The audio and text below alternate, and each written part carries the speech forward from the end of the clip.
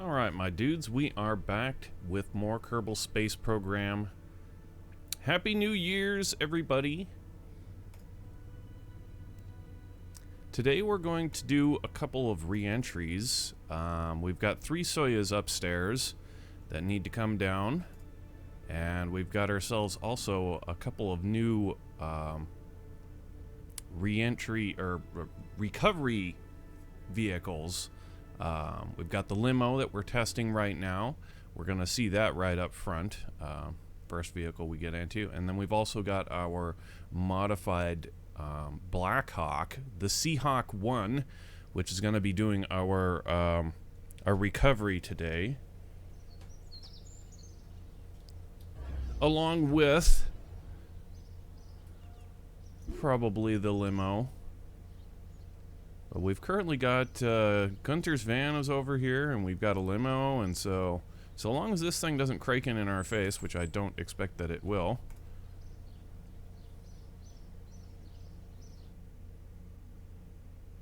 Global stop.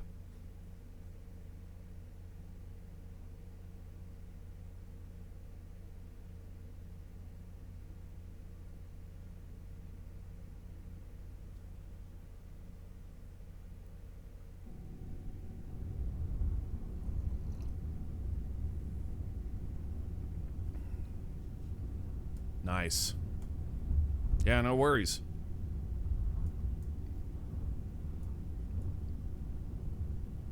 Hell yeah. Functioning practical limousine. I'm very excited. Good stuff. Okay, so, yeah, this thing can stay here. Actually, you know what? I want some people in it. Eduardo's actually in the van. Although this would be definitely his thing. Let's go ahead and recover this, actually. I'm going to go ahead and recover this limo, and we're going to launch another one with a driver.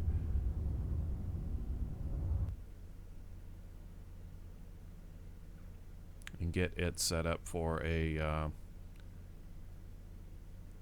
picking somebody up from somewhere. We have no idea where. Or from what. But we are using this sucker today. Thumbs up.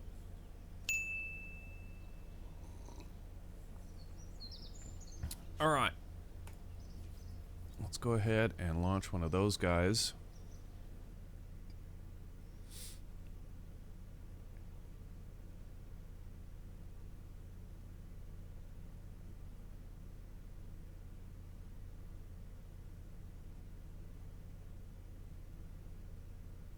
Is that limo full stock? I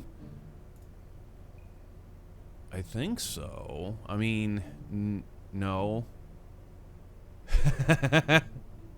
But I think so. I mean, no. I'll show you the parts that aren't. There. Let's see here. Like this cabinet here. Actually, that cabinet is stock. It's the cabinet underneath of it that's not. This one right here is this is from Kerbal Attachment System. Aside from that, everything else I believe is stock. Here's another one of those same cabinets. So Kerbal Attachment System or Kerbal Inventory System.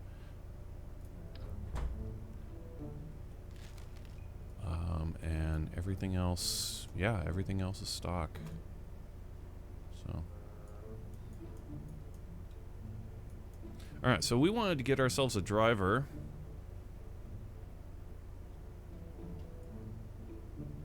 It's not a modded vehicle, like, I always hate that, you know, it's like, I see somebody playing Kerbal Space Programs like, wow, you got yourself a drone ship, and, you know, these super fancy Falcon boosters, whatever, you're landing on drone ships. It's like, how did you do that? I've tried, like, my whole Kerbal's career to do stuff like that, and it's like, oh, it's a mod. It's like, well, couldn't that kind of defeat the purpose? If you're not at least trying to build it, just like packaged vehicles are like, you know, it's cool for the modder, but like, thing. I'd rather that people build their own stuff. Who are we gonna have for our driver here?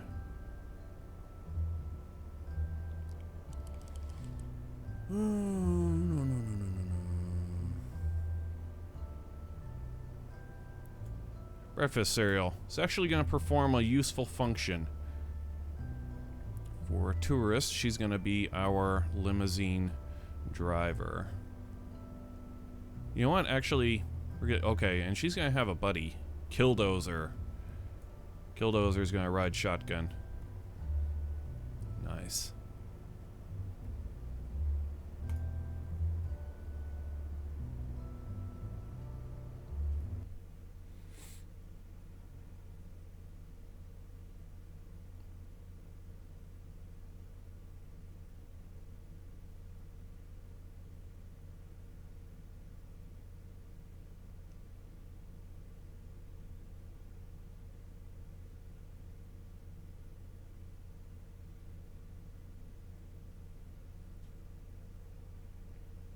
Oh no, mods are good. Mods are absolutely important. It's just, you know, when people come and they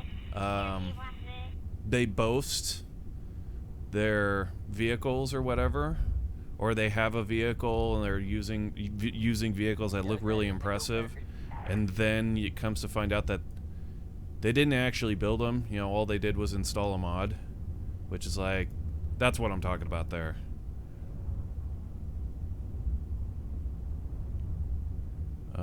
Is there a neck? There it is. Neck ring. Remove my neck ring. Alright. Sweat. And 0, right, is our power cells. Cool. Let's drive this thing.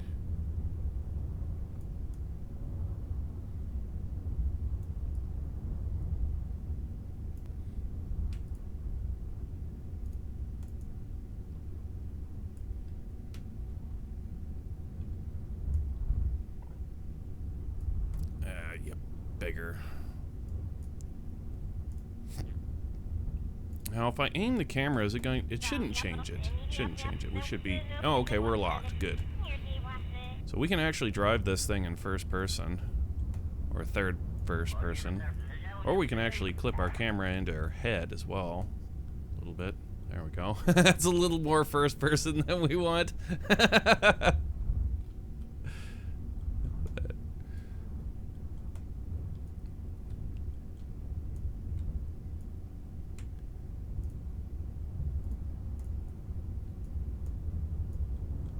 Or even better yet, of course, the riding in the back.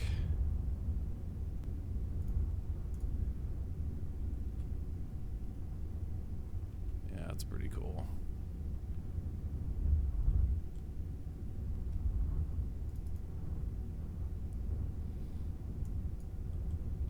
I mean, it's not as glorious as our last limousine. It's pretty boxy and whatnot, but I like it.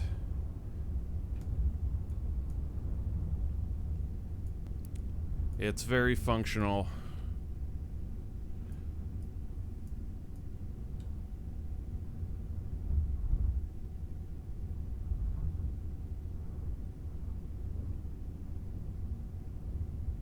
Yeah, I'm just realizing what we should have done. We should have launched it with a crew that was an engineer. That way, if we do in fact like pop a tire or something like that, then we've got somebody there. As it is, we'll have to call AAA.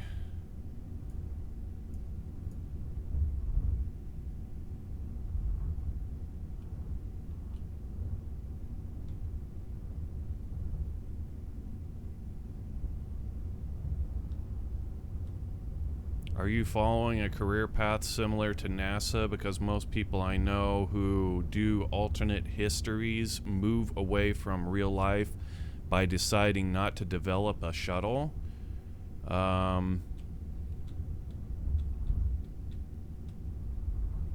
We do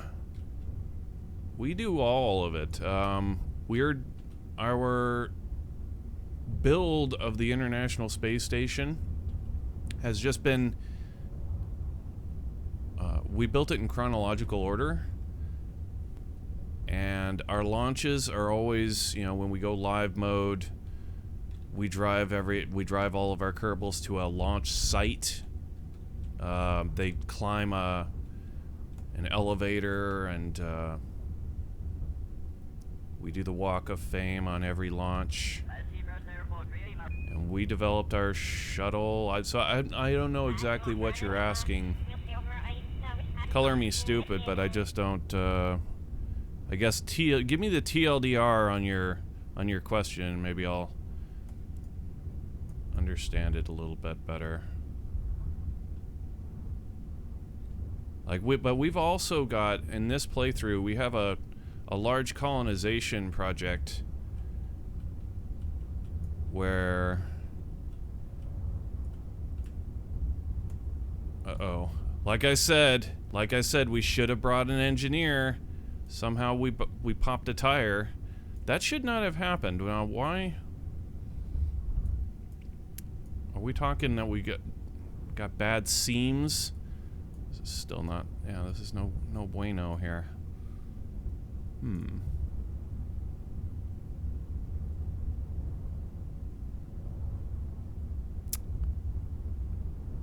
Damn. Alright, well, we're gonna have to recover or revert this. Might as well revert it, I guess, back in the spaceplane hangar.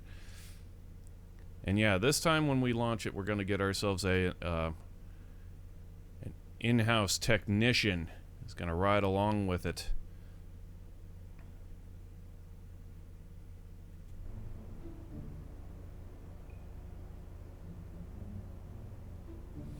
TLDR, people who follow NASA historical missions usually decide not to make shuttles, continuing to develop on Apollo/Saturn tech. Still not getting it, bro. Still not getting what you're asking. We've done the Apollo program. I don't know, maybe I'll answer it with a rant. As far as the history goes, we try and follow history as close as we can for playing Kerbal Space Program. We've done Apollo. We did Apollo on the 50th anniversary, actually. We did Apollo on the 50th anniversary again for Apollo 11, Apollo 13. So we've got our own Apollo programs. We've got a Saturn, we've got Apollo, we've got SpaceX, we've got it all, you know. And we, as far as the International Space Station, it's really the most serious build that we have done. We've tried to do that all with, we've got Soyuz, we've got Proton, we launched Zarya on a Proton, and so on and so on and so on. And our shuttle, again, is, you know, we built our shuttle and kind of adapt it as we go, and but try and keep it as true to life as possible. We tried to do all of our installs with Canadarm, but again, Kerbal Space Program. So, but yeah, we try and get as much of the historical significance of each mission packed into our missions as we can, with respect to making it too tedious and Kerbal Space Program getting in the way. If that makes any sense or answers your question.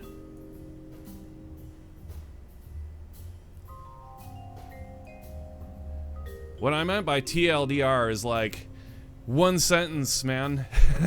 You basically reposted the same question you asked. Anyway, I hope that answered a little bit of your questions about how we play.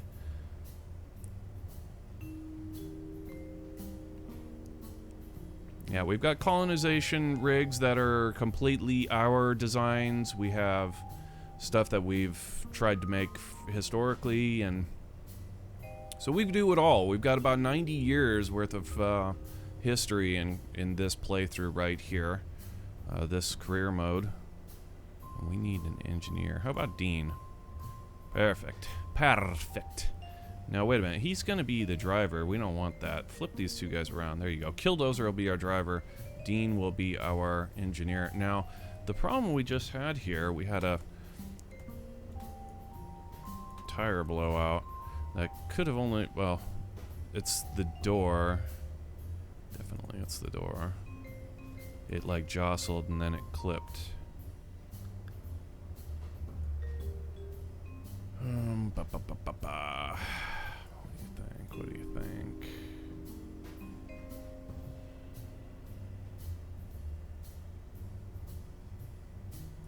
If we put this auto strut, not to the heaviest, but the root always seems to have a problem. If we go grandparent, in here can we see, yeah, let's go look at the physics. Take a look at this auto strut. Now this should be,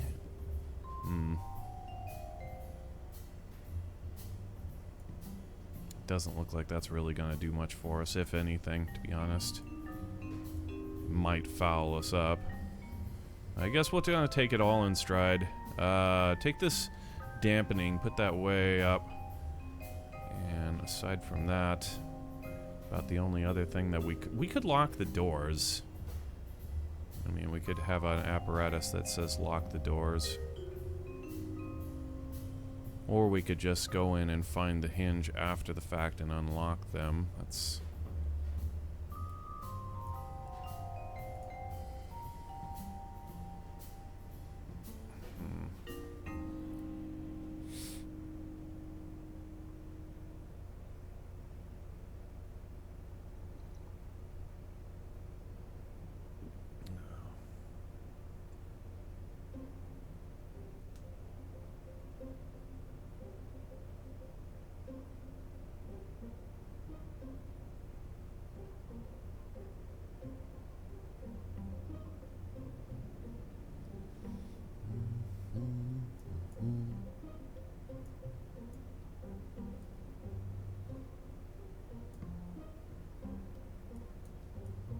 Yeah, I guess what I'm reading from what you're saying there, just, it doesn't make any sense to me why somebody would ever do it like that. I guess giving my brain a little bit of time to absorb this coffee and absorb what you're trying to ask in your question there. People who follow NASA historical missions usually decide not to make shuttles. Now, where do you get that? That does not, I don't understand that. That just doesn't make sense to me. Why would you, generally, people do kind of what we're doing. People who follow NASA stuff, they get into kind of like, okay, I want to do Apollo 11. Then you do Apollo 11. And then once they're done with that, they go on to another program. They don't just continue, bam, bam, bam, oh, I'm going to do every single mission of Apollo. I have never seen anybody do that. That would be pretty hardcore. Let's try this. Yeah, let's go ahead and lock these hinges because I feel, well, you know what? That actually might even compound the problem.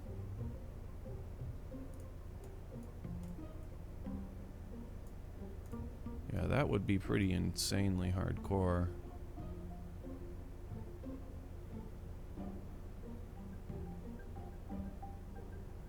Like Apollo, Saturn-based Mars missions. See, that's not even...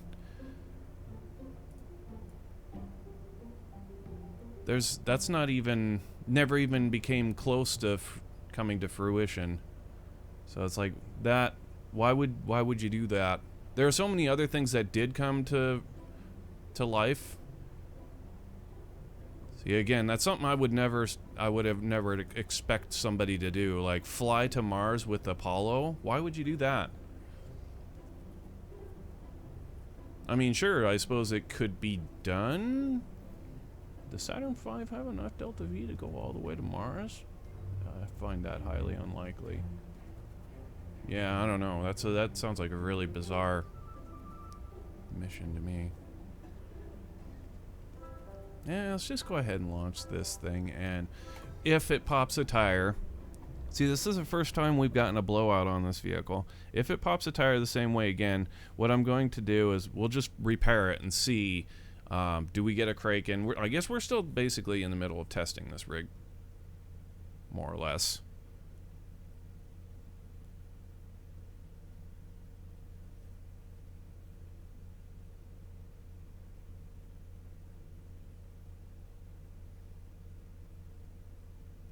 I've never seen it. Someone follow history this closely. What you've made, what made you decide to do it? I'll play Kerbal Space Program. And I've seen lots of people do it. You must not watch Twitch very much then, because like everybody does this. Everybody I know, anyway. Everybody's got an International Space Station build. And everybody's got an Apollo program, and everybody, you know, so yeah, again, I'm just confused. Different worlds, I guess. Maybe we're hanging out in different societies. Different circles.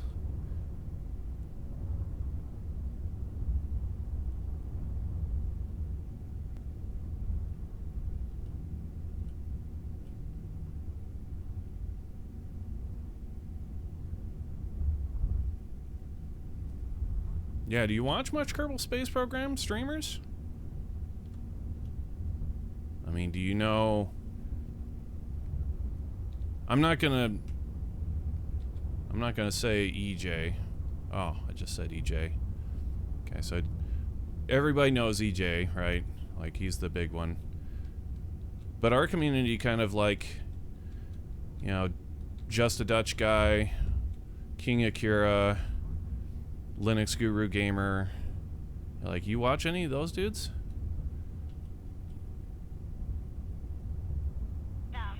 Because like I said,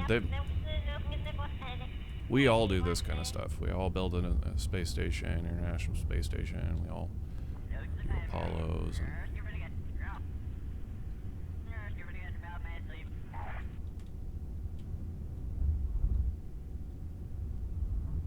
Cosmonaut Crash. Don't know him. Yeah, Rocketology, of course. Sure. Another big one.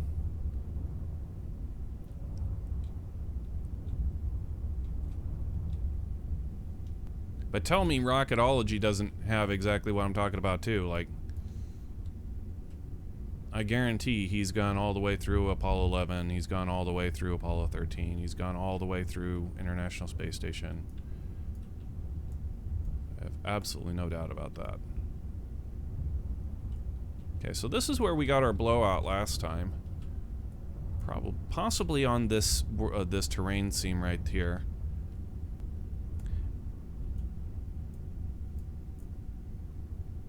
Really didn't change anything. These guys can take those helmets off. You don't need those.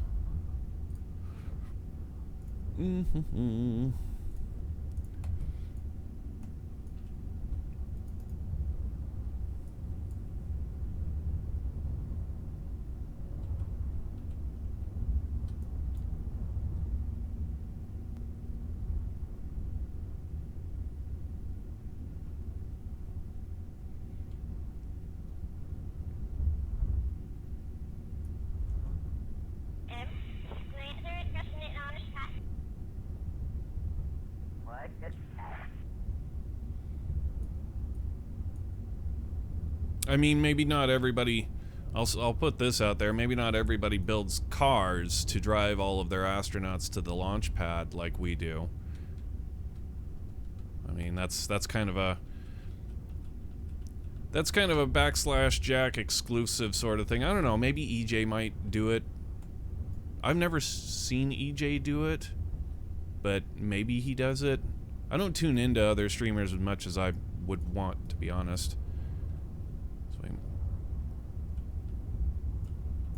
Kind of get wrapped up in your own world once you're, you know, trying to do any kind of streaming. You really gotta focus on your own builds. Takes up a lot of time.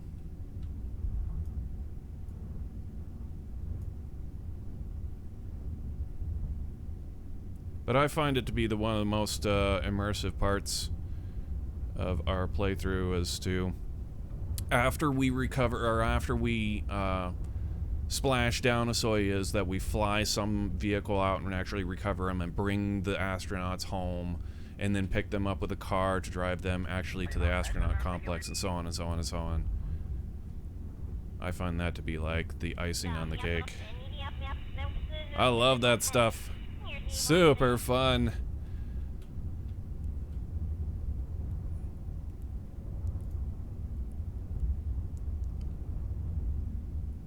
Don't land Soyuz on land. No, we splash down just off of the coast whenever possible, and then we fly out and pick them up.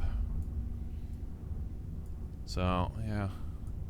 Here's a few Soyuz out there, splash down, that we still don't know what we're gonna do with. We may build a boat at some point. We had wrestled around with the idea of, I mean, we have an aircraft carrier, but it's extremely, it's not, it's like our first limousine. It's awesome, but it's not practical. It's not practical for gameplay. But all of it works, it's just not practical. So, but I was wrestling with the idea of building some sort of boat to swim out here and pick up these Soyuz, and we've got some more Soyuz over here. We actually got splashdown shuttles from our first few attempts somewhere out here.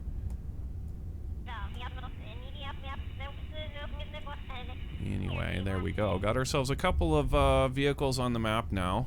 Let's do a Soyuz re-entry. So let's go ahead and get back to let's go to the tracking station and go upstairs real quick and do a Soyuz re-entry. That'll be fun.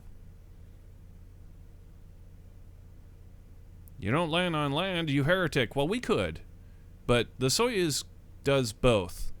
And here's the big reason that we don't land our Soyuz on land is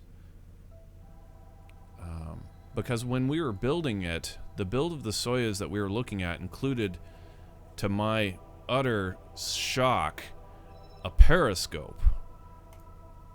And so we were absolutely loved the idea of having this periscope. So we included a little makeshift periscope on our Soyuz capsule, and so that's why we love to splash down, for the fact of using the periscope. If it didn't include that, then because I've seen many of footage of the Soyuz re-entry and the soft landing, as they call it, which is extremely violent. We've got the soft landing boosters. We pop them just like the real Soyuz does, but when it lands, it looks crazy hard. I mean, there's a huge puff of dirt everywhere when those things fire, and I mean, it hits, boom, it hits hard. It doesn't look anything comfortable. That's another reason why we prefer the splashdowns, because it's just softer and looks nicer. But IRL, man, dude, you want to be wearing like teeth protection. You know, you want to have a bit in when you're landing in a Soyuz, because boom, when it hits that ground, it's not going a gentle like half a meter a second. It's going something like, I don't know, 5 to 10. It would hurt.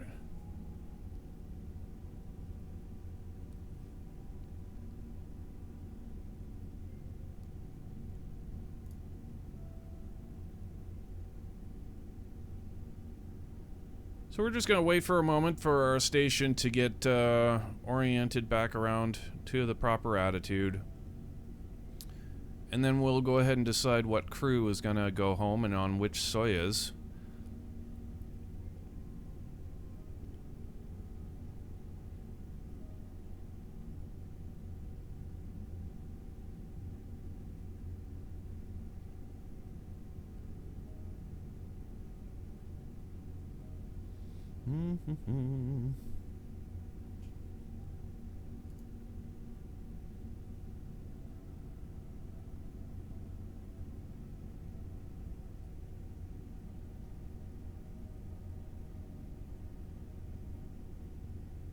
It's only landed in the water once. Almost always lands on land. Yeah. but it has a periscope, which is super cool.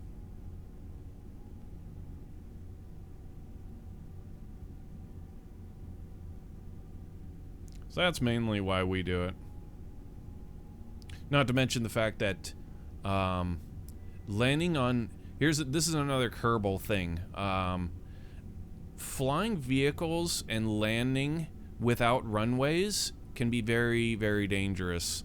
The only place on Kerbin, or really anywhere in the universe, that we've found that is 100% you can guarantee that it's going to be flat is an ocean.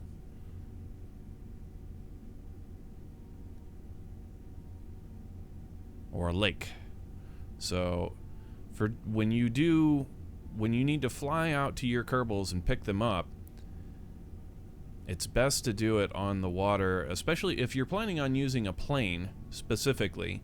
We have helicopters, of course, but again, a helicopter's range is, for the sake of argument, it's quite limited. The speed is a big factor on that. So say like you land somewhere, you're going to need to take a helicopter to get out to them to be able to land safely to get your Kerbals on board. And then the takeoff as well, like if you're using, like I was saying, if you're using a plane, the takeoff is again extremely dangerous if the ground is not level.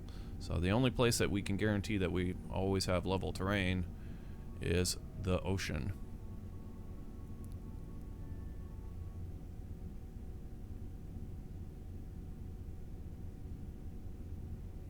Why don't you target your landings? We do. We do target our landings. We land exactly where we mean to every time.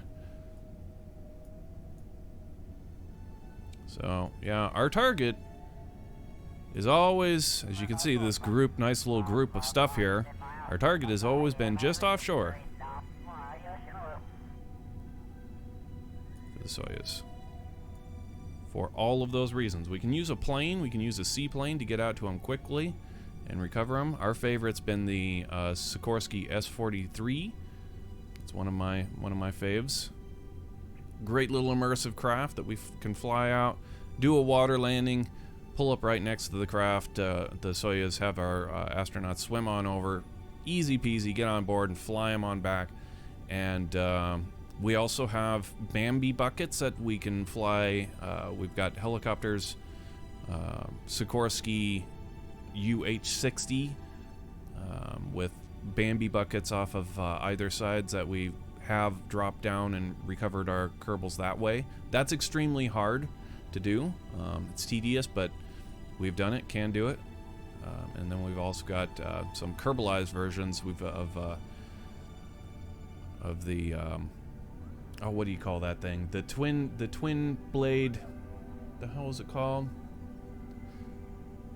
Oh, crikey! I can't remember the name of the damn thing. Chinook. The Chinook. We've got the Chinook. We built the Chinook.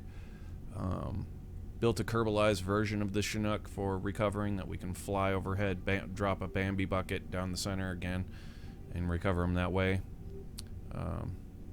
Yeah, all sorts of different ways of recovering craft to kind of mix it up.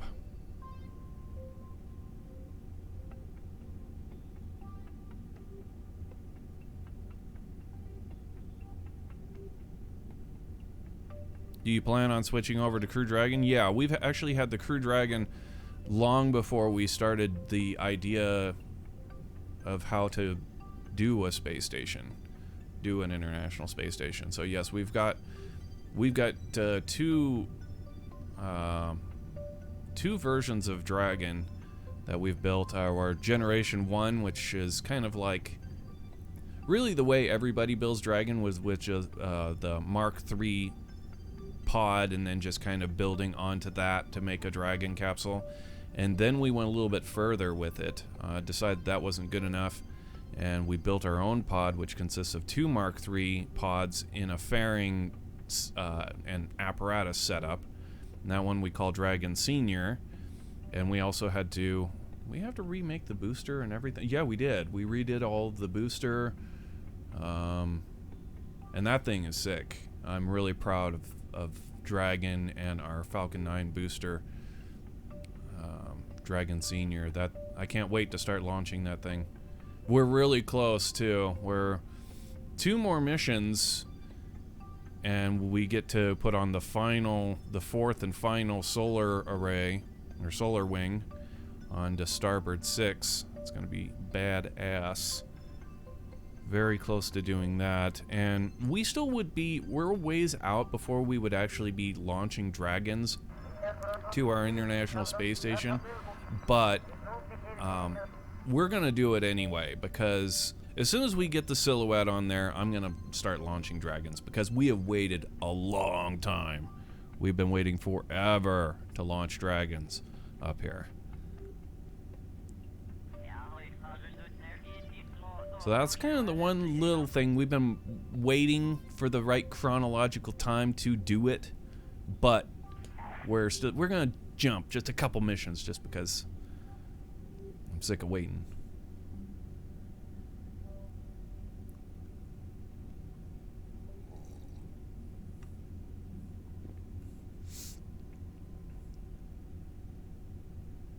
No, unfortunately, we don't have any other launch sites. We've got the one launch site because we don't have Making History, the Making History expansion. We skipped that. So we don't... Yeah, we got the one launch pad, and that's it. And as far as our mods are concerned...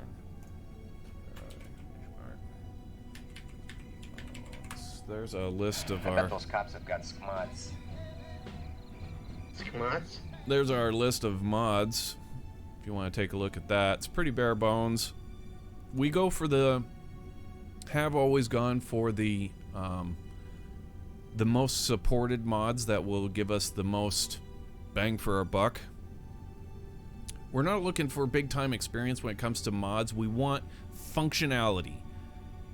Functionality was absolutely critical, and we will not change our mod list for anything, because the second that we do, even the smallest thing has caused us to have to go back into our game file and like search to fix and fix and fix and fix and add, 90 years of Kerbal history on this playthrough. I'm not risking it.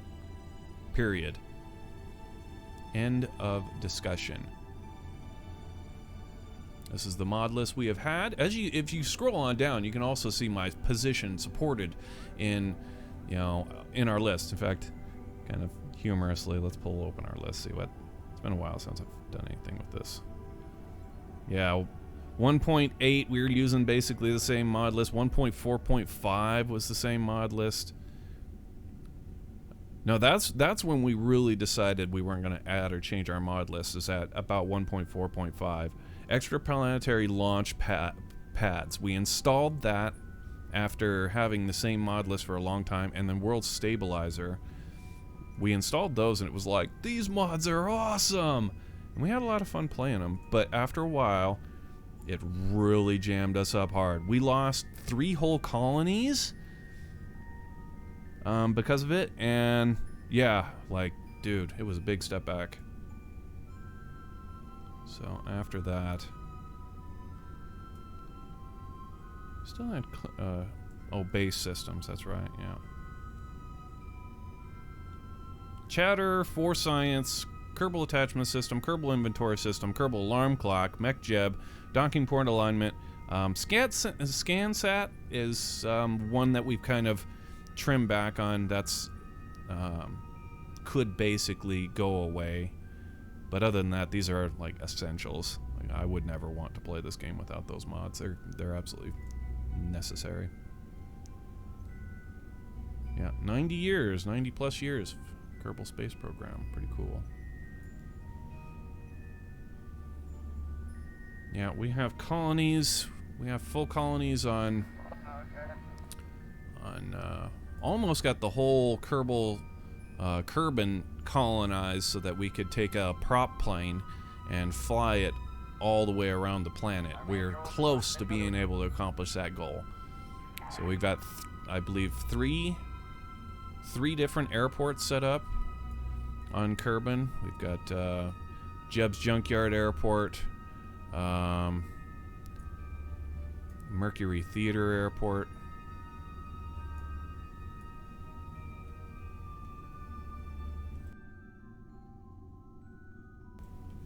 and then, of course, the moon. Colonized that, just kind of wasn't really interested in the moon per se, because there was more interesting things to be had, such as a much lower gravity environment called Minmus, which we've got a full city. Actually, we've got 2 cities on Minmus, our largest colony.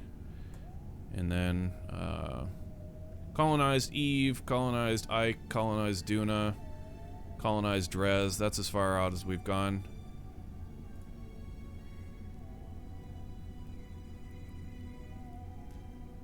And that's when we decided at that point that we were going to put our colonization playthrough on hold. This all basically consists of vehicles and equipment that we designed ourselves, specifically kind of ad hoc for the different missions. Generally did these missions with a 5-ship fleet that would fly out and deal with the colonization stuff. And then, like I said, when we got to about Dres, we were getting a little bit burnt out on trying to do colonization stuff. Although we will come back to it. And we were like, what can we do now? It's like, what would be hard and dope and super end game? Well, the International Space Station.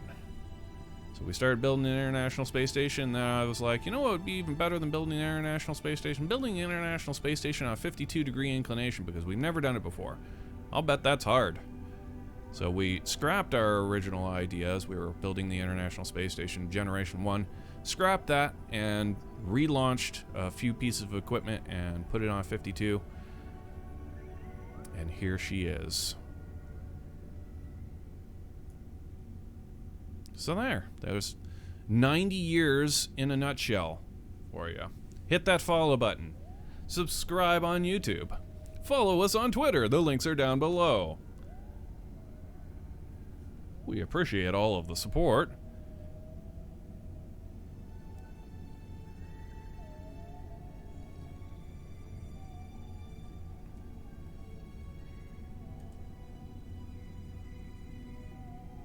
Yeah, Jewel's gonna be interesting. When we do, I don't know, when we may put this on hold at some point to come back to our colonization. But yeah, you mentioned Jewel. Jewel's awesome. Jewel is so cool, and there's so much stuff going on in that sphere of influence that when we get back to colonizing, it's gonna be awesome. We're gonna colonize the hell out of Jewel. We're gonna be doing some wild stuff out there too, like boats and whatnot. We're gonna be carrying boats out there, like paragliding and whatnot. That's kind of been on my on the brain for some of the moons.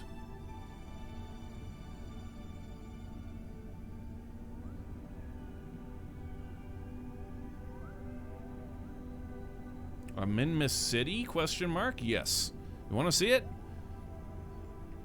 Should we show him?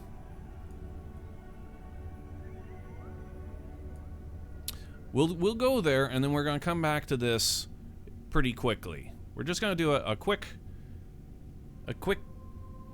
jaunt over to Minneapolis, just to kind of flex, just to flex a little bit. We got a guy in chat who's interested in seeing.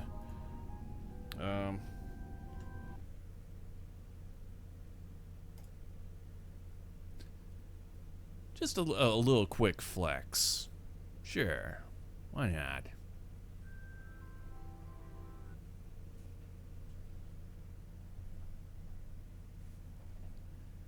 It's not actually going to be a full flex, too. One of our large-scale buildings is not out there currently. I guess we're gonna... Okay, we will flex. We're gonna flex.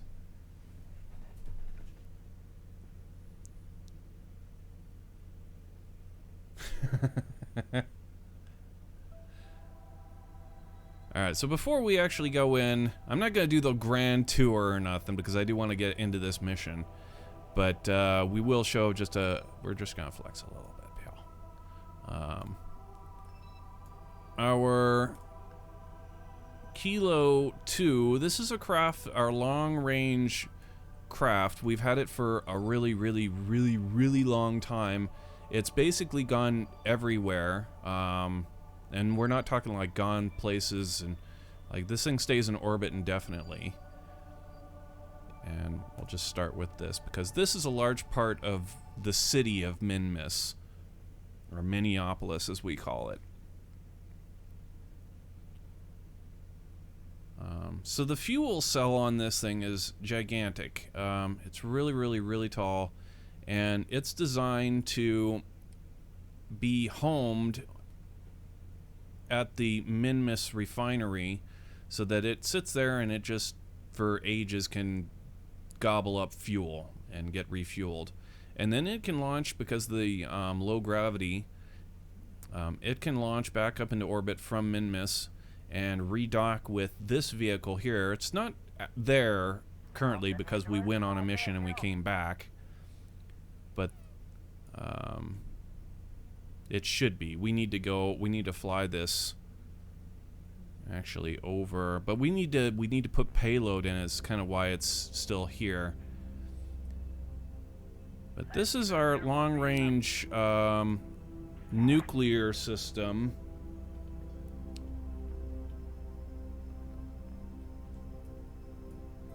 Generation 2 Kilo. It's got 100 nuclear engines on the forward portion, 2 payload bays, and a port for an excursion module.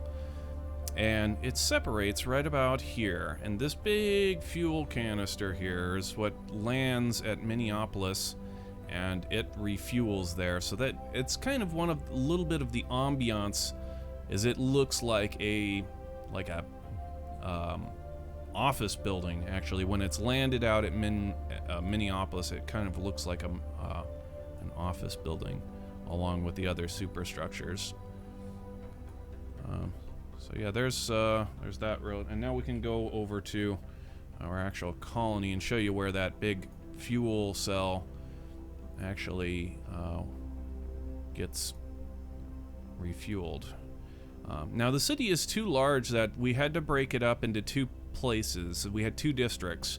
So this district up here is the North Los Minmus, and it's just out of render distance. It's 2.4 kilometers away from the city itself, the main part, which is the refinery, ice cube, and the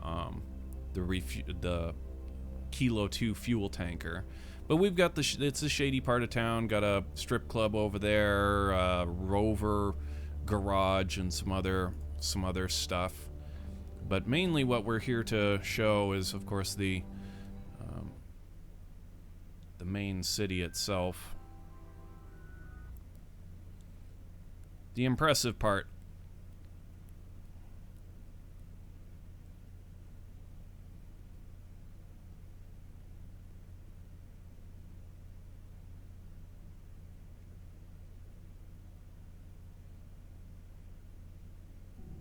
Shouldn't you take the crew down? They did. The crew, we've already done a switch.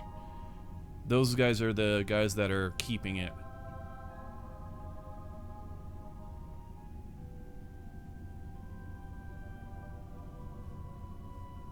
Their job to live up there.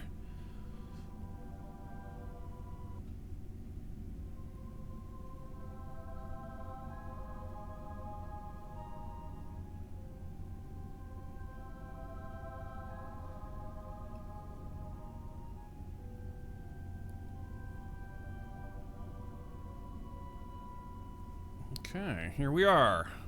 Minneapolis. Now you see this hose out here, that's where that fuel cell would be parked right here. And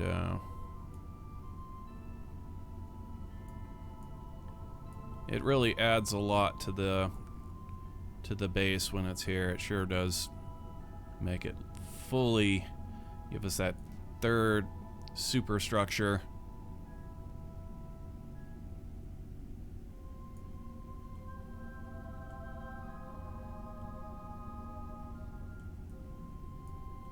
Now this thing, just a couple quick words about the refinery and the ice cube and the greenhouse. This is actually a super structure, a super building in its own right, due to like our definition because of part count, but it's obviously not as grandiose as, say, the refinery or the greenhouse or the ice cube. All this stuff we launched it legit. There's no bullshit going on here. This thing here, we designed it specifically to be A, large, B, asymmetric, C, fragile, and D, heavy. Those were the mission parameters of this build. It was we wanted it to be big, fragile, heavy, asymmetric, to make it difficult, and it was extremely difficult. Probably the most difficult thing we have ever done. Pain in the ass, to be honest. Actually, towards the end, I was getting really desperate. Desperate to get that thing working. Well, we finally did. At launch, it was over 4,000 pieces, and we had to build a whole superstructure around it. A big, looked like a Borg cube around it.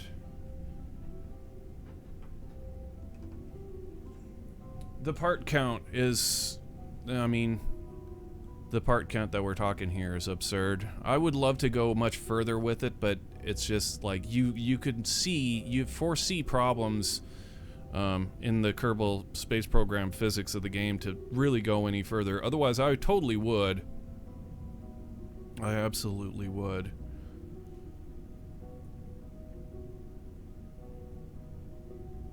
Also, this was back before there was a lot of changes in like 1.1, or was it like 1.9 introduced some changes that made a big difference to how our frame rate is out here. It used to be unbelievably low.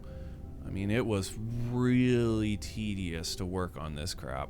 And then also, like, with the big cube that we built, and we had to remove all of that structural stuff and whatever, and oh my god, that took a really long time, and it was just the frame rate of doing all of that. So but yeah, there you go.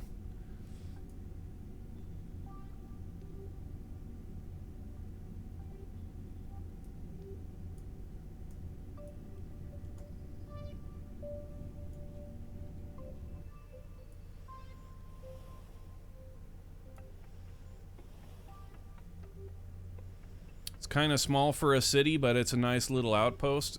I don't think you quite understand how large this structure really is. Like, you're looking at it from a far away perspective and not quite appreciating two things. One, part count, and two, the size of these. It's the size of its.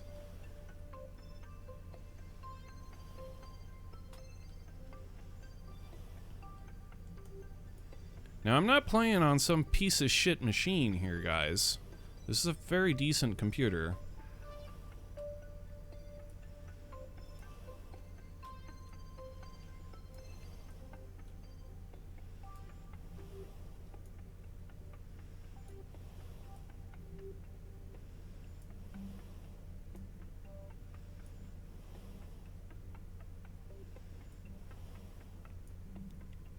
I mean, this facility here easily would house,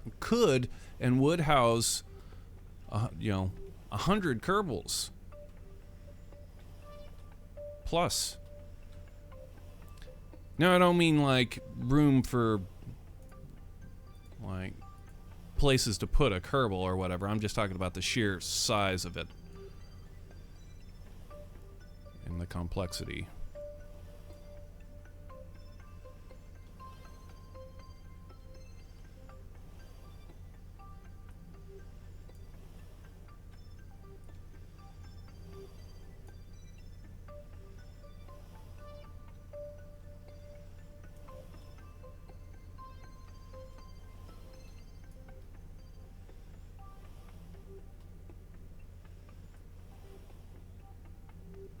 Yeah, at the time that we were taking apart the taking apart the superstructure,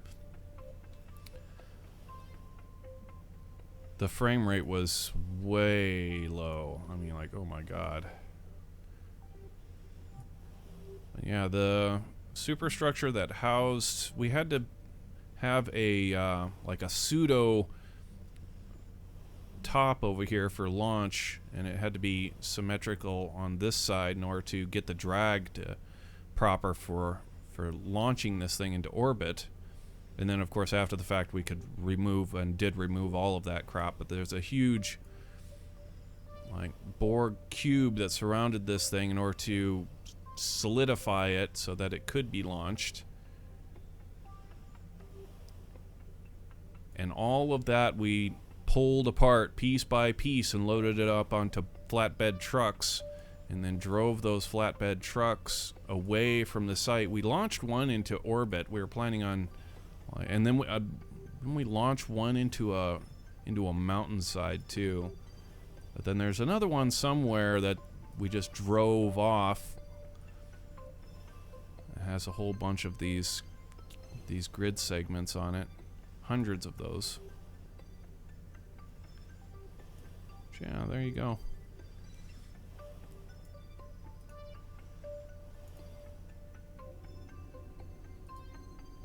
When the frame rate gets this low, it's really difficult to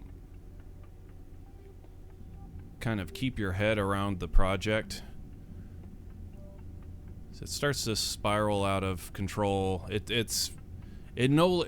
becomes very tedious. It's no longer fun to work on a project when you're like a tenth of this frame rate. It's really frustrating.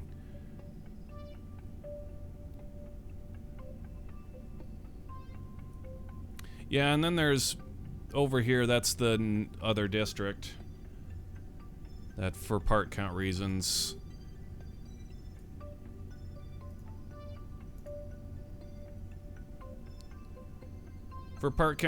we moved it. We landed the rest of the stuff that we're planning on putting as part of this city a little bit further away, which is the strip club and the rover garage, the slum houses.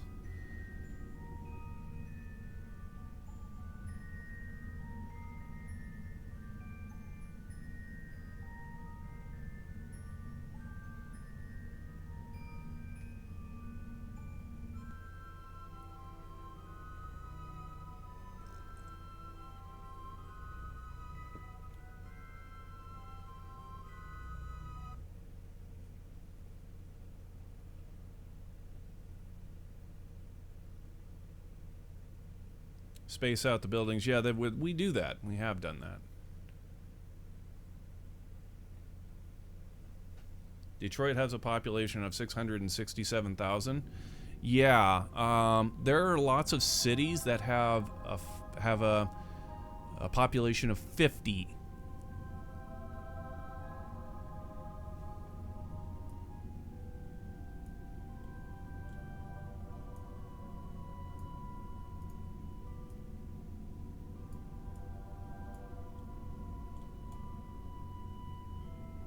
Also, those cities, Detroit isn't surrounded by a vacuum either. That's another thing. There are railways that go to Detroit.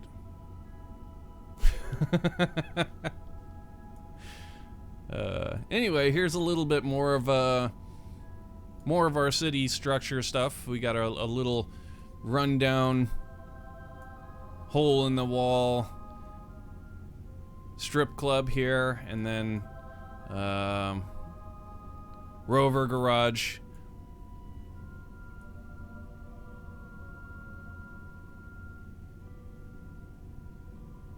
North Los Minmus. There's actually a lot of area for people to live here on this thing. Like, a lot.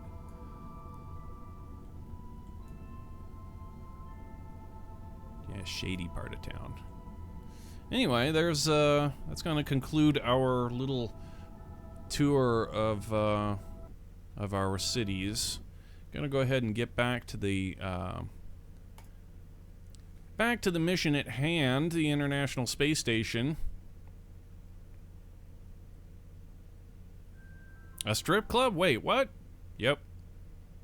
Actually even got Ron Jeremy Kerman down there, and Jenna Jameson Kerman. I'm not joking, they're down there.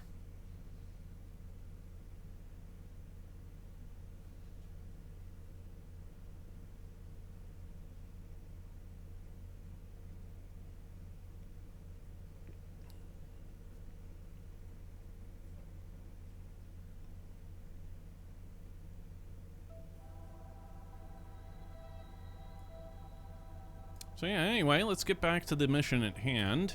We were about to do a Soyuz reentry.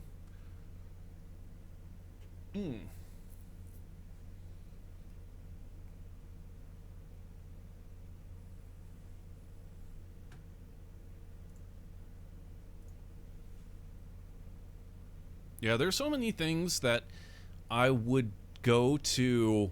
I mean, we've tried to take our playthrough to the extreme as much as we possibly could.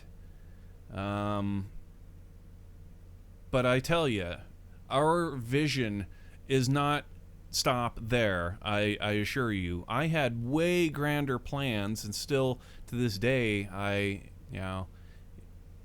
I'll be cooking dinner or something, and like an idea will run through my head for like a way that we could build a monorail from this place to this place or whatever. But it's like you can't do it. This physics of Kerbal Space Program just impedes so many of these ideas that I would otherwise just build, and have really omega stuff.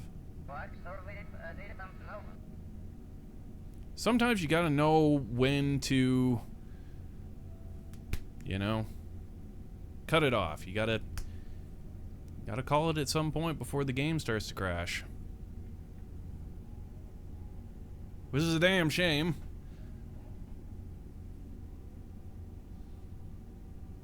Yeah, KSP2, my ass, right. As if, dude. They're talking about putting multiplayer into the game. How can we possibly expect the physics to be worth a damn?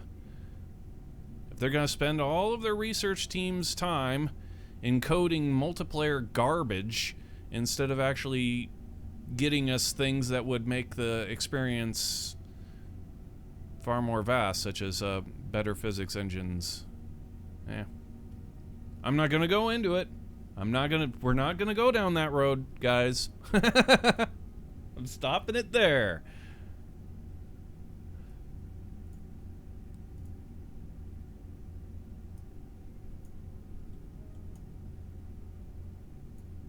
We're ending the rant before it gets salty.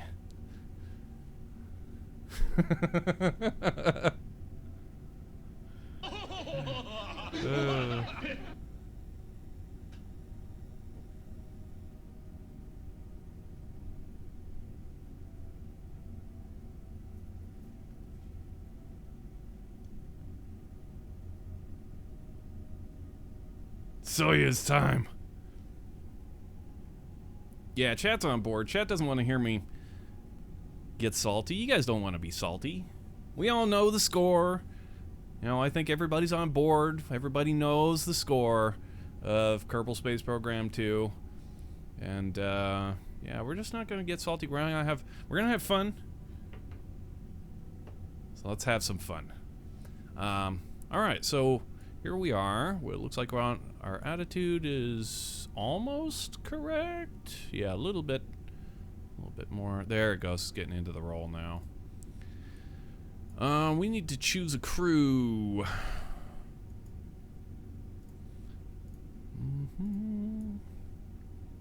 I'm thinking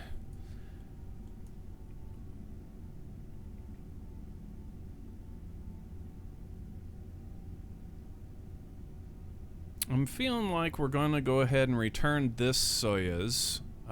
It should be full of trash and ready to go. So that's always priority number one as soon as we get these things docked, is to to get all of the get all of their mission stuff out of the road, which is, you know, transfer the cargo into something up here, and then move all of the trash into the Soyuz to get burnt up.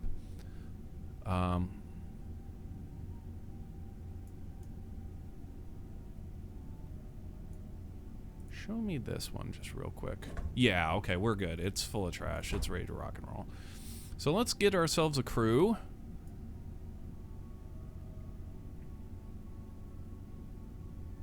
I think the PMA is the wrong way around. No. No, that's right. Which one are you talking about? PMA 2 or PMA 3? PMA, it's all right. It's correct. See, it's got the angle. It's angling nadar, you know, radial out. It's correct, dude.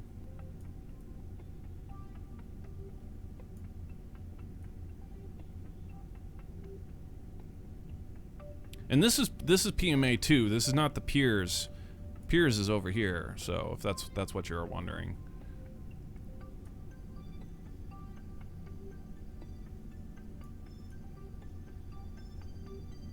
Let's see. Who do we got in here? Shellberry and Surprise. I think all of these Kerbals just got here.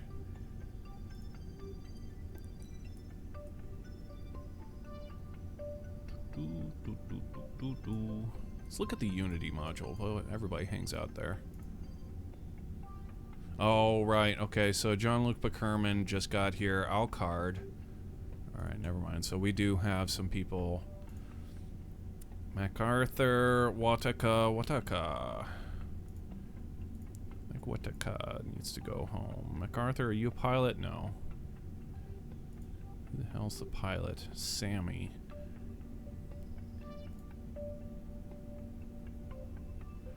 Okay, Sammy, you're gonna be our pilot. So, go ahead and transfer Sammy on down to this Soyuz.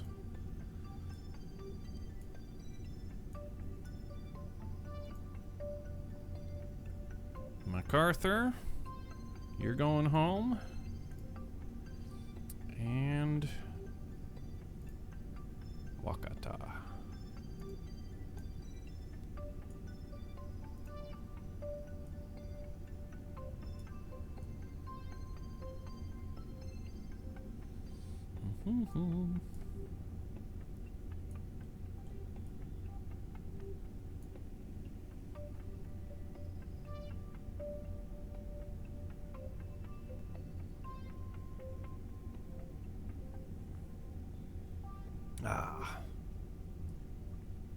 All right, so let's go ahead and get an F5 right here.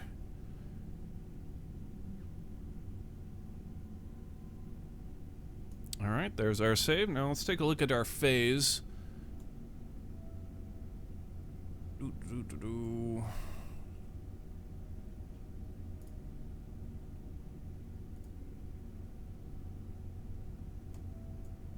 And yeah, go ahead and get rid of Classic Rock too. We don't need that for this part.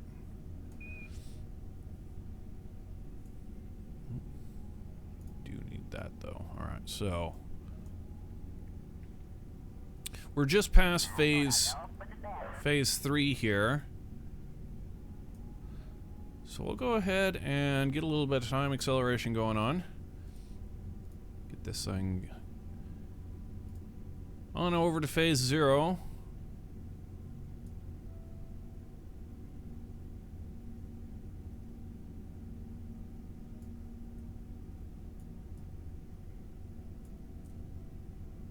Actually, no, we were just past phase 1, so we were way off. Okay, and there's phase 2. Actually, that's phase 2. Shoot-doo-doo-doo-doo. Passing phase 3 now, and on into phase 0. Alright, can go ahead and come out of time acceleration.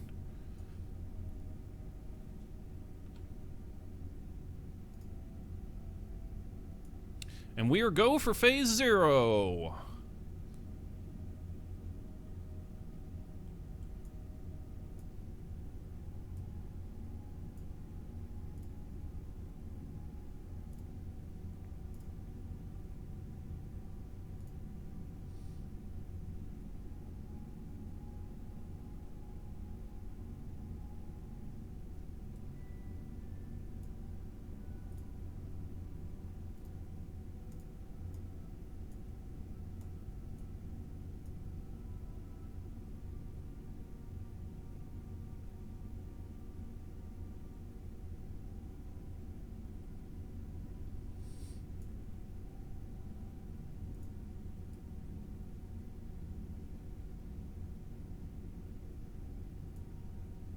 Alright, let's do it. So we've got Smart SAS is pinned.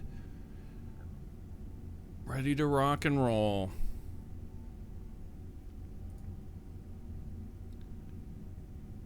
You are go for phase 0. Hit it.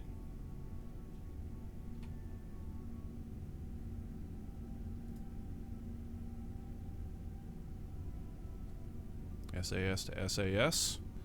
RCS on, docking mode on. Trusting aft.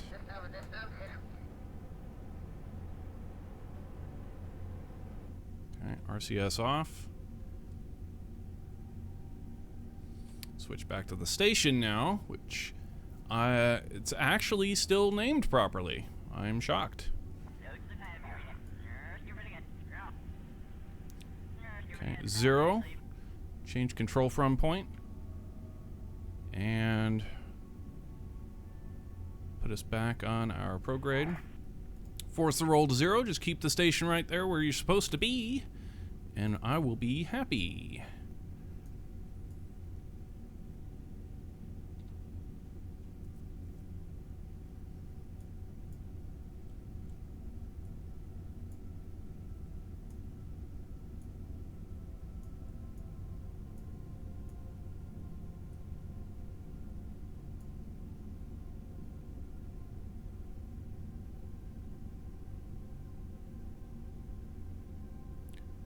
You know how to set the priority of the names on the craft? I don't. It just kind of happens.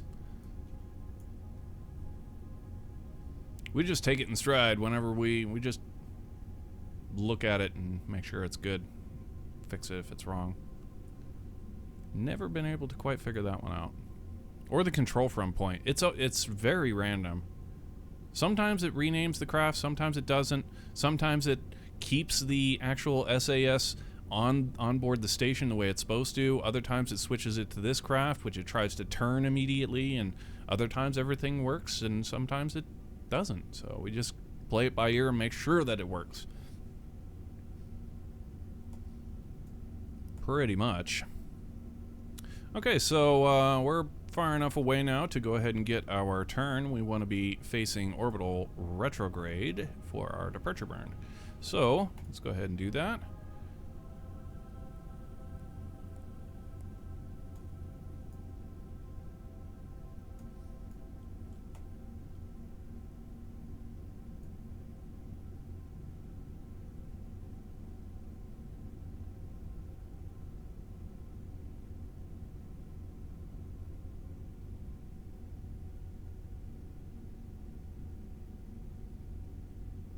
What do you mean by phase 1, 2, 3, and 0? It's the way that we have figured out how to change our locations. This is another one of our things. I've been meaning actually to go and look this stuff up because I figure we put enough work in on our own. But I like to solve problems. I don't like to just learn out of a textbook. I don't want to learn something that somebody else figured out. I want to figure it out. So what we do is we do that. We just play the game and we try and solve things the best that our brain can solve them. And after the fact, we may look up Like right now, that I feel pretty comfortable in our little scenario of how we get on the right trajectory and everything. Then we'll go and search a video and see how they do it, and be like, oh, okay. But yeah, this is how we do it, and I will be explaining this all the way through it because it's pretty convoluted. But yeah, we do this for our reentries purely by our own observations. So while I'm doing this, don't be spouting out in chat, oh, you're doing it wrong, you're supposed to do this first and this first and this first, because I don't know those things. I never wanted to know those things. And when I'm ready to know those things, I will go and look them up. We were interested in solving problems here. On our own, with our own brain. No YouTube. No Google. No Scott Manley. Just us.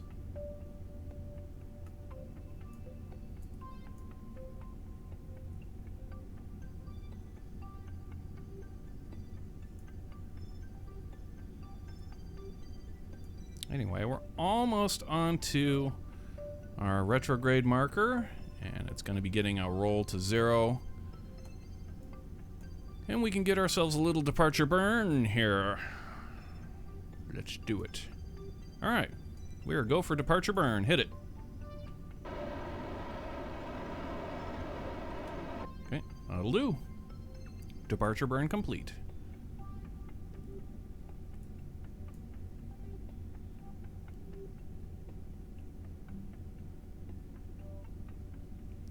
That's what this game is truly about.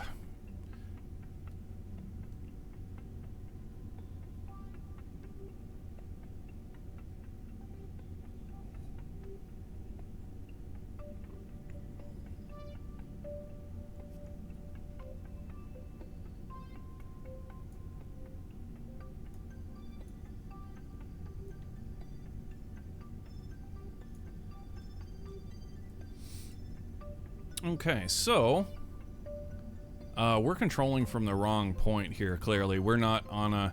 Aha. You see what it's doing? Ignition sequence start. See what it's doing here? So what we're... when we change point, it's actually controlling from this pod, which isn't correct. We should have... I forgot to change the control point to the docking port. So we were off on that burn just a tiny bit. Went a little bit... nadar, but that's okay. It's no big deal. It's just a departure burn. But we need to control from someplace that's 90 degrees.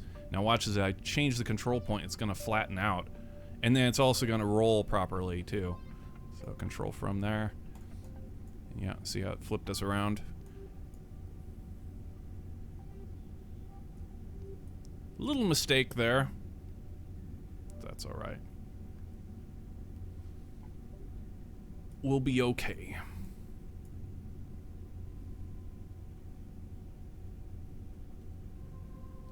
Nike Gaming, thank you for that follow.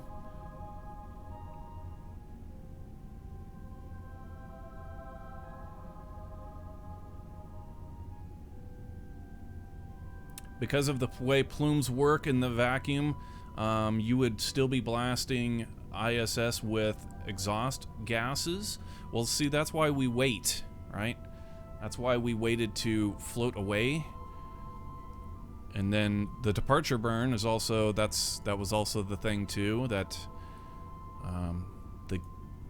the station is nowhere near the exhaust gas.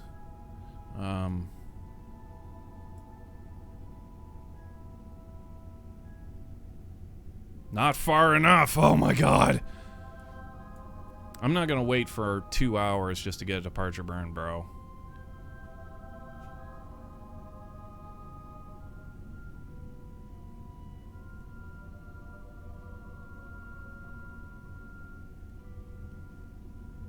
I'm not gonna wait for 2 hours just to get a departure burn, but I get it. I understand. I know what you're saying. The real ISS is extremely, like everything needs to be perfect. You don't want any problems when it comes to the real thing.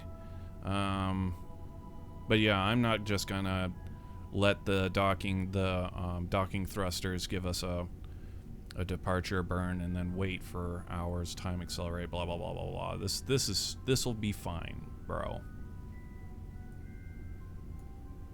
I assure you, no damage will come to our station because of the way that we did this. I promise. But I'll take your argument for the sake of argument. But no, we do things in this way because we want to at least put forth some little effort without it being tedious. Anyway, we've got ourselves our departure burn. We're ready to go ahead and do the, we can go ahead and get into the lane now. Let's go ahead and get a maneuver planner here. And let's get on down to our periapsis, 80 kilometer periapsis. Go ahead and plot that right now. Again, guys, this reentry pattern is our own thing. I don't want to be hearing in chat, you're doing it wrong, blah, blah, blah, this is how they do that. I don't care. I don't know it. I don't want to know it yet. When I'm ready to go and look it up, I will. So, anyway, this is how we do this. We go ahead and we get ourselves a reentry corridor. We go an 80-40 run. That means that we start from a periapsis of 80 and go to an apoapsis, excuse me. Our apoapsis will be starting from 80 going down to a 40 kilometer periapsis, and then we line our prediction. But before we do all of that, we have to get some numbers, to crunch some numbers. But before we can do that, we need to get down into a reentry corridor. So our reentry corridor, we put that at 80 kilometers, and then we sharpen it up on the orbital time after we get there. So let's go ahead and get an orbital information up here.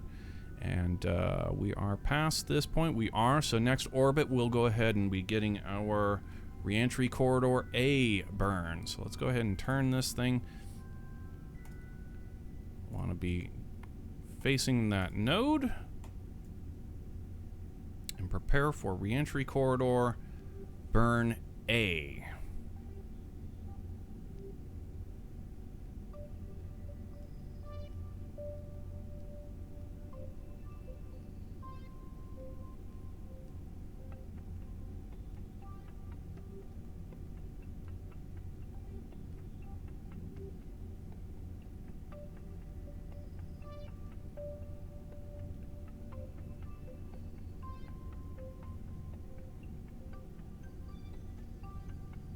No mistakes, just off nominal.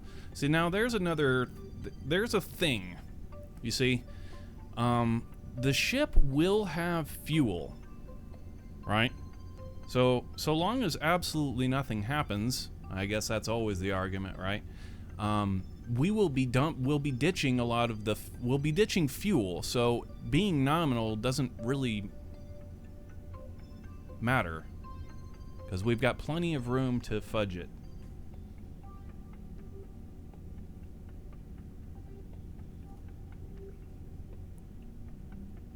Wishing maneuver nodes were more accurate, I agree. Without Mech Jeb, I don't even know how we would begin to attack this problem, because the orbital period, like, it only tells you the orbital time. If I can even find the damn orbital time. I guess that's right, it's in the map mode and we have to be holding the node. Right, so it only shows you the orbital time in seconds, which is like, that's not good enough.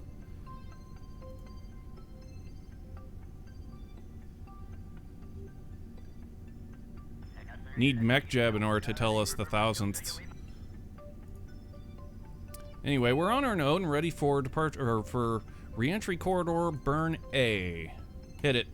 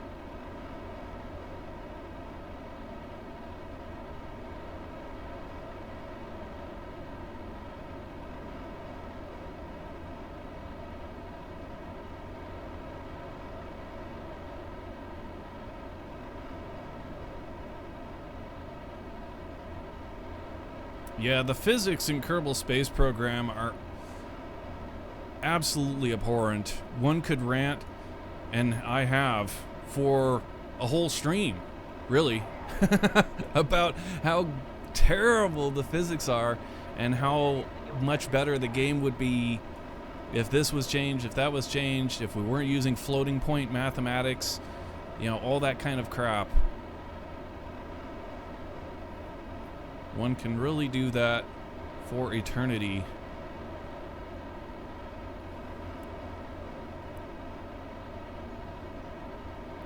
At some point, you gotta just say, you just Kerbalize it. You just kind of do it.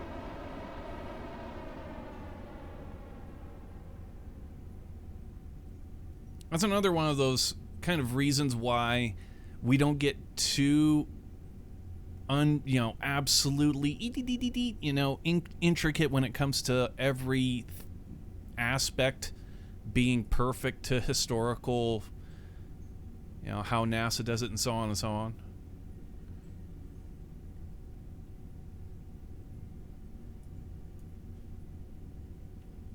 All right, there's Reentry Corridor A. Now we can go ahead and get Reentry Corridor B, which is essentially just circularizing at that periapsis. Go ahead and plot that. Looks good enough. It'll be fine. Go ahead and turn to that node and prepare for Reentry Corridor B. And then once we have that, we can get some numbers.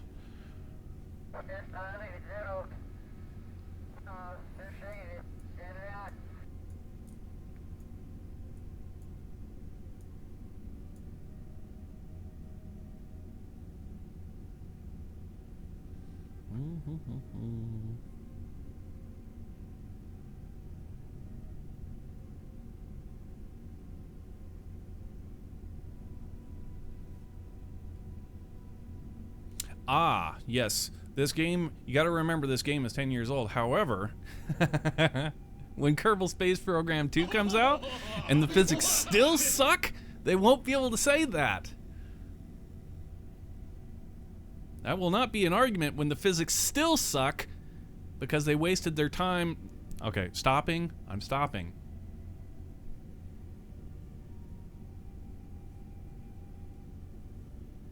All right, we're ready for Reentry Corridor B. Hit it.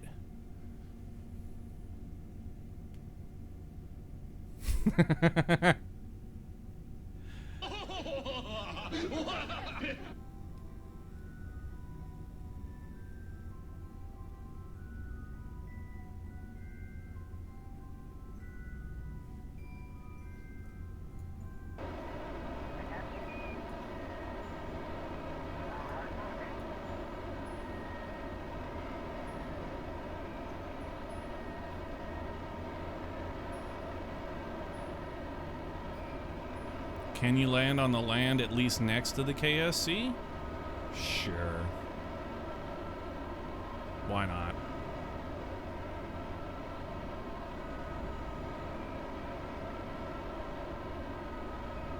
But then we won't be able to get a water recovery. There'll be no point to us flying a plane or a chopper. I was actually interested to fly a helicopter, our new Seahawk helicopter, to come rescue these guys. Was kind of really what was on my mind. I mean, we can still fly the helicopter out to pick them up, but it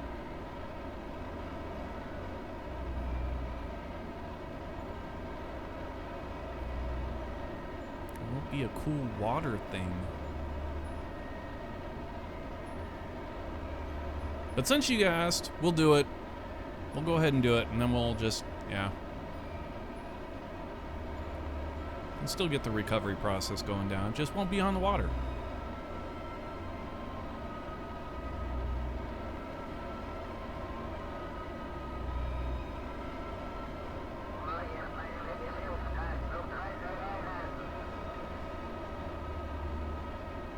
You can use lift to control your reentry like Gemini did. I mean, yes, we can. We have... Our pod is actually slightly off center for that fact, for the giving us a an edge that we can actually kind of steer with. That was part of our design. We don't take much advantage of it. It's generally like we put our point on, and that's really all there is to it. But we can. I mean, it's built in there to do that. You don't get a whole hell of a lot of value. This is kind of the reason why we don't really do anything with it. Like, sure, we get a bit of trajectory change, but at that speed, at the speeds we're going, it's really not enough to make a difference. We would have to go through not so steep. We generally tried to go for a steeper trajectory. Generally gives you a more fixed target. So, like, there's less things for the Kerbal Space Program physics to ball up if you spend less time in the atmosphere and you have a more steep trajectory. So, anyway, we're in our lane, almost. We're on the retrograde marker. So let's clean this up. We want to be at an orbital period of... Let's get the docking mode on. RCS on. We want to be at an orbital period of 3114.04. We're at an orbital period of 3115.50. So let's get a little bit of thrust to clean this orbital time up. 3114.0.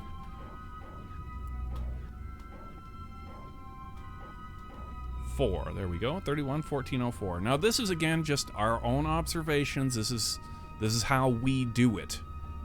We put our orbital time to this fixed point, 3114.04, and from here we get our numbers. So let's go ahead and do that now. This is something that I gripe would be really nice to have. If I could just snap like this orbit to flat, I would be a very happy person, but we kind of have to eyeball it. Flags. That's the problem. Okay, get rid of that. Are we still going to be able to see? No, we won't. Okay, give me that back on again then. All right, so what we do here is we take our orbit and we go flat like this. Why is it all of a sudden showing that out there? That's weird. Never had that before.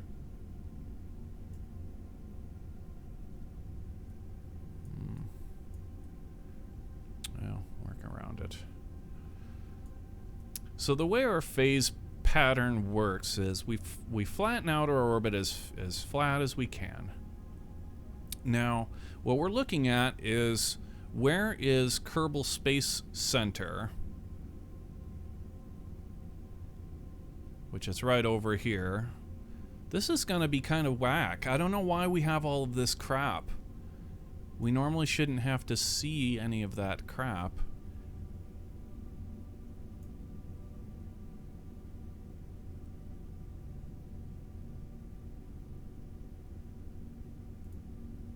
Here we go. That's why. Okay. That's what we want to see. All right. That'll clean it up, make it much easier to see. Okay, so Kerbal Space Center. Now the phasing, like I was trying to say, we've got 4 phases, and they're set up that one is right here at 3 o'clock on our orbit. So if we're always looking at our orbit flat, we've got one at 3 o'clock, one when Kerbal Space Center, that's where Kerbal Space Center is right underneath our path. That's phase 0. And then phase 1 is at midnight. That's when Kerbal Space Center is on the other side of the planet from us. It'll actually be more down here. But anyway, you get the idea that it's midnight relative to our orbit flat. And then phase 2 is when it's on the right on the horizon, right underneath our track right here, phase 2. And phase 3 is high noon, when it's on this side of the planet facing us. All right, so we get 4 phases: phase 0, phase 1, phase 2, phase 3. Now, the kicker is that we've seen through our observations that we want to be at 3 o'clock on our orbit when the Kerbal Space Center is on phase 3 relative to us. So in order to do that, we've kind of tracked it backwards so that we can line ourselves up to be ready at 3 o'clock on our orbit when the Kerbal Space Center is in phase 3. Now the way we've done that is with a protractor. We take our stream out of performance mode and we go and get ourselves a little protractor. Bam! Okay, now this is just an overlay on our stream, but you see those 3 red circles? Those are where we want to be at the different phases. So we flatten out our orbit and we get the planet in that. Phase 3 is where we want to be for phase 3. For phase 1, we will want it to be right here. And for phase 2, we want to be right here. This is how we've kind of figured it out.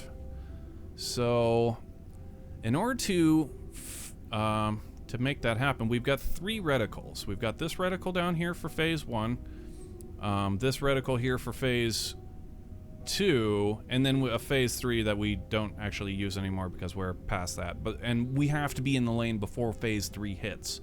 Anyway, there's the reticle for it had we found a way to actually use that. So we flatten out our orbit. And now what we're looking to do is we want the Kerbal Space Center, this flag right here, we need it to line up into this reticle. Now as soon as that happens, we need to find out where we are. So let's go ahead and do that now. Time accelerate a little bit. You can see the Space Center is rotating on the other side of the planet from us.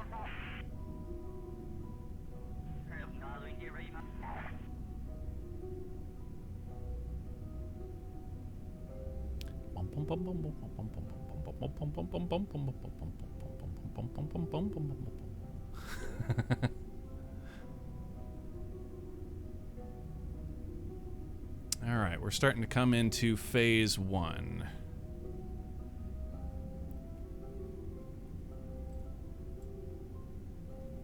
All right, so we're looking at about 110 degrees. Keep it coming. Yeah, we still got quite a ways to go.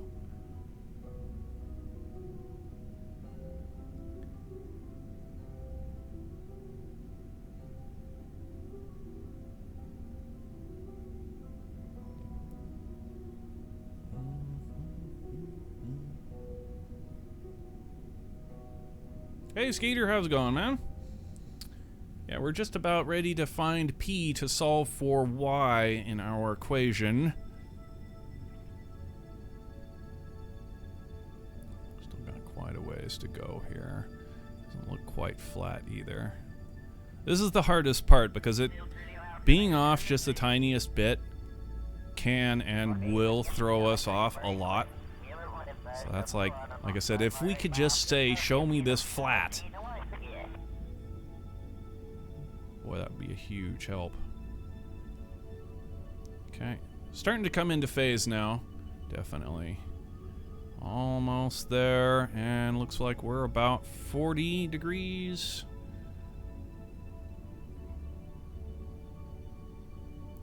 Bum, bum, bum, bum. Bum, bum, bum, bum.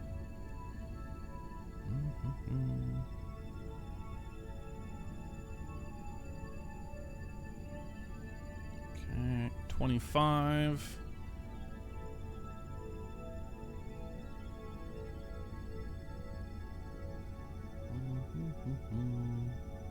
Right about there. Okay, what are we looking at?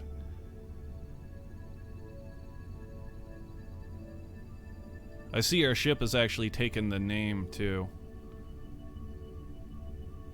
Slow this down because we're just about to pass it, and it looks like we're almost about 3 o'clock 0. Yeah, we're past it. Come, say, back about, call it 5. I'm gonna call it about 9. So this one is really eyeballed here. We actually went past the phase before we really saw it, so I expect this is gonna be off. Anyway, we will soldier on with our equation. So, P equals, we're going to call it 9. Alright, so, since P is less than our target value of 238, excuse me, we can go ahead and get rid of these protractors here.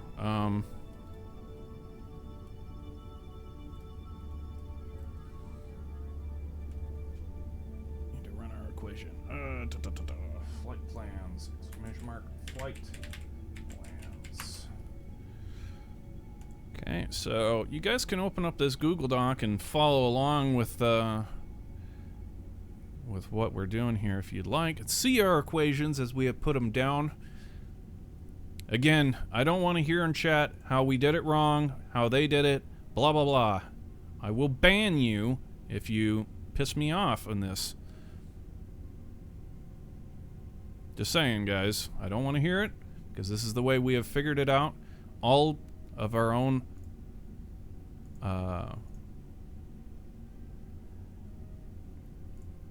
grit and our own kind of just sitting down and figuring it out.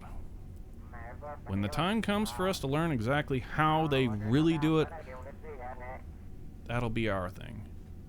So anyway, phase 4... Reentry pattern. Okay, so P is less than, so we're looking at, we want a calculator here.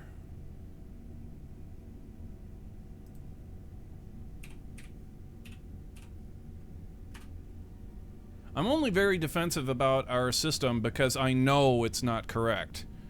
I know it's not, I'm absolutely positive that's not how NASA does it. So, don't shame me. This is how we've figured it out. How we can do it with our own observations. All right, anyway, 238 minus P. Okay, times by time. 5.20555. Divide by the number of orbits. We're going to have 5 orbits that we can work with. Add our current orbital time in seconds, 1874 equals y. Divide that by time. Gives us, ooh, that's expensive. I knew it was gonna be too, like we're off a lot. Anyway, we're talking about 35 minutes. 35.2069, so 0.2069. 2069 is 12 seconds. 12.41 seconds. So, what we have found is that being at 3 o'clock when we, or a little bit above 3 o'clock when we wanted to be down here, in order to make that difference before we hit the point of no return, we need to change our orbital time from 31 minutes 14.04, it's changed a little bit, but we want to change this to 35 minutes 12.41 seconds, which is extremely expensive for this maneuver. It's generally in the range of like 100 meters delta V, but this one may be too much.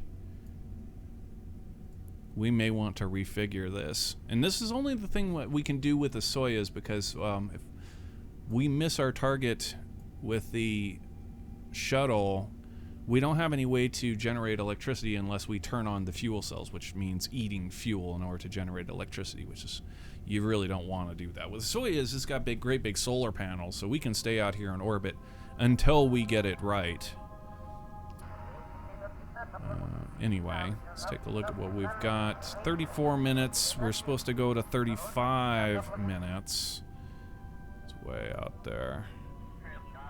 35 minutes. 12.41 seconds. Okay, so we go to an orbital, change our orbital time to 35 minutes, 12 seconds, and then we'll clean up the thousands, hundreds, and thousands after the fact. And we do all of these. We're going to redo that because I just screwed it up. We do all of these burns from 3 o'clock, right here.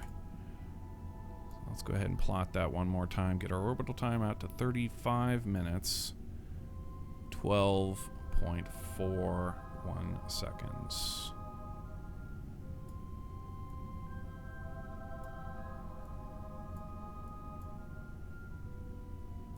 Like that. Okay, go ahead and turn to that node and prepare for phase reentry corridor correction burn A.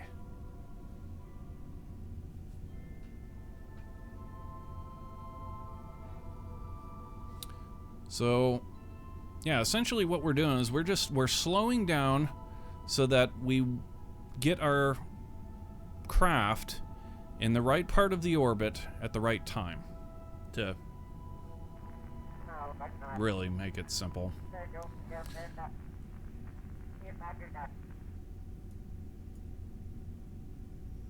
To make a long story short, alright, so we are on the node.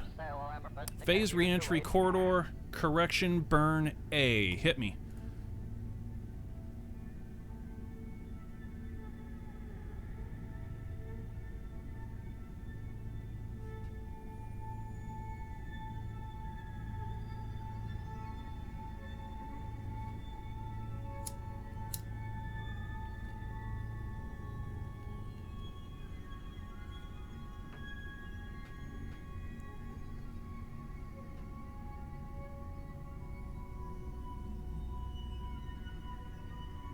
What's going on here? Are we executing the node or what? Okay, it was just getting realigned.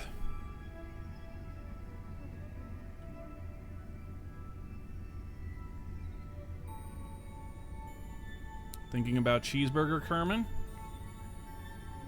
What about cheeseburger, Kerman?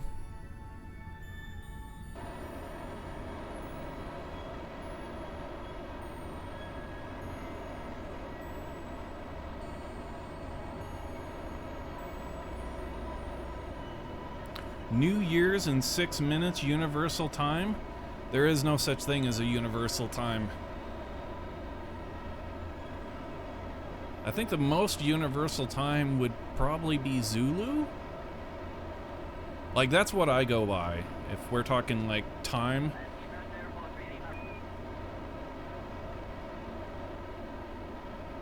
Going off the prime meridian just makes sense. I would say the whole world should use it.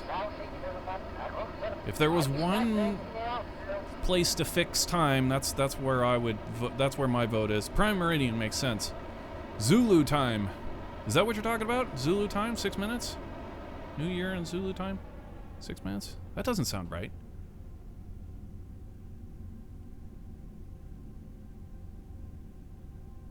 Five, 7. Actually, it should be 5 o'clock Zulu time, I would think.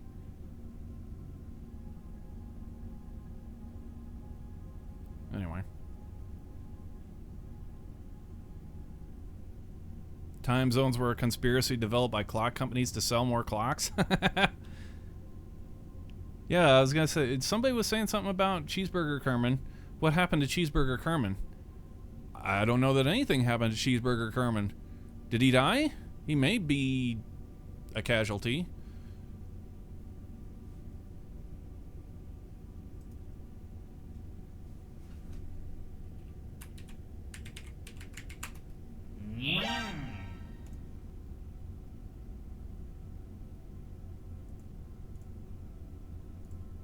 Why is it opening that browser?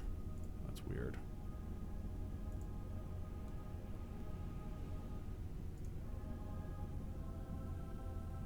Anyway, we got our phase reentry correction burn.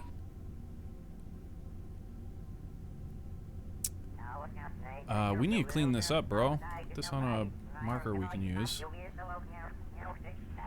And we need to clean up this time. Anyway, somebody was saying something about cheeseburger. Let's see. Find. What happened to cheeseburger?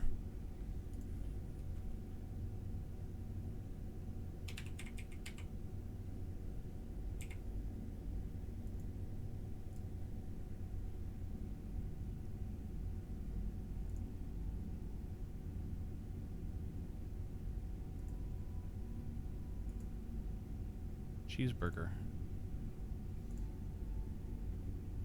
Yeah, Cheeseburger's dead, bro. Sorry to say. There he is. Cheeseburger Herman, occupation scientist, status deceased. He was burnt. Died on STS-102. Died along with fellow astronaut interrogative Kerman when the shuttle STS-102 crashed after breaking up on reentry. Sheeplow Kerman and Fred Hayes escaped and survived that crash.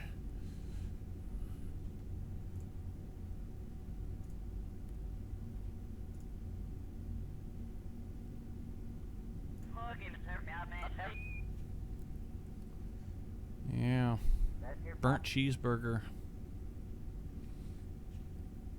Okay, RCS on, docking mode on. We need to clean up this orbit. We're talking, we need to be at, I say,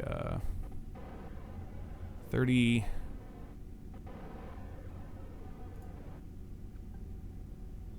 35 minutes, 12.41 seconds.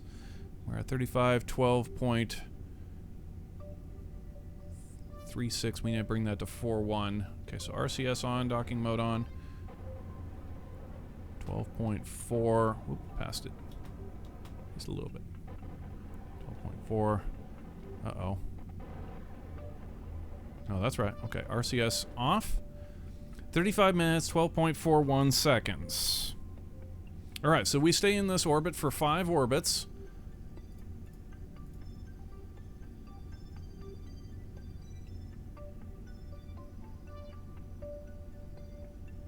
Which will take us right on into phase 3.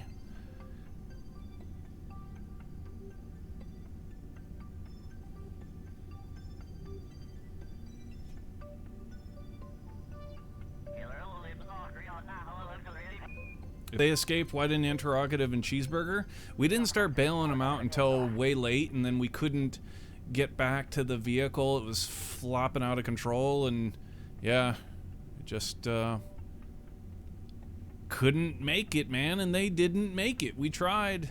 We saved Fred Hayes, which was, I guess, the most important Kerbal.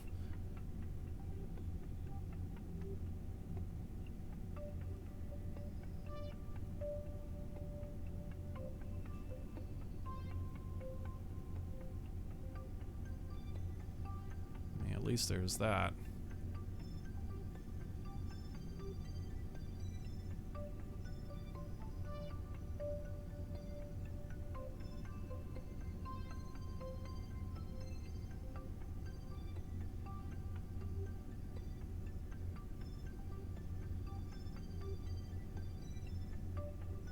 Okay, I believe that was our second orbit.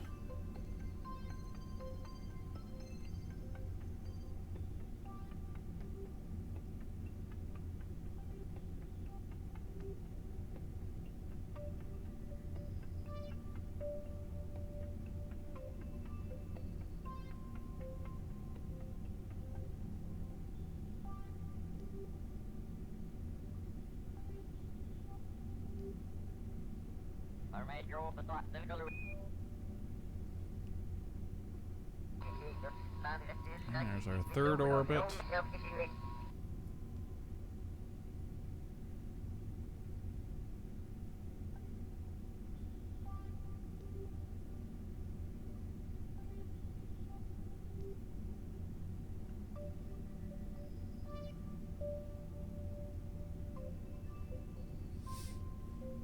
Now, essentially, we've got 2 more orbits, or this will be 1 more orbit here before phase 3 happens. If we've done everything correctly, we should be at 3 o'clock on our orbit, ready to come out of this correction burn right at phase 3. So we take it out of time acceleration right here, and we plot our re-entry corridor burn, come out of the correction. Bring this down to orbital period of 31 minutes.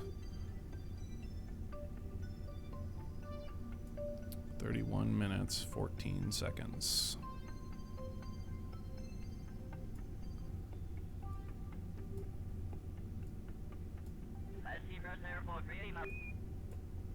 There we go. Alright, so make sure we're not dipping. Okay, looking good. Go ahead and turn to that node. Prepare for reentry corridor. I guess we'll call this reentry corridor C. So we're coming back into the reentry corridor now.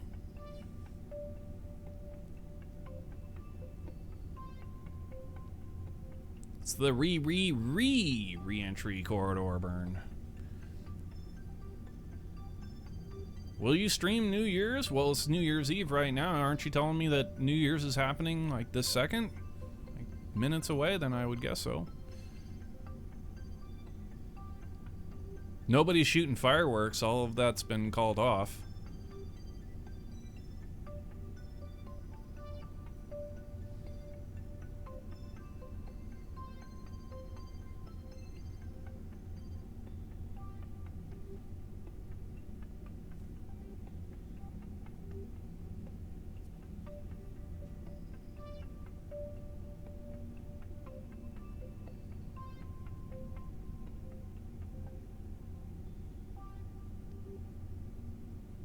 Alright, so we're on the node.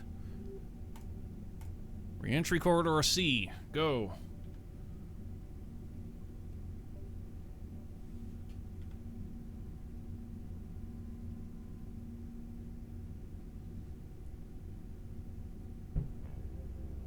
Oof.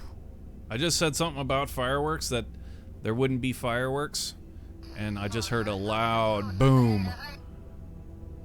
Somebody's lighting off fireworks.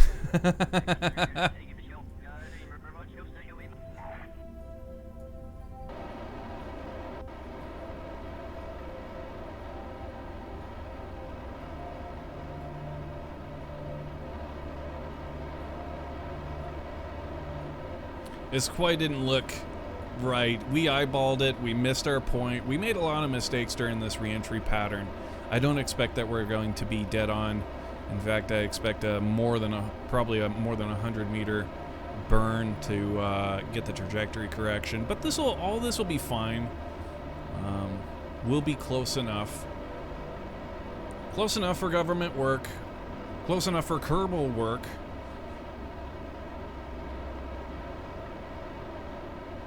And also, like I said before, this is pattern derived from our own observations. I am absolutely positive a mathematician would take a look at this equation and go, that's wrong.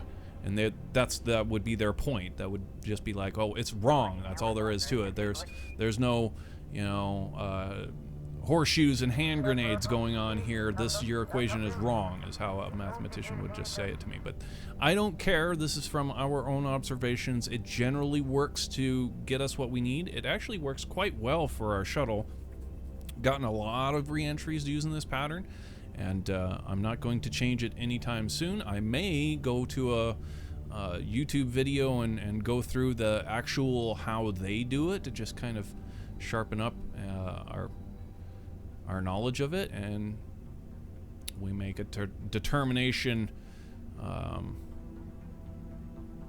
how to go forward with our flight plans. But like I said, I'm not going to accept any kind of criticism on this.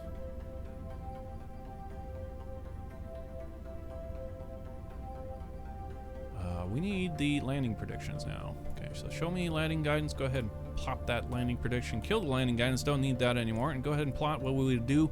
This is not going to be the orbit for it. Yep, it's all right.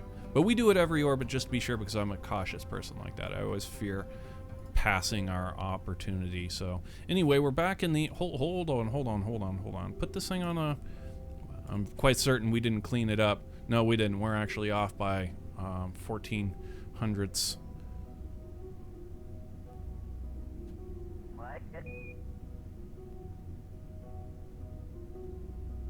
Okay,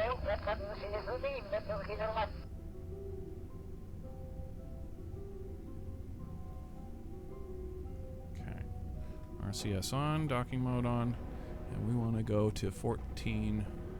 Okay, reverse that. The reverse gear, 04. Okay, 31, 14, 04. Back in the lane. Alright, RCS off. Remove all nodes. Fine, controls off. And now, let's continue on to past this position over here. This is where we're going to do our re-entry burn. So let's see where we're going to be. Our trajectory is going to look like next orbit. Right there. Okay, go ahead and plop it right there. And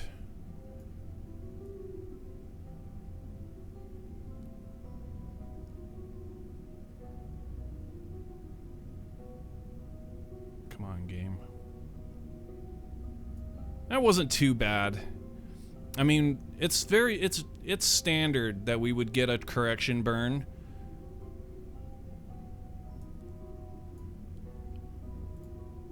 But yeah. Oh, that's what all that work was to do, was to get us in the right place over here so that our trajectory would be at the target, basically. So anyway, since that's done, now we can go up here to get our final correction burn.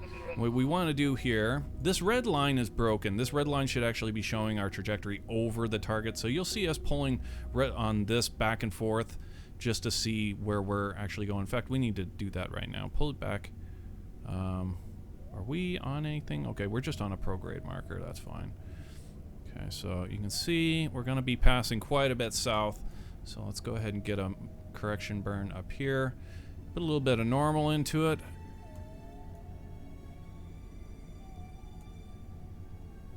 Okay, that doesn't look too bad. Go ahead and pull this back and forth until so we can see what direction or how we're actually going to travel across the map. It's a lot easier when we got the red line when it broke our last update. When we updated to 1.10, we might be able to. The modder may have actually updated this, updated the mod and fixed that at this point. That's a pretty good trajectory. I like it. It's not too bad. Let's go ahead and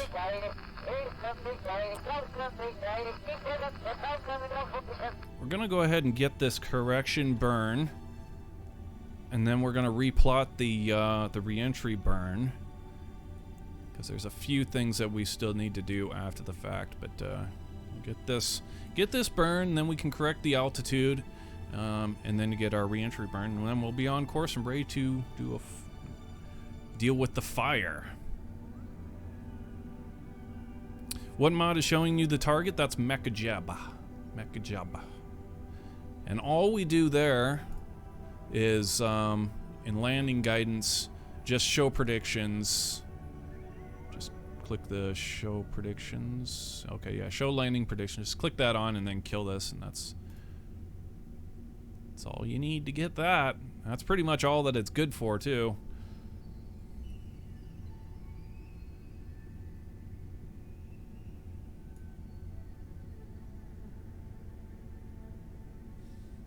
Okay. We are on the node. Let's go ahead and execute this trajectory correction burn. 69.7 meters. Actually, yeah, it's very standard. 70 to 100. 100 obviously being like, wow, we really ballsed up our phase re-entry pattern.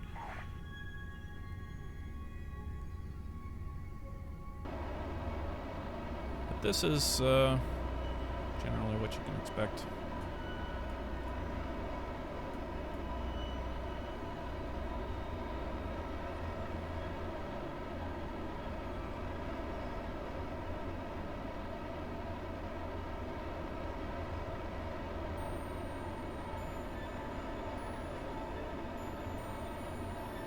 Berna 0613.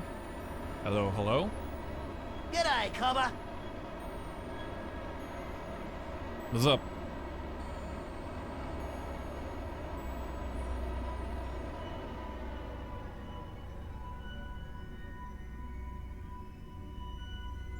Alright, now we can go ahead and remove all of the leftover nodes. We're all done with that. The big thing that we want to do here, when we get a correction burn at the North Pole, we need to correct our altitude. So we get a burn right down here. And which one are we going to be using? The periapsis or the they're both pretty shit. Yeah, we'll go ahead and yeah. So what we're doing here is we need to have our starting point, our starting reentry burn time, which is going to happen up here somewhere. We want it to be at 80 kilometers sharp, or as sharp-ish.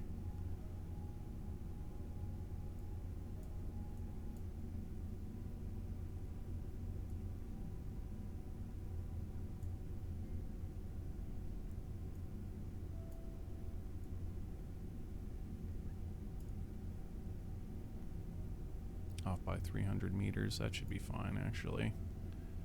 We've gotten really good re-entries for... Ooh, off by 23 meters. I'll take that. You know what? I'm not going to take that. I want it to be over. Oh, dude. Come on, dude. You're going to get closer than that? Really? That's as sharp as you're... Okay, you're off by 6 meters. You're taking that. Okay. Alright, turn to that node. And prepare for re-entry burn altitude correction burn. How are you? I am doing fantastic. Hope everybody's having a good New Year's Eve, and hope everybody got some good presents from the Christmas holidays. Had a good holiday.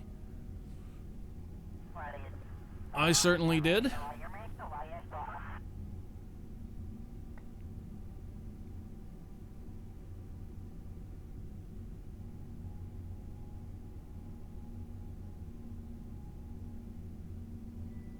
Alright, we are on the node and ready for the re-entry burn, altitude correction burn. Hit it.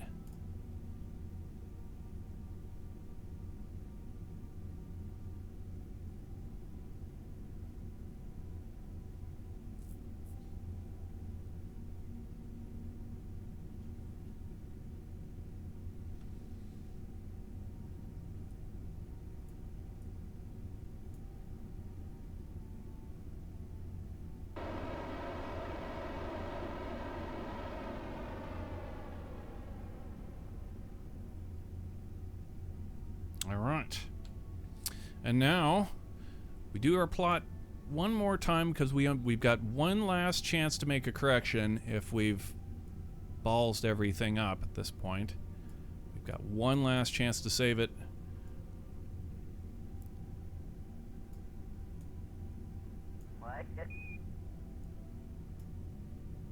That looks fine and dandy, coming right over top of the target. That looks absolutely great. Now, here's one final little kicker that worries me. It happened last re-entry, Soyuz re-entry, and I'm quite convinced I know why. This problem, we have trash on board this part up here. It's level full of garbage, and it added to the mass. So when we go to separate the orbiter, the way it's supposed to work, and we've tried like hell to get it to do this, but we just can't. We want it to let go, and we've done everything in our freaking power. We've added docking ports that let go, and just all sorts of crap. Anyway, what's happening is, since this has more mass, it's going to kind of shoot a little bit of force back into this vehicle when we go to separate, and that's going to throw our trajectory off. We have a contingency for having our trajectory be thrown off in this manner. However, last time it was actually, we got thrown off by so much that our correction engines were not enough to actually correct us after the fact. So we're going to be careful, and we're going to plan ahead just a bit. Now, what it's going to do, it's going to give us a prograde thrust. Now, we were going to go ahead and go for a land landing this time. JM Studios has requested that we do a land landing, has pointed out that the Soyuz actually very rarely goes into the drink, despite having a periscope on board and whatnot. it's more of a landing thing, so we're going to go ahead and do that. We're going to do a landing. We're going to shoot for the coast or right around here if we can. But again, we need to get all of this measured up right.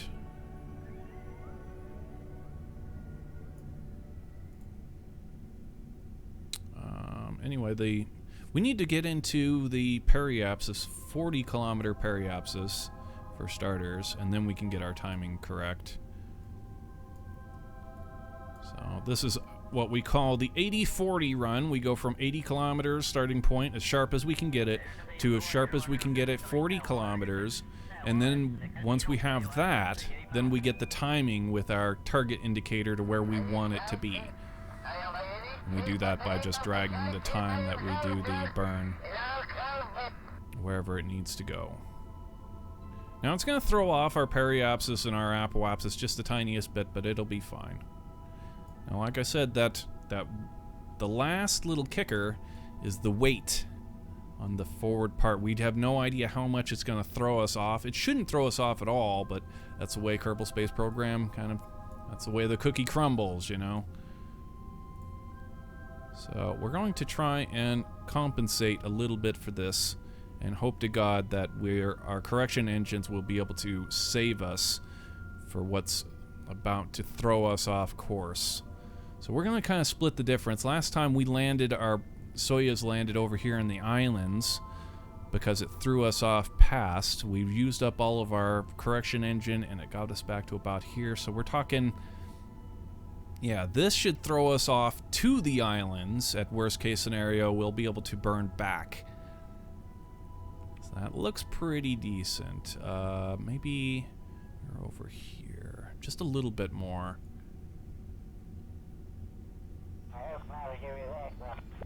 We don't want to have too much correction on this and then have it turn out to be the wrong way. That would be terrible. But I think that should be pretty good. That should about split the difference to give us, hopefully, what we can work with. Alright, so we are on the node.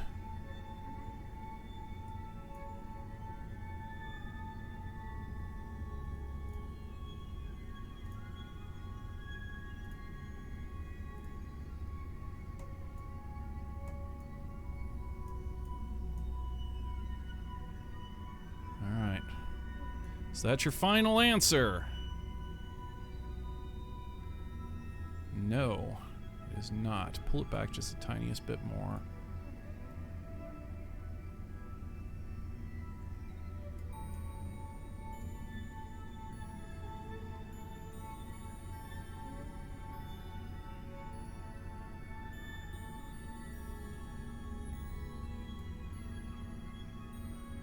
All right, I like it.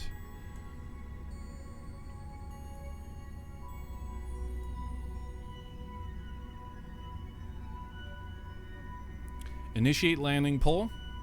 Okay, all flight controllers, go for landing. Retro. Go. Fido. Go. Guidance. Go. Control. Go. Telcom. Go. GNC. Go. Econ. Go. Surgeon. Go. Capcom, we're go for landing. Houston, you're go for landing, over. Roger, understand, go for landing.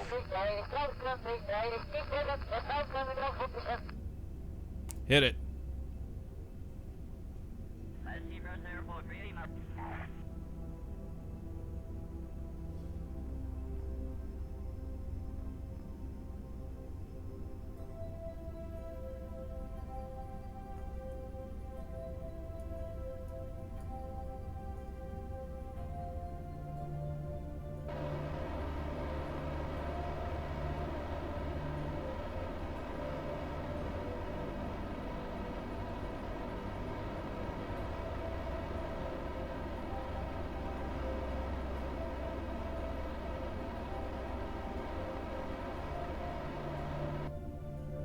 Now that's what I was actually concerned about. The main engine is actually out of fuel, so we'll finish off this burn with the RCS.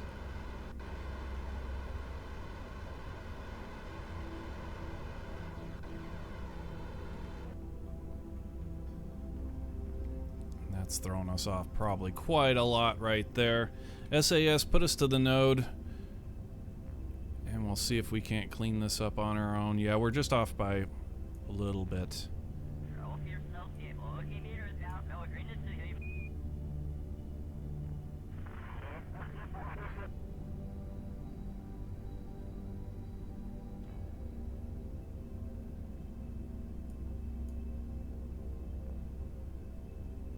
First time we've ever actually run out of fuel on the Soyuz.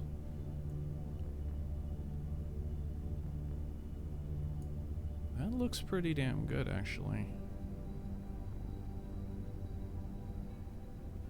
I like it. All right, I'm gonna take that. That's good with that's good with me. All right, we can kill the orbital information. SAS to SAS. One last chance, Jack. All right. We are go for orbiter separation.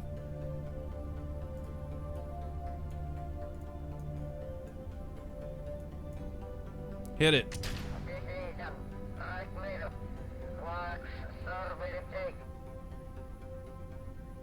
Uh-oh. Base did not. Oh, the base is not going to separate because this is not. It doesn't have any fuel left in it.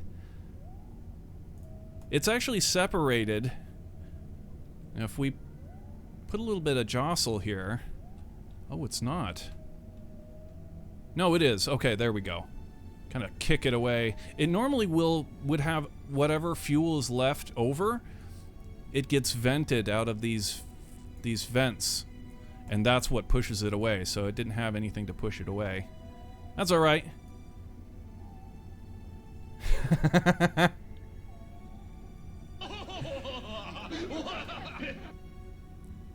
Okay, now let's take a look at our trajectory. How much did it throw us off? It actually didn't throw us off. The bottom threw us off. I'm shocked. Okay, cool. Well, we can go ahead and turn to the prograde and correct this to where we need to go now.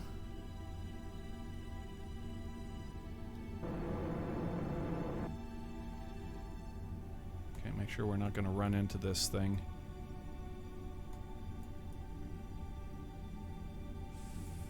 Damn it, that stupid solar panel's kind of in the way. Let it fall away.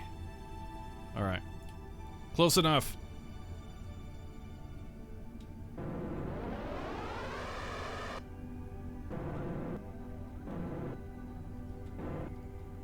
Now, we're not aiming for a splashdown this time. We're actually aiming for landing.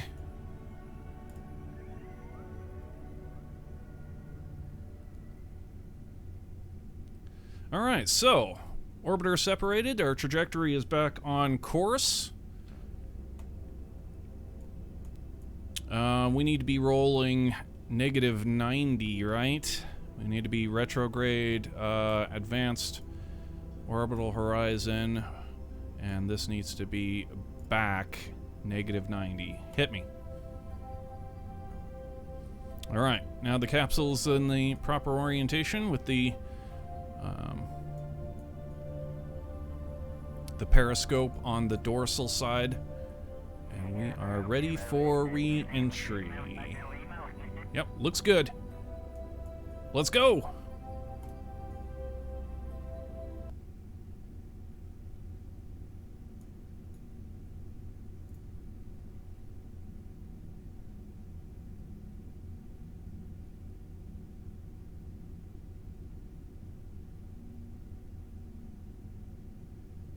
All right, we're approaching the channel now.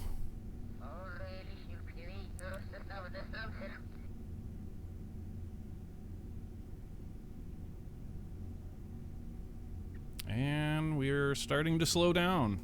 Right on cue. 2294.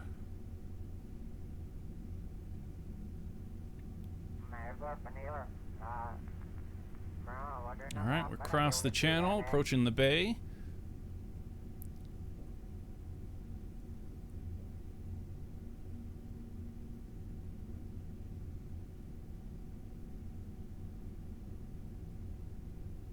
2,270 meters a second.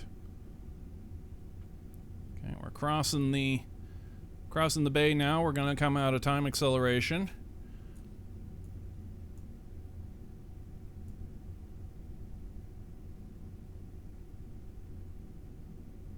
Should be seeing the target coming up on the horizon, just over the horizon here, very, very shortly.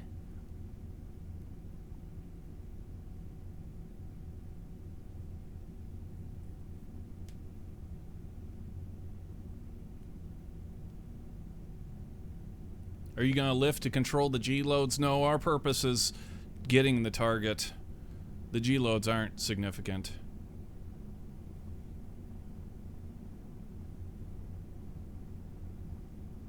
But like I said, we have controlling capability. This thing is off-center. The mass is off-center for a reason. We do have limited kind of steering capability and lifting capabilities with this heat shield.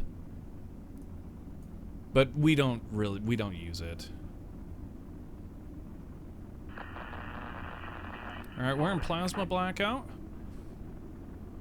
Target's in sight. We may actually hold on a second here. We want to roll. Take us out.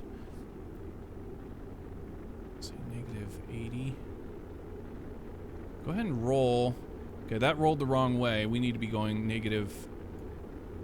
Call it 100. There we go. Yeah, just to ensure that we actually land. So we are going to use a little bit of the steering capability. Turn us another 10 degrees to the starboard. There we go. Nice. Guess another 10 degrees. Bring it to 120. Nice.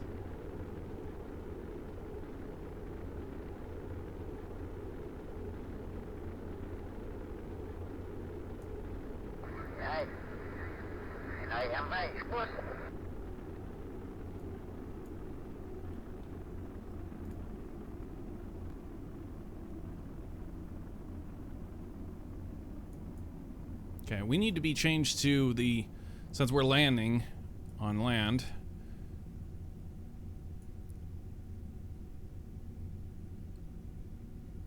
See our altimeter from the surface mode. Coming in right on target, 700 meters a second. Steady as she goes.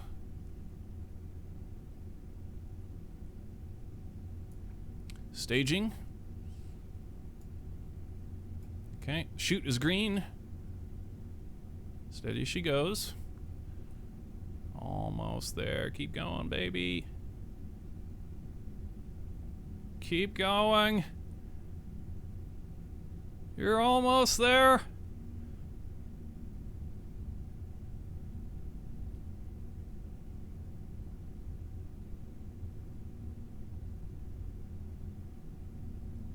Ten kilometers.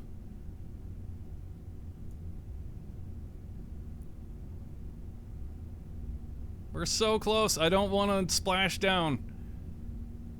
Keep going. We are totally gonna beach party here. All right, we got it. We're go for parachute deployment. Hit me. All right, we've got one more event that happens at 30 meters. Go ahead and turn the SAS off. And our last event is the soft landing boosters that happen at 30 meters. So we'll get a 7-second countdown as soon as we hit 100 meters.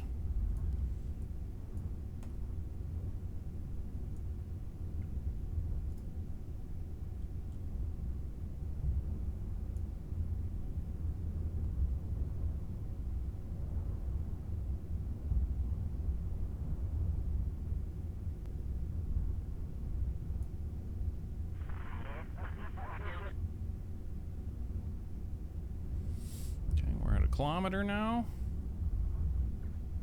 900, 800, 7, 600, 500, 400. Okay, we're gonna come out of time acceleration here. Alright, approaching soft landing boosters.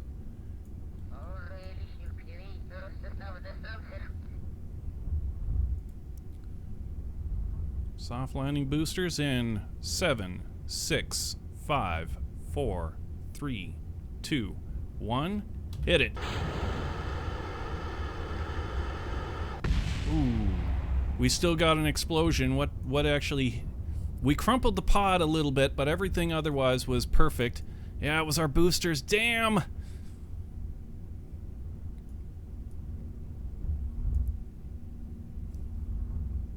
So yeah, we damaged the pod a little bit, but otherwise the flight plan was pretty dead on. And we're home. They're here. It works. It worked. Cheers.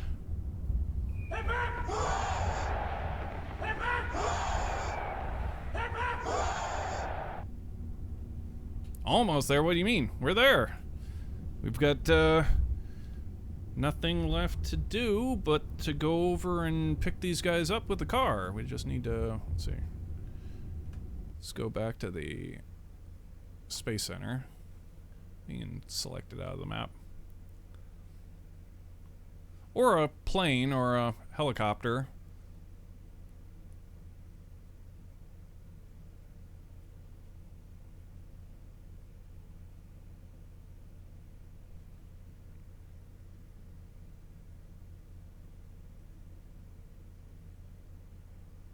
It was a pretty decent reentry. I mean, we hit our target. We aimed for the land, and we made it happen. Ran out of fuel. That was not intended.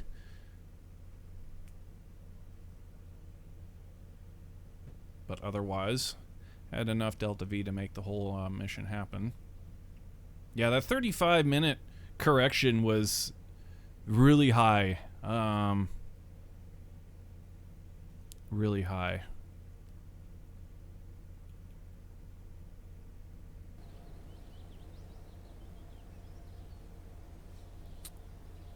So let's get ourselves a vehicle to go collect these dudes.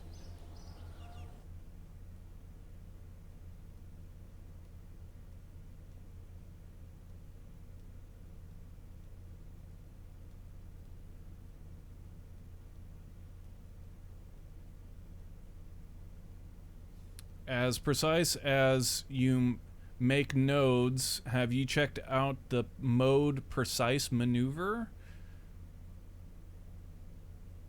The mode precise maneuver? I don't know what that is. Is that a mod that... Can't even imagine what that would do.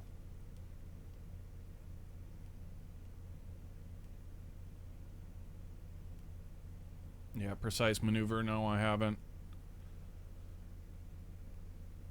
I have not checked out that mod.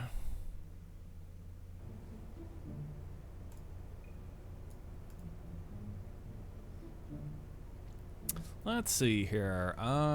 We never get to use the Black Hawk. In fact, I think it's still kind of... Well, we can put one down, I believe. We tried to do something crazy with the landing gear because we wanted to keep this wheel, because this is like the wheel that you see on the Black Hawk. Actually, no, we changed the wheel too, and we were still having problems. Anyway, we'll go ahead and fly this Black Hawk over and collect them. Or we can go with our new... but we're on land. Like, we know we're on land. It makes sense to fly a Seahawk over when we know we're going to pick these guys up from the land. Flyboy and recovery crew.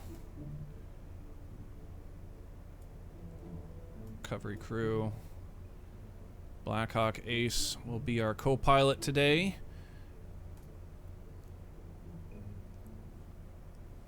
I'm thinking what we're gonna do with this vehicle, since we've been having so much problems with the landing gear, we expect that one of the wheels is probably going to break at one point. Either like right off the bat, or when we land, it'll do the braking thing. We probably gonna make our own wheel out of grip plates, and that's the next step that we'll take to actually getting a bona fide wheel on this damn rig that doesn't break. It's stupid.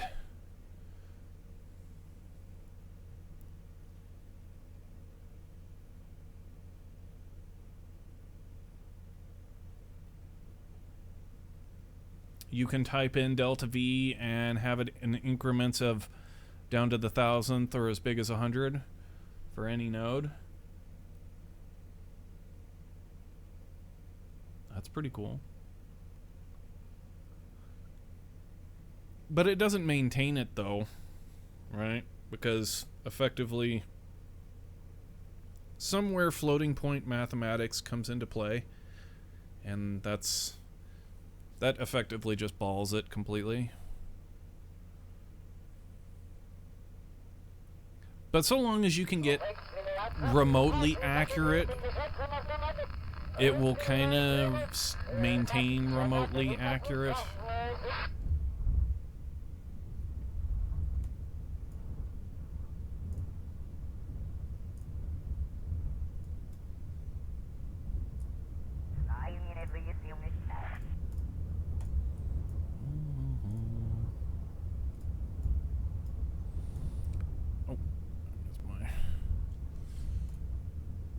Rudder, yaw. Main prop.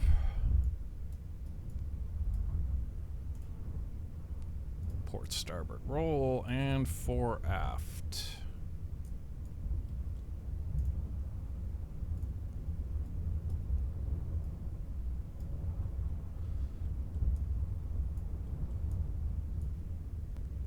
All right. Electricity on. Okay, torque.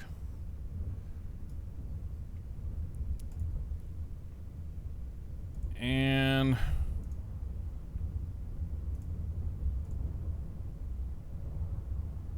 immersion.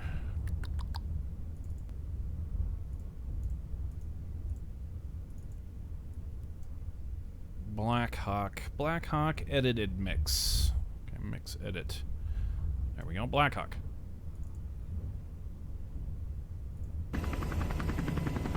Awesome.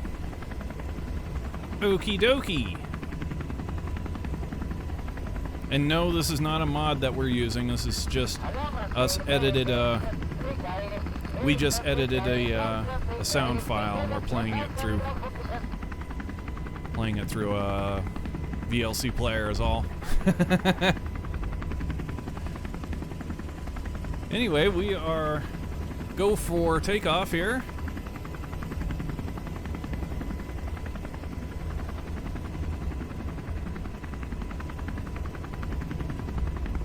All right, lift off.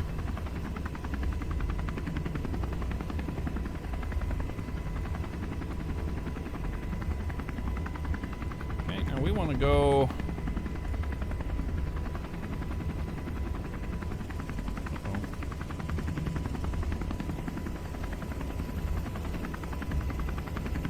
Kill this fore aft pitch. And go ahead and get us a little bit of port roll to make this turn.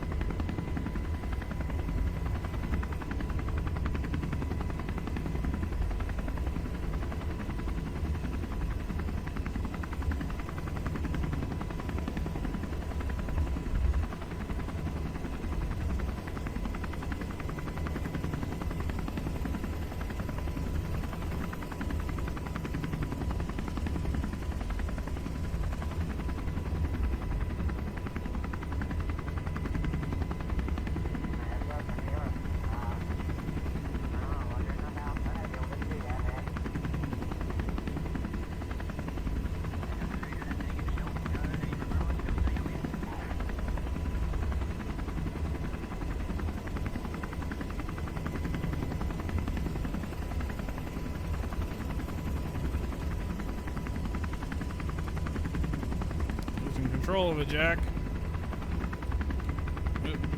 Come on, bro. Jesus.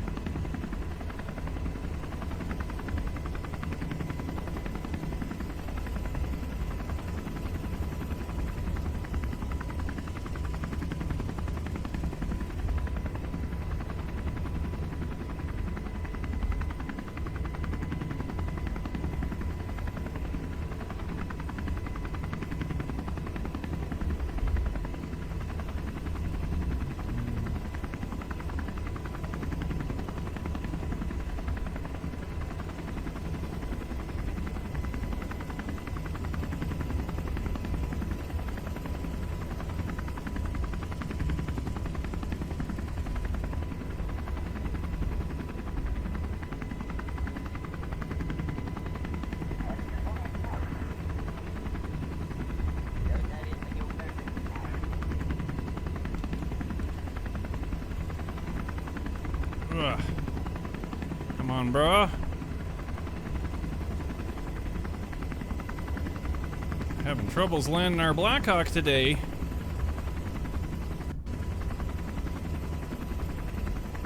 It's been so long since we've flown this damn thing. I'm really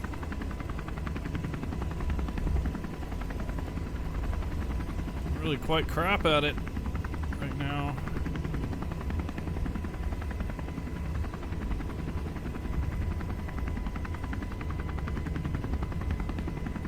There we go.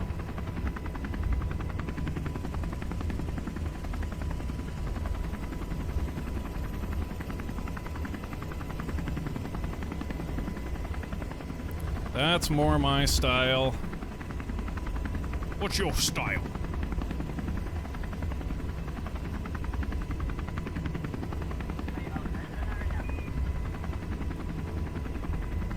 Alright, we are down.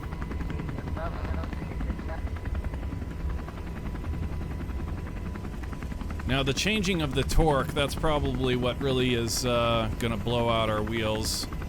So this thing torques down.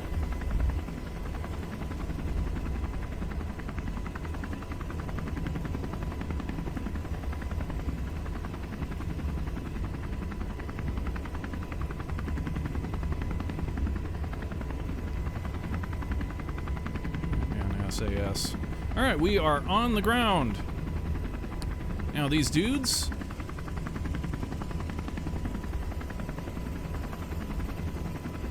actually still need to climb up and out, I'm pretty sure.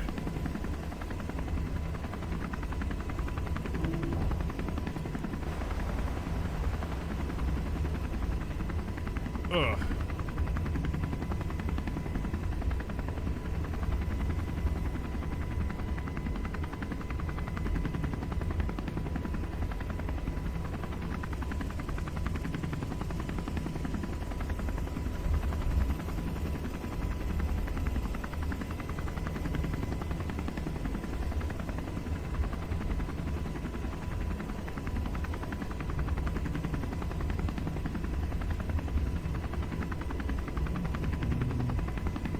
These is the chairs.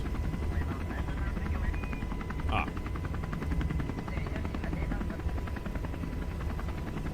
Musical chairs.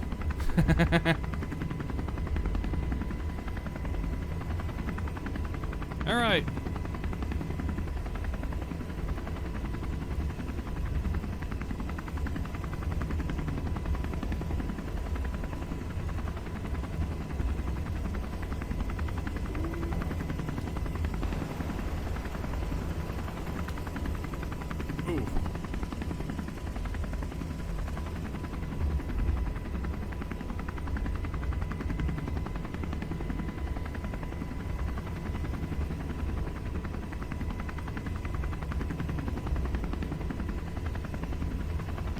And this guy's gonna be the nice one. He's gonna go around to the other side.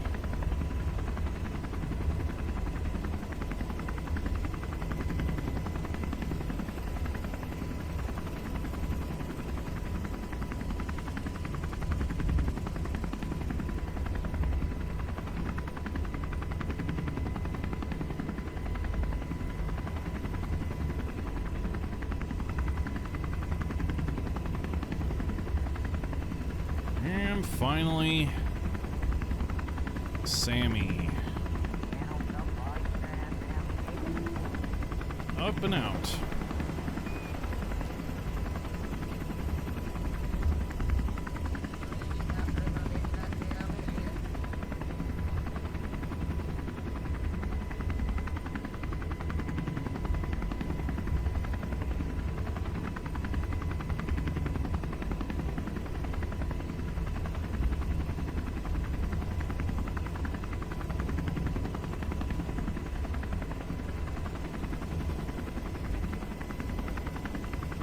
Alright, all of our astronauts are on board.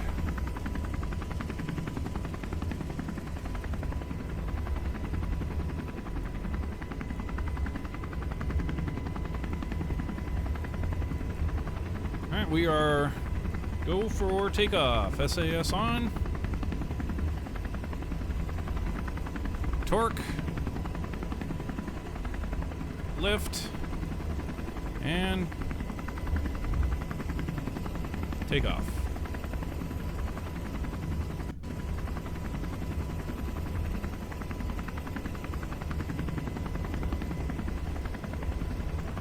Let's go.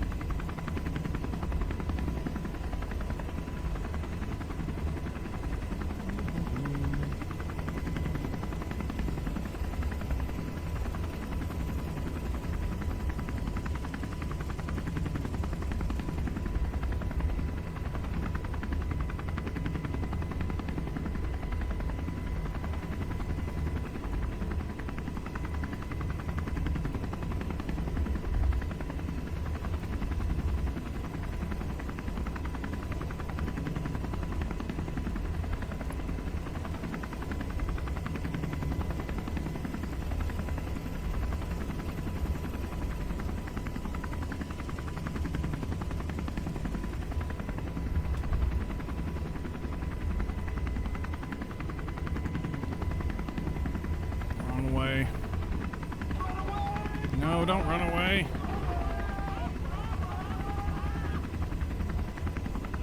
Yeah, well, we're done with the Black Hawk, basically. Go ahead and shut down the sounds on that, as it seems it's locked our propellers since we switched away from it.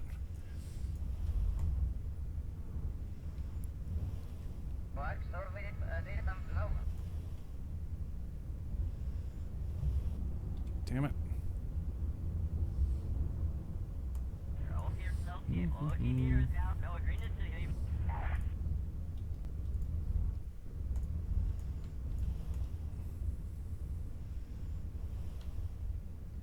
Alright, our astronauts are back at the Space Center now.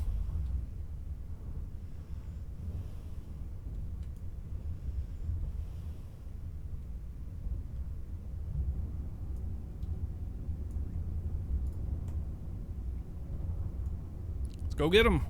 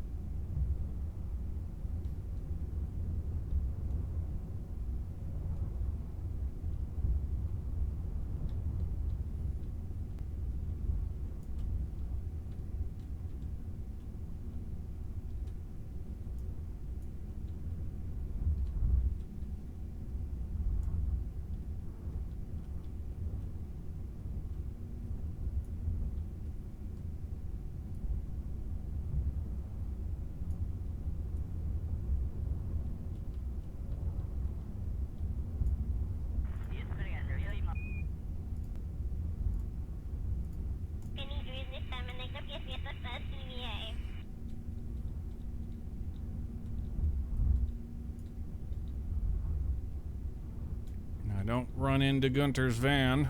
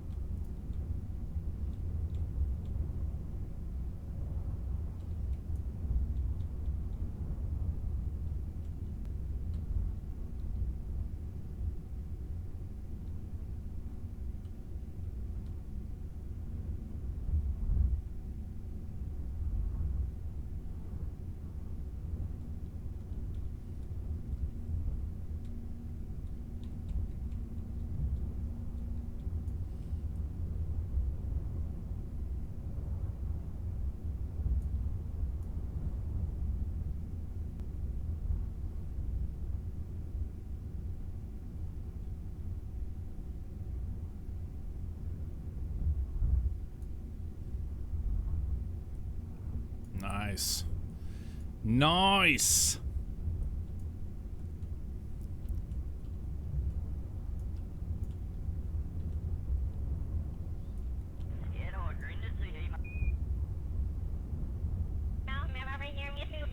We get the royal treatment.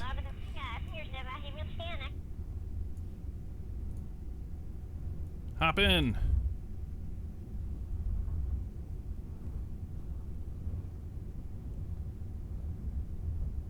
It's not the direction we wanted to go. Okay.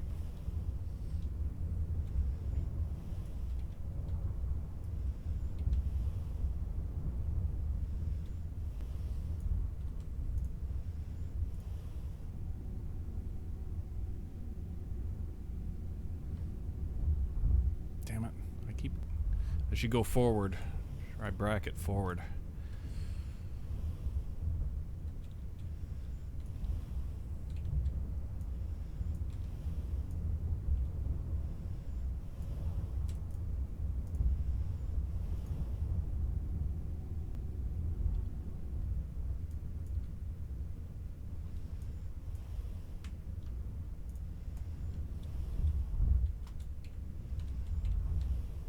Very nice, dude.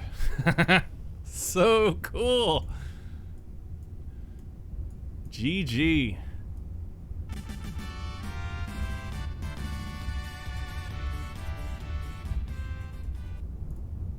All right, let's go.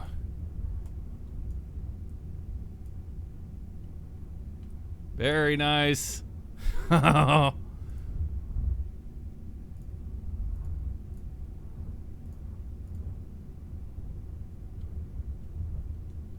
Nice.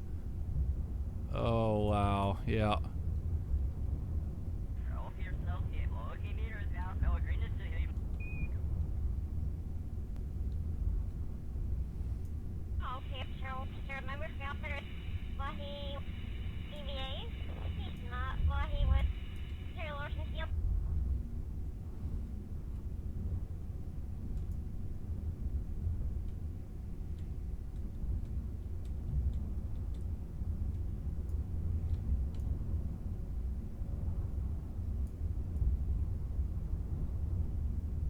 Need to move these seats closer to the door so that we can see our Kerbals in the back better through the open window.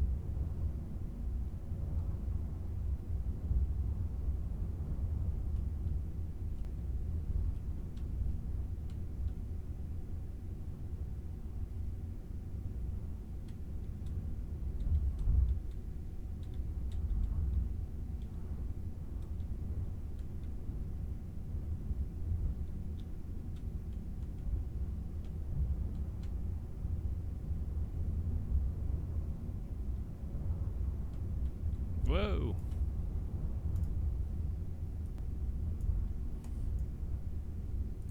Very freaking cool, man.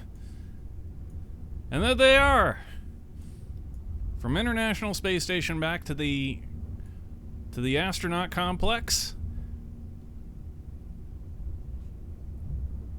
Hell yeah.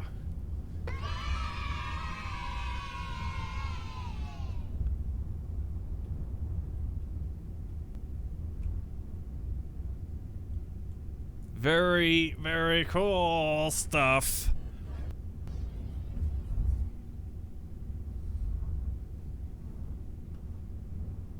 That is how we do it on this channel. Guys, remember, if you're new, Be sure to hit the follow button, subscribe on YouTube, and follow us on Twitter. The links are down below. Appreciate all the support. We're gonna go ahead and take a quick break here. We're not done for the day. We still got a fair amount left to do, but we are gonna just take a quick moment to fill up the coffee, stretch the legs, and kind of just take a little quickie break. And when we come back, we're going to possibly get into another re-entry or a launch. I'm not sure which, but one or the other. So don't go anywhere. We will be right back.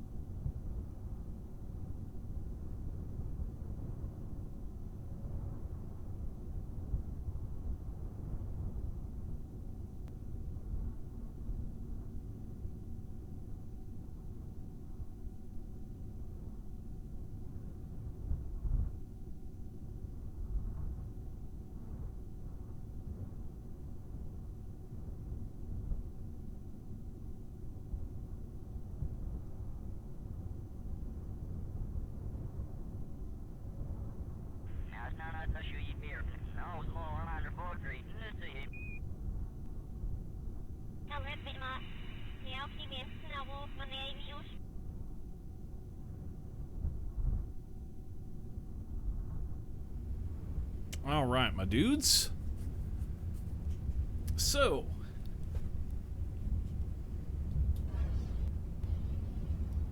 that was a pretty dope mission.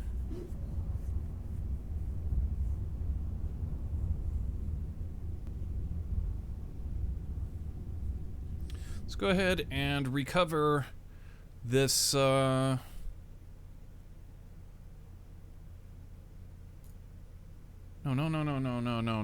don't revert. We want to recover, bro. Recover, bruh. Recover this vessel. And we can also go and recover our helicopter.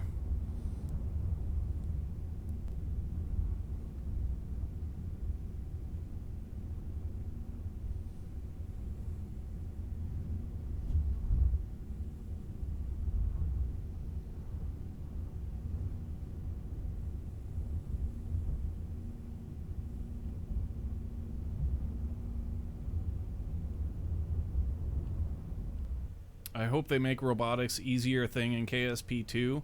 I think they've done as good a job as humanly possible for the mechanics that they have to work with. So there's the whole floating point math thing, which should be renamed not just floating point math, but incorrect math. Yeah. This kind of louses everything up. It runs everything. Can't get around it.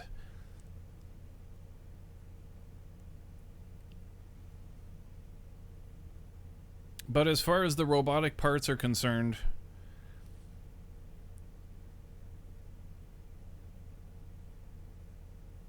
I was glad when they added them. We use them quite a lot, but you've got to use them in a way that's not static. Like, you can't keep robotic parts in the world map indefinitely, because they will eventually float away from their connection points and screw up your vehicle. But so long as you're launching and recovering them relatively quickly, then you're not going to have issues. Shouldn't have issues. So, yeah, they're just like any other part in Kerbal Space Program that's the Kraken is always waiting for its chance to eat a vessel.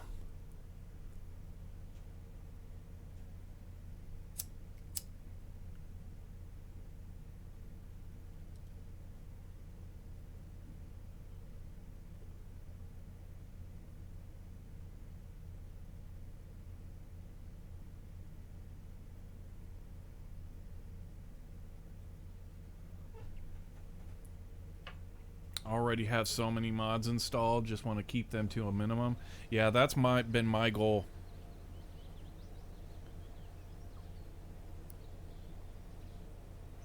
Yeah, the game, there are so many beautification mods that you can trick out the game to look just awesome, but then it plays like crap, and it always, like, it's going to crash all the time. So unless that's like your joy in life is coding and finding bugs and fixing bugs, then it's just no fun. I personally can't stand fixing my save file because some stupid bug happened. You know, that drives me absolutely bonkers. I do not find that any way pleasing. So, yeah, it renamed this vessel backwards, actually. That's weird. So instead of, yeah. We're gonna go ahead and just recover this because, like, we've got plenty of other Soyuz that are far enough away that, I mean, we would have to build, at this point, a tow truck or some kind of flatbed to go over there and pick that up. I am keen on the idea of doing that for some of this stuff back here, like these Soyuz and whatnot. Might be cool. So we're going to leave those, but this one here, we're going to just pick it up and moving on. So we still got Gunter's van out. So the next logical thing, of course, would be a restart. We should do that. It's always smart to restart the game as often as possible. So we're going to do that now. Actually, we're going to kill it start over. Doesn't take very long because, again, if you have very small mod list, it chews through it pretty quick and gets it back loaded. But like LGG, man, when he has a crash, like his load, it can take like 12, 15 minutes for his freaking game to load. You know, he's got so many mods.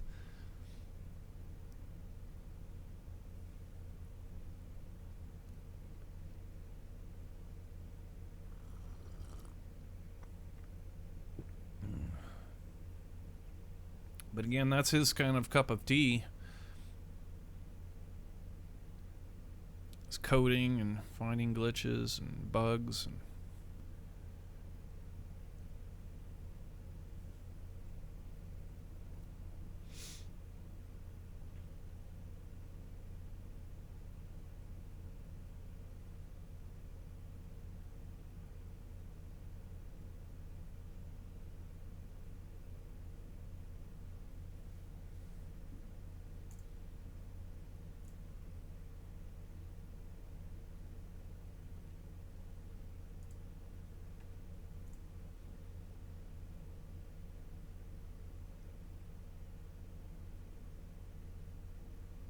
yeah, the long black screens are brutal.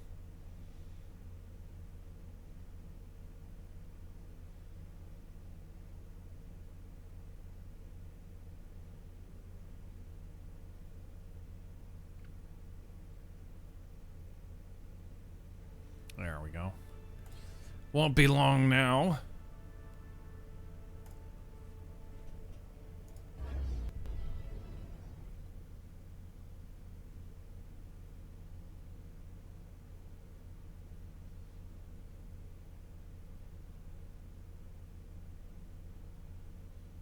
Yep, I'm hearing people lighting off fireworks. What time is it? It's 6 p.m. where we're at.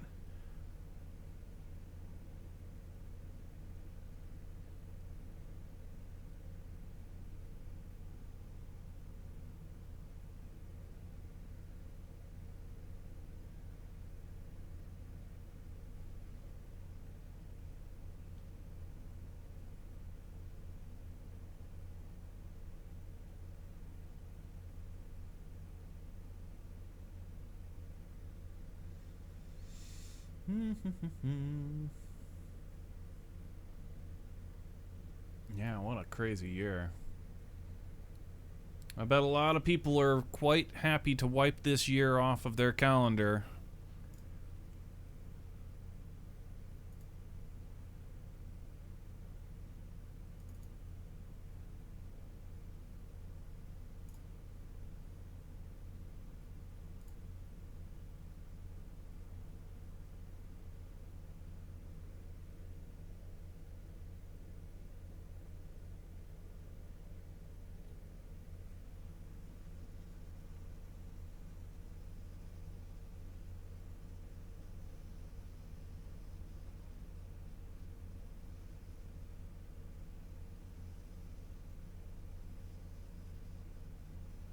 But yeah, as far as the way that the robotics work,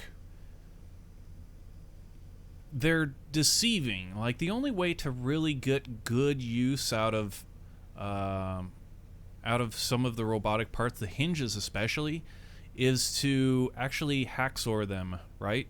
If you bring them into a cowl controller and then overclock them, then you can use them the way that you would expect them to have been used, like straight out of the box.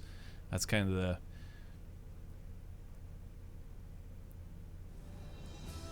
some wackiness.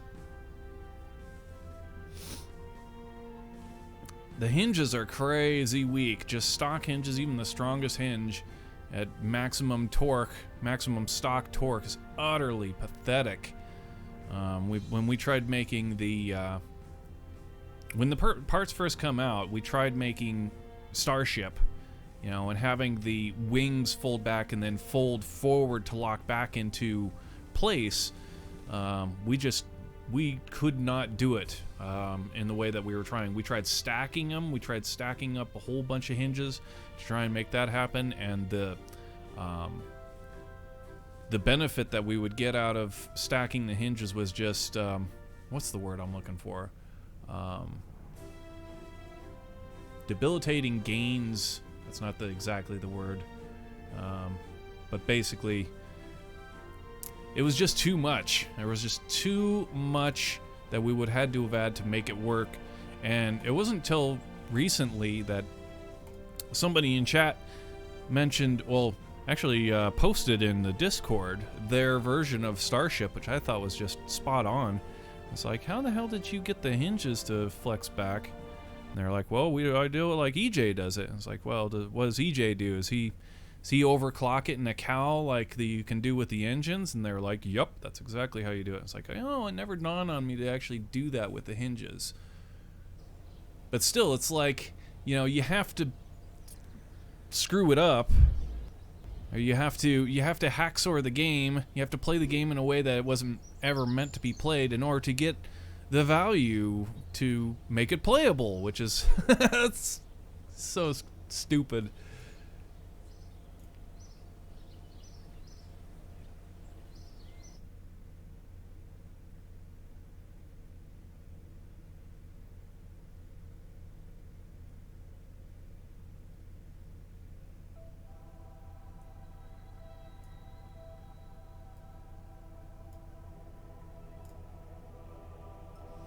Okay, let's get back up here to the International Space Station. Let's fly this sucker.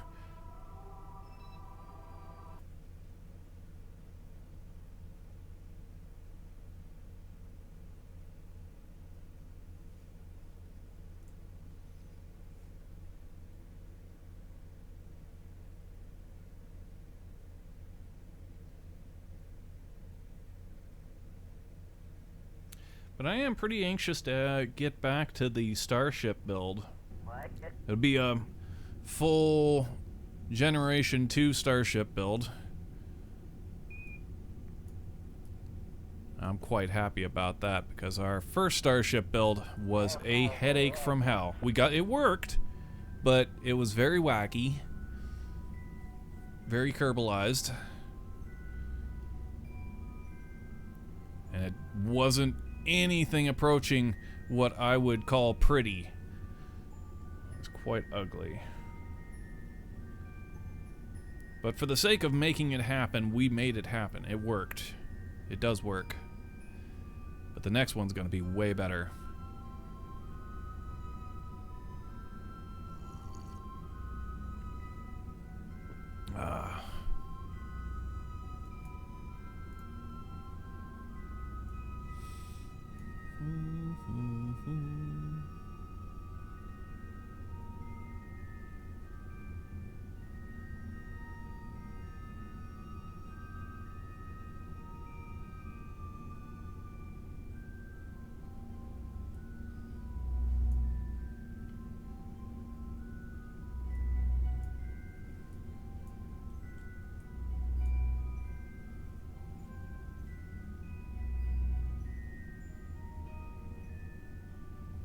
We're almost there. 2 more freaking missions, and we can get one of these missions knocked out today, possibly. I mean, it's actually on the title. That was what we were gonna do. So we better well do it, huh?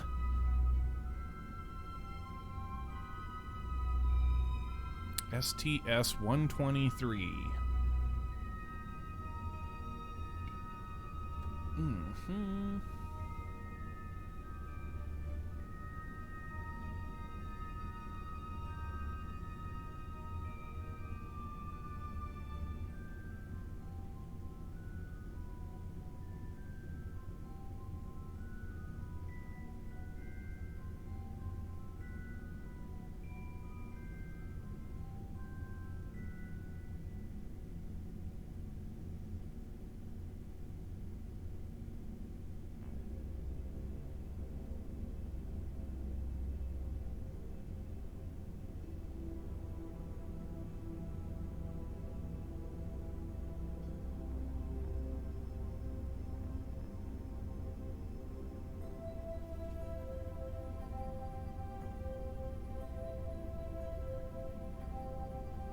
this thing turns so much slower since we turned off those 2 torque wheels up forward.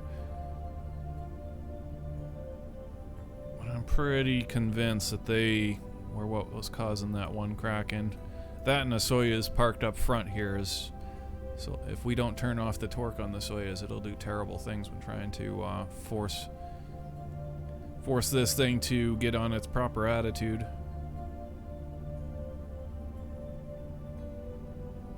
It does terrible things. Something we need to think about when we come back into the VAB with the Soyuz.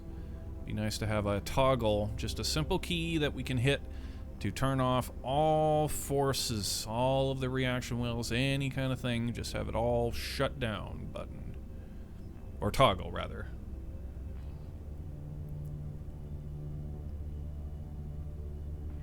Then we could go ahead and dock Soyuz to the forward PMA and have it not be an issue.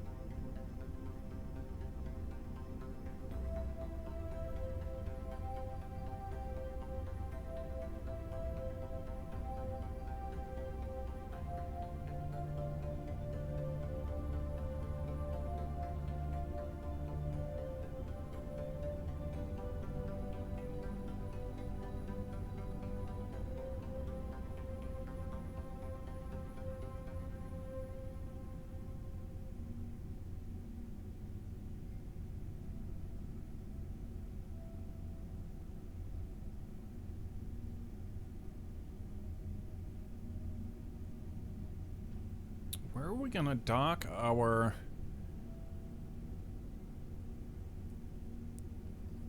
Where does the Dragon generally dock? Probably gonna be docking to PMA 2.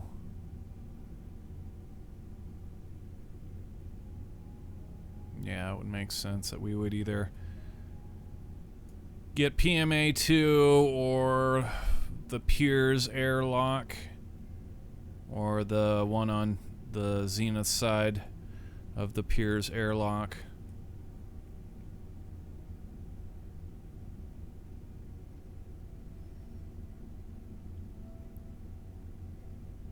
Our video always, I seem to recall, our video always showed it coming in from like the starboard side or something.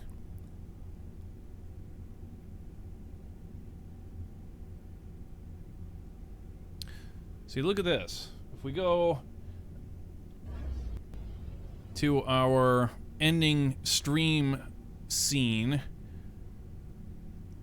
Oh, it's actually overwritten by fireworks. We're not going offline. We're just turn the fireworks off so I can actually see this video. There we go.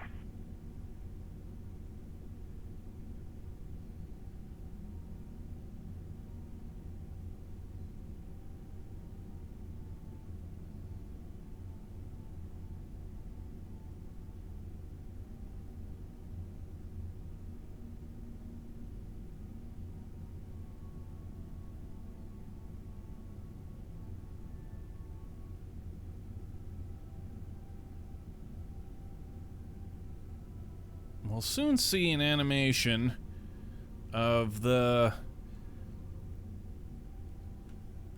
Dragon capsule approaching the ISS and then also undocking from it.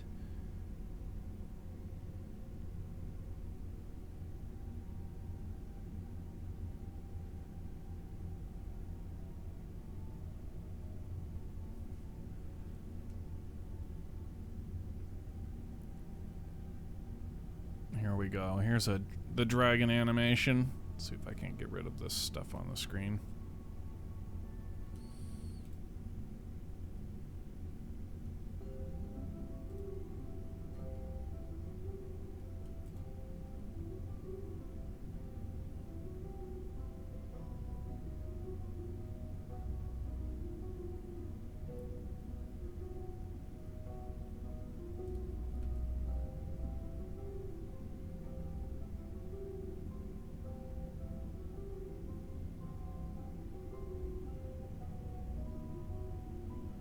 Ba-dum-ba-da-ba-da-ba-dum-bum.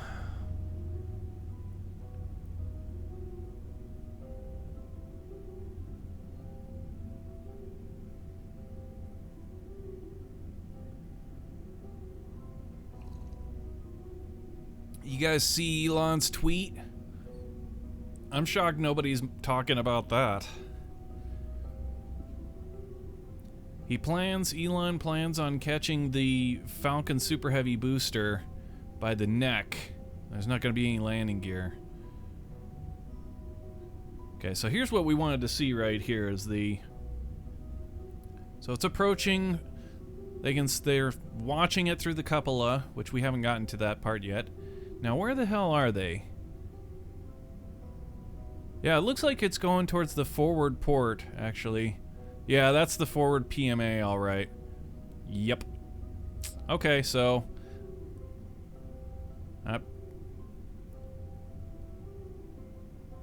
there you go. There you have it. Cut and dried. That is it.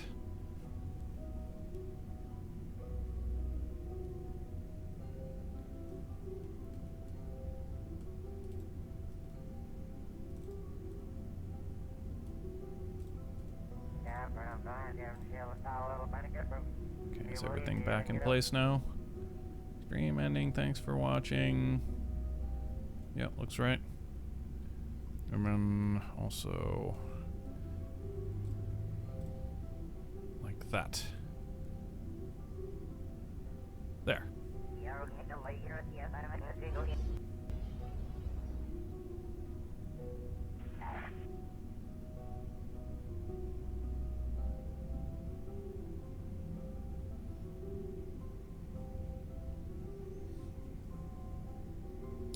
So that's where we're slated to go with our Dragon capsule, is the forward PMA. Or the Zenith one, I would expect. But the Piers doesn't really make sense that... I mean, it's fitted to work with... like, it's got the universal docking adapter or whatever, but...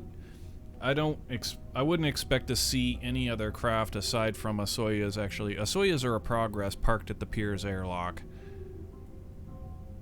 Very unlikely.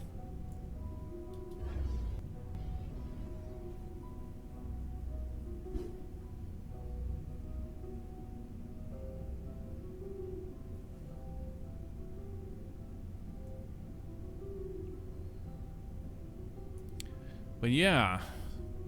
Elon expects he's going to take the landing gear out of the equation for his Falcon Super Heavy booster, and instead, when it comes in, there's going to be like a hangman's kind of level, a horseshoe-shaped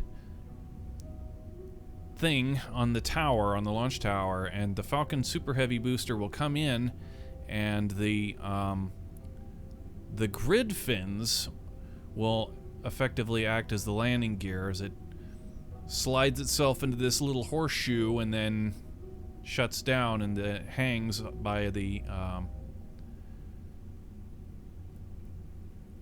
grid fins. I don't know, man. It's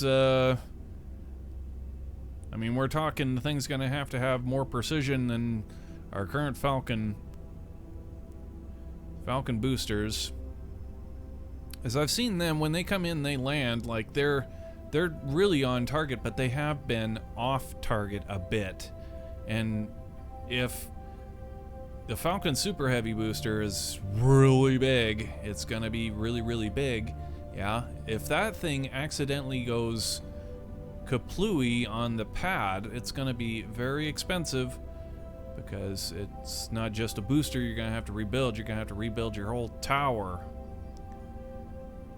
which is quite expensive. I know the NASA launch tower for the shuttle was $2 billion, and it took 10 years to build. So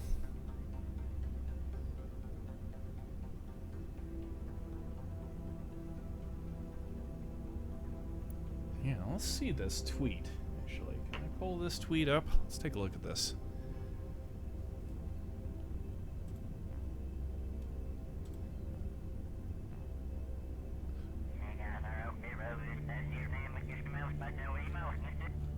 Yeah, somebody, I don't know if it was SpaceX that did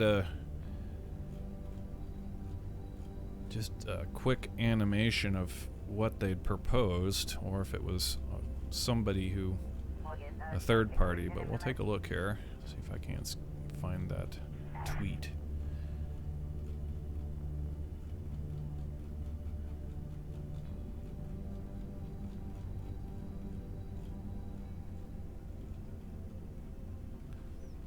Which, by the way, you know, while we're on the subject of Twitter, guys, remember to follow us on Twitter. We put up all the highlights from our streams. We go through and all of the great moments and post them up onto Twitter.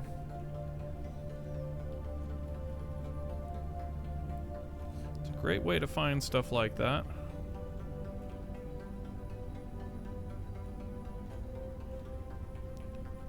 And what the hell else are you gonna do when you're in the checkout line buying groceries? You gotta scroll through something on your phone.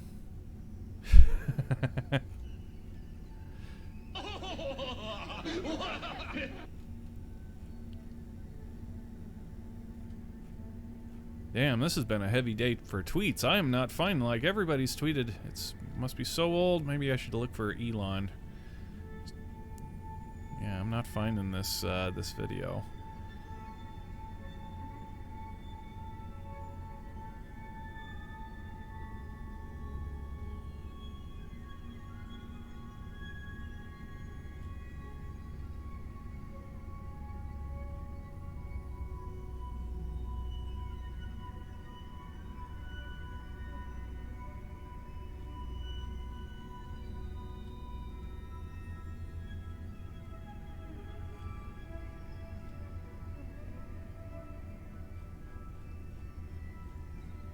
Damn. Yeah, too many tweets.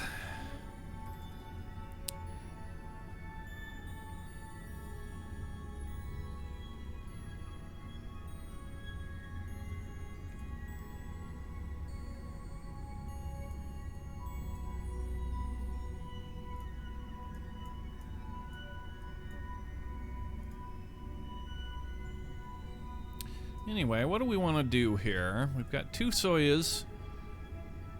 One of them can go home. Yeah, we'll go ahead and send Jean-Luc Pickerman back. And I feel like we're going to take the,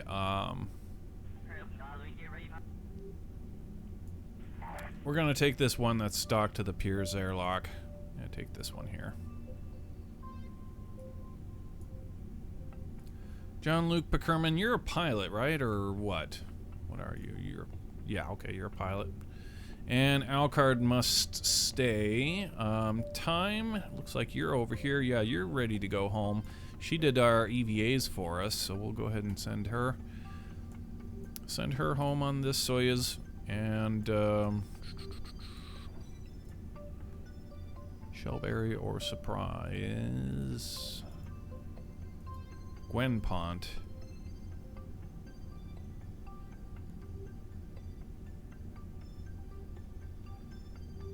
We'll send back Surprise.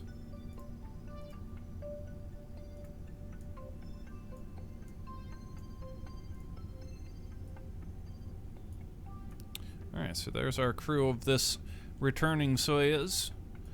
Let's get an F5 right here.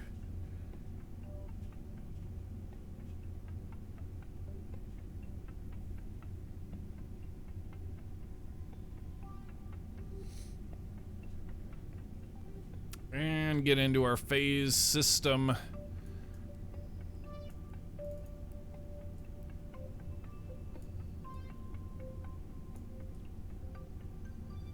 Okay.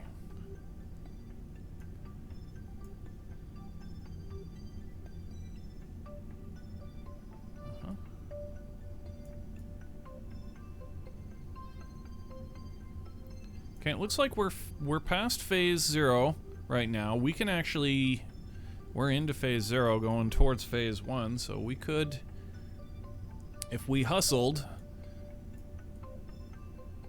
get this undocking and whatever.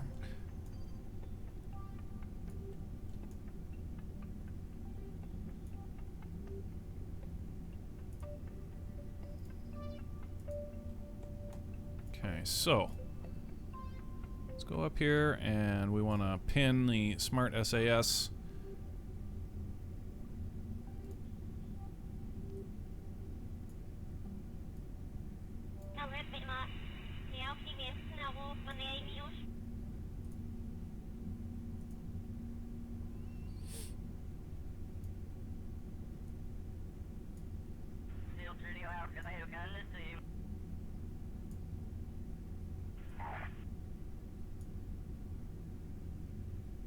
All right, we are go for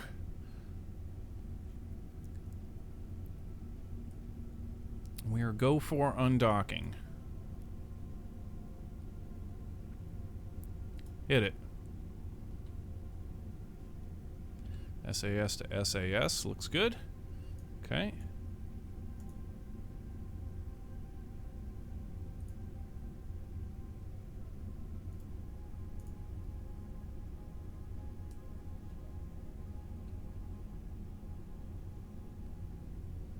Alright, everything looks copacetic here.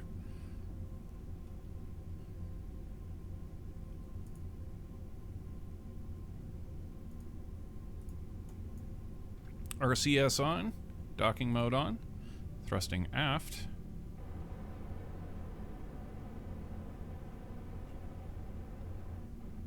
RCS off. We are go for the retrograde turn. Hit it.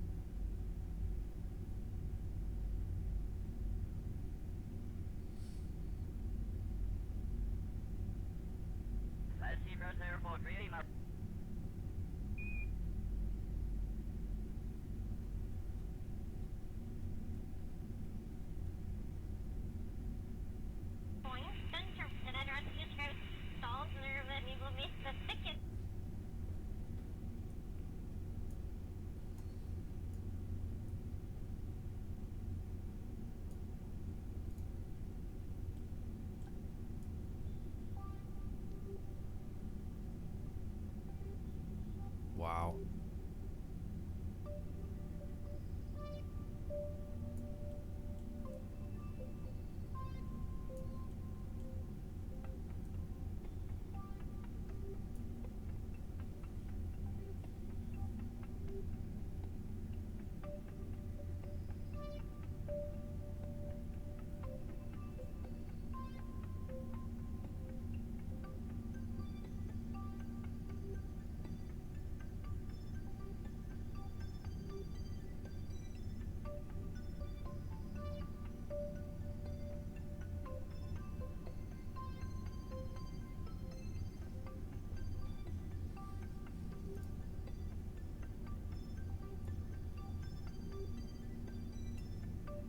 Why is it going negative?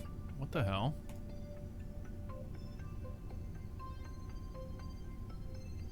Did I accidentally? I must have accidentally clicked that.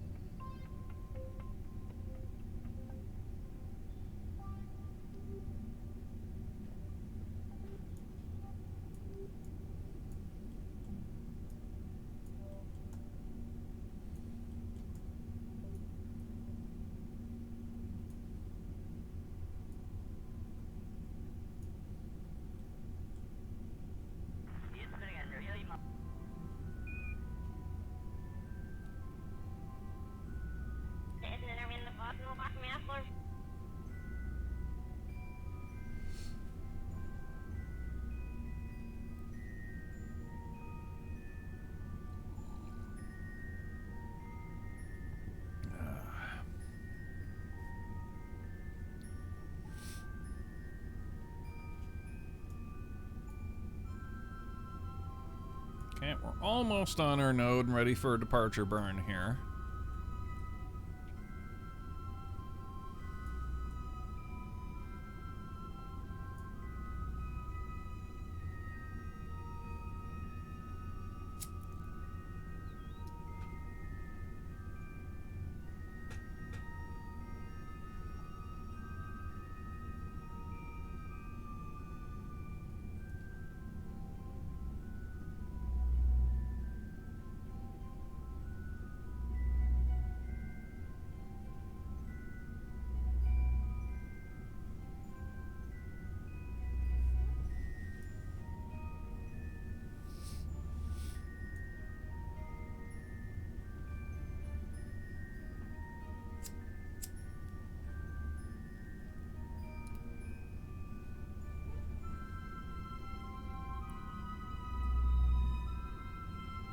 All right, we are go for a departure burn.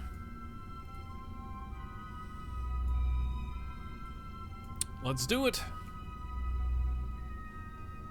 Hit it.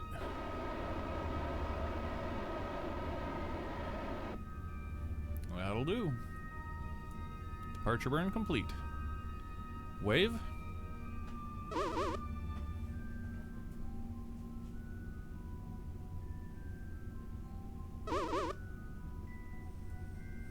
Alright, now let's go ahead and plot our re-entry corridor.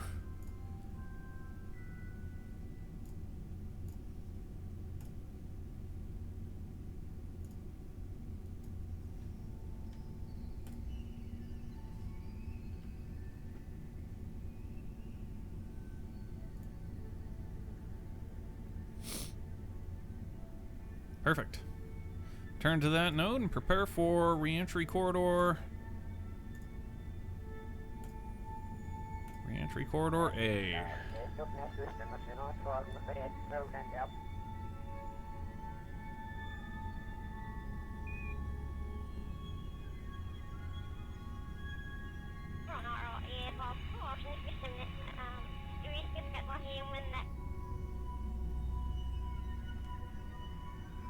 Well, looks like we messed up on this Soyuz. We forgot to extend the final aft antenna. I'll be damned. Whoops.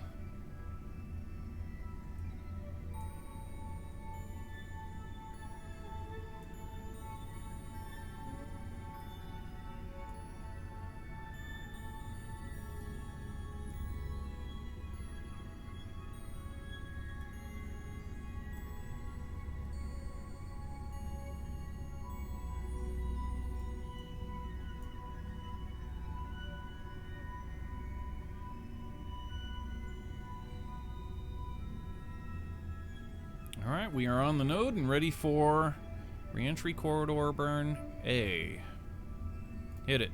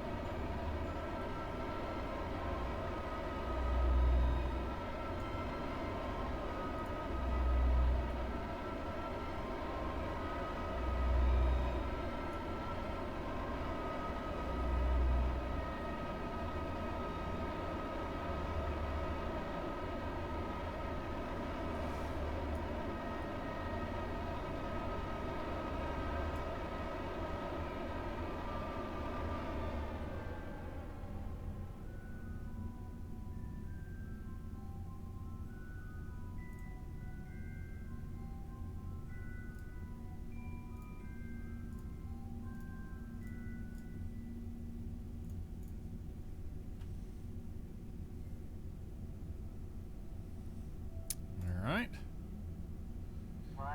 And plotted for re-entry corridor B.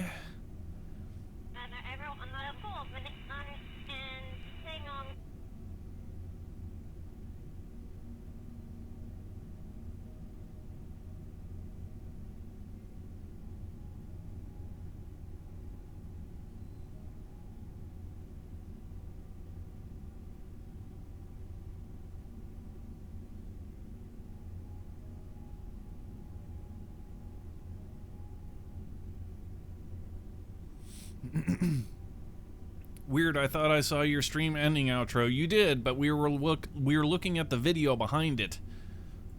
I wasn't actually ending.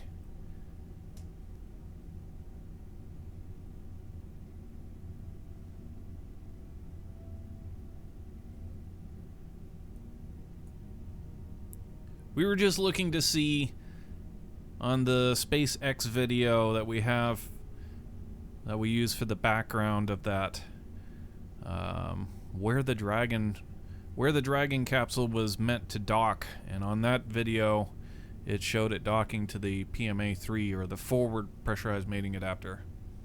So, answered our question. Anyway, we are on the node and ready for reentry corridor B. Looks good. Hit it.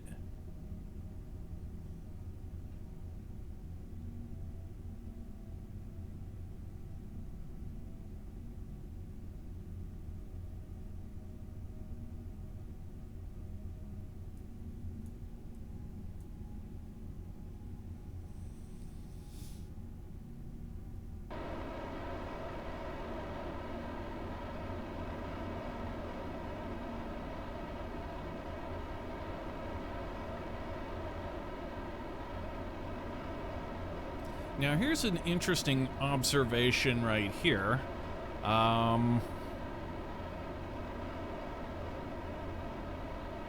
If NASA does anything relatively close to what we're doing in terms of the correction burns, they have a lot more. They've got access to a type of information, a knowledge that they can see before we're capable of seeing. Like, they can plot out and say in the descent itself, they can do what we're going to do, these maneuvers. They can do that.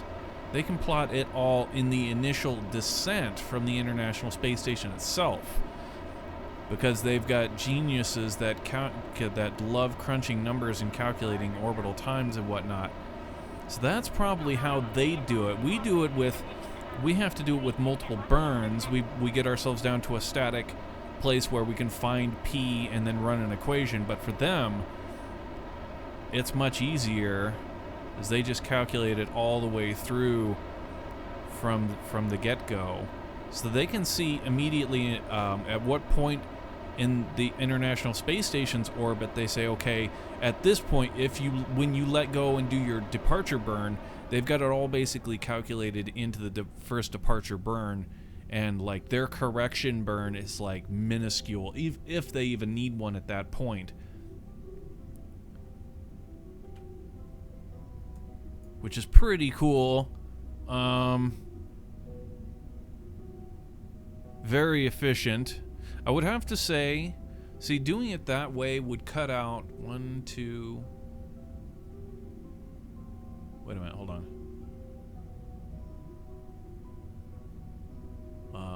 1, 2, 3, possibly 4 burns. Wait, 4, 5.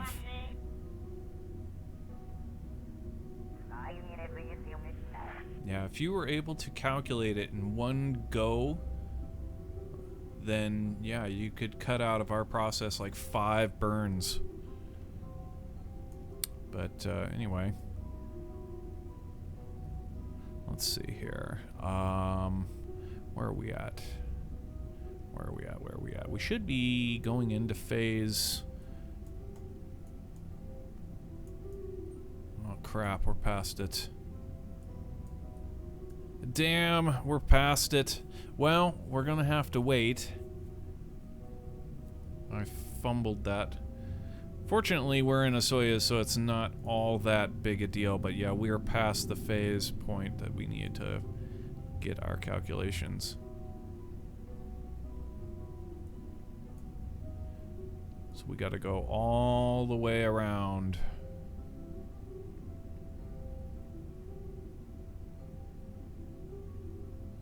Okay, passing phase 3.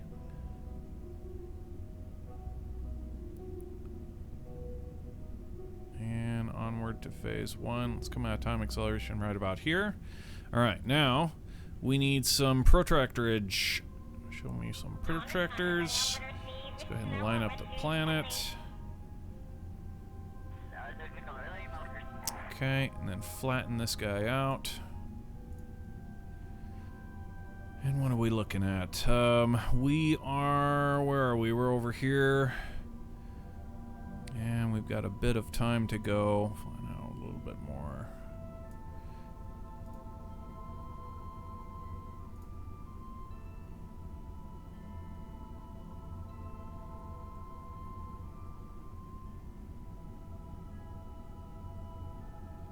Okay, should be coming into our reticle pretty soon.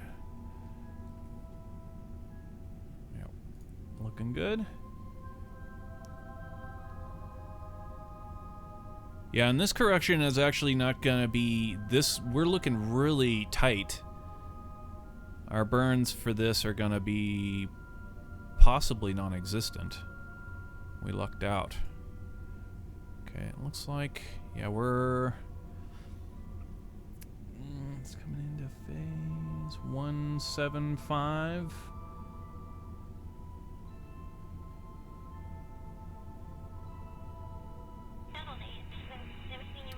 172.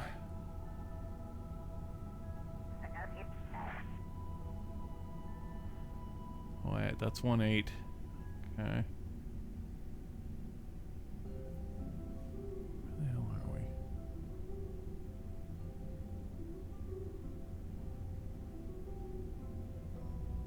Oh, you're right. It was 17. Okay, my. All right, 765. 165.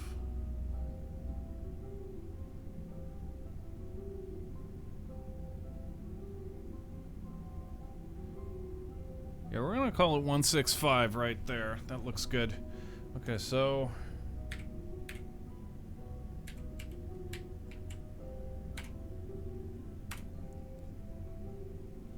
now we can go ahead and get rid of this protractorage. We're finished with that. And we need to get a calculator. Okay, now.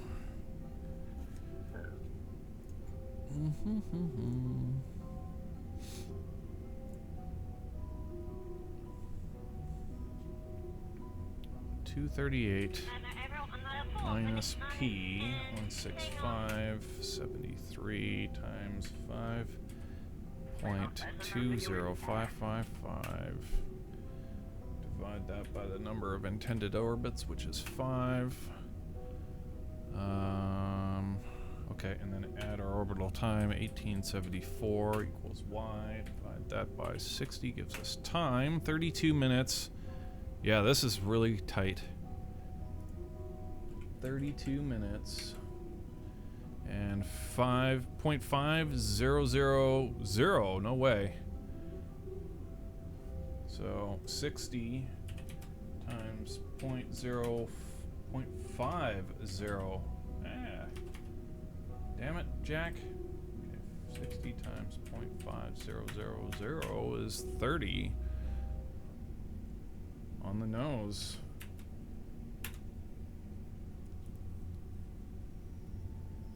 "32 minutes, 30 seconds flat."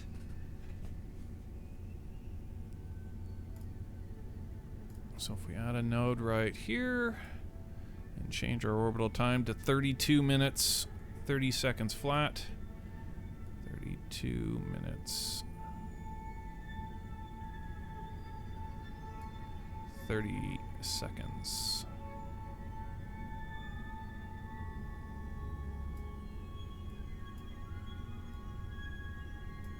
There you go. Okay, turn us to that node and prepare for phase reentry corridor phase correction. Christ, we can never get this right. We should write it down in our flight plans what this burn is called.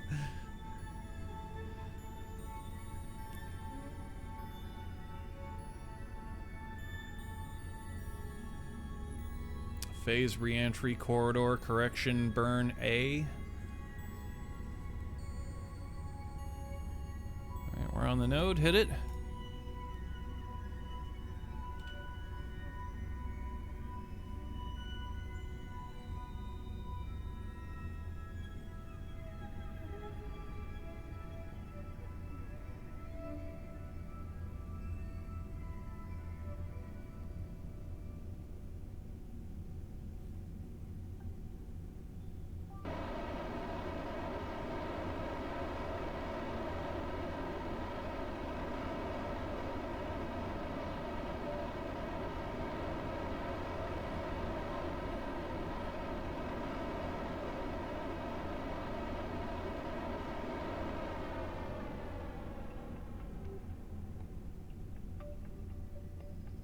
Okay.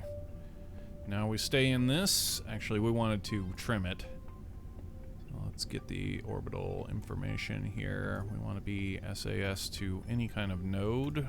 Prograde will work. Docking mode on, and we're looking to get a orbital time of, we're off by 1200ths. RCS on, docking mode on, fine controls on, and give us a little forward thrust. There we go, 32 minutes, 30 seconds flat. RCS off, and we stay in this lane for 5 orbits.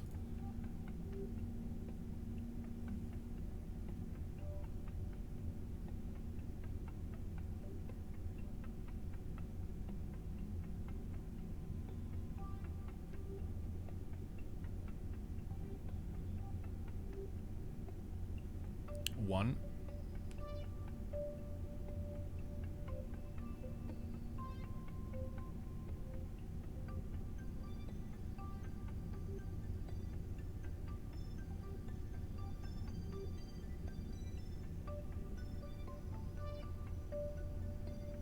Two. Coming up on phase 2 now. It looks dead on. Boom. Yeah, that... Fantastic. Fantastic approach so far. 3 orbits. One more and we can plot it.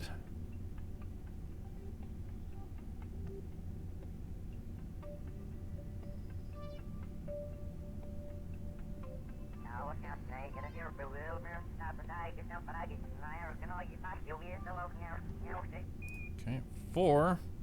And we can go ahead and plot circularize at periapsis. Will bring us right back to it.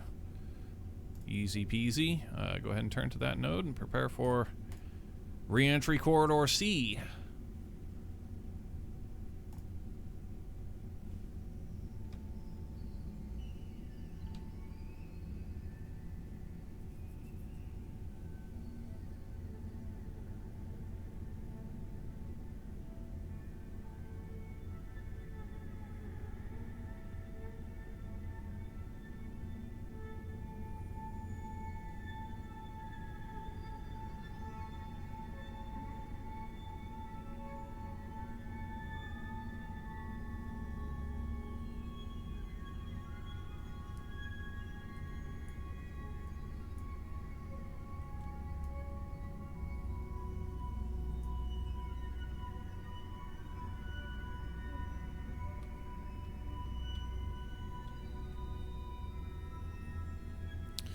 Okay, we're on the node. Go ahead and hit it.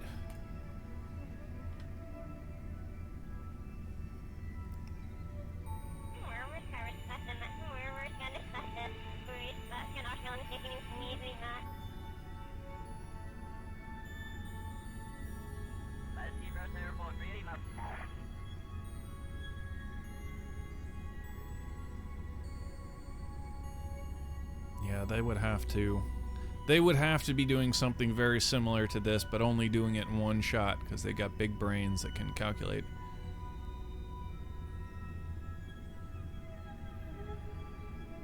In the departure burn, all of that into one go.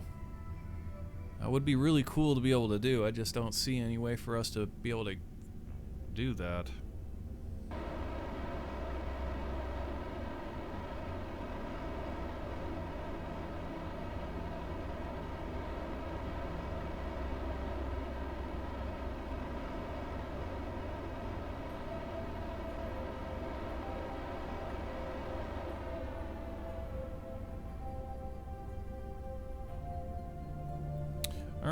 So, we're back in the lane now. Keep us on that retrograde marker, so we want to clean this sucker up.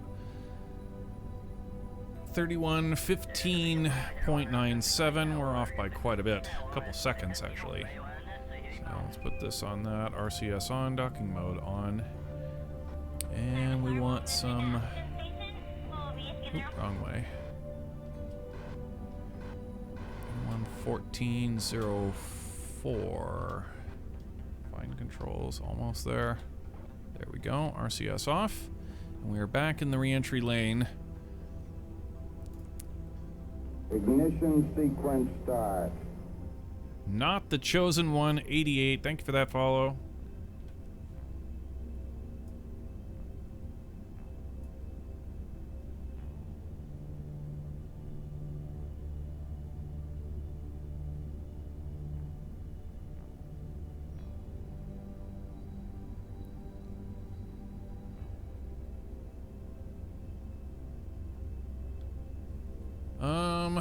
All right, so let's go ahead and plot this next.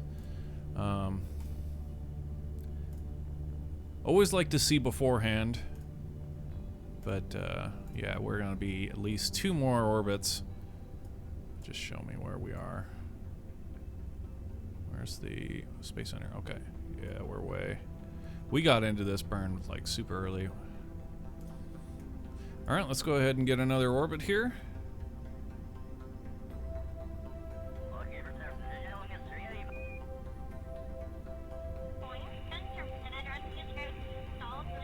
Show me next orbit.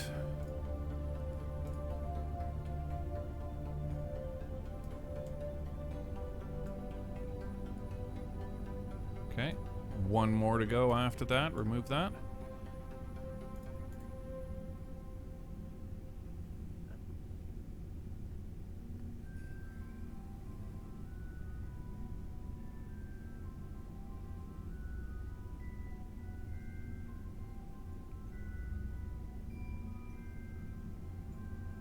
Okay, next one.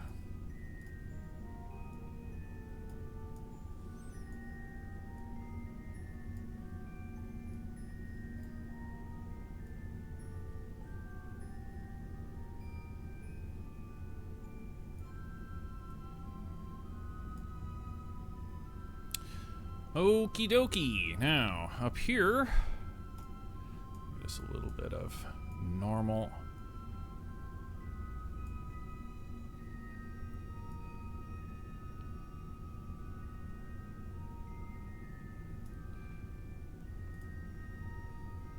Pull this back to see our track, and yeah, that looks great. Beautiful. GG.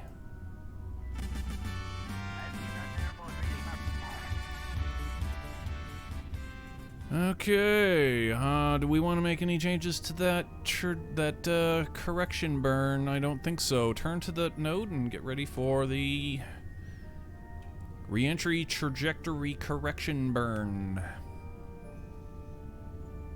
G'day, Cobber. Hey, Starspace. You didn't scare me.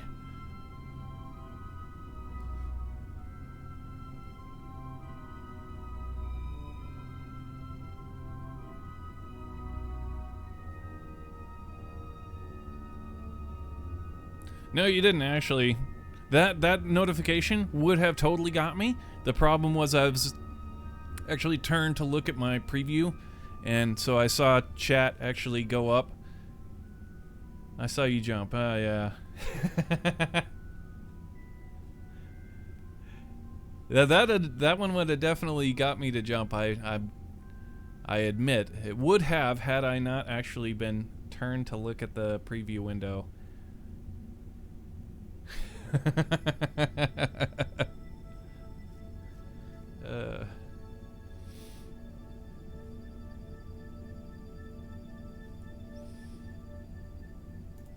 Okay, we're ready to burn this correction.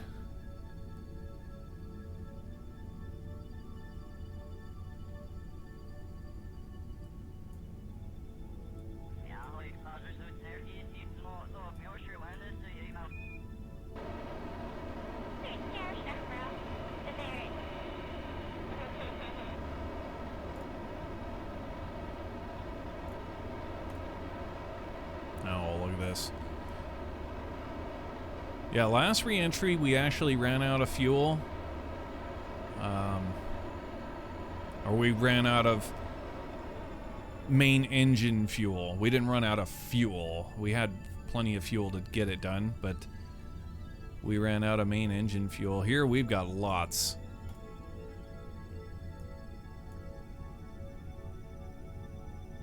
Okay. Remove that node, and there's the correction is done. Let's go ahead and replot the re-entry and see if we like it or not.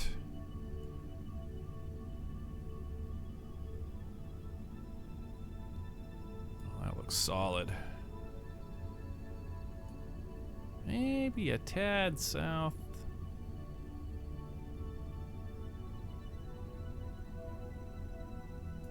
Yeah, it's the tad south. Let's get one more. What's our periapsis? Okay, so we'll be off by 500 meters if we take it exactly at as it sits. Or we get one more little burn down here. We go anti-normal with this burn. I still need to see the trajectory, so give us just an anything trajectory just to see the dang marker move. Put it like there, close enough. Now down here we want to go anti-normal to get this correction. Just a little bit more. There you go. Happy with that. That looks fantastic. Now, after that,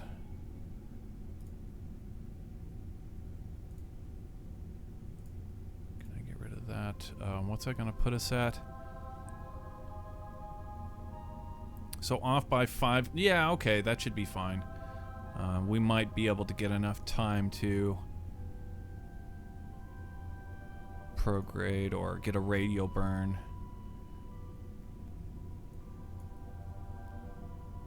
Wrong way, bro. 8300 retro. What's our periapsis? Okay. Come on, bruh. Come on, bruh. Oh, this is gonna be expensive to try to do this. Yeah, to hell with that last node. We're not off that much. It's a terrible place to try and do that. But, you know, 500 meters, who cares? We'll be fine. We're kind of splitting hairs at this point. Go ahead and turn to that node.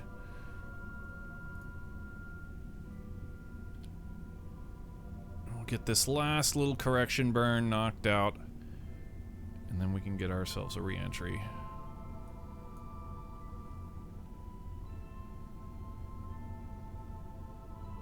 Are we gonna land in the islands again? No. No, we should be good this time. We've already done a Soyuz re-entry today, and we compensated for that same problem that we had.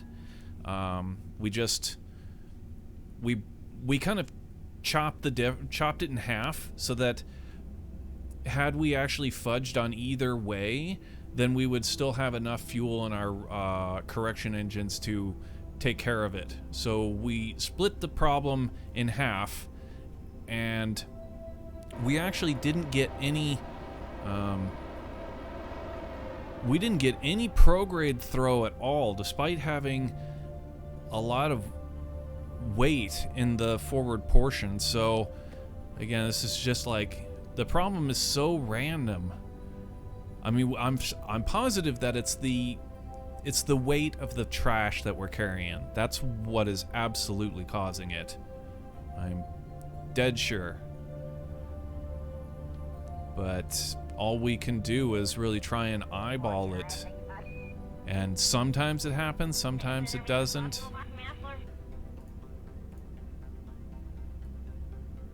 But if we're careful,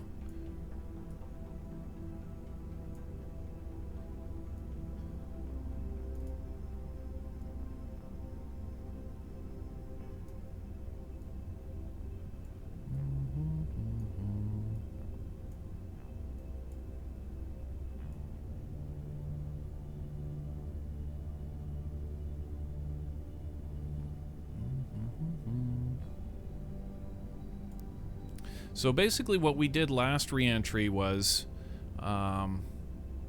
is we just pulled our indicator back to split the difference. So say we got thrown off like down to here last time, yeah? And our engines were only able to take us back about that far. So we cut it in half. So we pulled this back half that distance. Then if it fudges on either way, then we'll be able to actually get back to our target, is how we did it. And it actually didn't fudge at all. It kept our indicator pretty much where we originally put it. Which was, let's go ahead and turn to this. We're floating here, that's why our indicator is moving all over the place. It'd be better if we held some sort of stability control. But we expect a prograde throw. If we're going to get a throw at all, it's going to be in the prograde direction.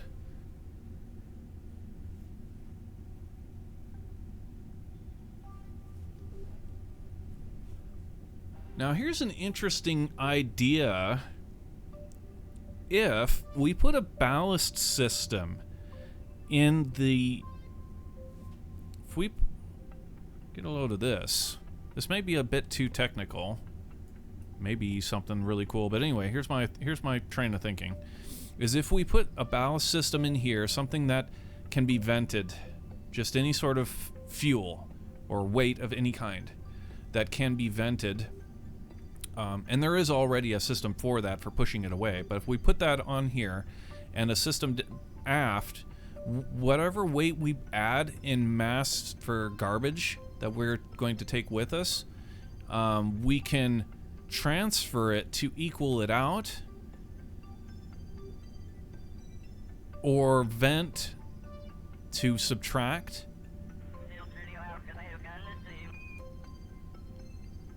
I don't know. Just a thought. Just a thought. Anyway, our prediction is pretty solid in the mountains right there, which is a little bit...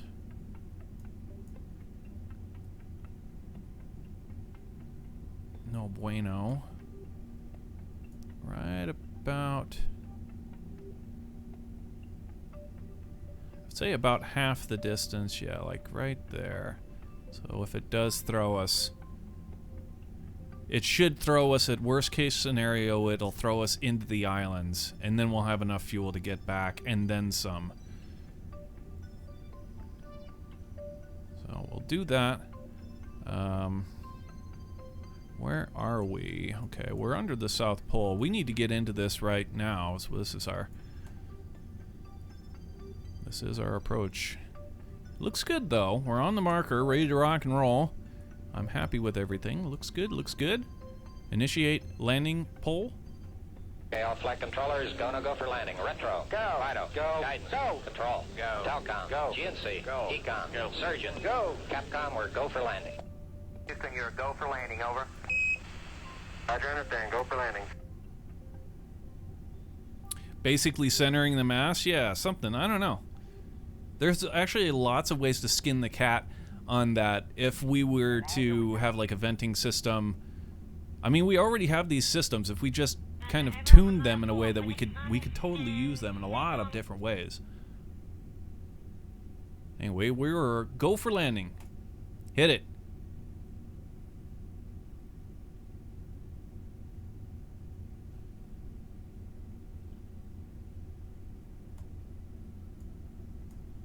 Okay, coming up on re-entry burn now.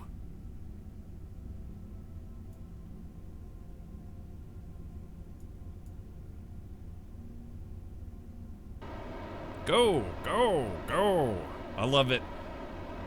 It's good stuff.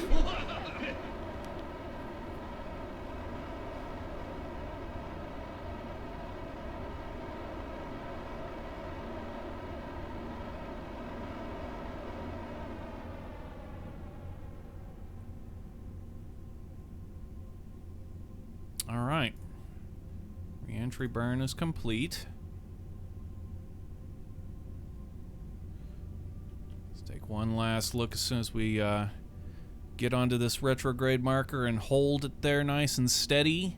What exactly we are looking at. Remove all the nodes. Okay, so this is our live prediction. I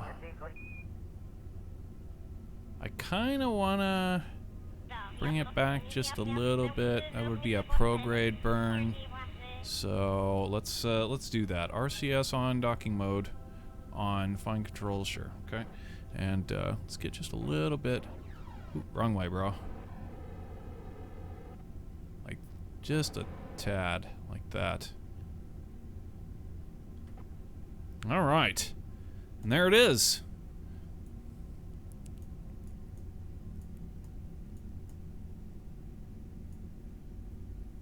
We are go for orbiter separation. Hit it.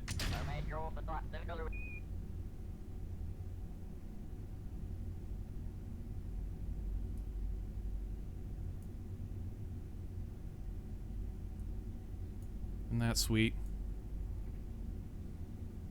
And you could absolutely see the kick. Let's see what it did to our trajectory. Woo, wow, actually that was much further than I anticipated.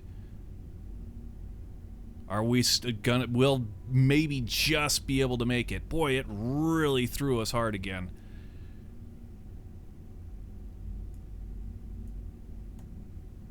Okay, we gotta wait till this thing gets out of the road to make this correction. Okay, it looks like we should be good.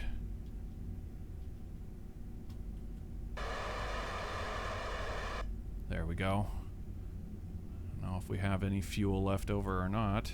Okay, we only used half of our engine. Okay, cool. We are good this time. I can't quite tell. It looks like we should be landing. We did a landing earlier.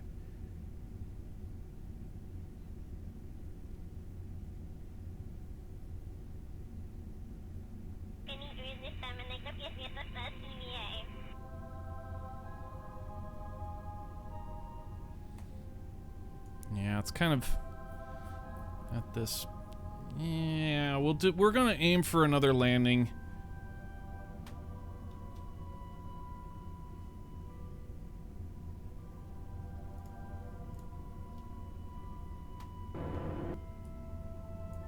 There it is. The difference between a water landing and a land landing. So, there we go. Corrections are done. We can go ahead and kill this maneuver planner. Don't need that anymore. Smart SAS. We want this to change to advanced orbital horizon. Roll that sucker to negative 90. And remember, a starboard turn we want to add to the negative. If that makes sense. And back, and we are go for the roll. Cool. Periscope's on the dorsal side. Ready to rock and roll. Fine controls, let's turn those off. Staging is up, and yeah, we're go for reentry.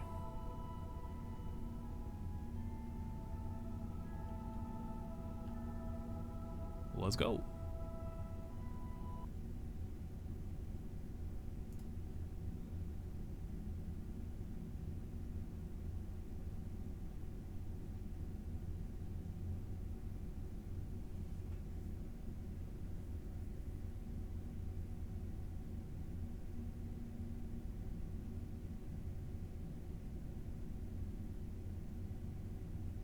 Yeah, the last re-entry, it didn't throw us at all. There was no force got thrown into the vehicle when we separated, and this time it threw us quite heavily, so. Both of them were carrying garbage, both of them carrying us quite a lot of garbage, in fact.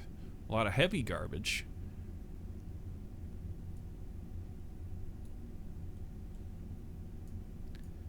But so long as we're, you know, cautious, that was a little bit out of caution range there. I have to be honest.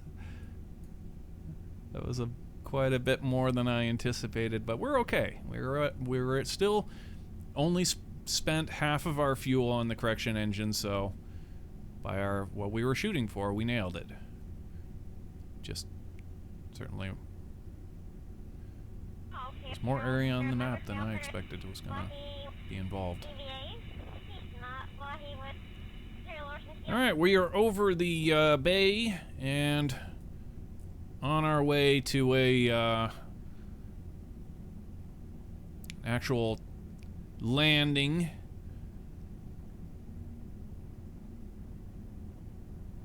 And not a splashdown. We should be right on the beach. Coming over our plot flags now. 2,170 meters a second.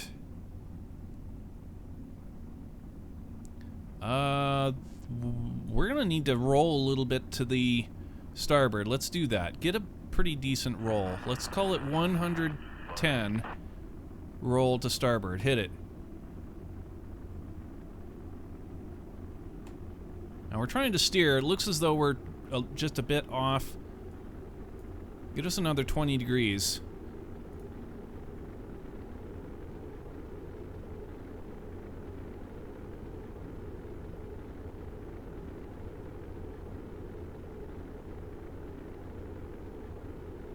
Another 10 degrees. 40. Go. Ooh. Oh, that totally worked. Bring us back to negative 90. That totally worked. Oh, that was sweet. Bring it to 100. We're still just okay. 100. Dude, that was sick. Yeah, we were definitely going on a trajectory. We were gonna pass it. We were able to put a little bit of turn into it. Oh, that was way satisfying. Super sexy.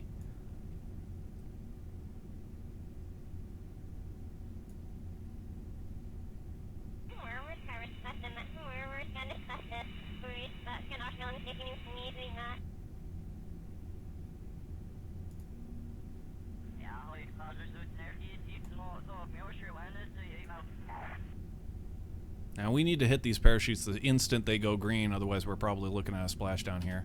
Okay, there you go.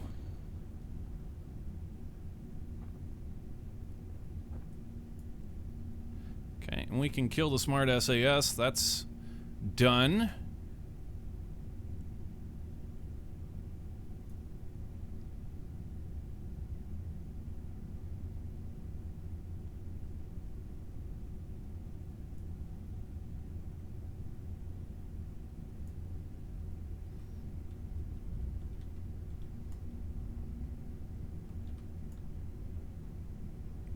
See if we can actually still kind of steer this and bring it back into the light green. It's actually working. I am blown away with how much controllability just steering this thing really does for us.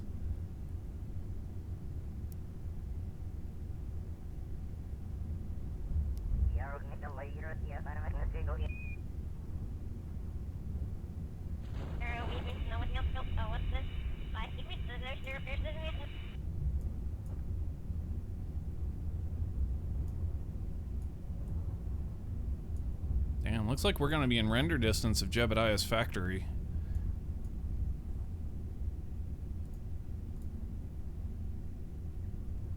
Now, the last landing, we broke off our the actual soft landing boosters themselves hit the ground and exploded. But it was otherwise completely in the flight plan. Everything, we executed everything perfectly.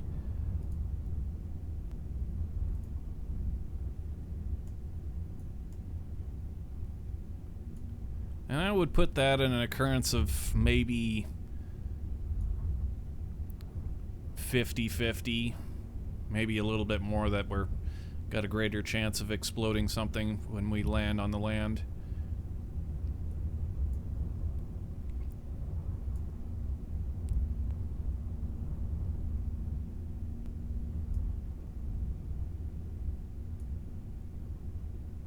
Okay, 600 meters. 500, 400, 300.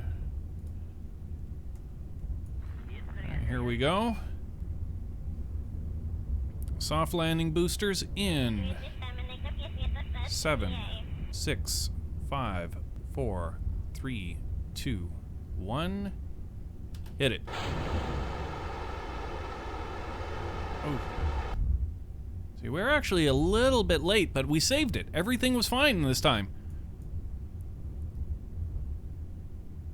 We didn't lose a damn thing. Perfect. Hell yeah. Good stuff.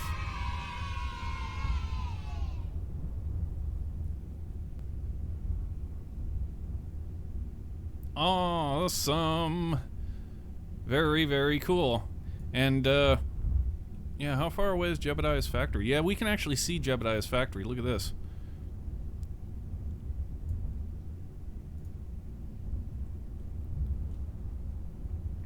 These guys could drive their nuclear getter thing and actually go over there and see them, or fly this, this Harrier, Henry's Harrier.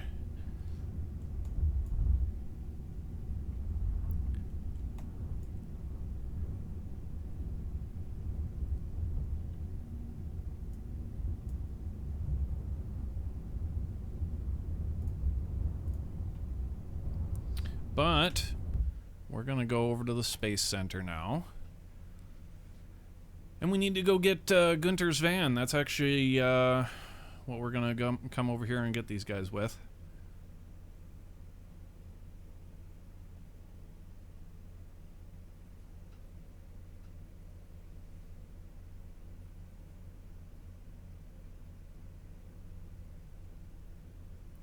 Is the red track the prediction? It's was supposed to be, but Mech Jeb is broken on us right now.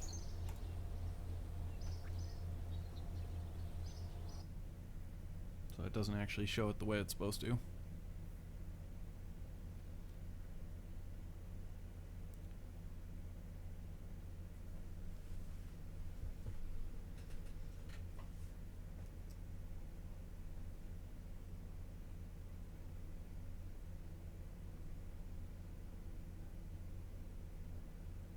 Could be a touch rough for the limo. Well, we actually already used the limo.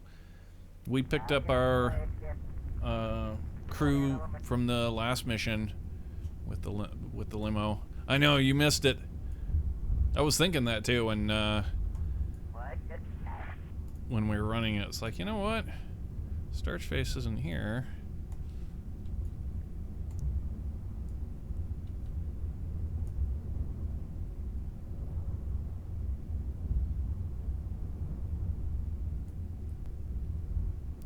But I don't know, I think the limo would be able to make it.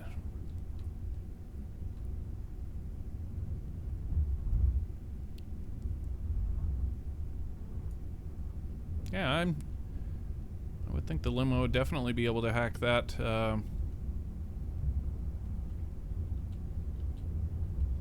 It's just we already used it.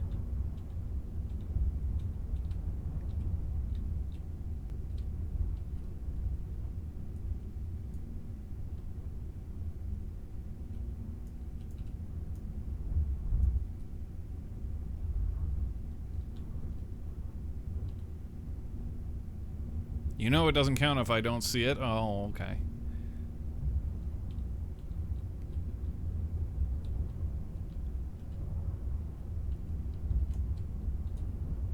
We'll delete that part of the VOD.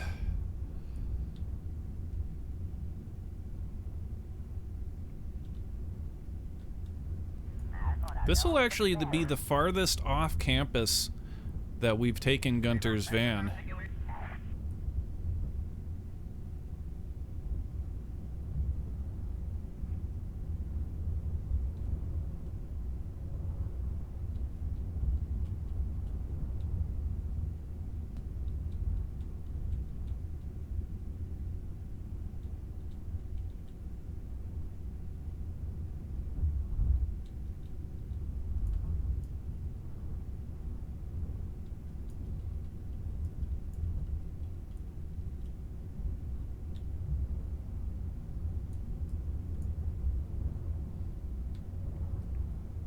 It's an adventure!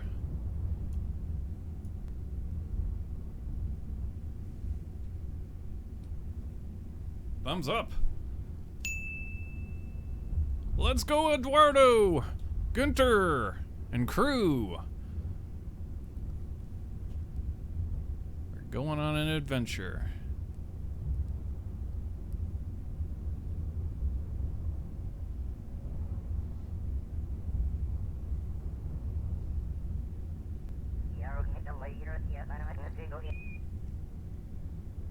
It's a job, not an adventure. I think that was the render distance right there. 2.2 kilometers.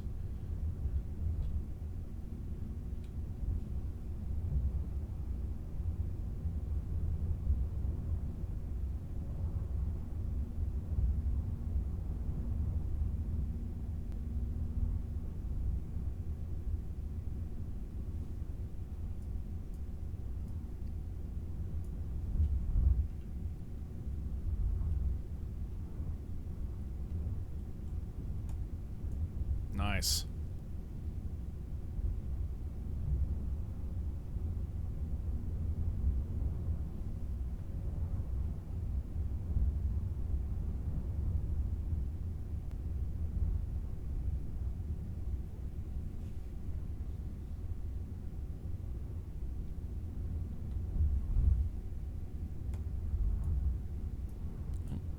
There's the capsule.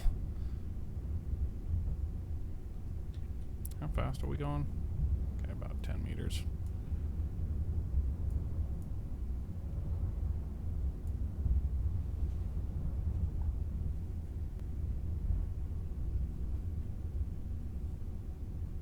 Happy New Year minus a couple of hours.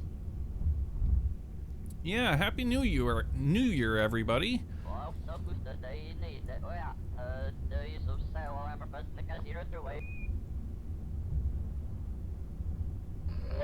And we've got about 4 hours here.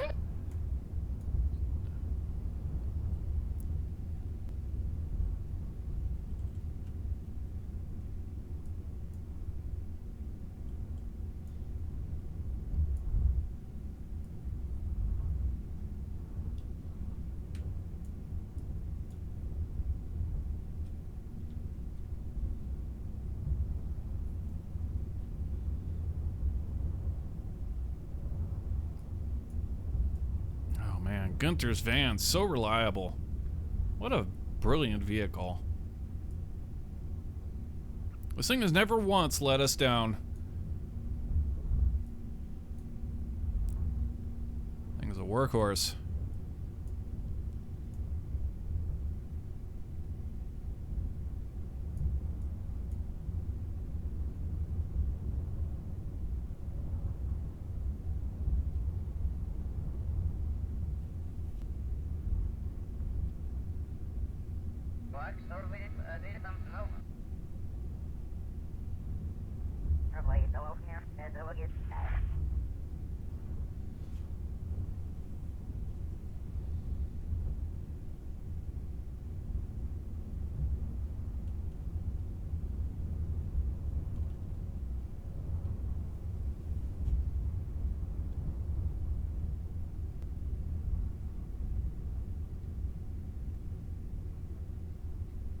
Gonna be a late night stream? Well, that kind of depends on you guys, I suppose.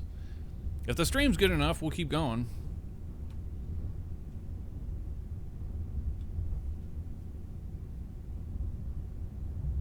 If the content is immersive enough, we'll keep going.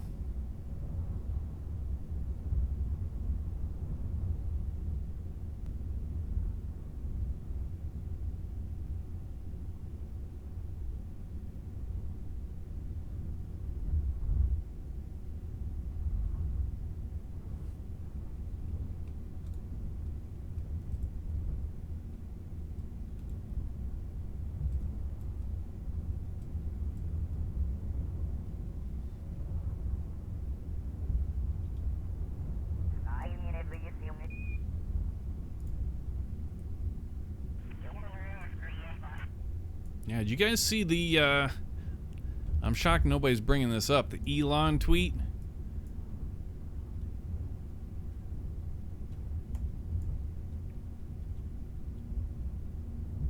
I mean, Twitter is absolutely exploding right now with Elon Musk action.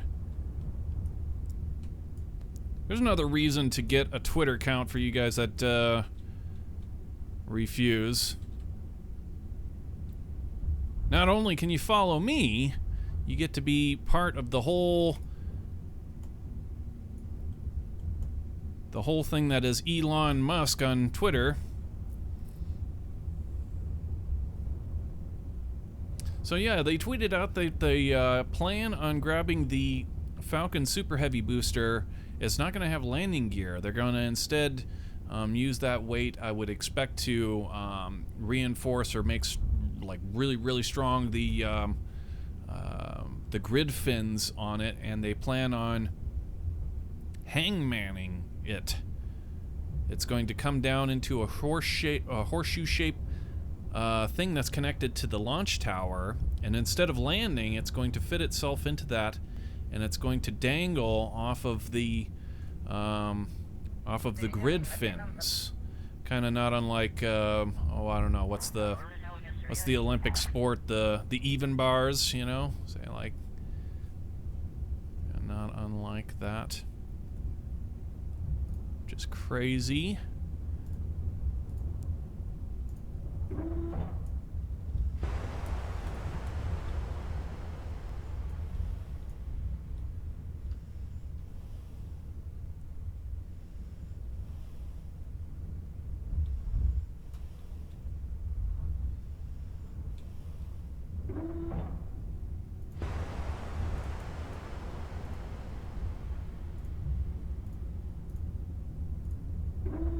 Jean-Luc Picard. Hey, it's our first Star Trek character to go to the International Space Station and return safely.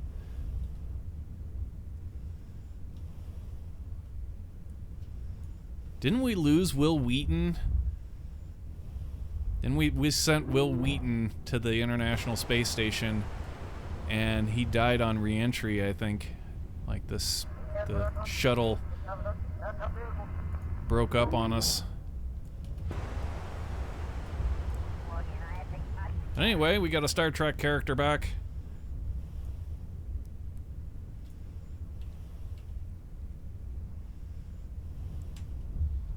Oh, module's full. Get in the back.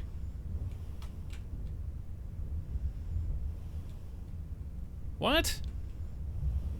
You're gonna make her get into the airlock? No way. Seriously? Bruh. There's somebody in there. Oh my god. Well, somebody better get the hell out. Okay, recovery crew, guess what? You've got a new job.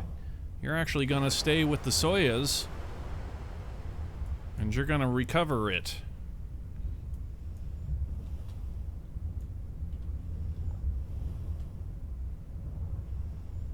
Huh, it actually let her board. I didn't know that it was gonna let her do that. Anyway, there we go. Now we can get our astronauts all on board.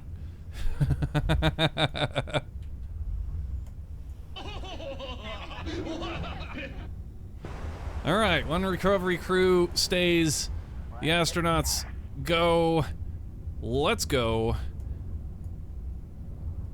Actually, you know what? Hold up. Since we're here, should we go over here? It's only 2 kilometers away. Pay a visit to the dudes over here.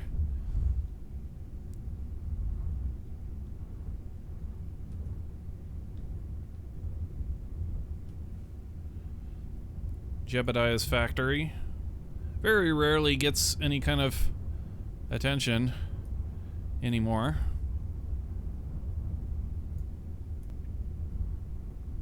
Can Gunter's van climb this hill? It should be able to. I mean, for crying out loud, if it can climb the hill to the pad, we may actually have to turn on the boosters to do it, though.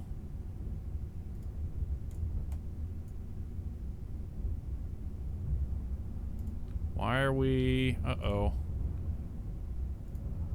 That's 4. Okay, there we go. Engage the Gunther's boosters. Go!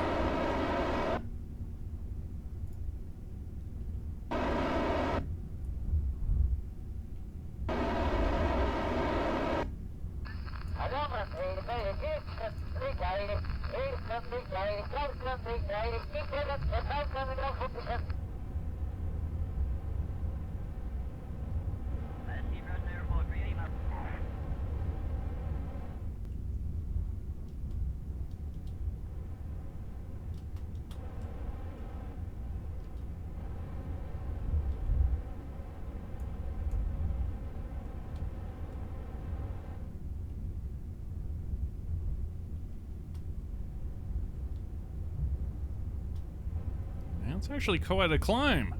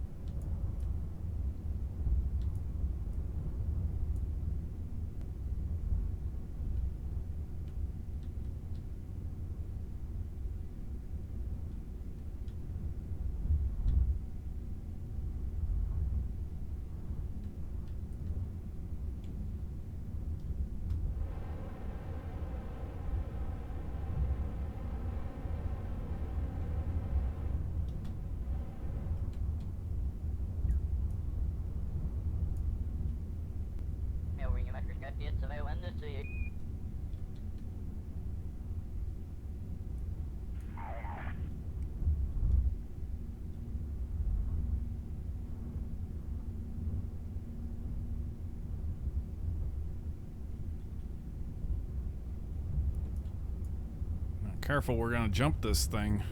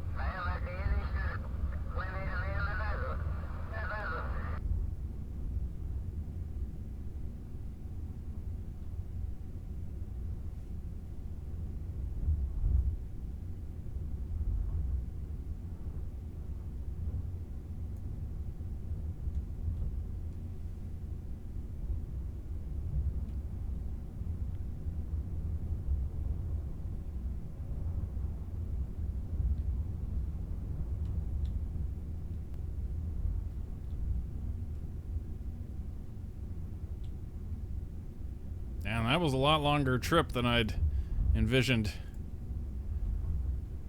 I wanted to be careful that we don't blow out a tire or roll Gunter's van or something like that. It's really crazy terrain out here. Gotta be careful.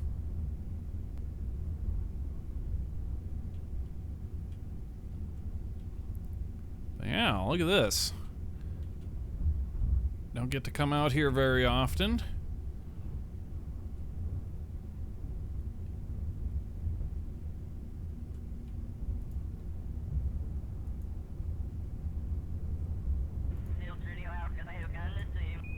To meet the man, the myth, the legend. What? No, not Soyuz.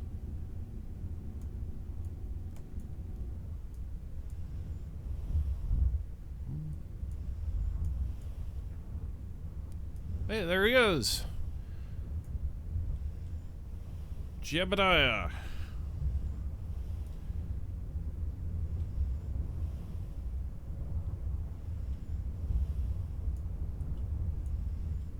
I'll roll on over to these guys and say, hey, how's it going, guys?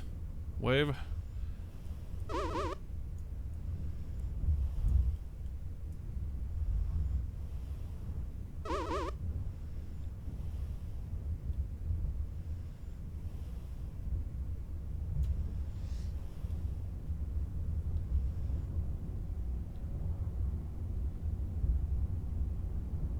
Thud. Anyway, let's go ahead and take these guys home now.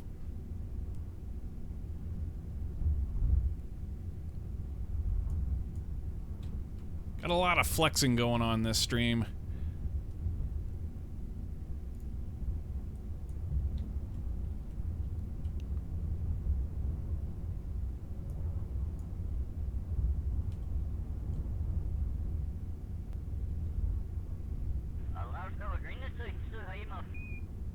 Still pretty cool.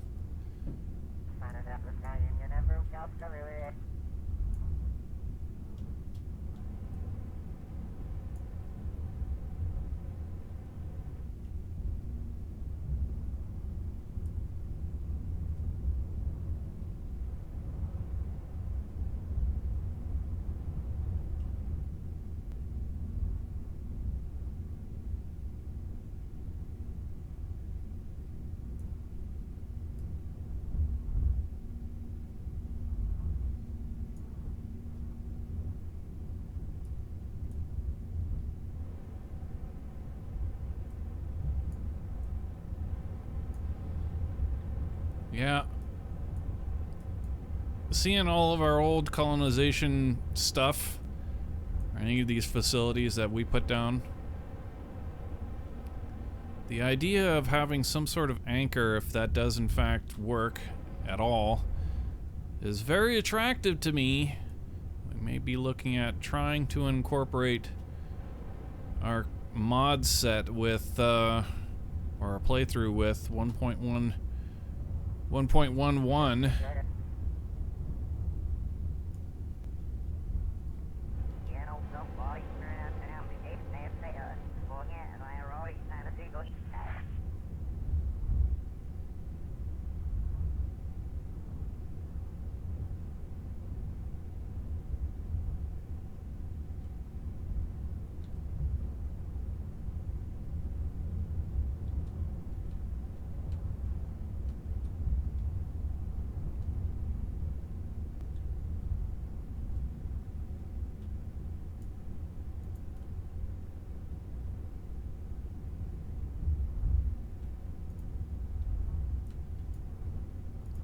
Don't bot. I feel a big edge coming up here.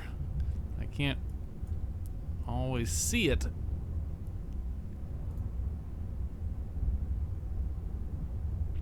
Slow down.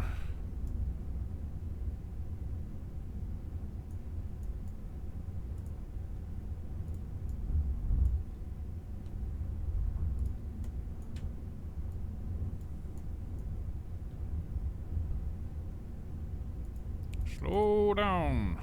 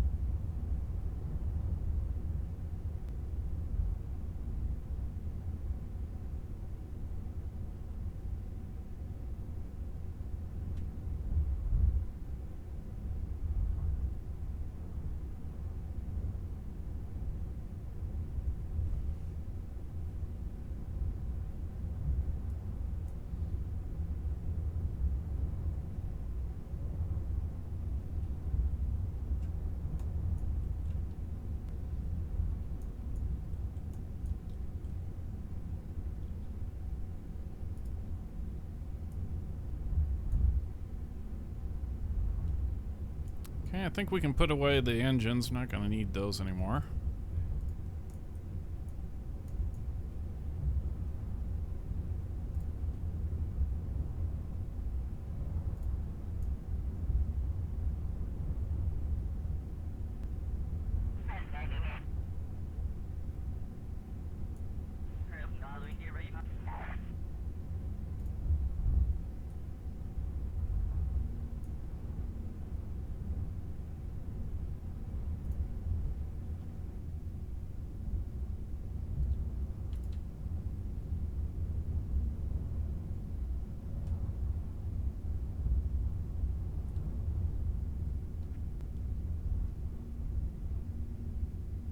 See, I said it was gonna be an adventure.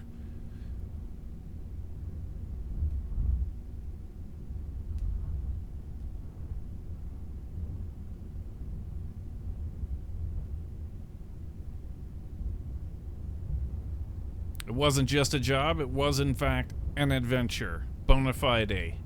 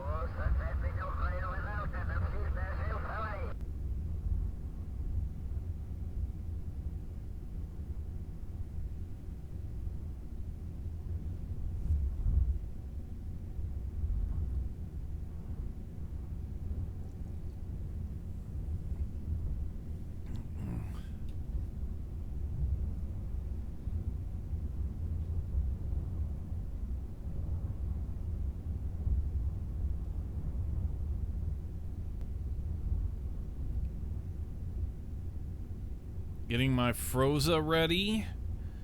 Gotta celebrate in style, you know. Your Froza is in your frozen pizza? Or is what's a Froza?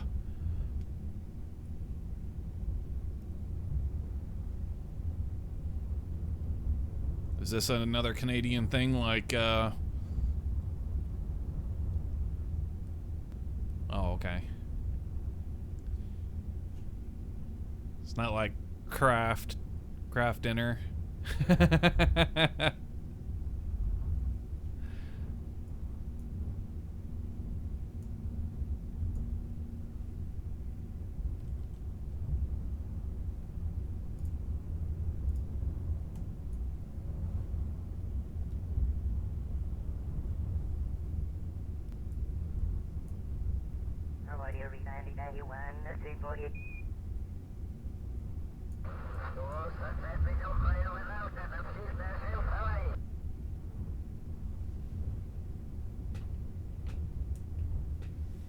Frozen pizza in style.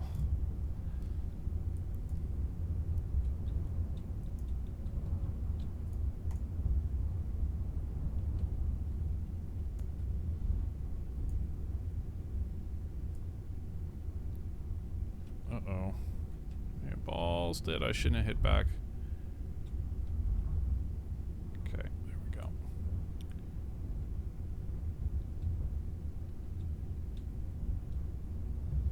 I should have just let it roll.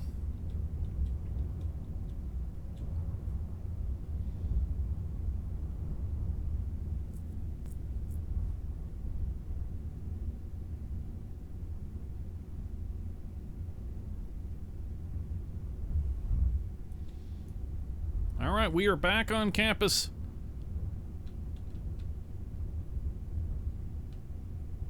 Or if you're naughty, a Krampus. It's the holiday season. I can get away with doing that gag right now. Okay, still holiday season for another 4 hours.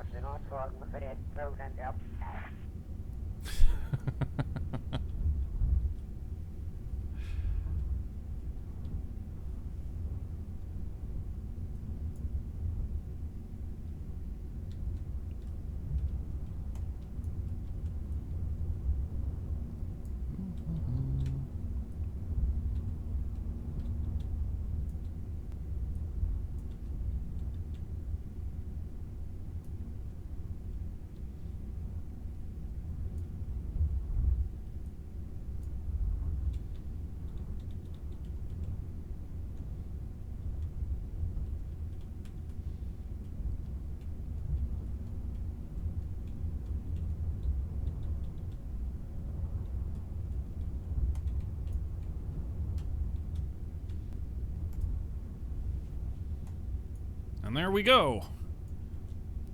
GG.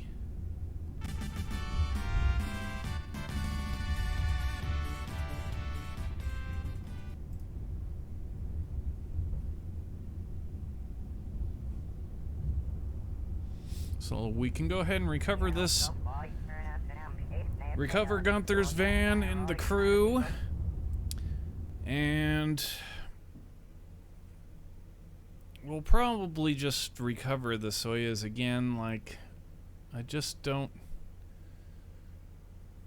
I mean, there's plenty where that came from. If we got an idea for like a tow truck or something that we could drive out and pick one up, which doesn't sound like that would be too hard. It would be pretty cool. I actually got some images flash into mind here. Most of them are kind of not suitable for work. But the suitable for work ones, I'm seeing in my head a kind of a crane setup and whatever. That could be really cool. Yeah. Pull up next to it, have a crane arm swing around, a winch come down, we bolt it on, lift up the part, put it on a flatbed. That'd be sweet. Could be really, really cool. Anyway, for the time being, we're just going to go ahead and grab this Soyuz and recover it until said vehicle is finished. Alright, so, yeah, what do we want to do now? Let's take a look at the shuttle.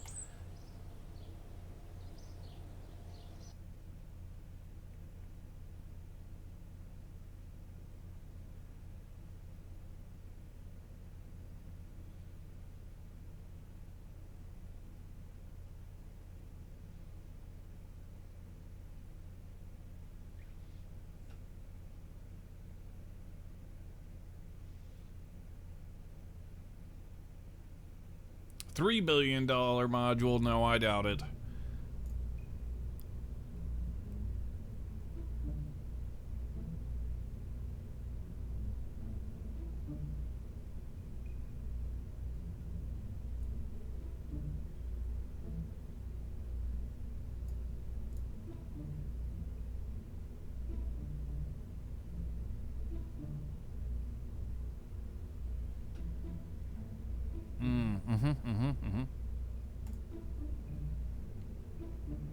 Actually, no, that won't work. That's right, we have to load it the opposite way. We need to get our launch tower first.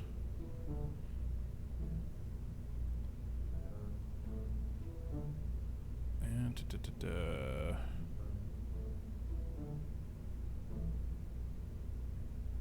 here we go. Launch tower shuttle.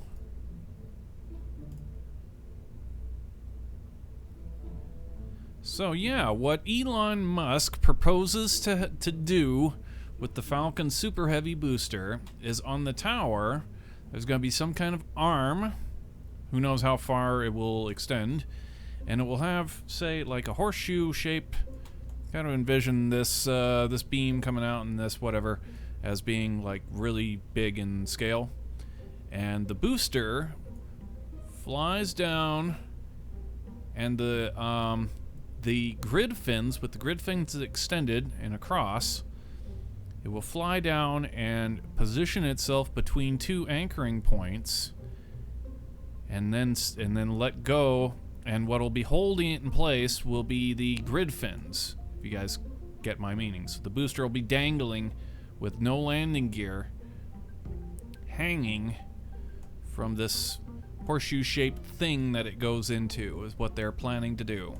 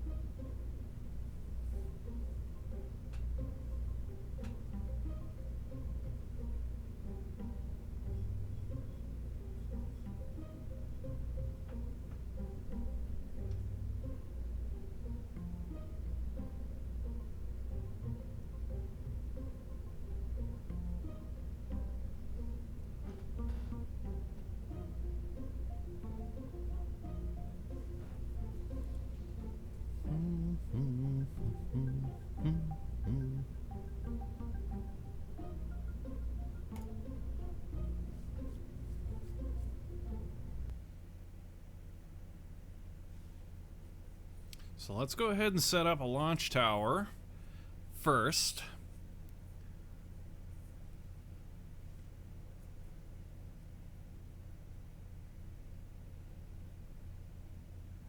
You must have dates confused. It's not April.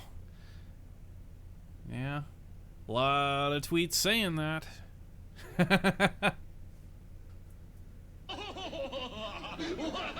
Which you would know if you were on Twitter.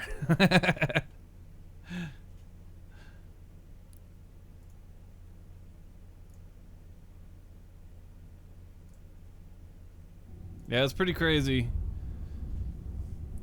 I don't know, man. I don't know. It does seem like a pretty tall order. But if it pays off, then what you're looking at is removing the landing legs, right? That's the whole goal, is to get rid of the landing legs and have it be. Elon throws in the point that if this is able to work, then it will get rid of the whole, I mean, obviously the landing legs, but it will also be in position over the launch clamps to just be simply lowered and put right back into place. And he was saying, oh, we'll be able to launch and recover and refuel and be ready to launch within an hour. And it's like, yeah, I don't know about that. You still have to refurbish the booster and whatnot, but still.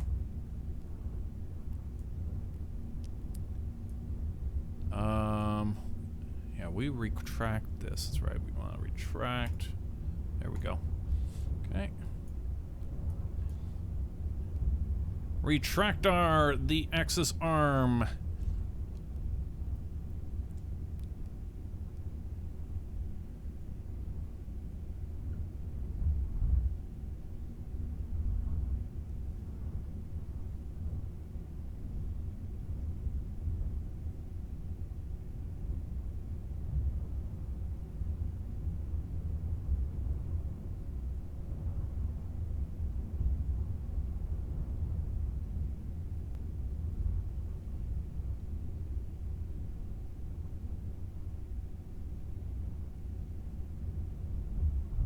I predict landing on the launch pad will be bad news.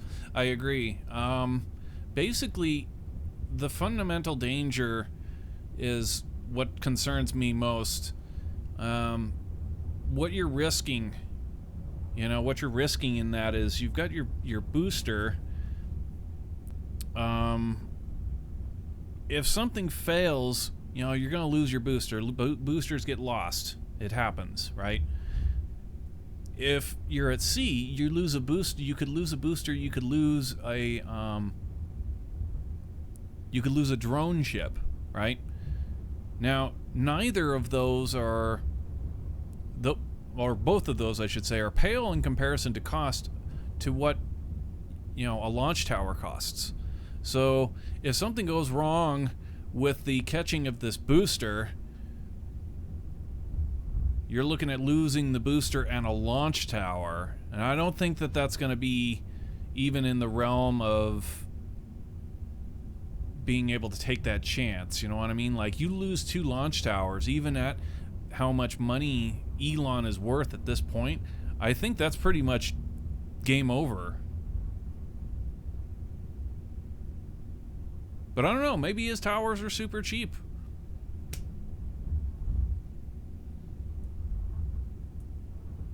Maybe it's, I don't know. We'll see. We'll see how it all pans out. First off, you got to make a booster, right? You got to have a booster that can work, and then... So, it's got a long way to go.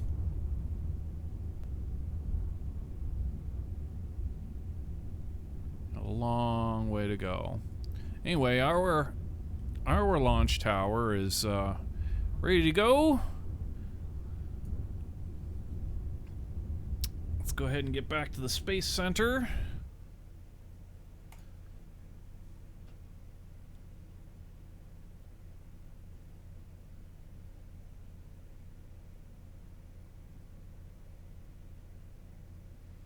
Yeah, exactly. That would put a giant wrench in the schedule. So even being able to test that, you know that you're going to have, I don't know, I would guess at least 3 failures. Like, if you've got a kick-ass team and you're knocking out rockets day in and day out, you know, coming into a project like this, I would expect the bare minimum for the learning curve is going to be like, you're going to blow up 3 attempts at least. You know? So look at buying 3 launch towers on the cheap to pull this kind of thing off. We're talking, you're either going to need an investor base that is ready to take a couple hits and is in for a really, you know, long-term deal, or you're going to have some deep pockets yourself. And what fool would ever invest in something that Elon came up with? No one, right? Like, nobody.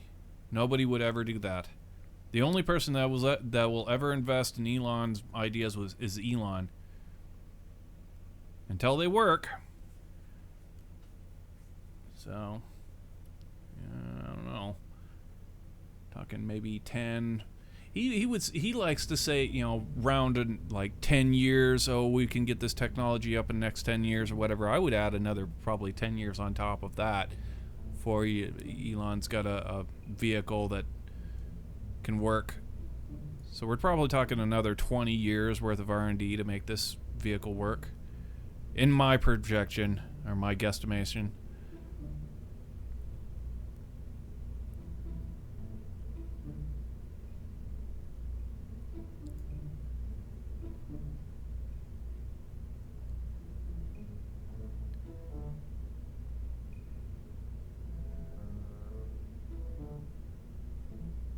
Which is kind of grim. It's kind of a grim prospect to be like, oh, before we even have the vehicle, it's going to be another 20 years.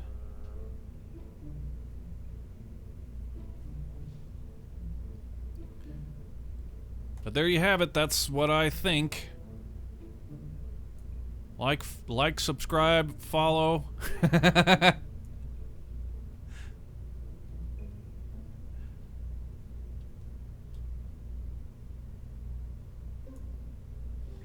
Before we pull that out, let's go ahead and start talking payload here.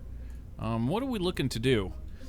We are after a module that is like half of the size of this, and that's kind of it. That's pretty much the bottom line.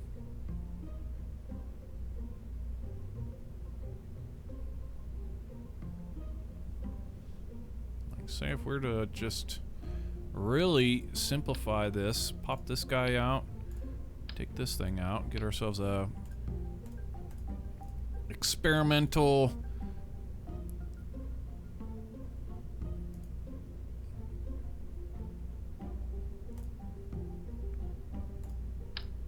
yeah, that looks about the right thickness or length.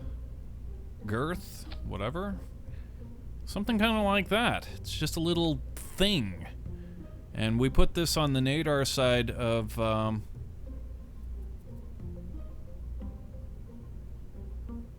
Harmony. The Zenith port on Harmony, and then it gets removed and replaced onto the next module that we bring up, which is actually the JEM. This gets put back over to the JEM.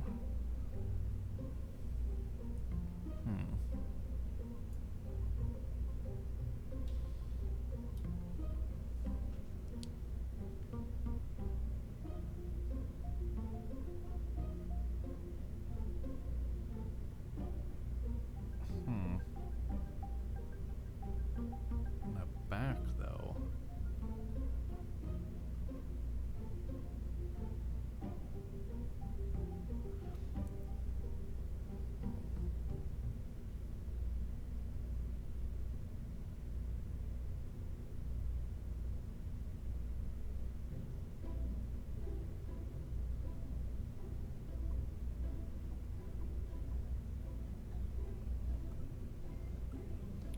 pretty much what this thing is, a Leonardo module. What's going through my mind right now is, I don't want this to just be a lame mission, you know, that we just launch this cheesy little module just to kind of knock it out and be done with it. I'd rather there be more to it. So I'm thinking, if we can build this thing with a Leonardo module, take this bit out for a second. Show me the Leonardo modules. It's gotta have one here in subassembly.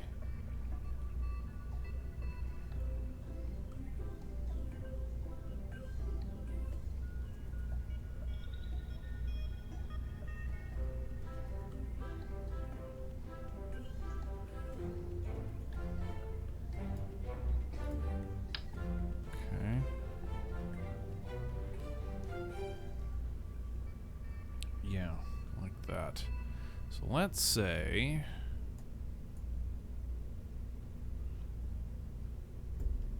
we were planning on doing a mission. Oh, come on. There you go, with a Leonardo module. And we took a new port.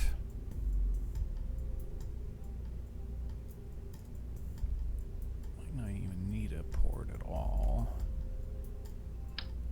Just take a new port, slap it in the back here.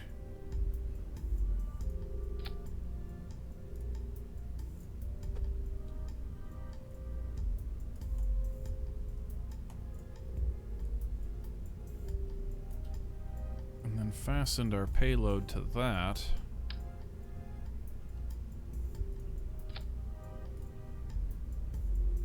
Just offset this piece in here. That way we can get a Leonardo module install and a module install. Looks like it would fit. Totally does. If we can get this apparatus.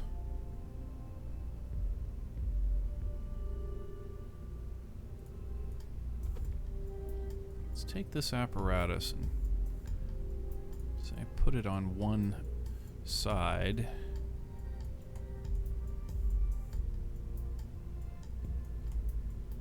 Okay, we need some thrusters before we get too much further on this project.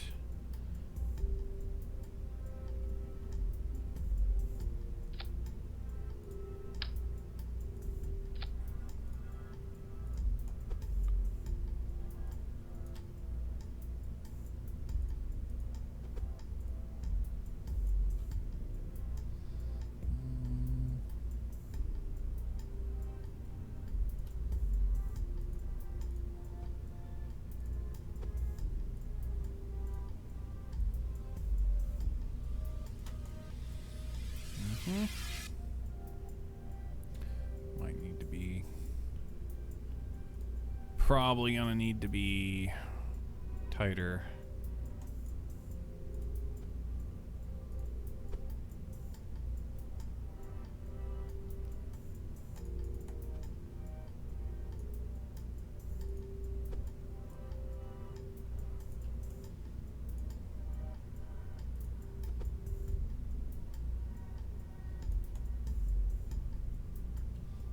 Definitely gonna need to be tighter.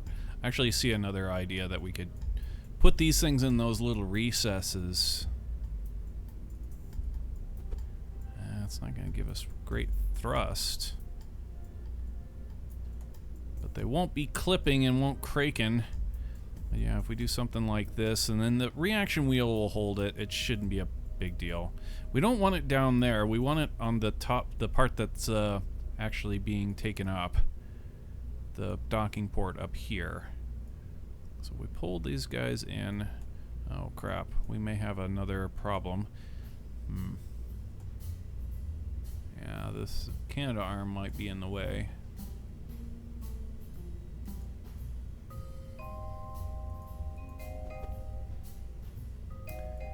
we'll keep on this task for the time being. Okay, now for that, if we pulled it to one side, we can get away with doing that.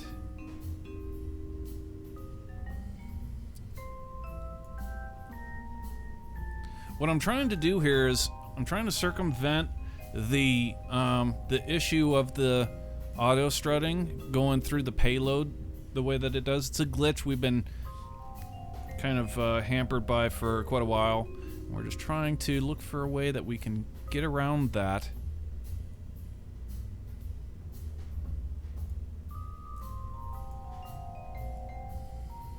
I believe that what we're doing here might take care of that entirely. I can't see how the game could still punish us with this problem if we're doing what we're doing here. Yeah, that'll work. Okay, that'll get out. And it's still connected. It's still technically connected to the back here.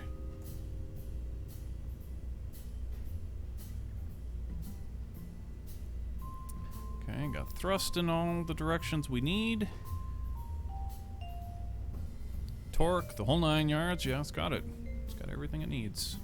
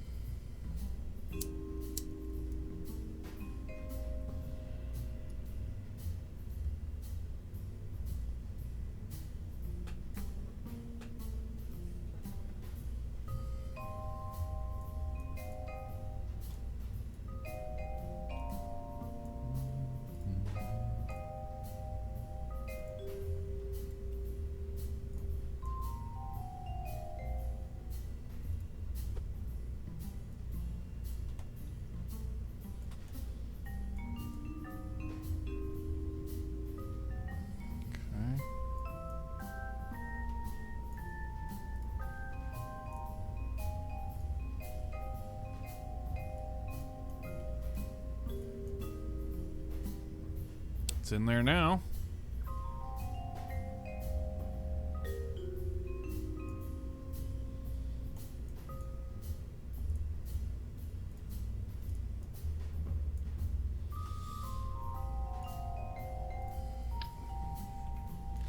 Okay, so now what we have is we've got ourselves a mission with a Leonardo module that we can install with the Canadarm. We'll be docking to the PMA-2. And we would just go ahead and get this thing out. We would dock to PMA-2, get this thing out. This docking port's going to be floating, but that's fine. I don't care. It can just float right there as a thing. And we undock from it, autonomously control this right on out the payload bay, and go over and do its first docking.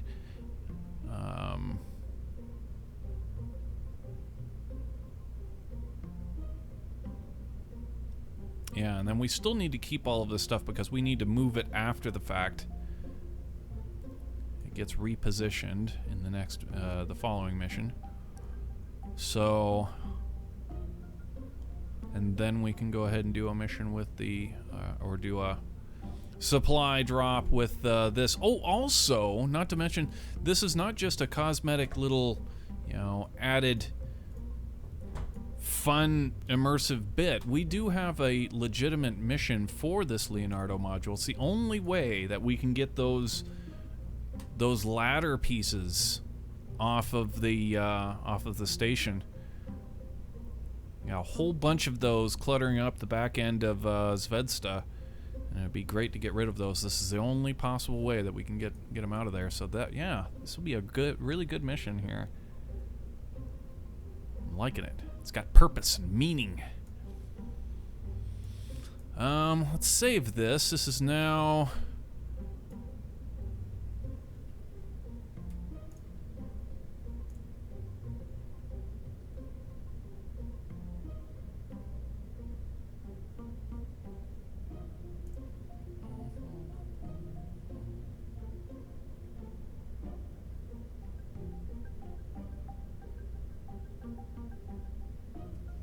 Exploratory Module Kimbo.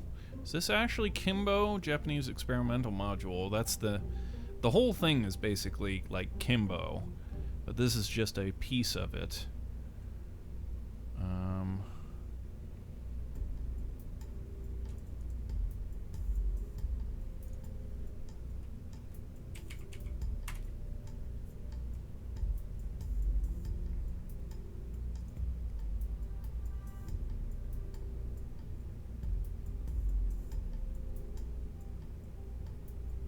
ELM, Experimental Logistics Module. That's what we're talking about here.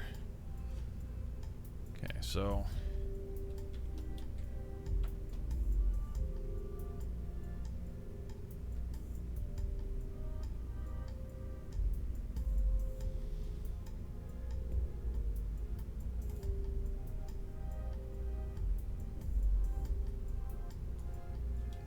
Okay.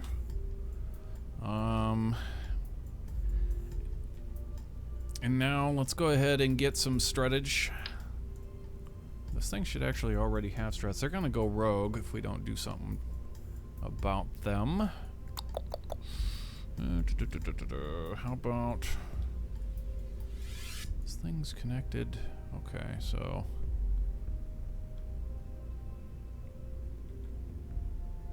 get a mirror of struts.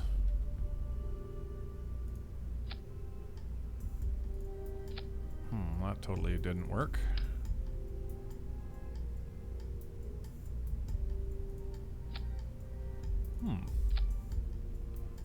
That's bizarre.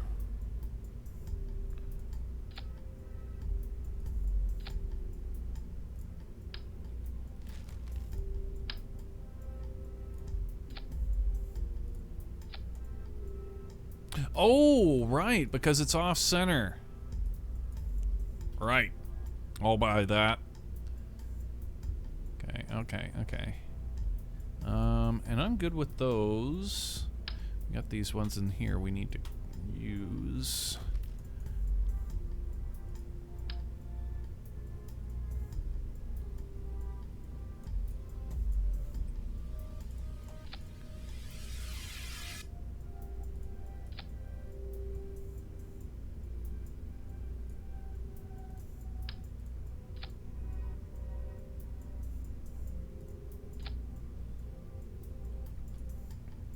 Okay.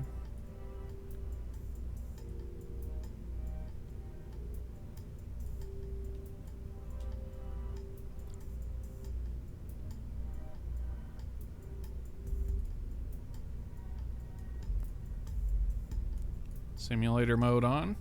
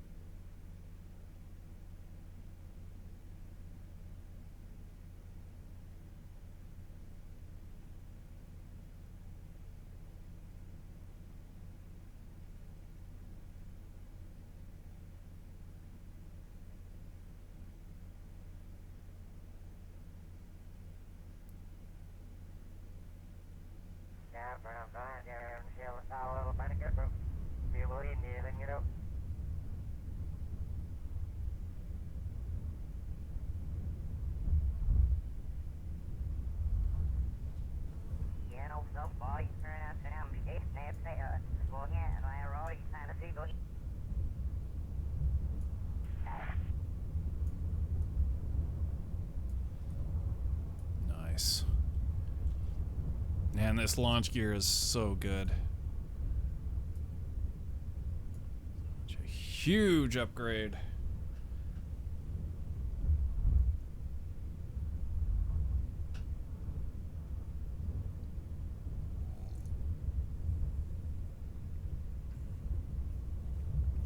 Okay, let's give this thing a little go and see what happens.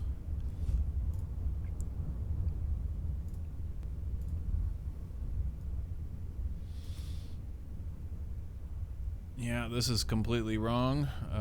First off, throttle limit 58%. Force the roll, negative 180 to negative 180. Auto staging is required for this, and we go 0.7 seconds delay. Edit the path, needs to be 50% angle. 2.1 to 116, 2.1 to 116. There you go. Like that. Alright, now if I haven't forgotten everything, that should be good. Staging is green. Guidance is internal. As soon as the game comes back to us. Oh wait, I'm still typing into something. Okay, click off of that. Alright, here we go. Guidance is internal. Ignition sequence start. 6, 5, 4, 3, 2, 1. Lift off.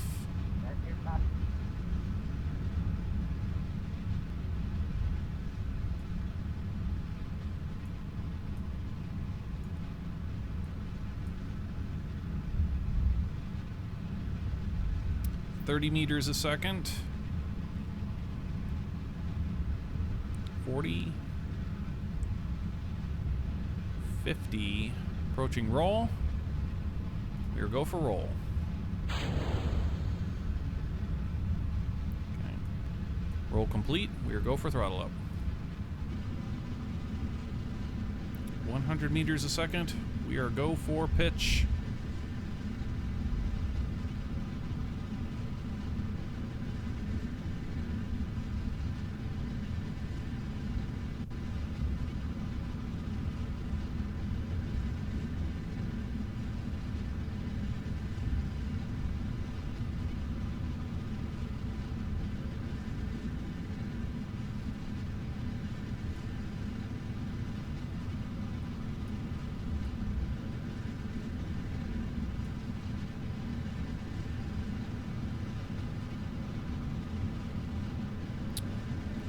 Approaching first stage booster.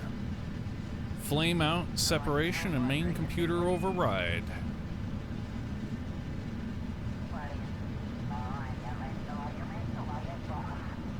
Mach 2.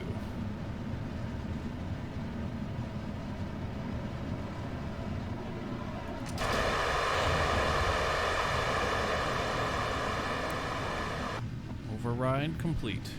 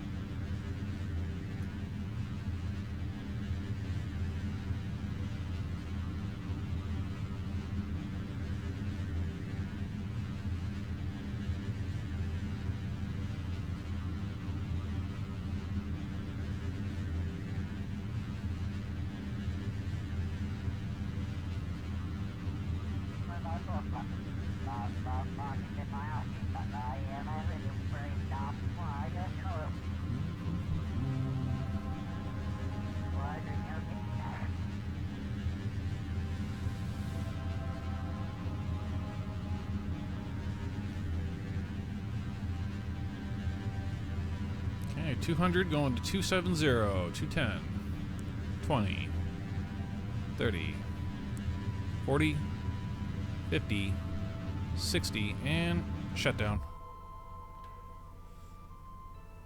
Alright, here comes the pirouette maneuver. SAS off. Roll.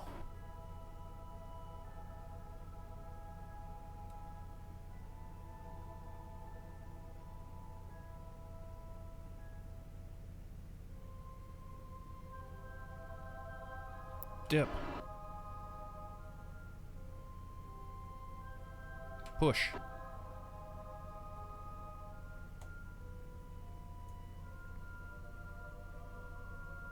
I don't have any roll left. What's going on here? There we go.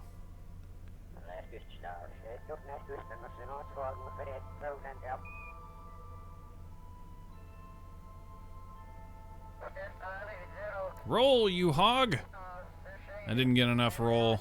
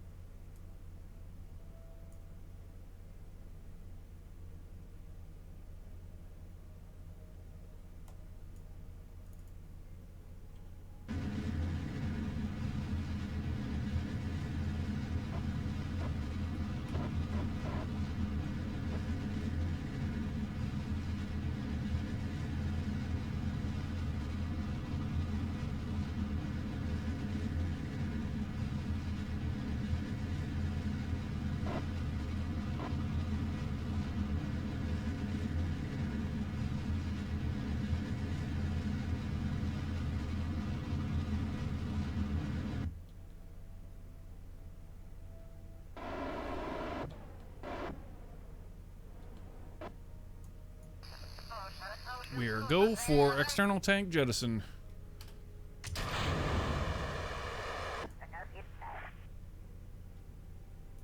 Main engine shutdown. Ohm's computer engaged. We are go for orbital insertion.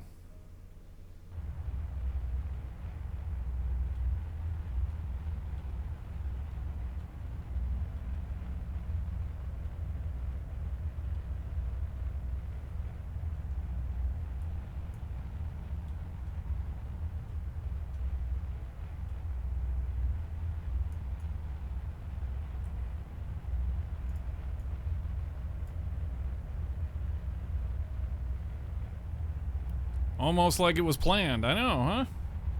All except for the pirouette.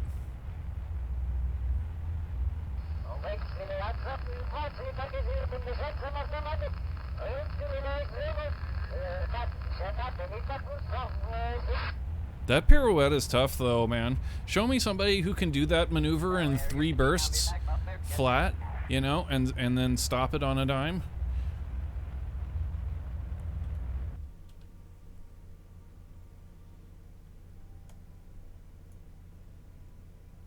Like that's a damn good pilot.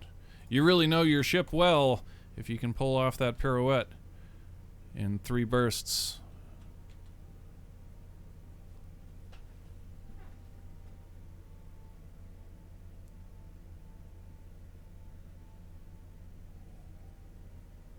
I suppose a really ace pilot could probably pull it off in 6 bursts. I mean, all the way in, not counting like the stop and everything. 3 bursts to turn and 3 bursts to stop. That'd be pretty cool. All right, let's take a look at what we've got here. Did these systems work? Is the question.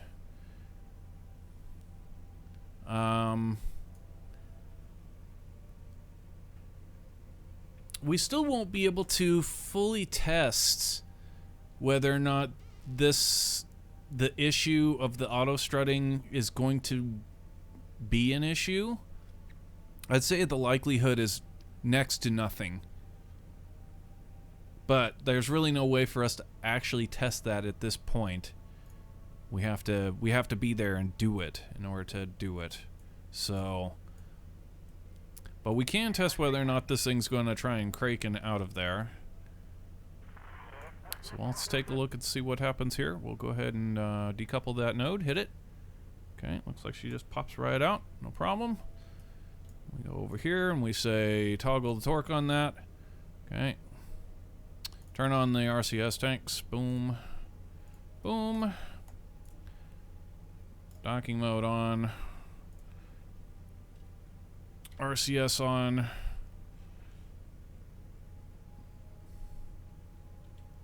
And easy peasy. Lemon squeezy.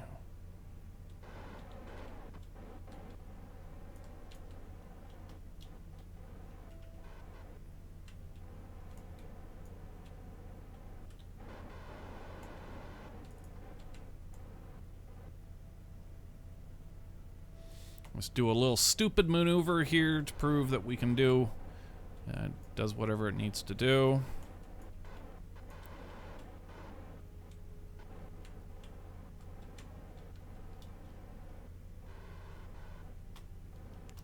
Pretty simple.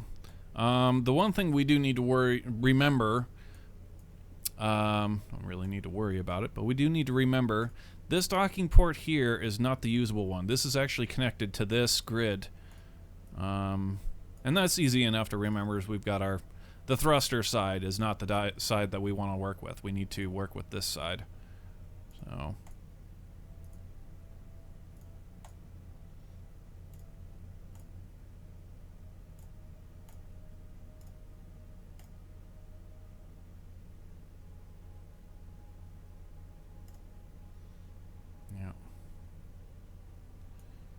So that works just fine and dandy, and this we already know works fine and dandy. It may clip. We may get some kind of... Oh! Aha! Yeah, we want to get rid of that in the VAB. Also, that reminds me, we'll want to get rid of that over here too. These things are probably carried it over. Yeah, we're good. We're good on the Leonardo module. And this one as well, that's planned. So, all good on that. Is there anything else that we need to see?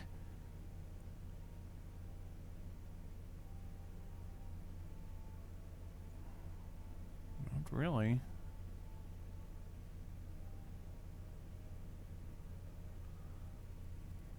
Not really.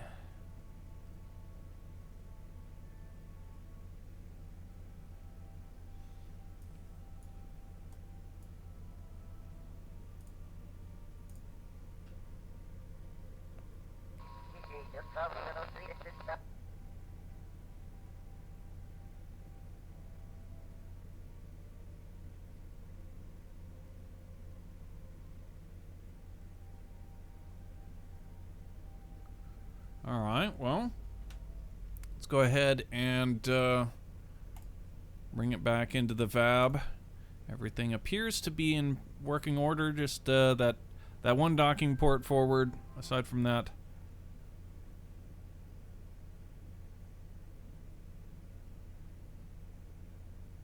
so we'll have two goals to this mission.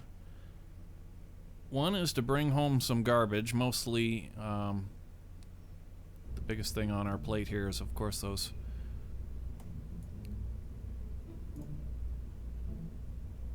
those ladders. Hopefully we'll be able to get like 4 of them at least. That would be nice.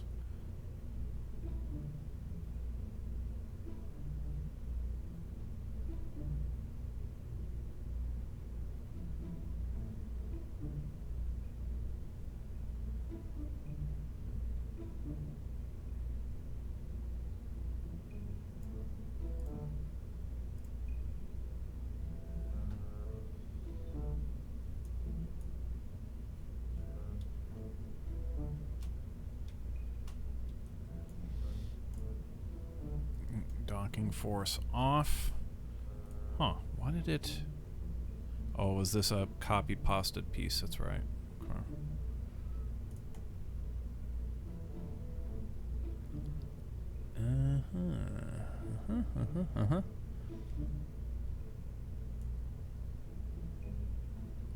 And just for my own kind of sanity,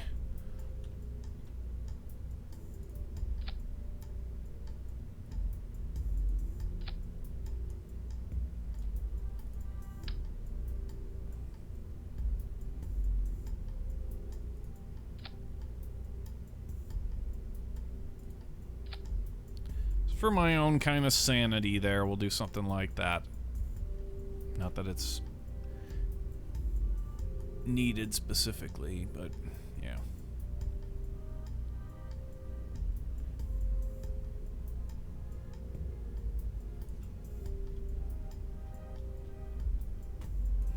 Okay, save.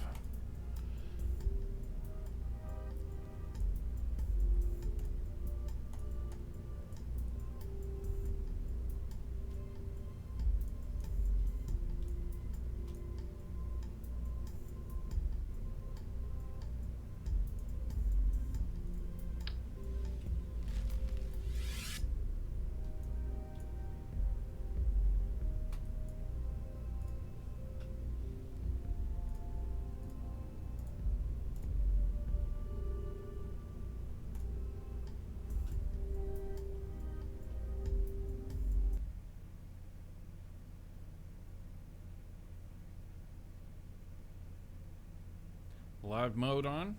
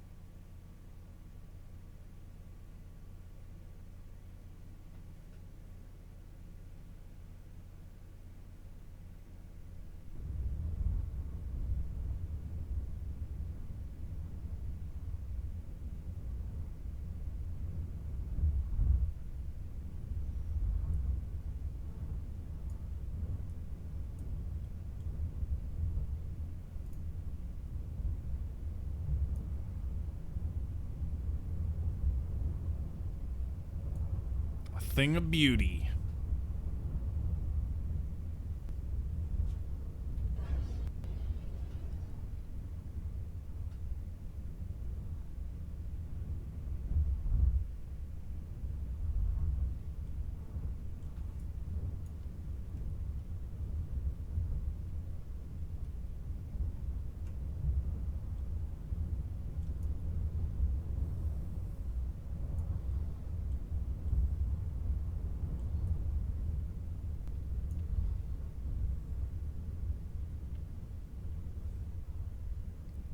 Alright, we're going to take a quick break right here and stretch the legs, fill up the coffee. And when we come back, we are going to select a crew, pop them in a vehicle, drive them on over here, and we're going to get ourselves a live launch. So don't go anywhere. We will be right back.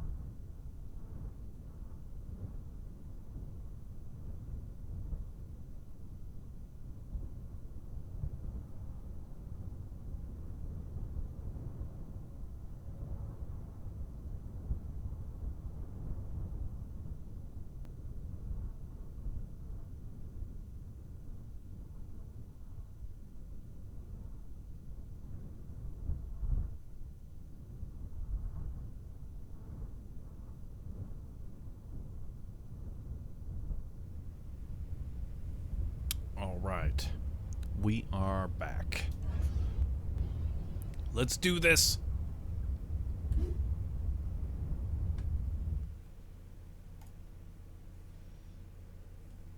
Back to the Space Center.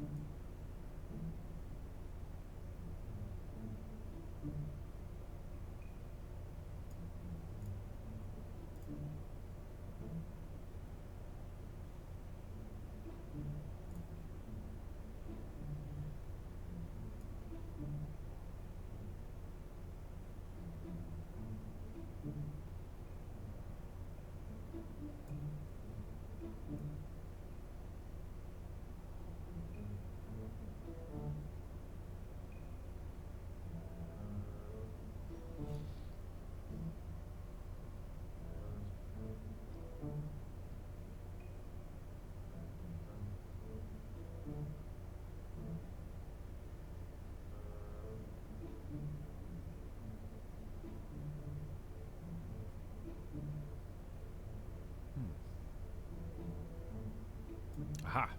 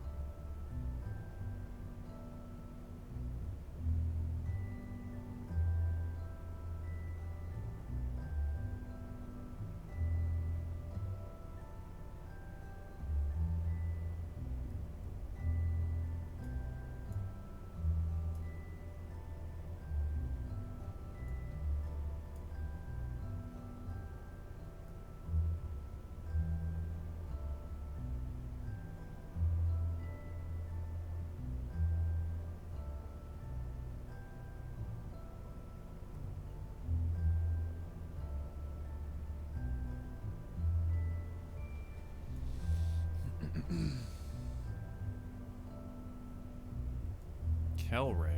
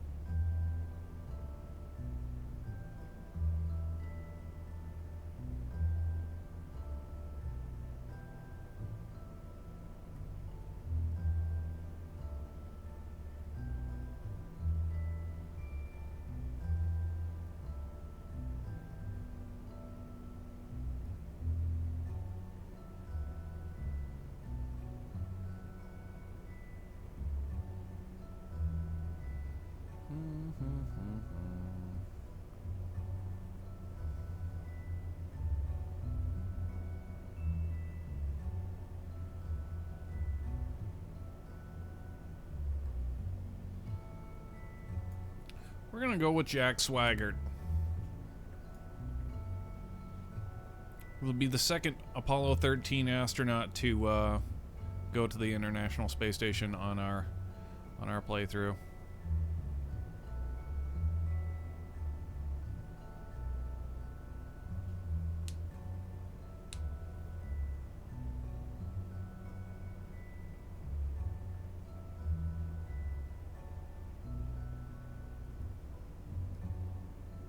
All right, there's our crew.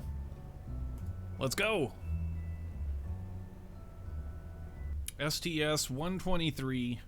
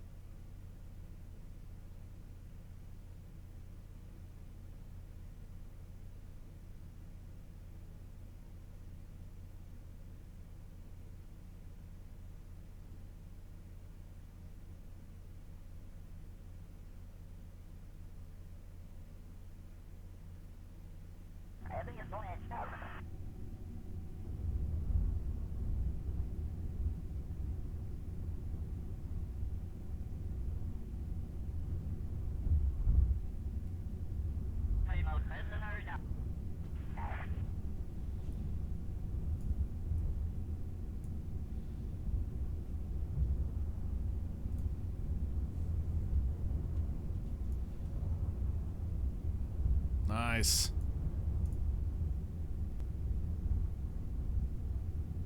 Okay, that's Gunter. Okay.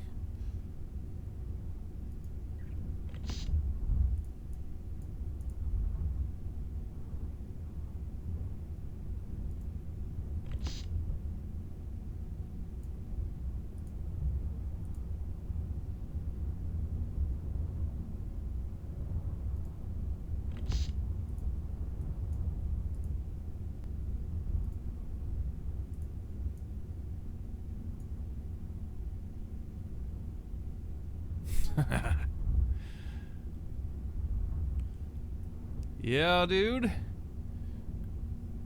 The new limousine does not disappoint. It's good stuff.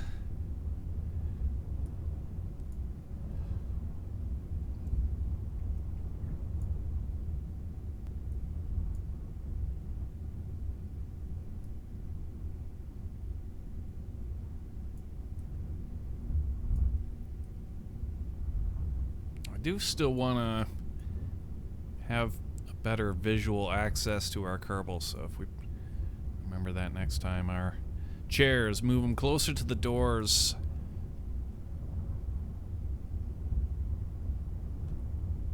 And these chairs, we can move them back.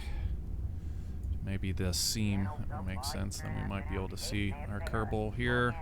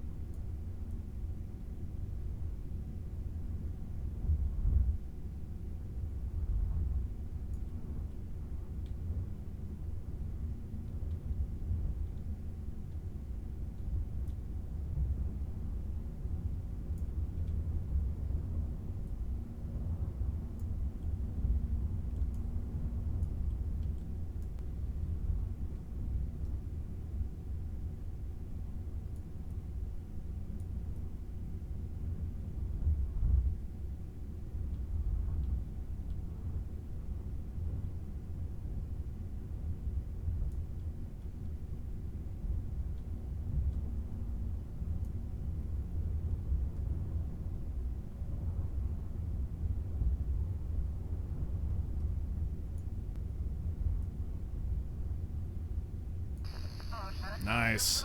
There's the shuttle coming into view now.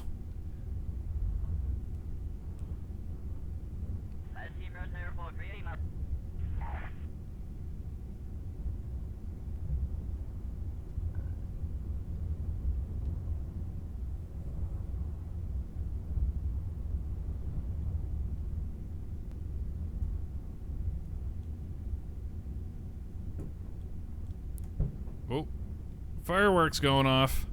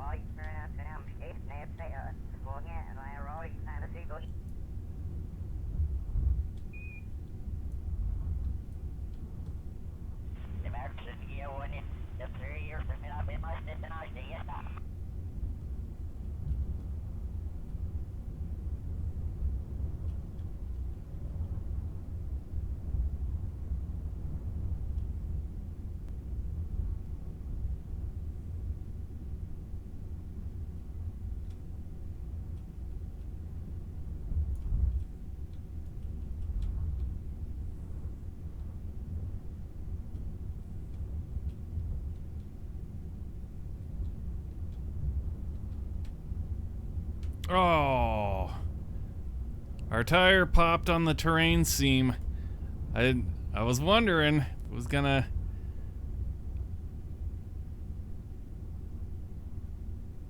That's what got us last time too. It was the same side and everything.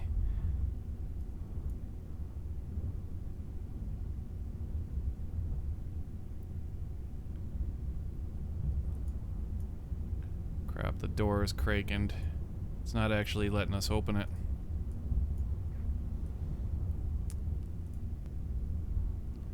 Do we have an engineer? I know Eduardo's an engineer, but I didn't want to like get him all the way. Get him all the way out. Looks like we're gonna have to. Go ahead and put on the brakes. All right, Eduardo. You gotta go fix a flat. This is a first.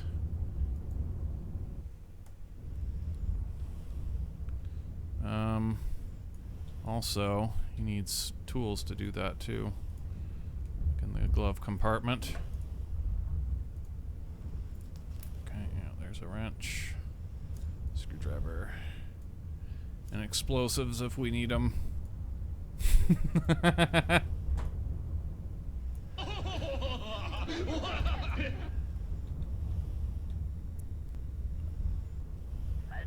Ugh.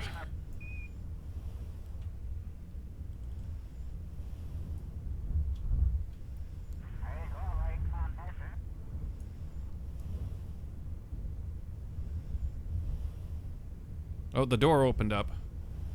Okay. So that's good. At least the door is out of the way.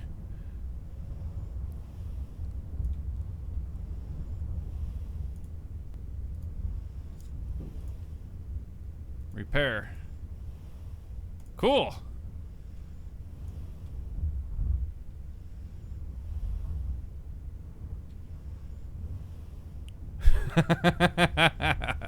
Awesome.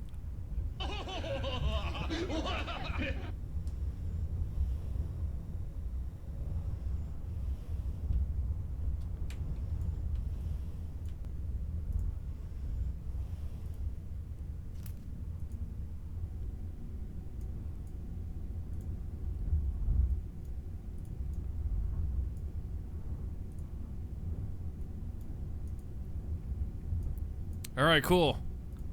Let's go. Onward, driver. So yeah, that one seam, the world seam right there, I don't know if it does it on this side. We haven't had it do it on this side, but it definitely, it bites it right there every time. We're 2 for 2 on that seam.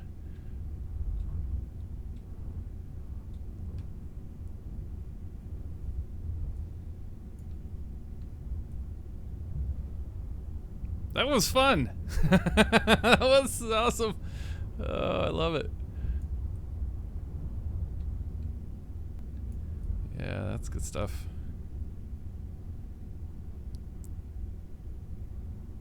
Eduardo for the win, man. Cheers.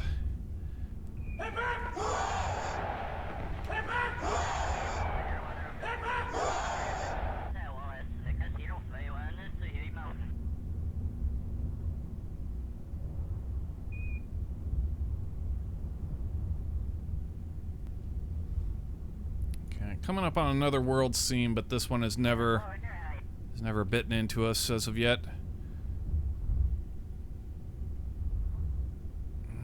And we're past it. We're gonna let Eduardo drive on the grass. Why not? Whatever.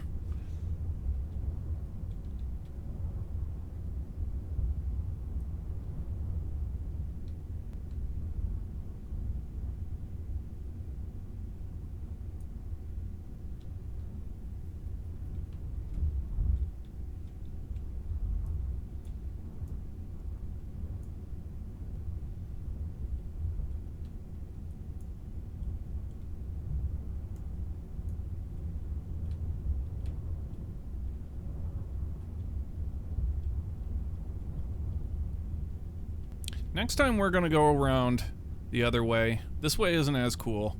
You don't actually get to see. You see the backside of everything, and it's not as impressive.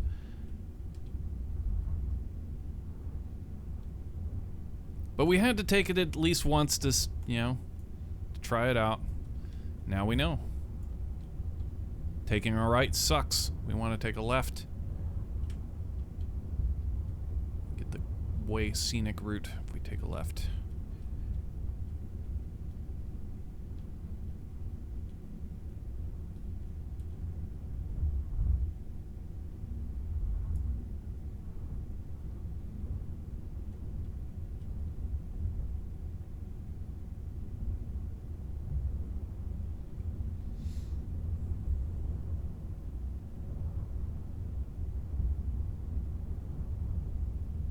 Judas Priest, how's it going, Maine?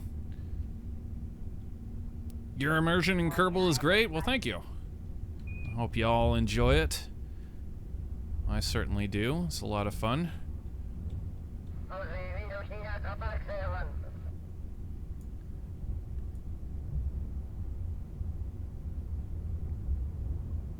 Now, how is Eduardo gonna park here?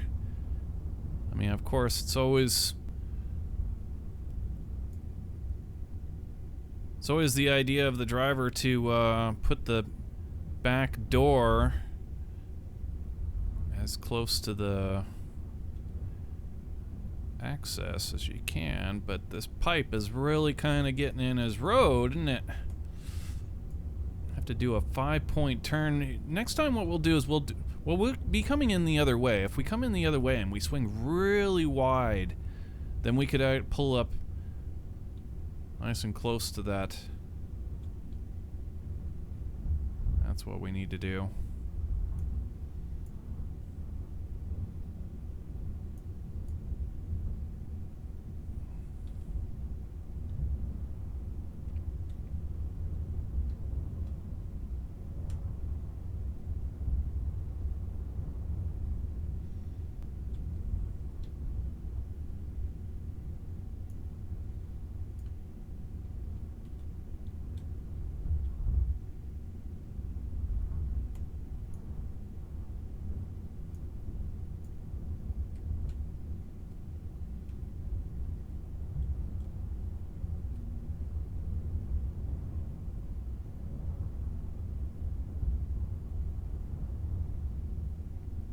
Okay, that's not too bad. Alright, park it right there, Eduardo. We are here. The lights are kind of crazy. We should tone down the lights a little bit on our tower.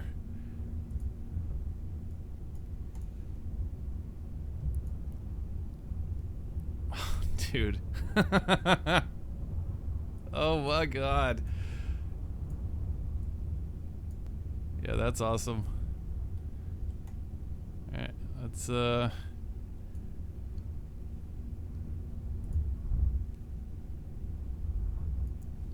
Gunter.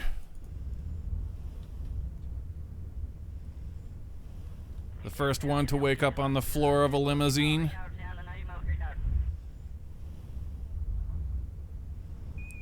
Oh, and the first one to stumble out while having a heart attack because he's overdosing on cocaine.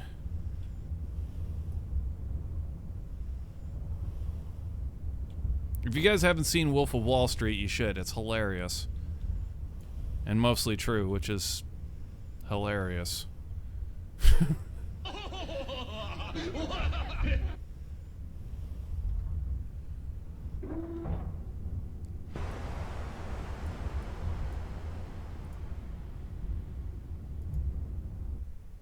Oh no, it popped us through the roof. Somebody talked about that being a thing that happened to them. That's the first time that has happened to us. We're gonna have to lower our seats. That becomes a recurring thing.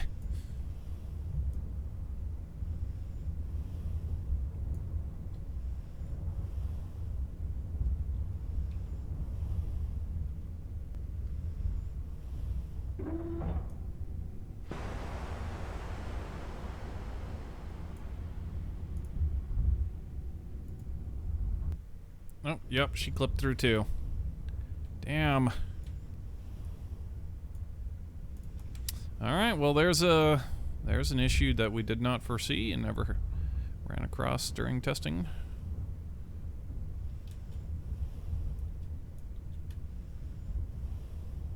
Ugh.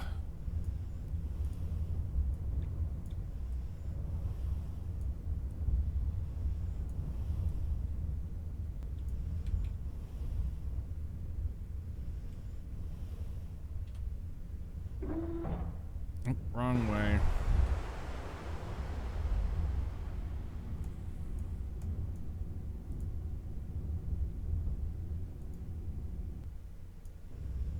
Yeah, he was starting to clip, but he stayed.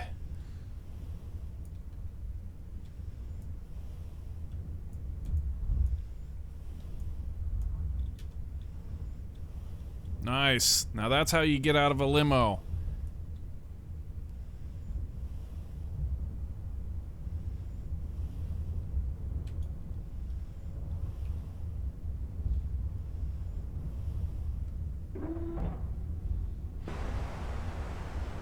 Some crakening back wheels here. I'm not happy seeing that.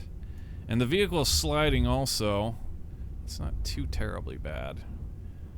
I'm noticing a few little things I'm not happy about.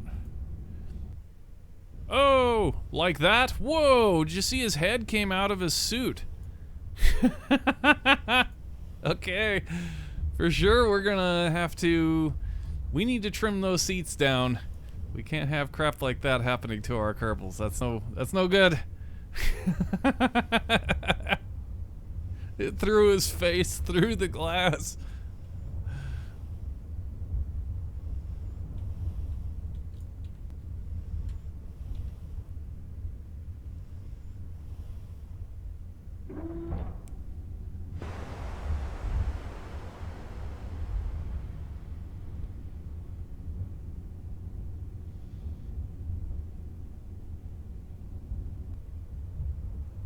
Okay. And now we can go ahead and get our Kerbals moved upstairs. And in the meantime also, at the same time I should say, at the same time we'll get this cow. Reverse play, please. Okay. We're go for orbiter access arm extension. Hit it. And also, while we're down here too, and we've got Kerbals, let's turn on these the amber lights and get that going as well. All right, cool.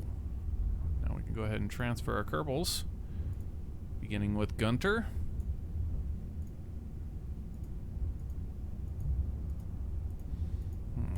Is this going to be a problem? Last time we did this, it wasn't a problem.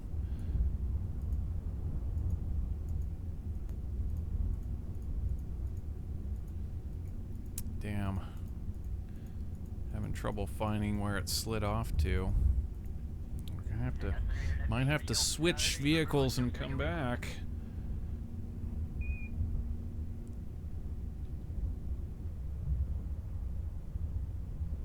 Is just switching between these two, would that cure it? I don't think that it would. It has to be like render distance away. Anybody? Come on. Damn. It's not, yeah, it's not transferring them. Oh wait, I think we got it that time.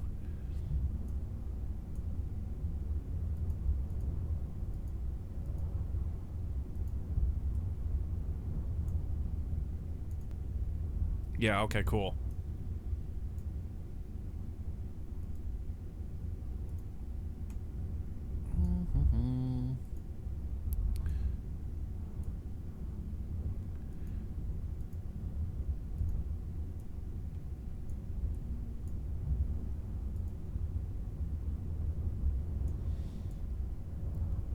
Shouldn't be everybody. There's Gunter's cabin, and then the crew one. Yeah, okay, Johnny Carson's still downstairs.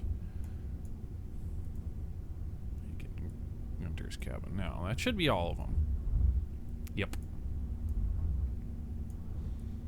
Alright, so... I think Gunter got put back here. There he is.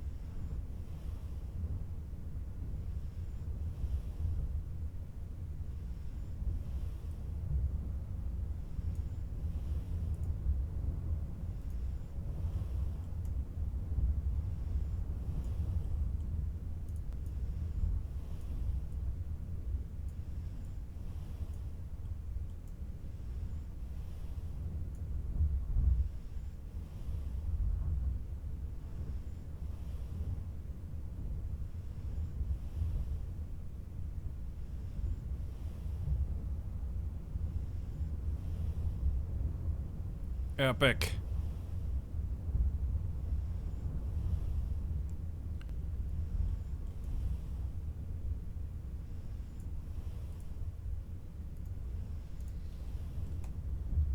Epic.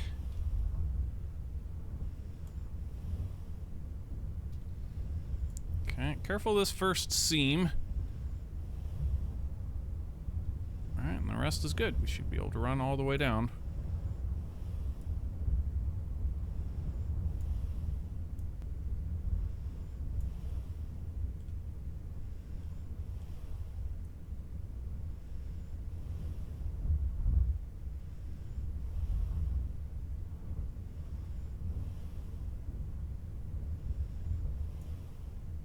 Alright, Gunter says it's safe.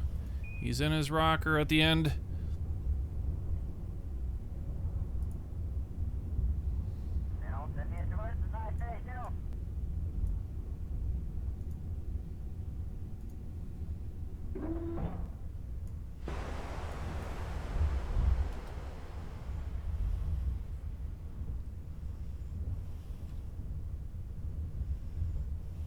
Oh, ran over that seam with no problem, huh? Must be a Trackstar pole vault or hurdles.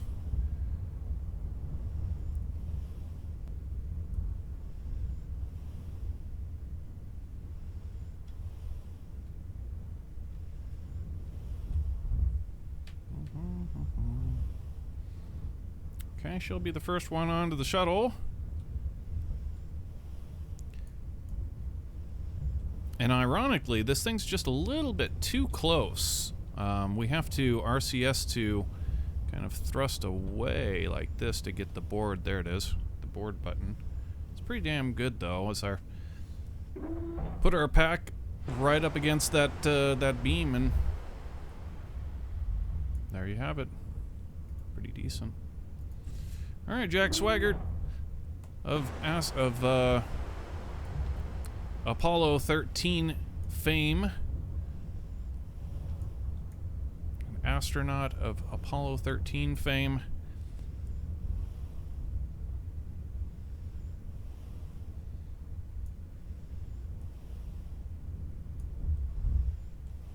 That was pretty cool.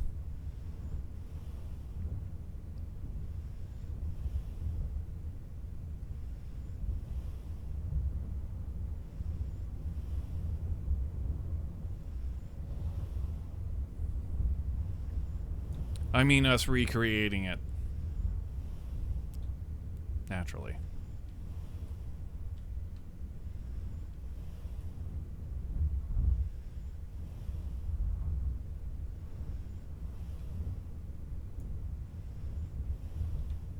Now this swaying that happens there, that happens because our Kerbal, like, they get hung on these seams, like right there. And it's as if we were pushing against it, so that's what's causing that swaying. You'll see it right here. There's another seam right at our foot, and that can kind of, as we step off of that, it kind of throws our access arm back and forth. But so far, nothing bad has happened. It just kind of sways a little bit, and so what, you know? And what? And nothing. That's it.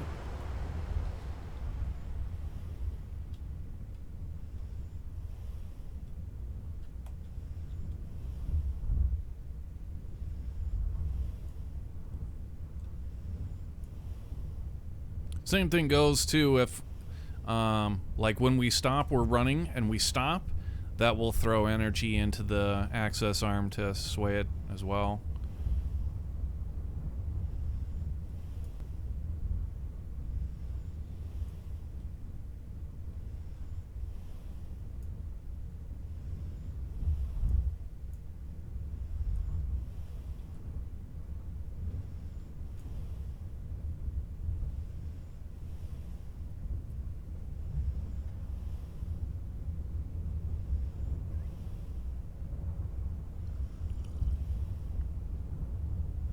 Am I imagining it, or is the game lagging excessively? No, not at all. No more than I would expect to see. Looks like it's working fine.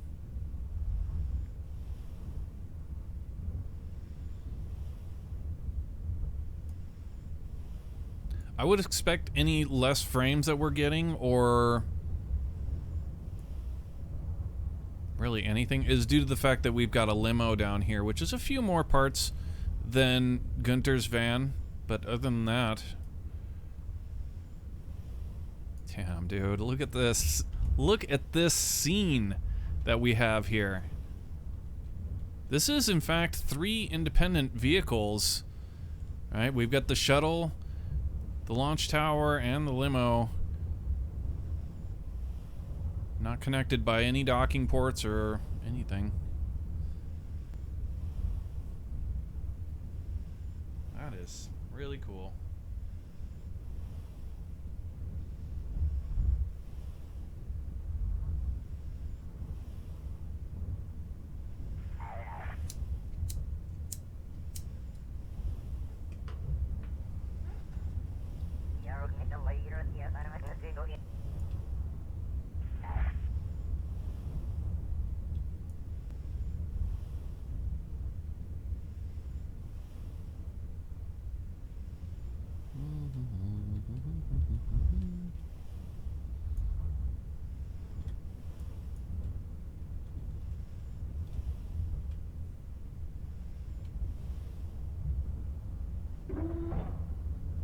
And is that all of them, or we got one more? I think we've got one more. Johnny Carson.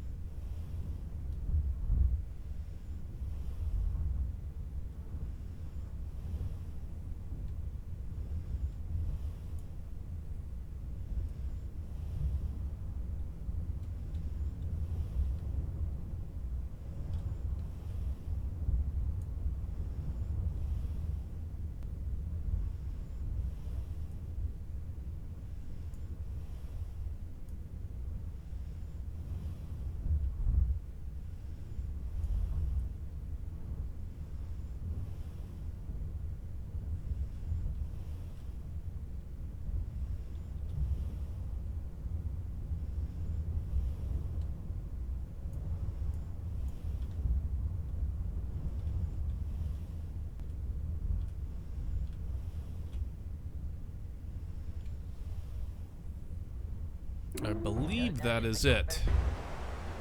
Should be all 4 of our astronauts on board. It is indeed.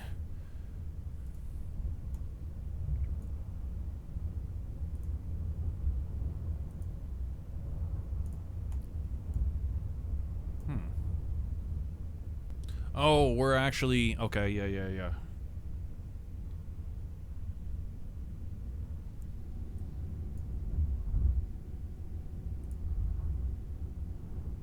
I thought that you could click on a Kerbal even though... Oh, that's right, the seats. That sucks. The seat doesn't exactly work like the doors.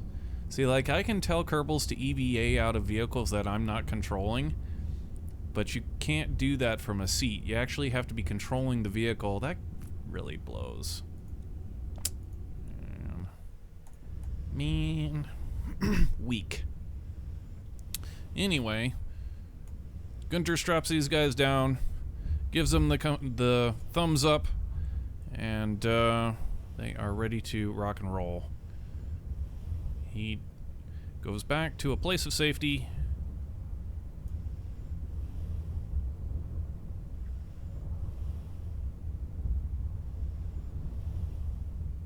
Okay, and don't fall on this seam.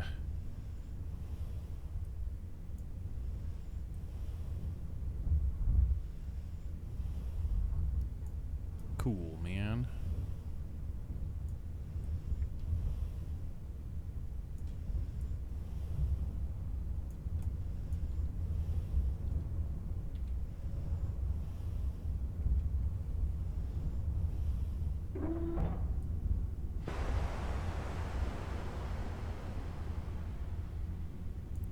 All right, Gunter's back to the tower, and we are go for orbiter access arm retract.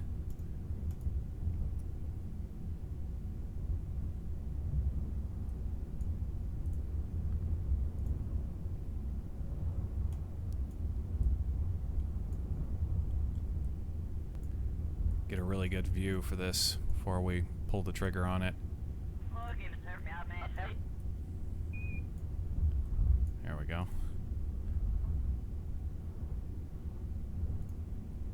Hit it.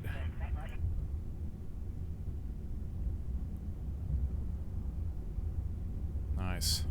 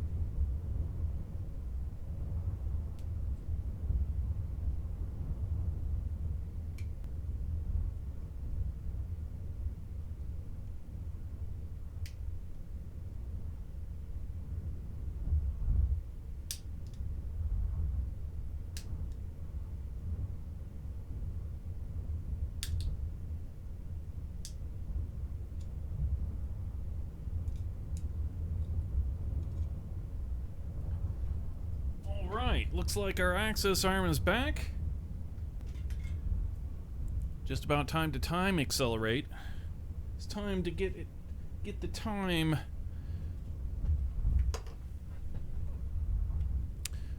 So, let's see here. Actually not far off from phase 1. So let's go ahead and time accelerate.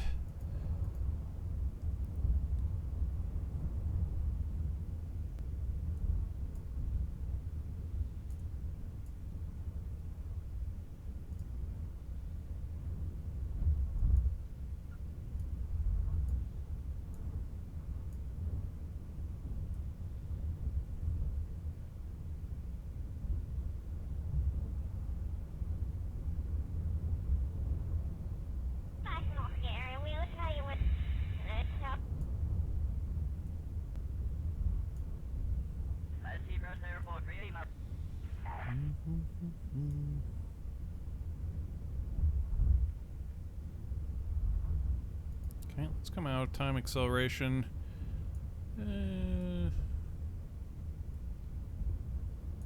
Keep it coming.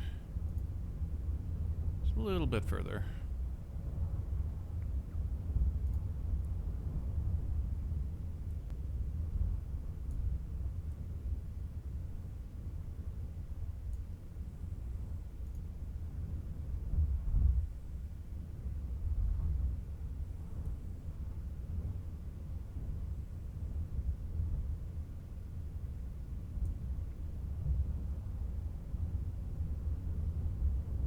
Okay, that's looking pretty good.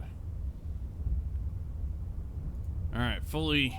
Let's come all the way out of time acceleration, and we are in the window.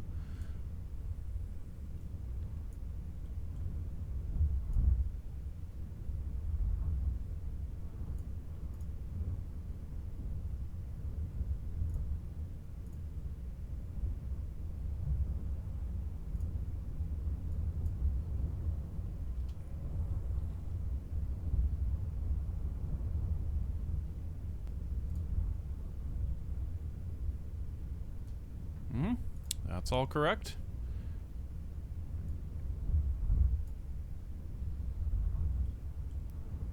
Staging is green.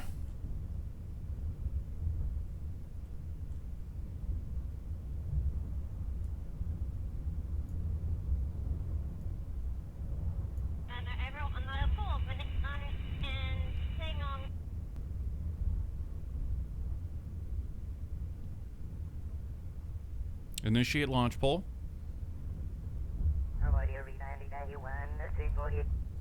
All stations, gonna go for terminal count, beginning with mission assurance. Mission assurance is go. DC, DC is go for terminal count. GC, GC is go. Sys-1, Sys-1 is go. Sys-2, Sys-2 is go. CC, CC go. Nav, Nav is go. flight software, Flight software go. mission software, Mission software is go. IT, IT is go. recovery, Recovery go. RC, RC go. OSM, OSM go. ROC. Rock is go. LC is go. DC, you are go to enable the terminal count auto sequence. All stations, terminal count auto sequence is enabled. All right, let's focus on this shuttle.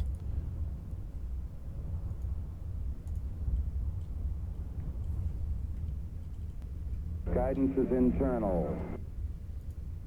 T-minus 10 seconds.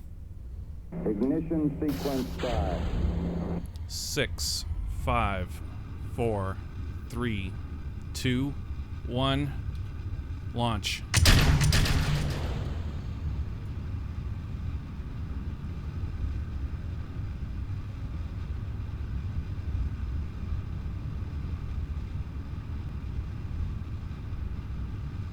Meters a second. We've cleared the tower. 30 meters a second. 40. 50. Approaching roll. We're go for roll. Roll's complete. We are go for throttle up. 100 meters a second. 110. We are go for pitch.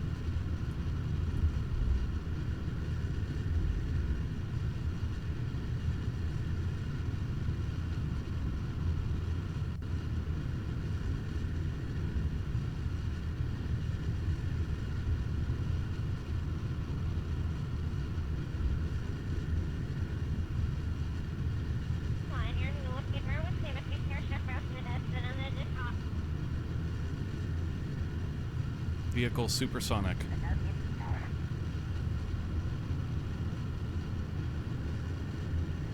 Approaching first stage booster flame out separation, main computer override.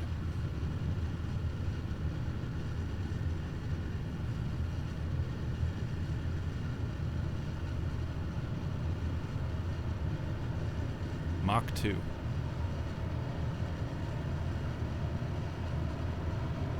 Flame out. Separation. Main computer override. Override complete.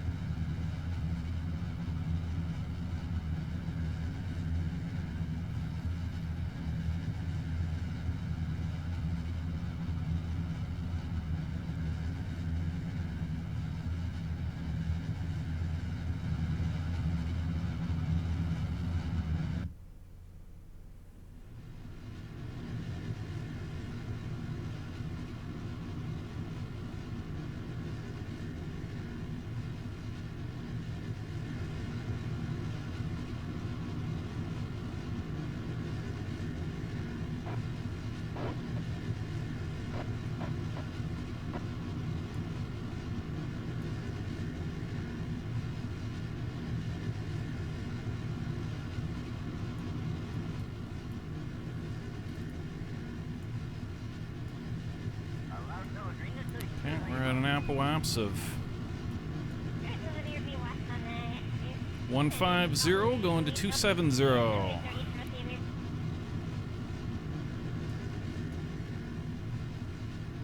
180 going to 270. 200. 10. 20. 30. 40. 50. 60. And shutdown. Main engine shutdown.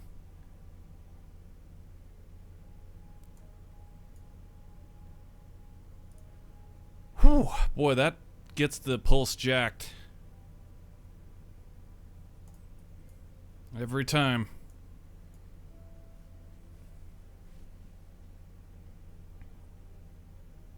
All right, we are go for the pirouette maneuver. SAS off. Let's get a little bit more roll into it this time. Hit it. Okay, and dip.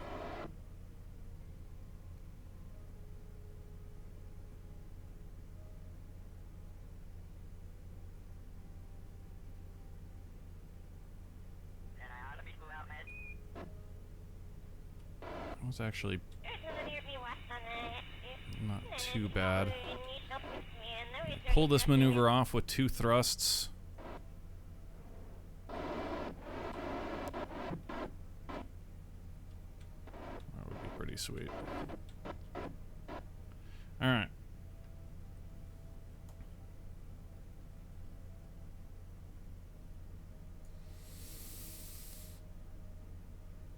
Up we go. Oh, we're really close to the station, actually. It's like it's about to pass us. Okay, we need a bit more northern influence on this burn, just a tiny bit. Okay.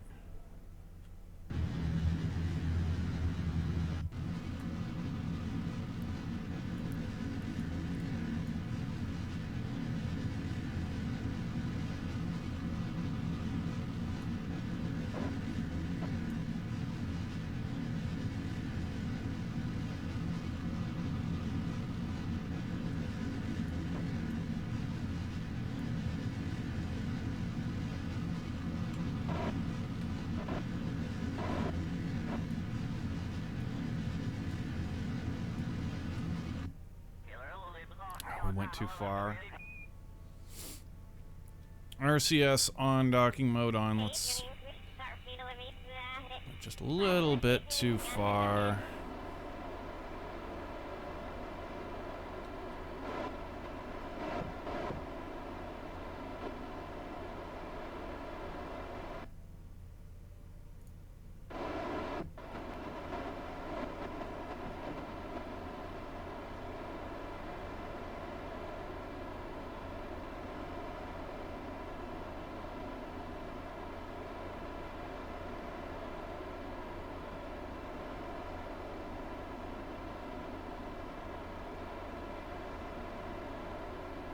Damn, another 7 kilometers. Okay, alright, fine.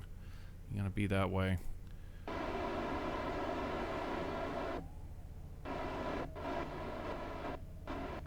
What a botched launch, huh?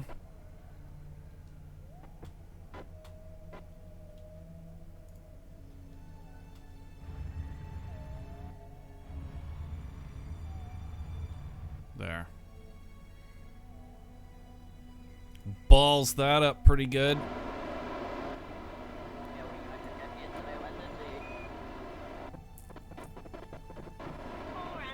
Whoa. I'm rolling the wrong way and everything. This is amateur hour. Okay, before we let go of this, we better be damn sure it's what we want to do. 10 kilometers, yeah, it's okay. We are go for external tank separation. Hit it. Okay, main computer, or main engine shutdown. Ohm's computer engage. And we are go for orbital insertion. Hit it.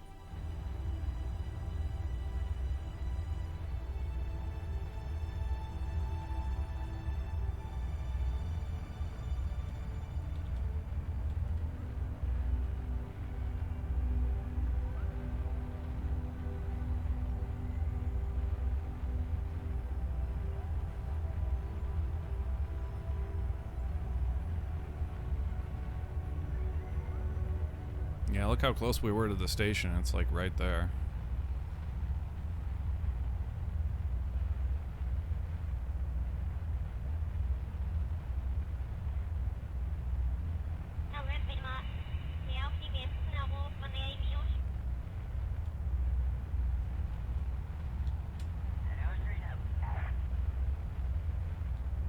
Actually, it might be better for us to push the Apoaps the opposite way. Let this thing go ahead and gain altitude.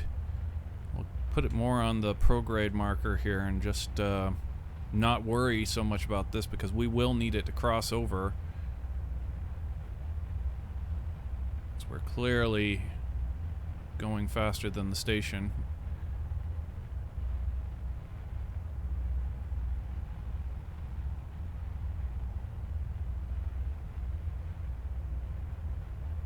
You know what? I don't know that's going to be worth it, to be honest. I mean, this is like worst case scenario here, because we have to burn radial in order to push this out properly.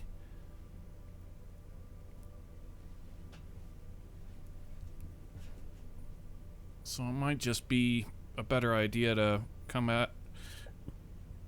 go ahead and go all the way around and come at it from behind because we can always go past it and then catch up to it. That shouldn't be too much of a problem either. Go ahead and circularize at Apoaps. We'll just do it this way. I don't want to spend an exorbitant amount of time or an exorbitant amount of fuel correcting this. So let's just do it the simple way, yeah? Give me a maneuver planner. Okay, go ahead and circularize that Apoaps. Just plot that. Actually, just a little bit past it there. We also need to get our inclination right as well. So let's go ahead and get this node. Turn to that node.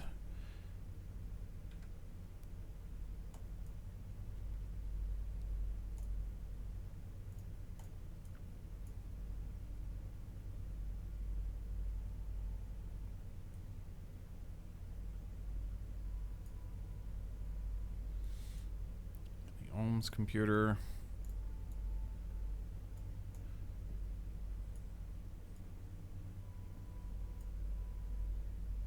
All right, we're on the node.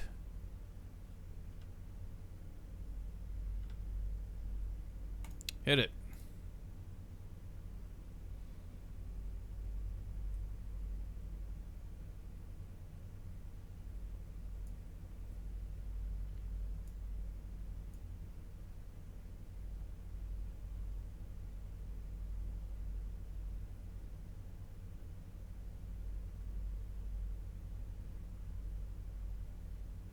Take a look at our consumables here. Now the one to watch out for is the electric charge because we have nothing on board to generate electric charge without burning fuel, so we would have to turn on this fuel cell if we run low on electric charge.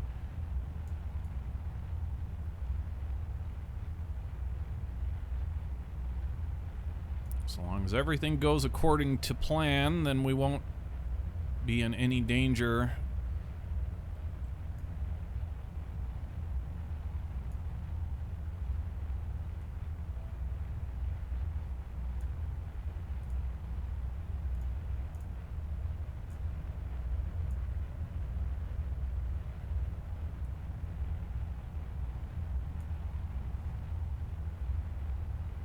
Jesus Christ. Okay, yeah. People lighting off some big fireworks out there. That one scared me. That was probably more like a shotgun. Probably blasting shotgun.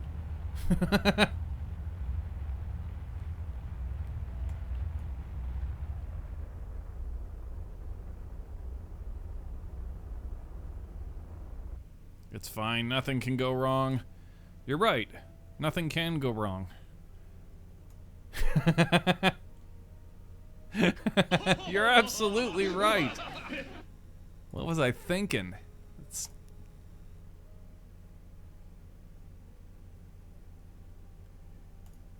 I consider it foolish to plan in terms of a retreat. Or no, self-defeating. Excuse me. Yeah, we want to match the planes here is what we're after. Okay. Go ahead and plot that. 52 meters. Yeah, it wasn't the greatest launch that we've had, but that's okay. Turn to that node and prepare for plane correction burn.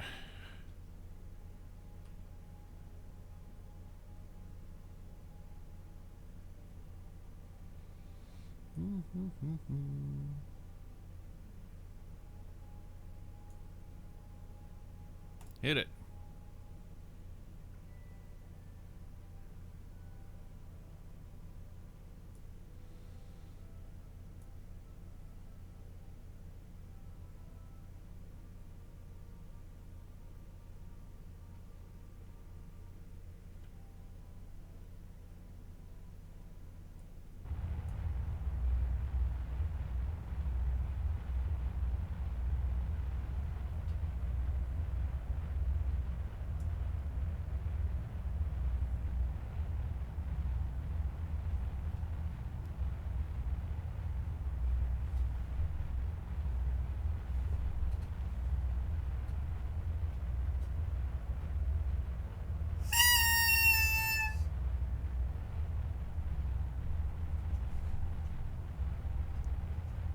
Let's not do that again.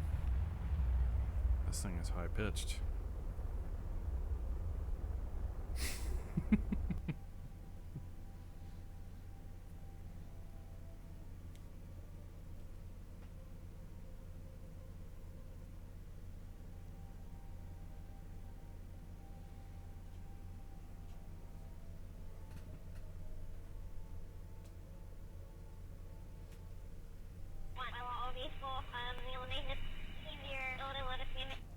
Okay, there's our correction burn.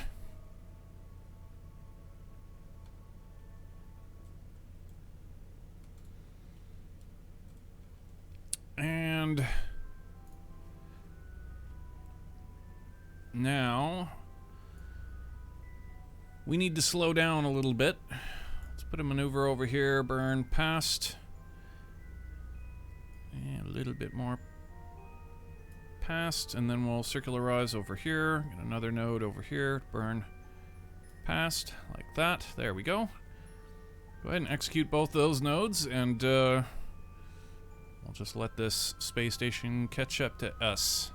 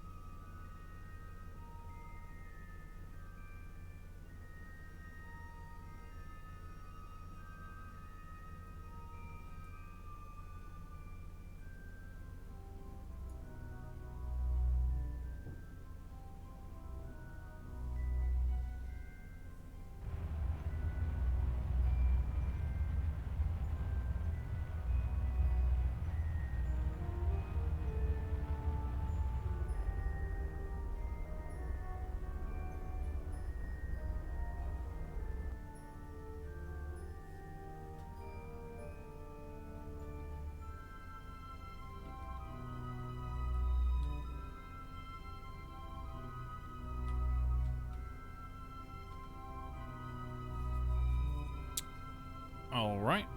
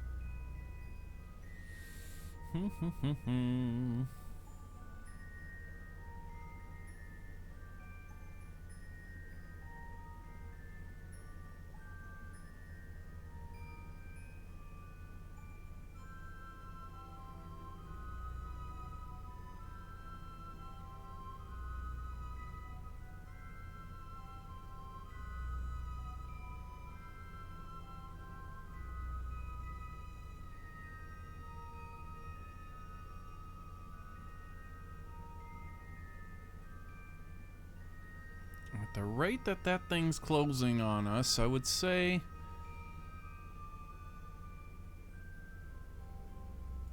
it's maybe somewhere over here next orbit, perhaps.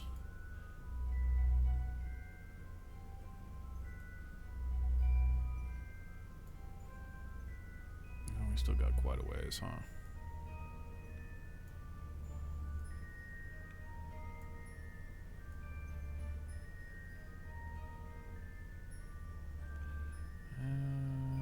Okay, how about keep it coming? Seeing it more like down here somewhere. Oop, wrong way, bro. We're slowing down. There we go. Oop. That helps. Try it again.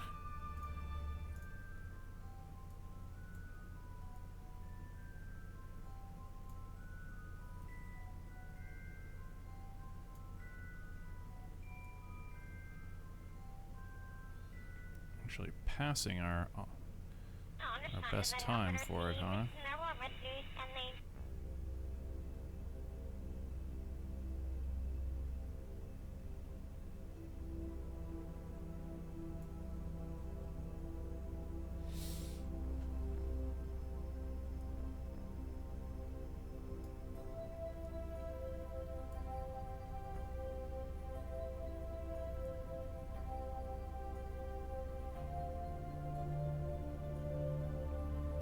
That's pretty good right over here. Okay.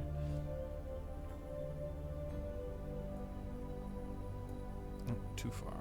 Bring it back. 6, 3.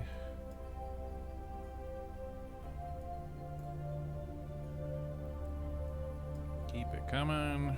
4.2. 2.5. 2, 1.9, just a little bit of retro. 1.3, 1.1, 0.3. That's pretty close. All right, and we are already pretty much on that node. So home and transfer burn. Hit it.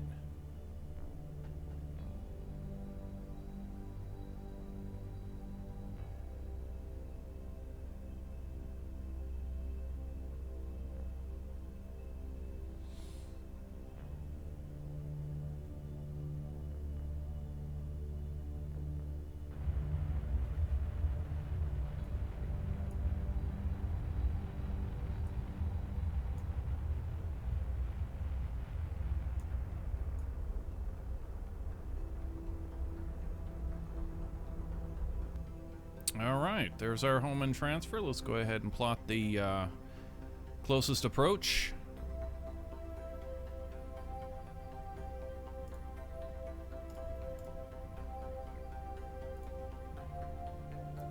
Turn us to that node and get ready for closest approach. T-minus 20 minutes. We'll be going 14.9 meters a second relative to the target, which is the International Space Station. Circa 2008. Are we into 2009? Let's see here. Where are we? We are flying Sts-123 at the moment, and this happened March of 2008. So yes.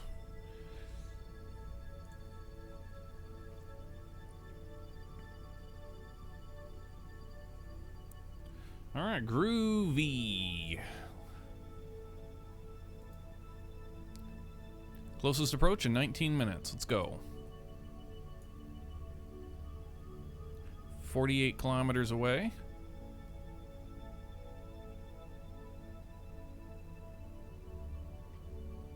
$3,700 units of electricity. Worlds.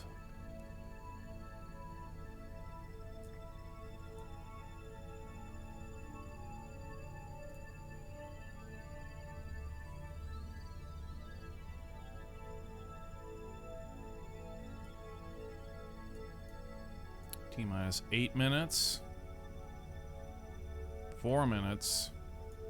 Okay, we're 3.3 kilometers away now. Slow it down all the way, and I want to get an F5 right here before we get into render distance.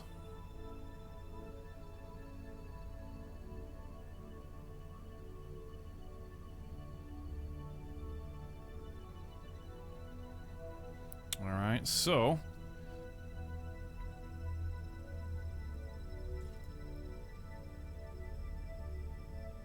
there we are. Render distance. There's the stutter.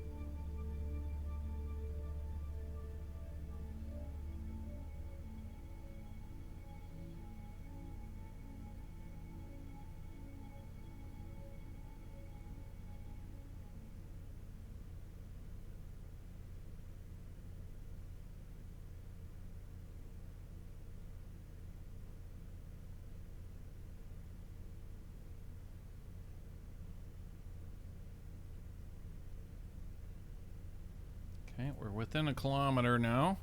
14 meters a second. We should probably kill this speed lest we smash into it. Actually, looks like we would just pass it on the top side, but that's okay. Anyway, in the interest of keeping it prudent and safe, we'll kill a little bit of this speed. 3 meters a second. Let's get a little bit of time acceleration to come in quicker.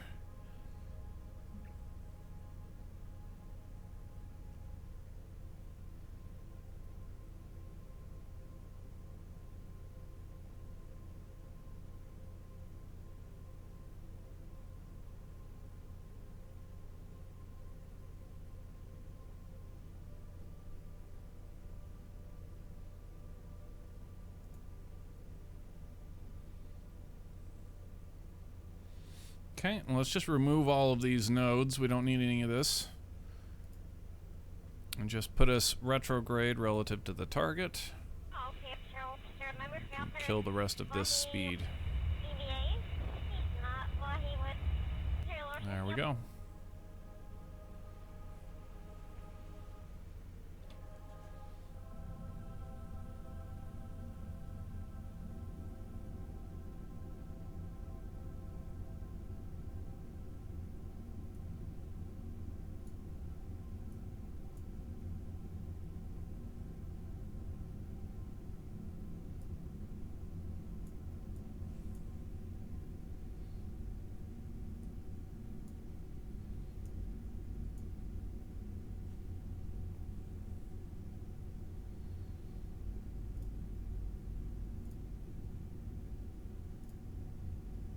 Alright, SAS is turning.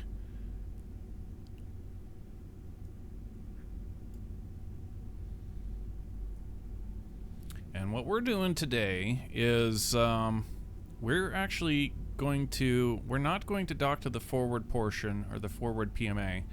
We're instead going to dock,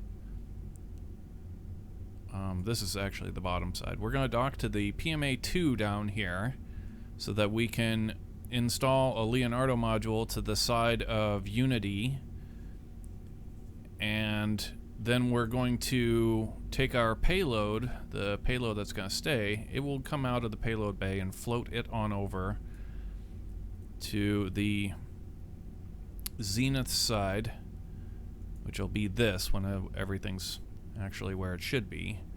We'll fly that over and dock it to that zenith side port. Actually, no, that's right. Yeah, this thing needs to flip around. And then, after we get the next module, we're going to dock to the PMA 3 down here. So that way we can install a Leonardo module to the side of Unity, and then we're going to take our payload, the payload that's going to stay, it will come out of the payload bay and float it on over to the zenith side, which will be this when everything's actually where it should be. Actually, no, that's right. Yeah, this thing needs to flip around. And then, after we get the next module, it goes right here on the port side of I almost said Unity, that's not right, to Harmony. So it goes to the port side of Harmony, and then we relocate what we're installing now from the Zenith port on Harmony to the Zenith port on the JEM. And it also gets one more install. There's actually two more installs. There's like a little Canada arm and an external stowage module, or a stowage platform, I should say. And it looks like there's a whole bunch of science experiments that can be housed or held on that external stowage platform, and there's a little Canada arm that can grab and bring them inside somehow. Pretty cool.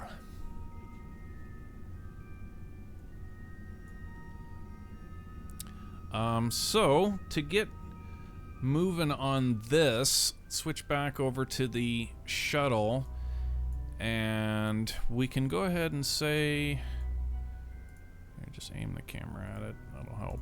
All right. And let's get this thing ready for docking. We need to extend the tunnel.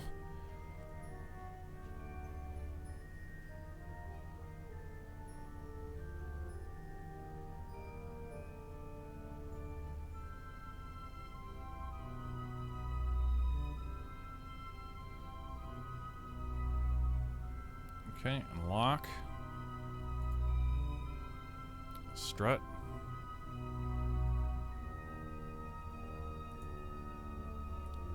Okay, and then control from this docking port, and it needs to be facing orbital radial out, basically. In the end, that's where we're gonna need to be facing.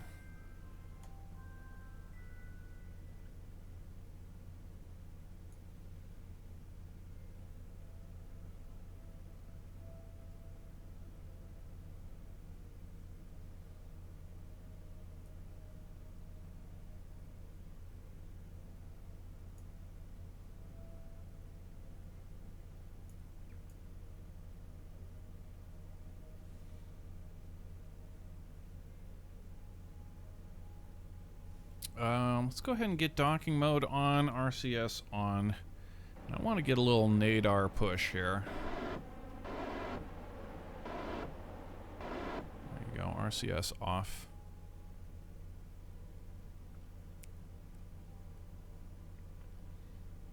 I want to get too into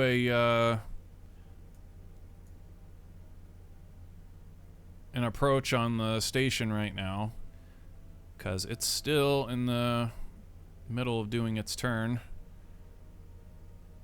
I'm not sure what side it's gonna try and flip to the other side.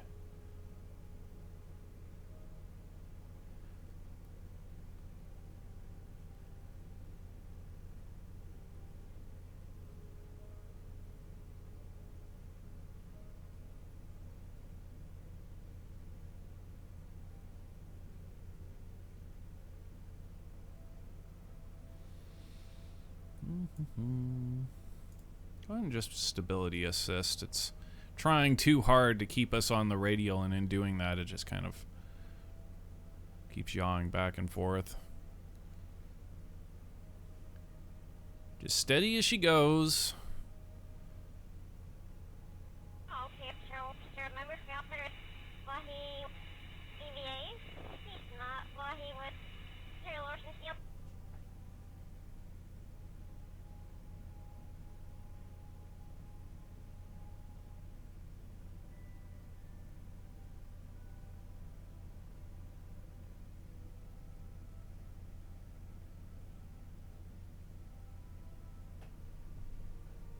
Which way is prograde? Is it, are we traveling this direction?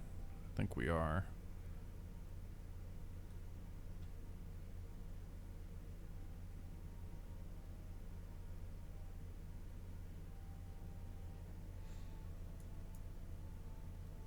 RCS on.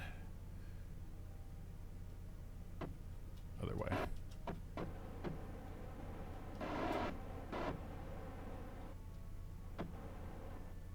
There you go. RCS off. And where are you in your little world? You're flipped completely upside down. You're almost on the prograde marker. She's working, man.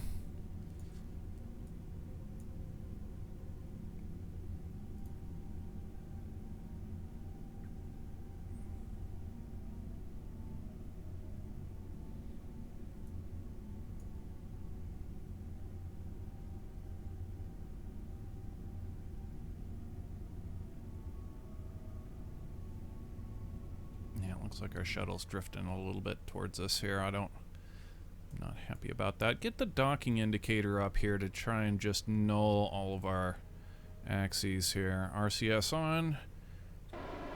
That's backwards to our train of thought. Okay. And backwards. Yeah, our control vectors are really whack. Can't quite make heads or tails of what's going on, actually.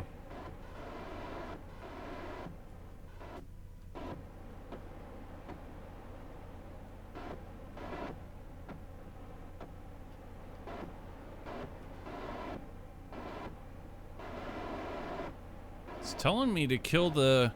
But we're pushing further away. Yeah, oh no.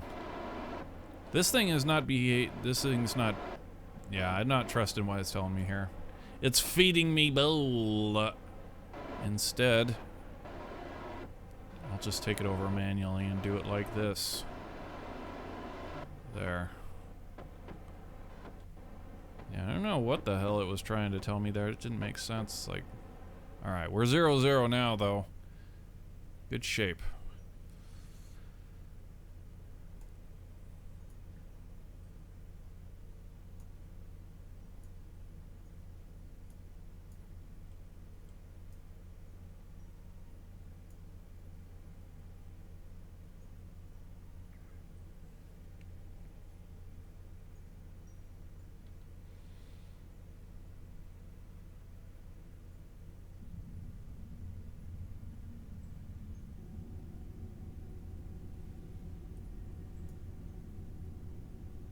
Okay, we're on the node. It's gonna start making its roll now.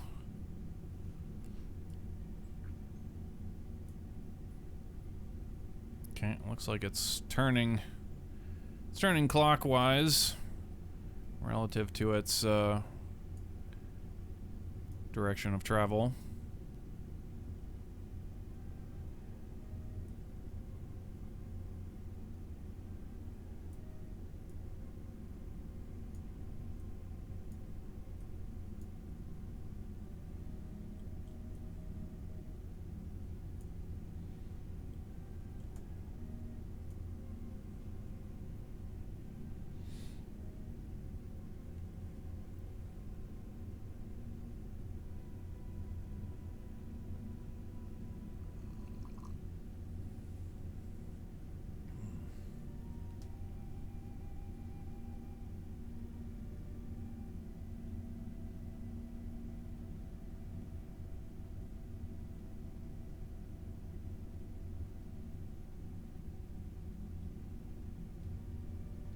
There's one more launch between us and the final solar array.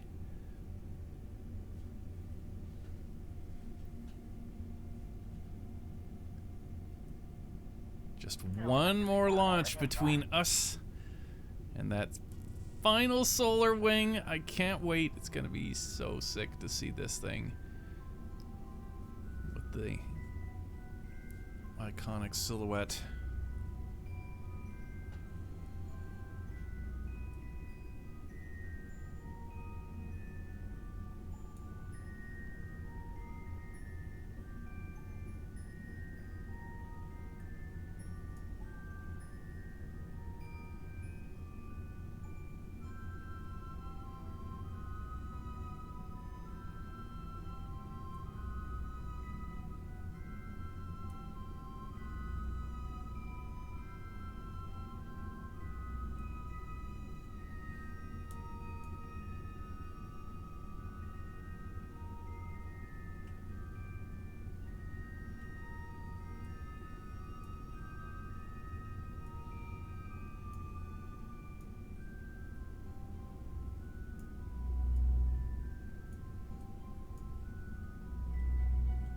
One more launch, indeed. Just one more.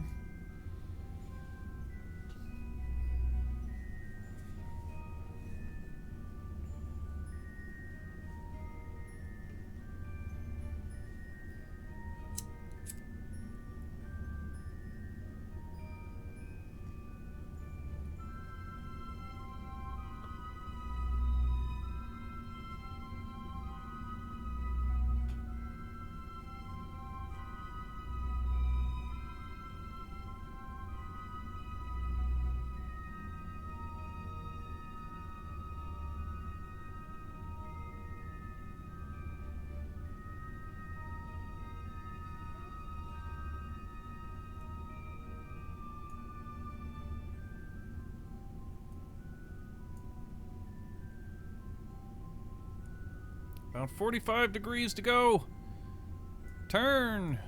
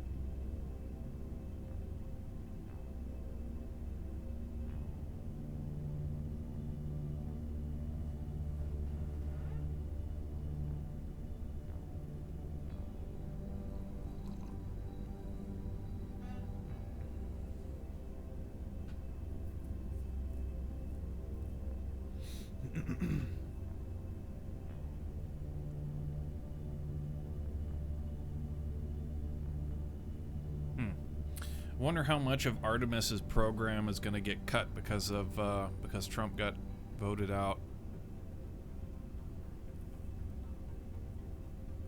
Wasn't there a big issue with like the director of NASA saying like he didn't feel as though he was up to the task or something? Where the hell did I hear that?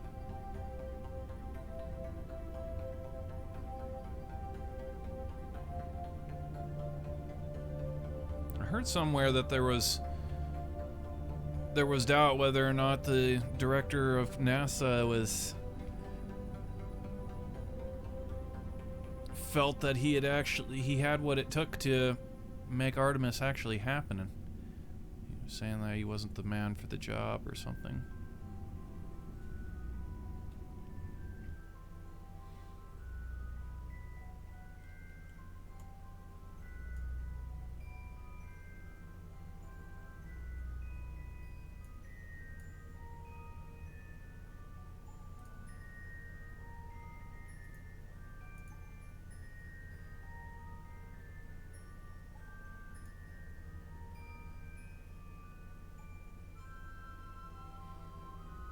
Alright, now it's more or less makes sense. It's still got a few more degrees to go, but I feel we can start to work on our approach.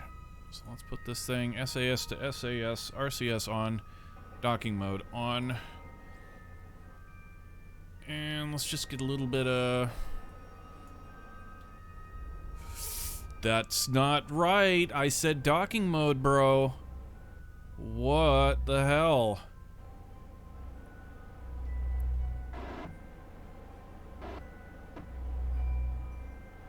Okay, we're only 0.7. Alright, we're 1 meter a second relative. So we didn't get all crazy with the... Accidentally kicked on the main engines, or the ohms liquid engines.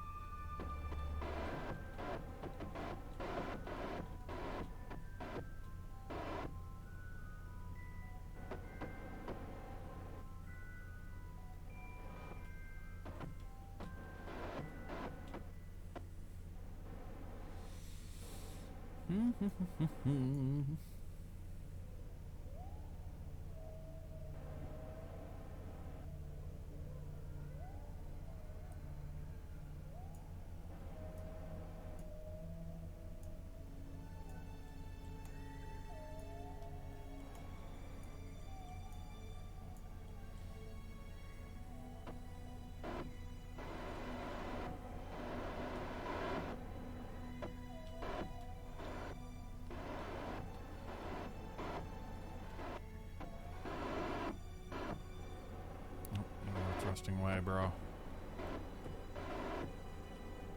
Ba-da-ba-da-ba-da-ba-da.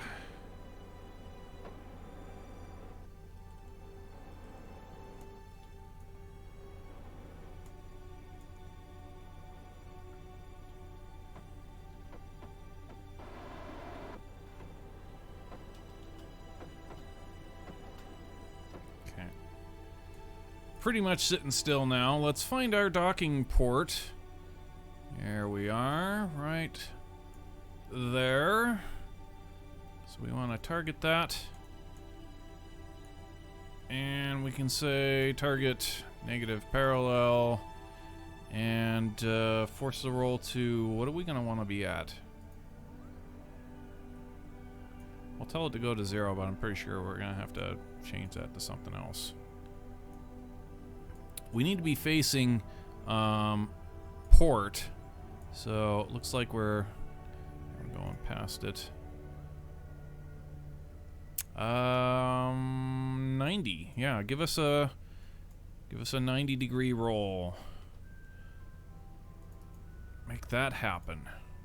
There you go. We should be facing perfectly to the port side, ready to rock and roll.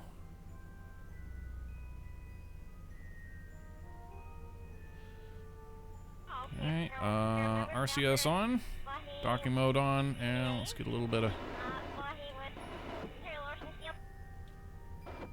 approachage.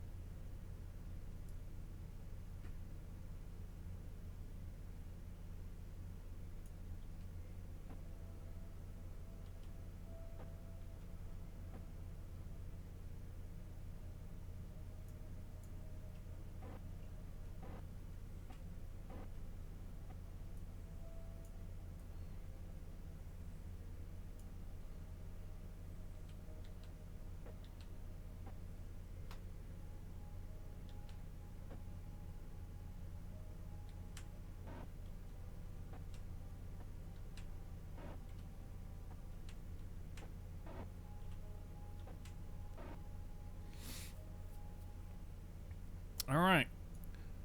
About 4 meters away.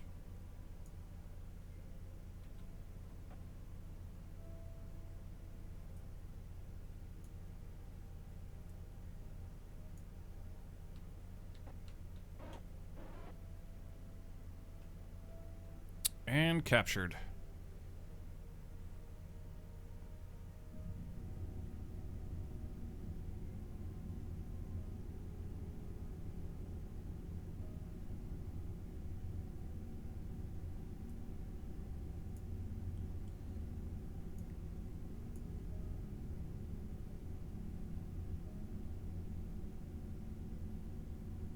Okay, docking indicator off. Fine controls off. RCS off. Okay, everything looks copacetic. Cheers.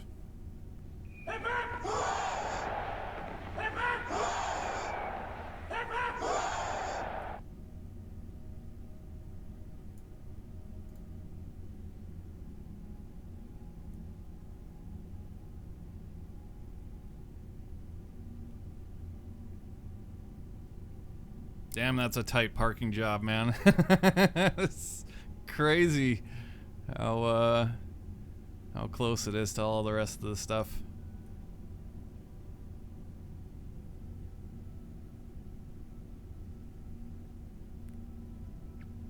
So we've got a couple missions here. The big one, was to deliver this little module here, and we need to just snap it out of there, float it up and out, and take it on over and park it right onto that Zenith port right there. And that's it. That's pretty simple, cut and dried. And the other one is this Leonardo module. This one has a little bit more immersion to it, as we actually install it with the Canada arm. So we'll unlock the Canada arm and it will swing out. Actually should have done that before we docked. That was foolish. Yeah, damn. Well, it'll still work all the same, or should work all the same. Undock that. It'll clip through a little bit here, there, or whatever, but no big deal. And then it will grab this, and it will haul it up and install it right there to that port on the Unity module, so that we can transfer goods to and from. And we don't honestly have to do that. I mean, we've got access to the inventory right here, and we've also got access to the rest of the station's inventory. But we're not going to move anything until we hook it up legitimately.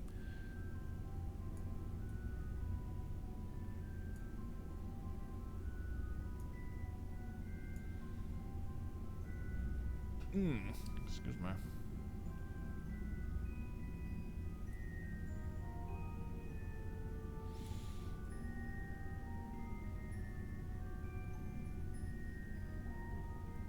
So,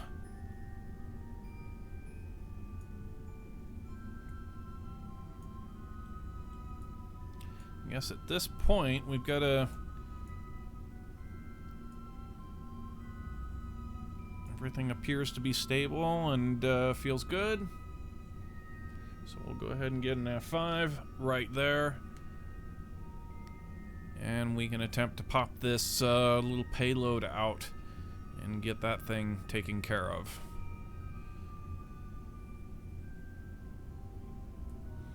Okay, so let's try that now. We're going to need to focus the camera over here.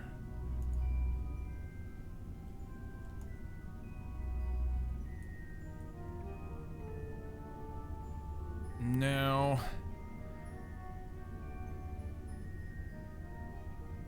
yeah, we could do this a couple of ways. We could EVA out a Kerbal in order to break these struts, or we could just let go of it. If we let go of it, it's going to break the struts, and then the leftover parts will just be left for us to clean up after the fact along with this. So, yeah, let's just go ahead and pop it out of there. It should be good. We're still getting all of the experience. So, we are ready for payload detachment. Hit it. Alright, the payload is free. We gotta get a hold of this thing rather quickly. Toggle the torque on that. SAS to SAS.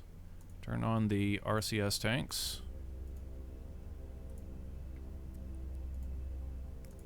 Okay. Docking mode on, RCS on. Which way is which? Need RCS on. I had my fingers on the wrong keys, no wonder. SAS on. Alright, so that's out. Alright, goody goody.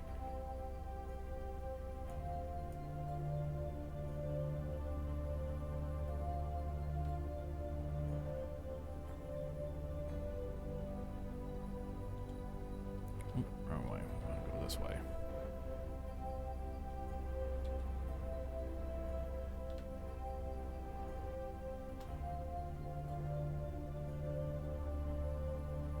Nice.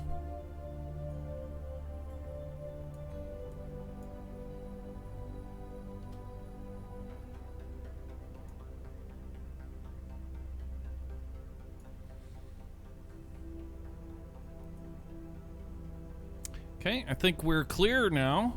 We can go ahead and turn the RCS off, and actually, you know what, let's slow it up a bit if we could.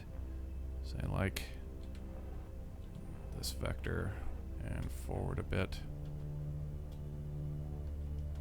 There.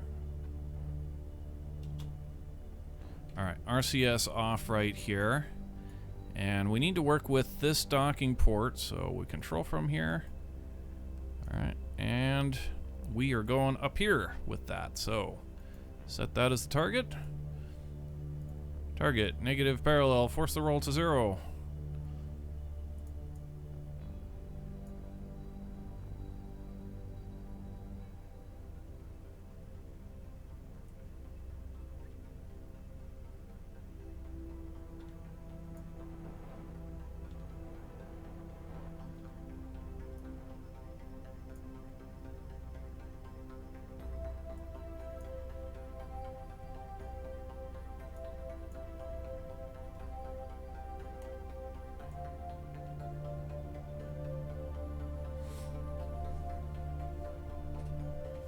Nice.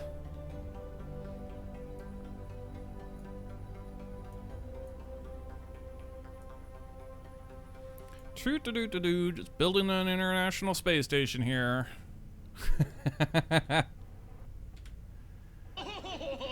It's good fun.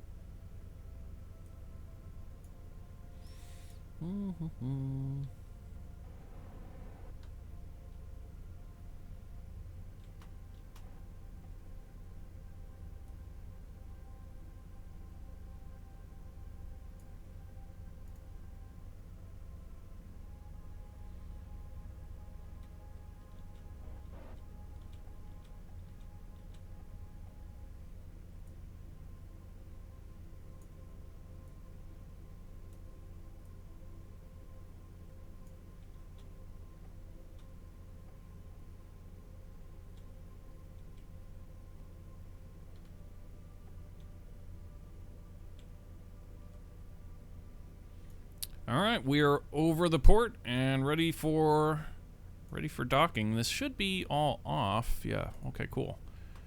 Let's do it. Down you go.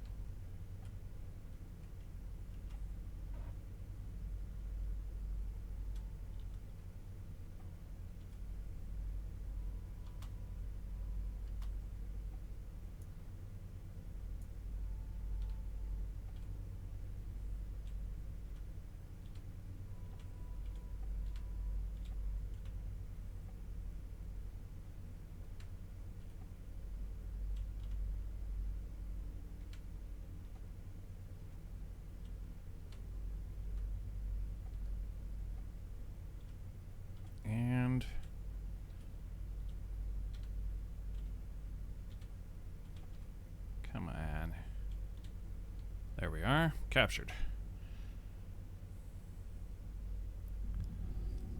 Very nice.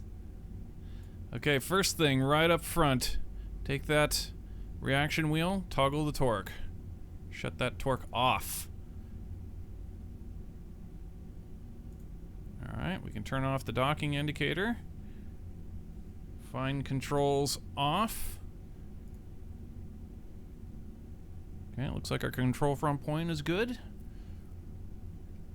Station control is good. Thumbs up. There we have it. There's our new module. Very cool.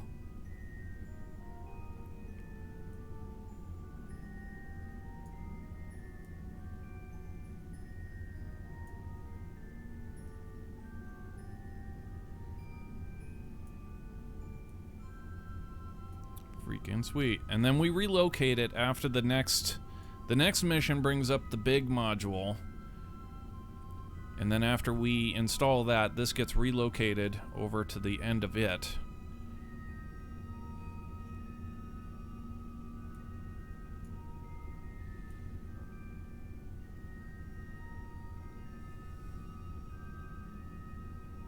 Alright, let's install the Leonardo module now.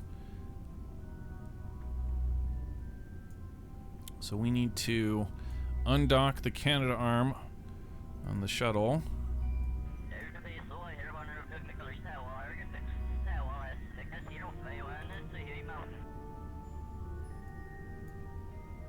we go. Undock that. And unlock down here. Alright, and then we want to grab the Leonardo module with the Canada arm. There we go. Go ahead and play that. Extension.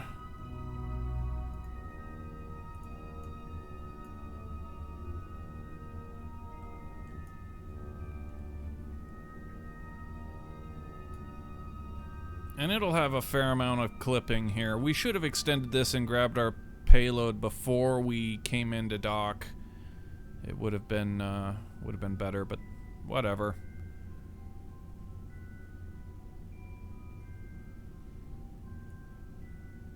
Let's try not to look at it too much. It clips through all the parts.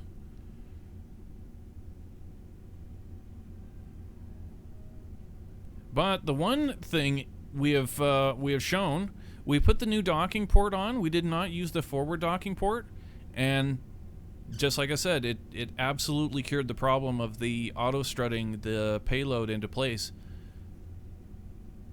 So it's like, if we hook anything to this payload, it's stuck in the payload bay. I have no idea why, but it is absolutely the case. This totally worked. So cool! We have got a little workaround to that problem that we've been chasing for a really long time. Simple enough, just put a new docking port in the back, pull it forward. Done. And we can just take this docking port here and put it, I don't know if there's anything connected to this or whatever.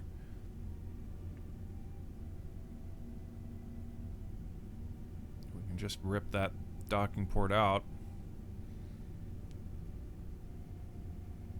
How could possibly have caused that in the first place, I wonder? Glitch in the Matrix. Glitch in the Matrix, man. Nice, Starch Face 2021.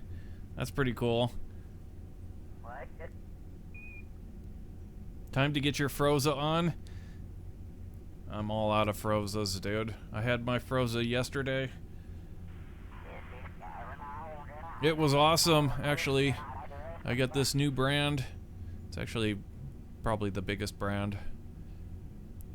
But I've been eating the cheapo ones, the no names.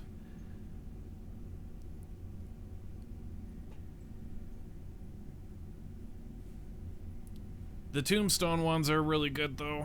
They've got the sauce, I think, is what really makes them so much better.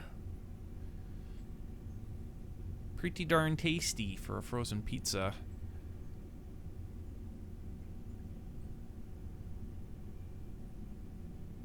Yeah, I still got 1 hour here. 1 more hour until the future happens.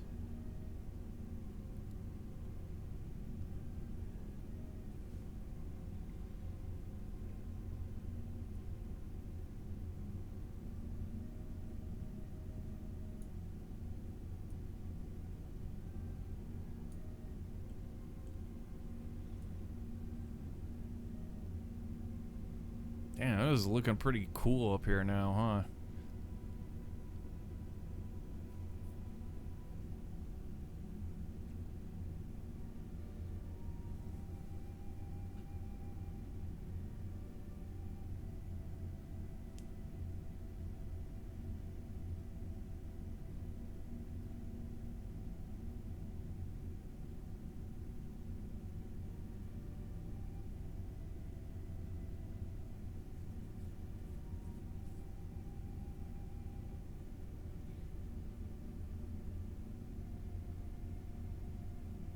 So for all of you who are now in the new year or hitting the new year, it's becoming midnight in your area.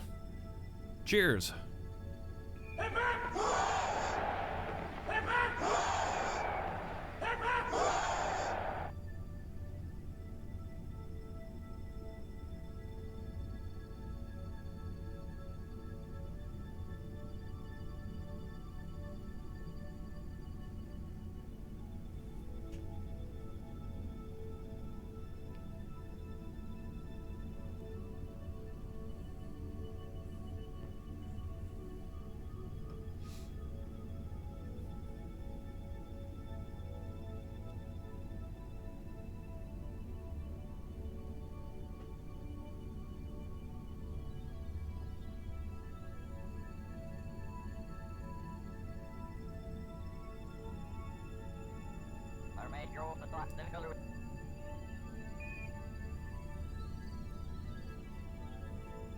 I get these $3 ones that are made in Germany. What?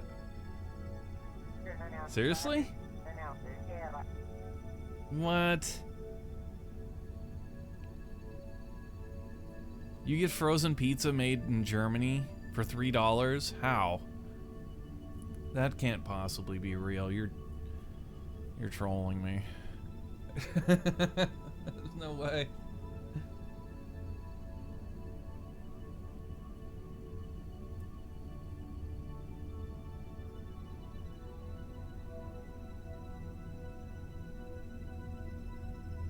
By German, do you mean the Red Baron?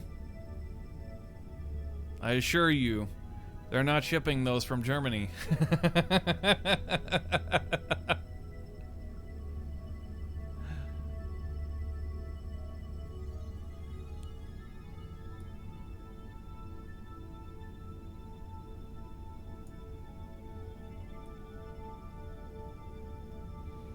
Oh crap, we're oh. I always forget about this. Now wait a minute. That thing should have been...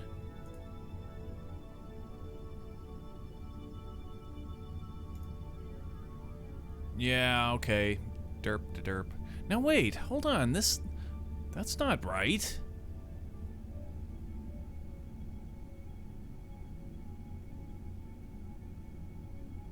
I'm very confused at what the... This is not... Push through. Is that actually how our cowl was programmed? How far into the cowl are we, anyway? Well, it's actually done. Yeah, that doesn't make sense. See, this is the final I'm such an idiot. You know what we just did? Yeah, that's... I am so stupid. What we should have done is started it. Just started and then...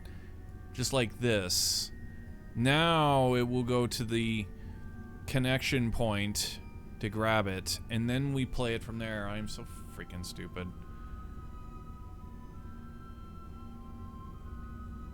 It's true, they're a store brand.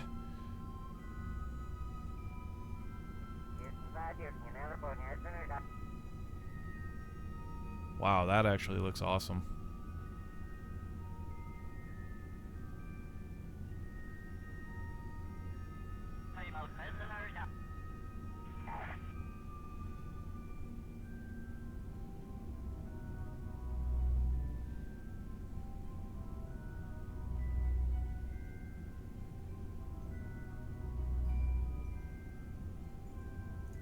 And you're getting those for $3 each?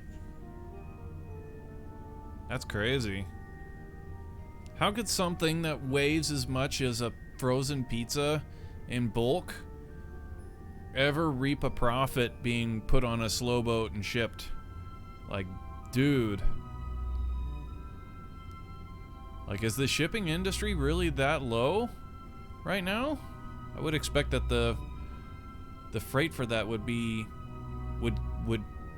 kill any chance of there being any market. Whoa, oh my god. That was a loud boom.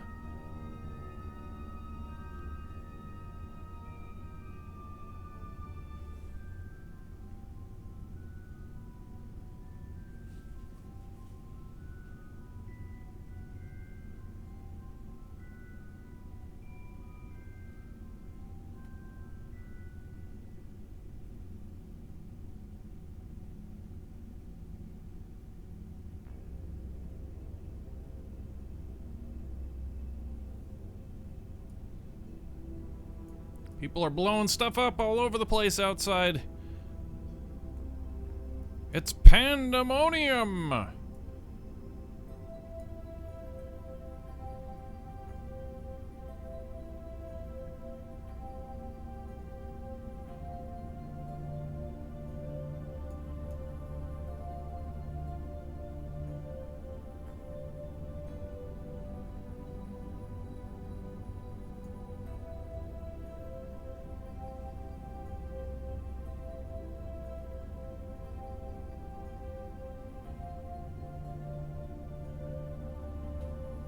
No way you guys heard that. Did you guys hear that boom? Did that actually register on the microphone? No way.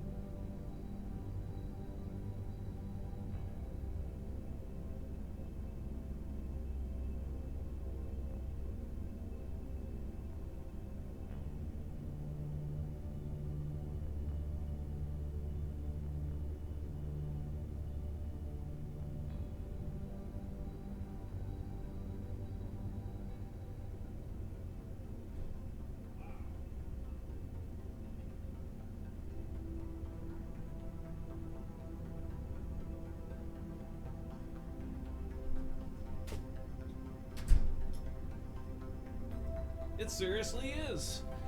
It seriously is pandemonium out there. Like I hear sirens, police sirens from all four directions and then some. Here's one passing the house right now. They're freaking out there.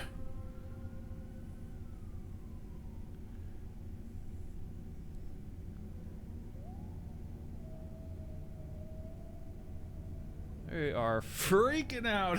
There are cops tearing ass all over the city. Things exploding. Is this like the what was the Batman? The good new Batman? One with Heath Ledger?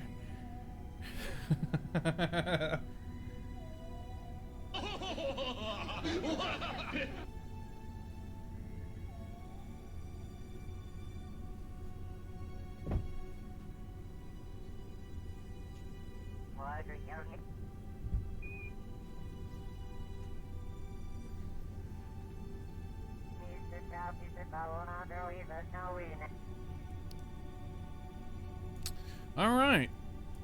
We've it looks as though we've got connection with our Leonardo module and it's ready for extraction. Actually, it's not, because we do need to go on EVA to remove these struts. We can't just snap this one out because it's got a second connection point. So we do need to go on an EVA in order to get this thing out of the payload bay. And no doubt, we're not even going to attempt it because I already know what's going to happen. So let's get an F5. We'll get an F5 right here. And first, what I was saying, what we're not even going to attempt is transferring the Kerbals. Just going to pull up the map and get Classic Rock up here. Switch to Classic Rock, and then come back. And then we'll be able to transfer our Kerbals, hopefully.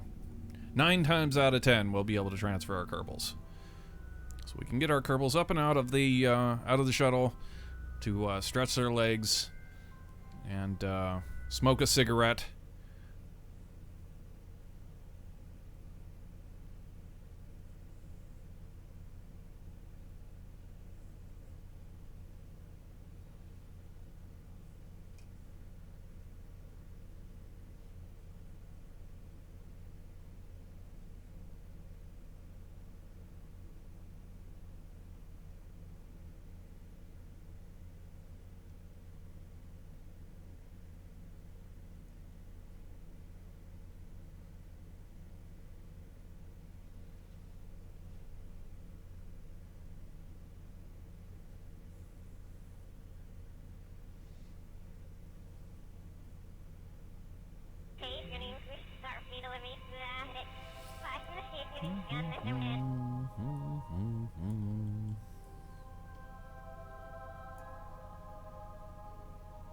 Yay, baby dragon.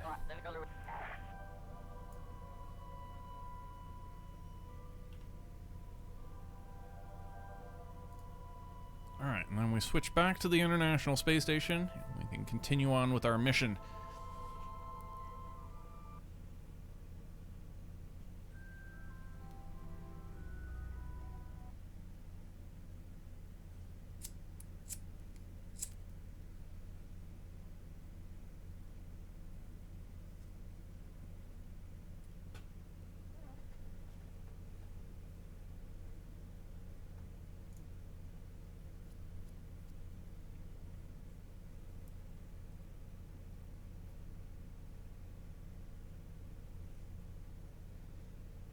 If I copy pasta what you typed, will it come out will it come out like that too?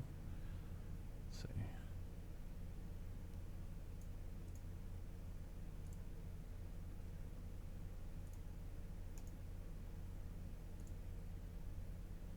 Neat.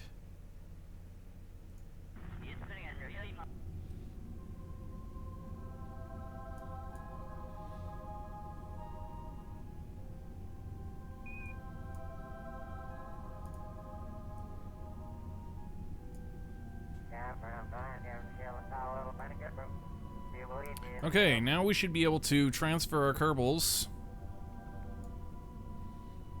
So let's go ahead and move these Kerbals up to do some stuff. We got some science to... Actually, we haven't checked the science on this in quite a while. Not that it actually reaps any legitimate rewards. I mean, it does give us rewards, but like... quantity and the money is not really all that big a deal. Alright, there we go. All of our crew is climbed up and out, saying hi, shaking hands to everybody on board the station. And yeah, let's take a look at what we have here. Hey, look at that, 67 science since we last transmitted. I'm gonna let that keep going. And now we need to go on an EVA to break those struts.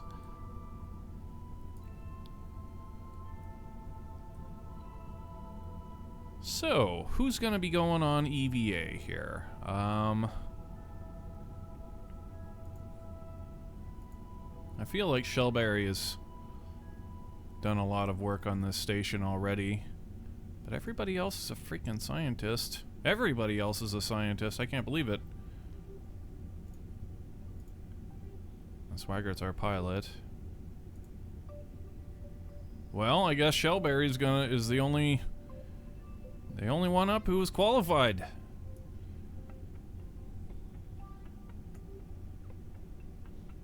Alright, suit up.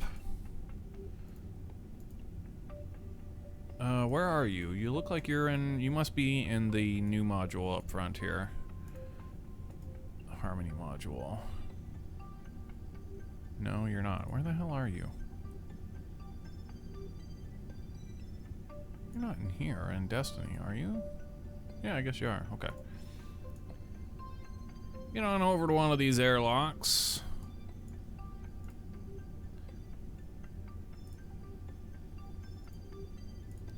And let's gear her up with some stuff. We need screwdriver, wrench. I have a wrench in this one. Oh, a bunch of stuff in there. There's a wrench.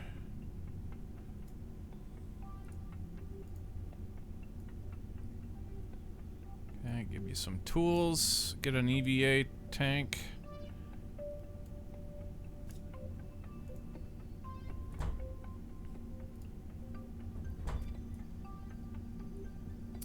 And she's all suited up and ready to go on her EVA.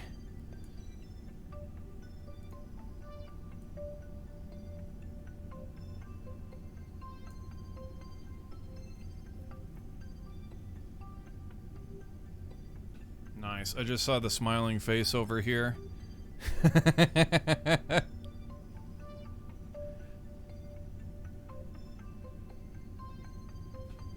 How adorable. If only they were facing, like, the right way. Not that astronauts on the space station are ever really facing the right way. I mean, I think you know what I mean. I think you get it.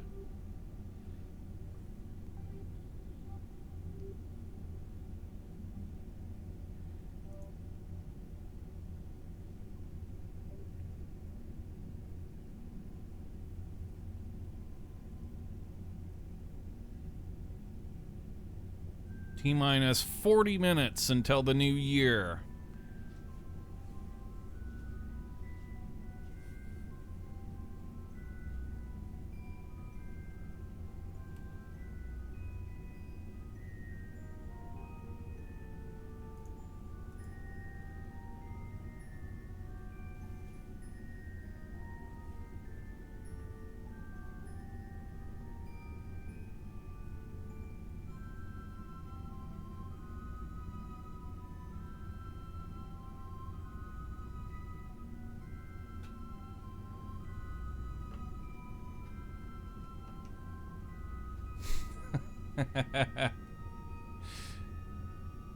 Yeah. That's a good one, Star Choice.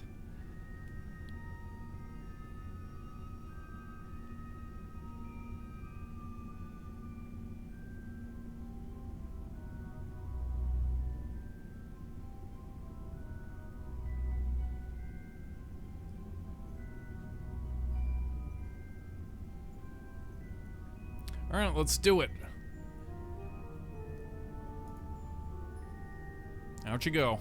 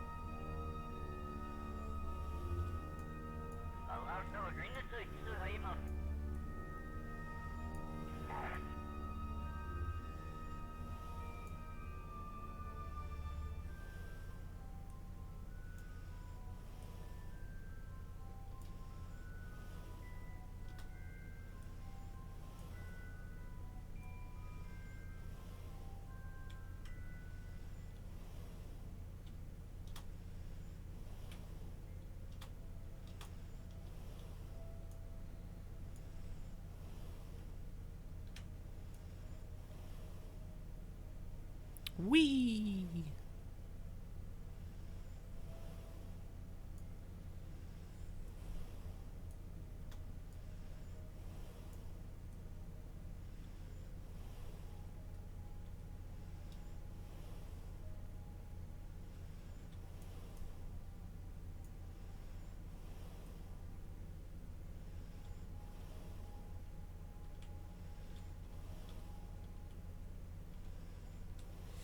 Okay, and we can take this trash and put it, well, I don't know that we would want to keep this trash in the Leonardo module, but we can move it after the fact. So we can move it into the Leonardo module, and then after we install the module after we install it to the Unity module, then we can just transfer it out into something else. So let's turn off our RCS thrusters, and we want to grab that and take it in here. And the other side, and hopefully it doesn't pop us up. This happened one time. Grab this other one and... Oh wait, it's actually not free yet. It would have done that had we had it undocked. Okay, so that was wise to not undock it. So we can go ahead and close the payload doors, or close the inventory on this module, rather, and close the payload doors. It would crush our Kerbal. Anyway, she's basically done here. That's really all we needed her to do, is fly out there and unhook those.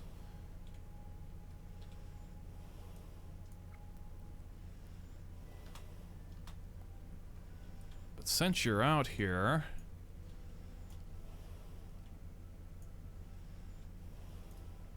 let's go over to this external stowage platform real quick.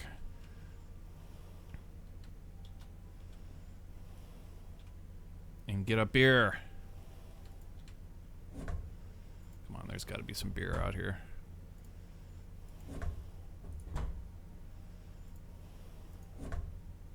Seriously? No beer. Ugh.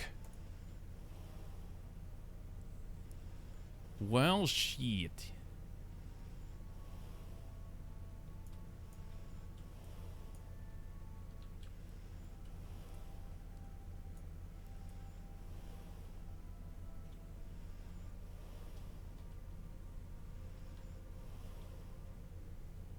Take a look at this side. Maybe there's some.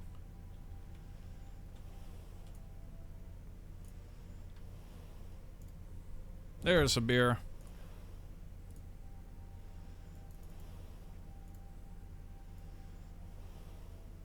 Four beers. And some chocolate. Happy New Year!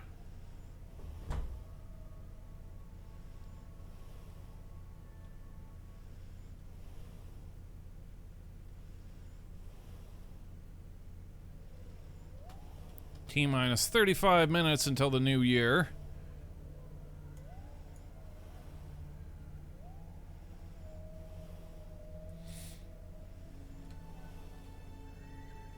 I'm of course going by our clock.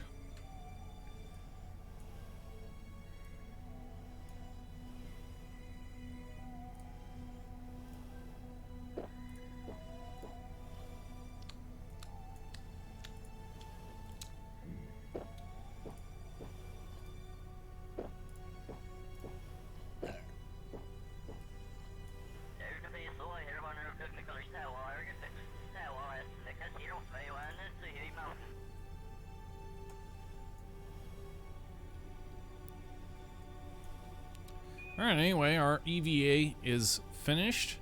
Go ahead and bring this Kerbal back on board.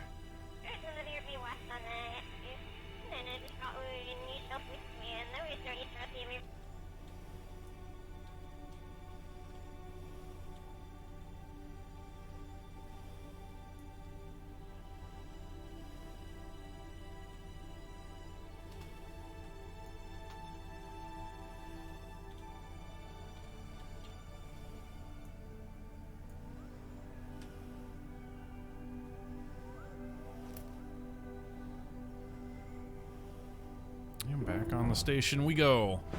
And now we can go over here to our Leonardo module in the back of the shuttle. This whole project. And what we need to do is undock that node and then engage the cow. So let's do it. We are go for Leonardo module decoupling. Hit it. Alright, there we are. The module is free. And now we play the cow. Boom. And the Canada arm will now lift it into place and install it.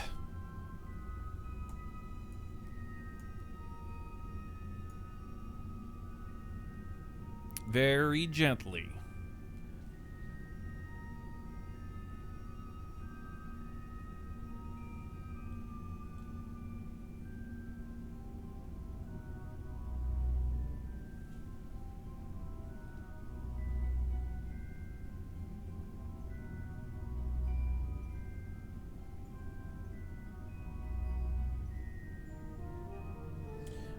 And there is one event that we need to watch out for.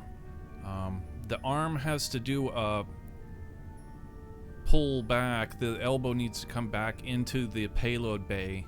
And so these two the docking apparatuses, or locking apparatus, I need to be ready to undock it once this comes back into past this piece.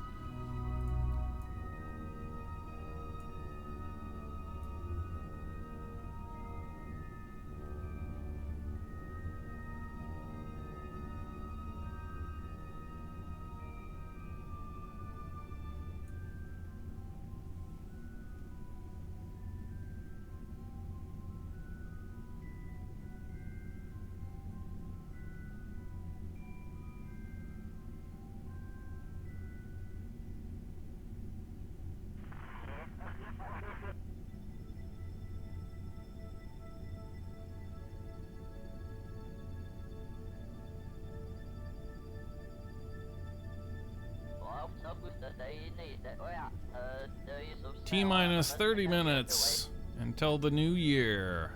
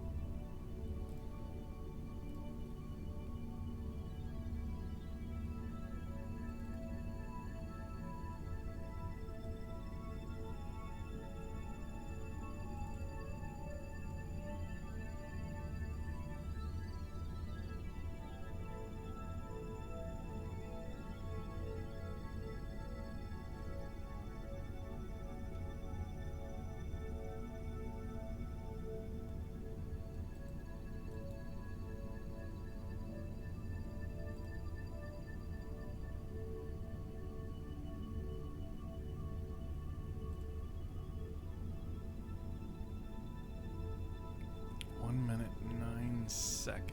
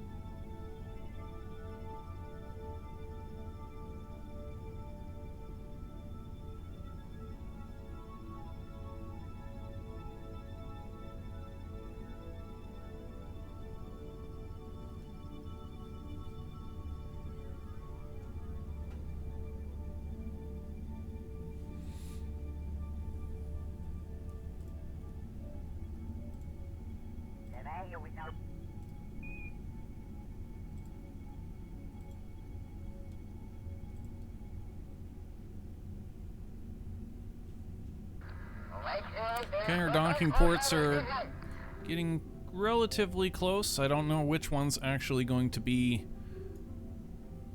in charge, so we'll just get both of them.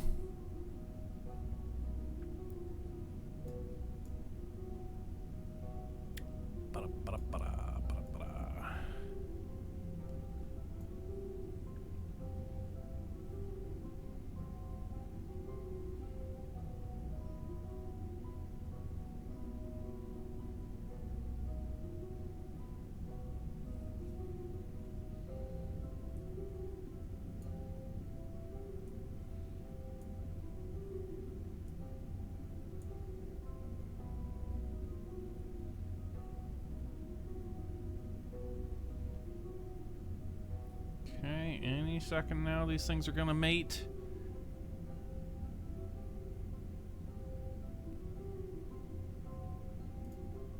There we go.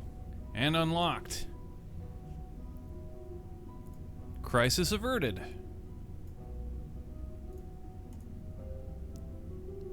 Thumbs up.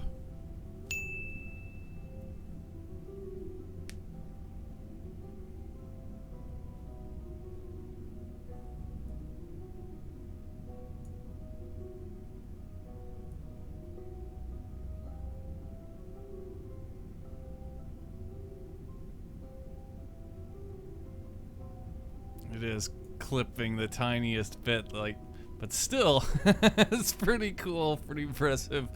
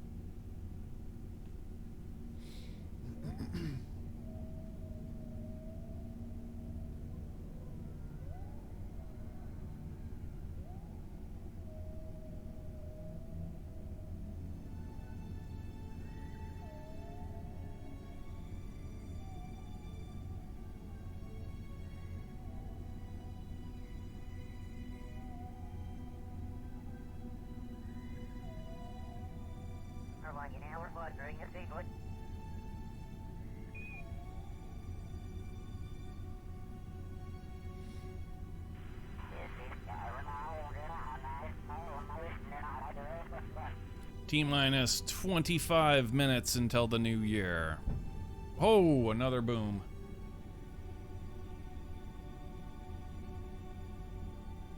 Now we'll hear the cops scrambling all over the place again.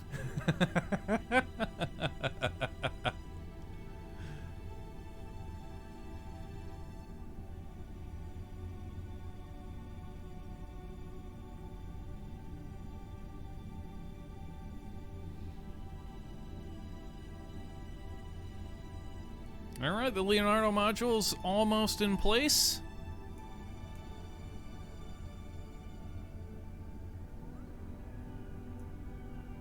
In fact, it is so close.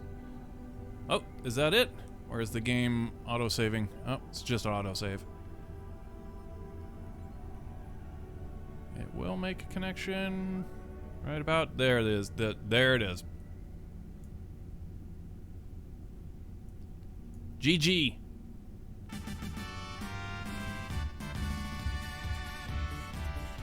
All right, the Leonardo module's in place. We can open the doors, and our Kerbals can transfer the goods to and from this thing. We will go ahead and get a transfer cooldown, just cause it's cool. Initiate transfer.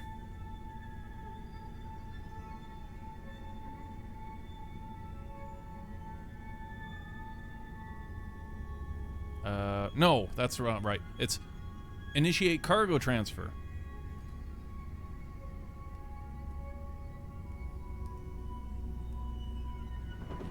There we go. Yeah, it's working now.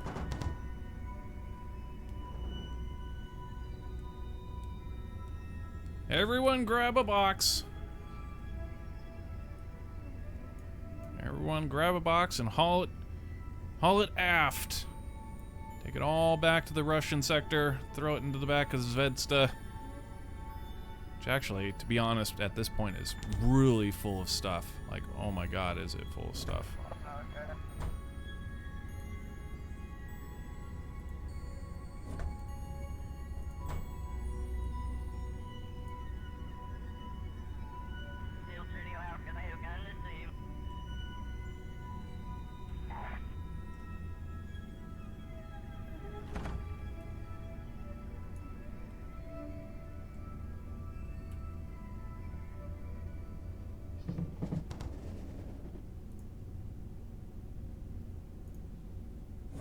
But what we were actually looking to legitimately move here are these damn ladders. They're really, really big. They're heavy. And the only container that we have that comes to and goes from the International Space Station is this one here that we've got. This, the Leonardo module. So let's see, can we move 4 of them? Should be able to get 4 of them. Oh yeah, okay. Let's move this garbage, because it's not as important. We can take that back on a Soyuz.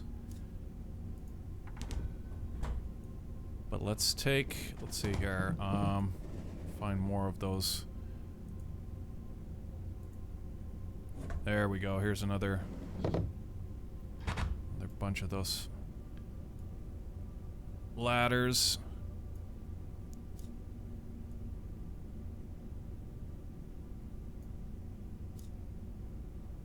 $13,000 liters used. I wouldn't think we might be able to get one more, but we're gonna call it full at that. 712 kilograms of mass. It's another concern too. We don't want it to be too heavy, so it'll throw off our re-entry pattern.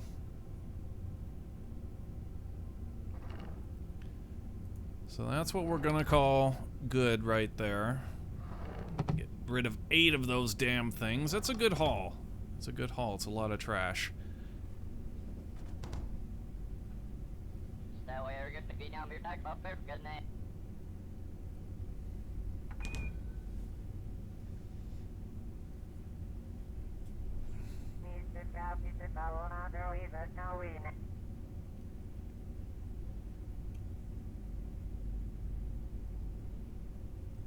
T-minus 20 minutes until the new year.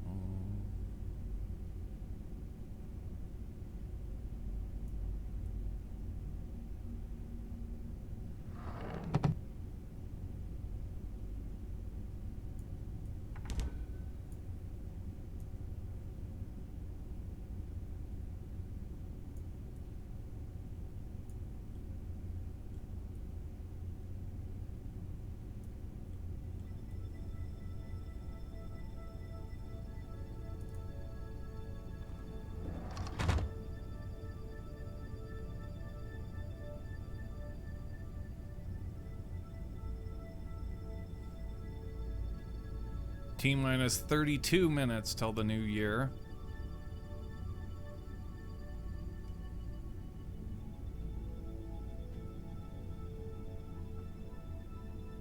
Transfer complete. All right, so all of our cargo is been moved and trash put on, and we are go to let go of this Leonardo module and put it back into the payload bay. So let's go ahead and do that now. Hit it. Alright, the Leonardo module is free again. And we take this playlist right here and we play it backwards.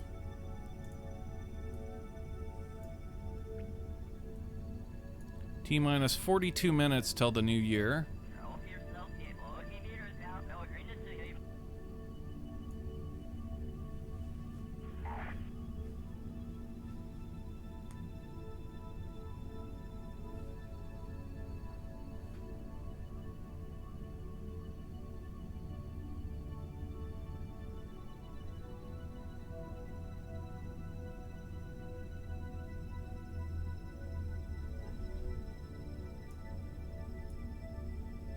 Okay, and we have one. This is gonna try and mate again as it passes, so we got to be wary of that.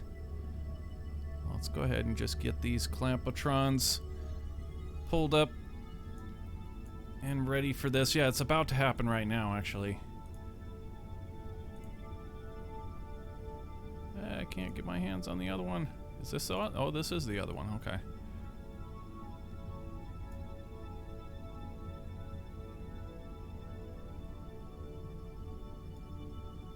Okay, which one's gonna be the... Which one's gonna be the master?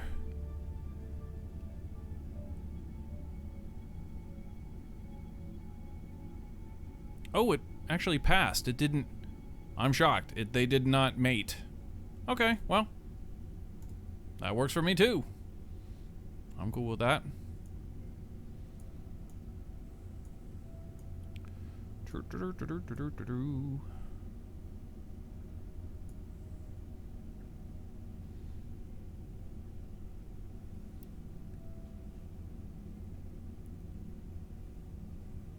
T-minus 55 minutes till the new year.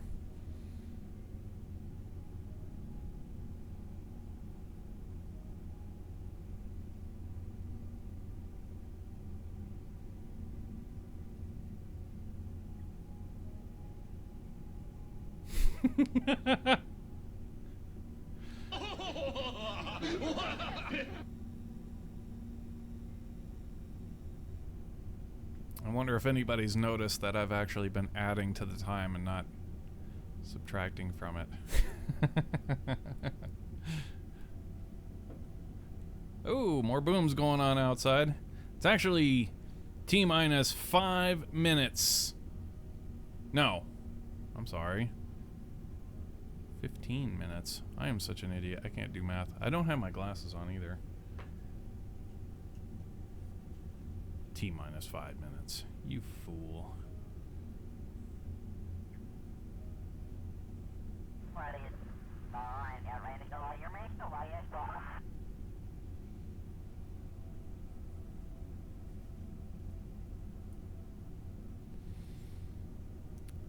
Little bit of clippage on the way back out. Going in, it looked actually pretty good most of the way. It does clip a little bit on the edge on the truss, but on the way back out, it's pretty horrific.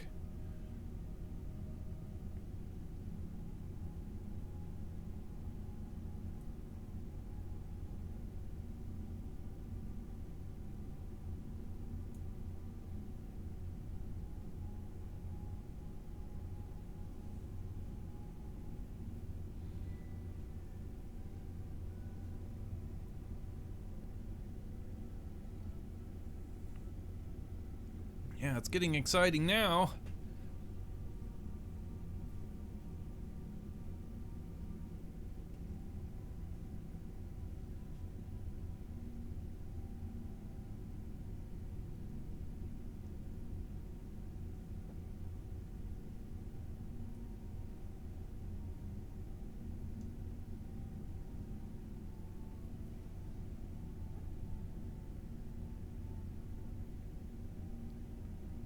Shoo-doo-doo-doo-doo.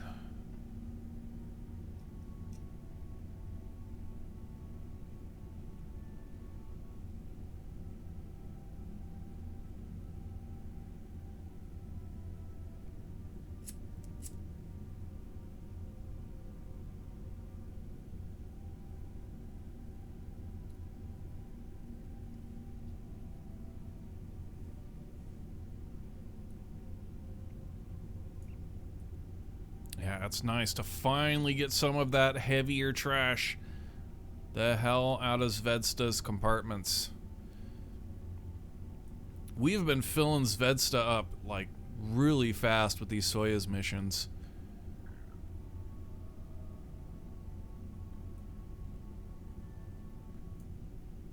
I'm really glad that we chose to do this and not to just knock this module out. This is so much better.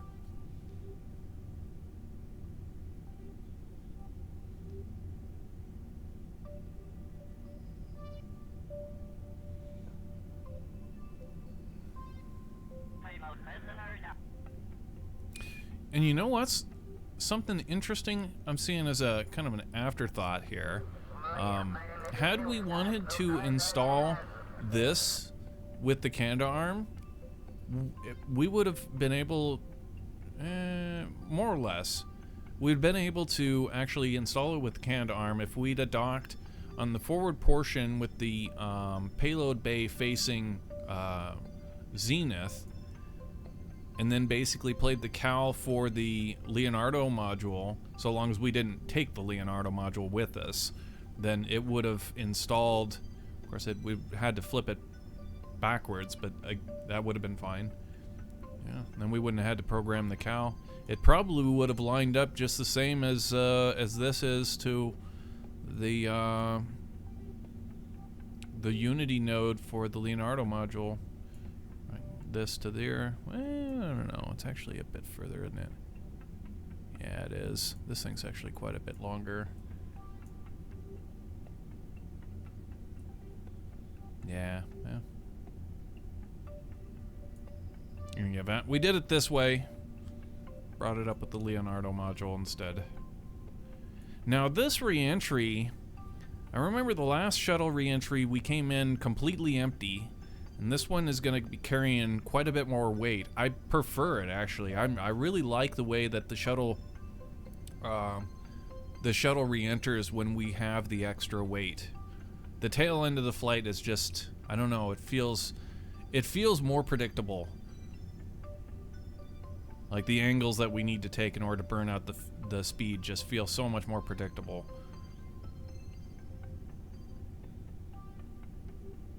Now, clip that I said that for when we miss our target on final approach.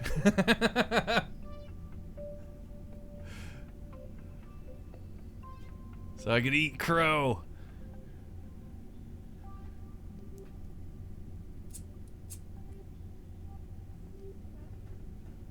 We are T-minus 10 minutes till the new year. Actually, T-minus 9 minutes just now.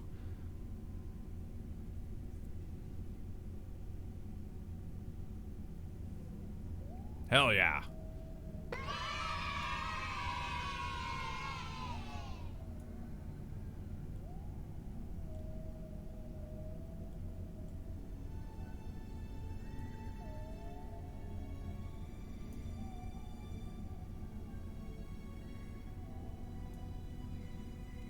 Okay, Leonardo module's getting its last little twist onto its connection point, and then we can release the Canadarm and stow it.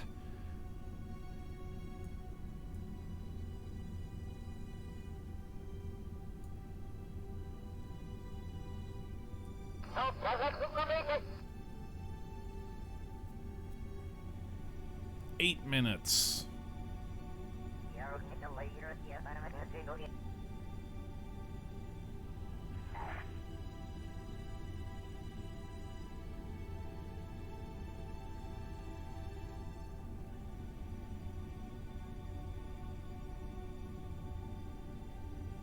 We are go for 2021 at this time.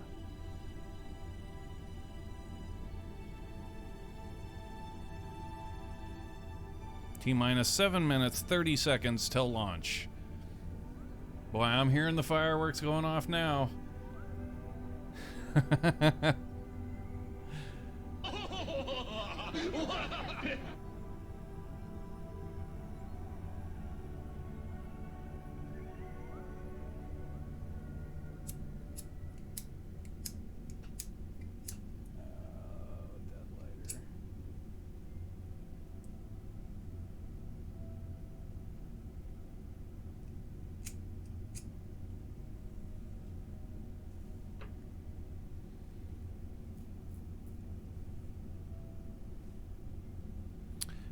And it looks as though the Leonardo module is it connected? Looks like it's still maybe... No, it's connected. We are docked. All right. GG. Holy cow. That was another big one.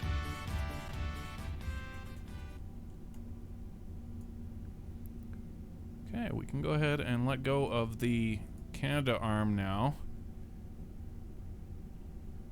Or actually, even better, we should just leave the Canada arm attached until we are ready to leave. And then after we leave, then we'll stow it. So we'll just leave it attached.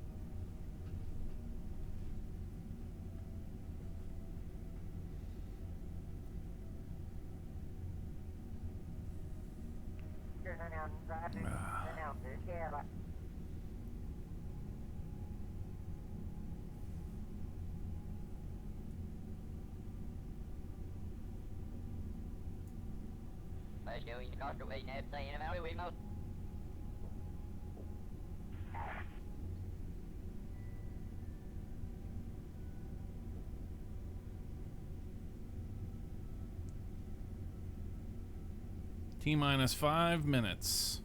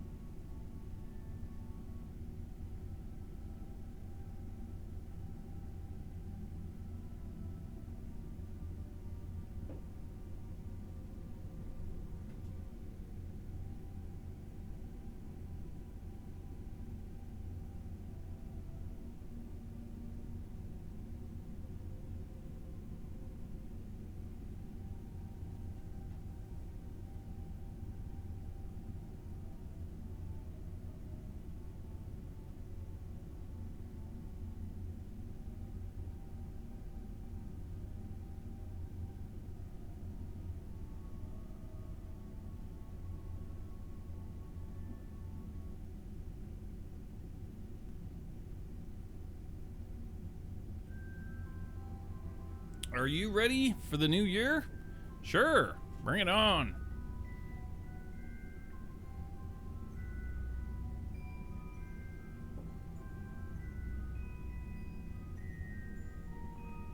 T-minus 3 minutes.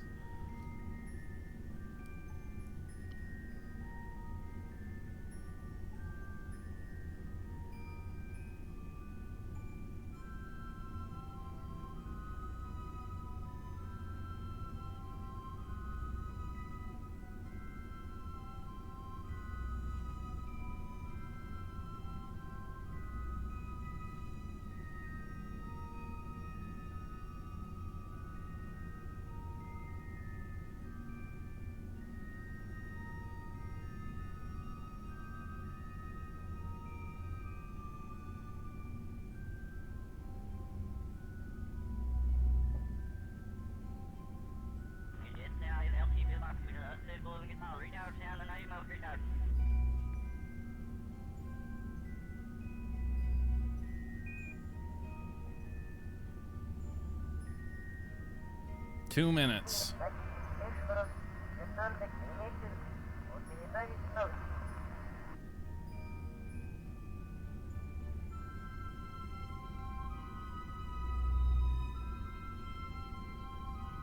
At 1 minute 9 on our file, if we go ahead and pull the trigger on that, I expect about 3 seconds after the event. Say 5 seconds before, so...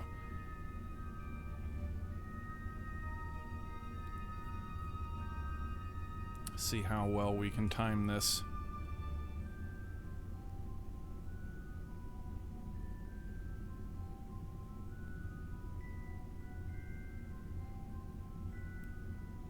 We are go for 2021 launch.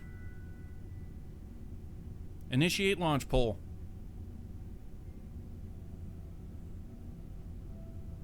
All stations, gonna go for terminal count, beginning with mission assurance.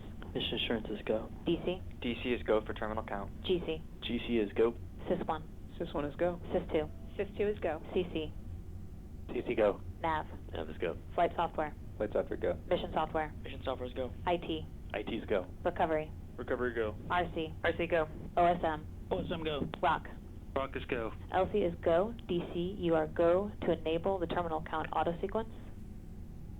All stations. Perfect. Terminal count auto sequence is enabled. We nailed it.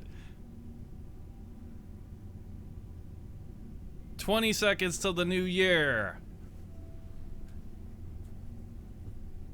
Guidance is internal. T-minus 10 seconds. Ignition sequence start. 6, 5, 4, 3, 2, 1. Happy New Year, dudes.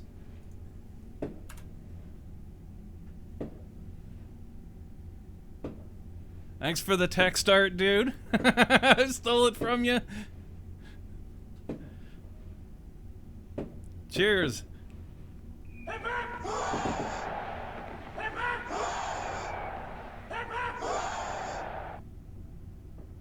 Awesome.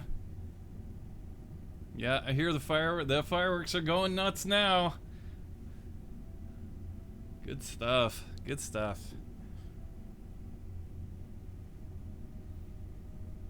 Hell yeah.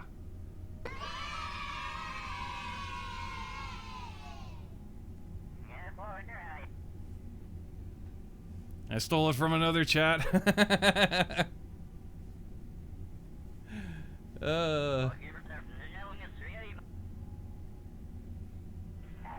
Thumbs up.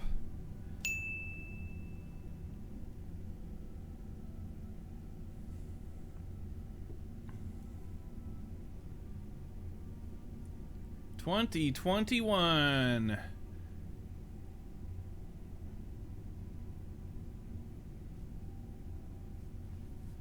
Hell yeah, my dudes. Welcome to the future.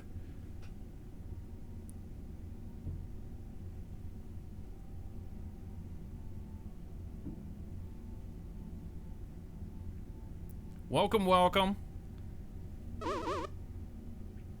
It took you a while. I've been here for quite a while already.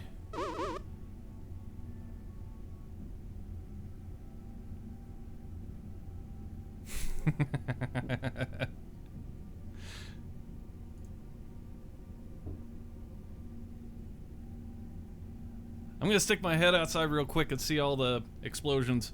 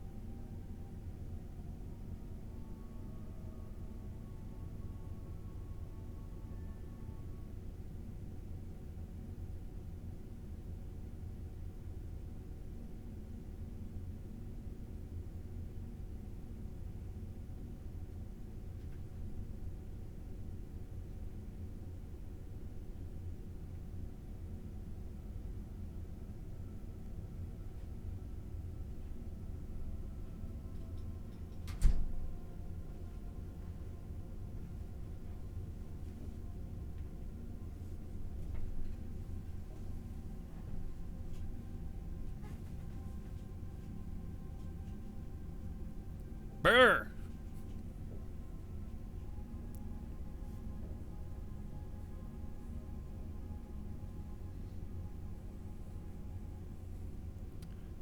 So tell us what it feels to be in the future. Does it live up to the hype? Is it a utopia as we promised? No, it's a dystopia.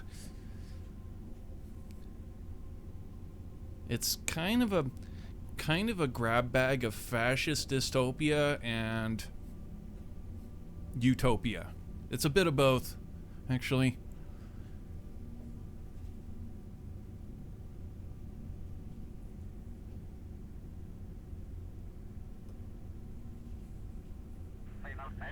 It's a little bit of both.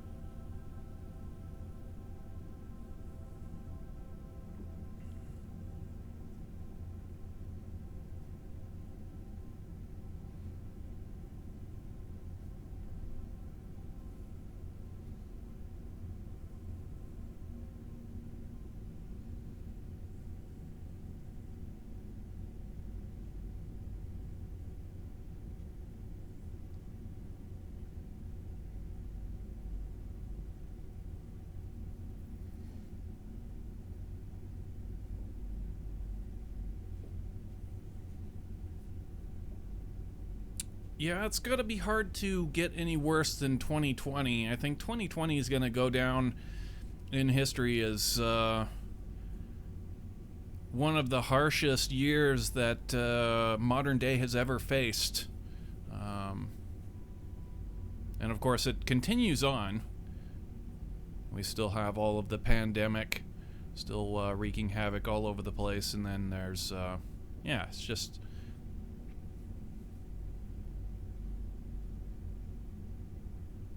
But something to be thankful for and cheering for, that we're definitely past a better part of it. And a lot of people are going to work very, very hard to making this next year more bright, that's for sure. People are done with 2020. It was brutal.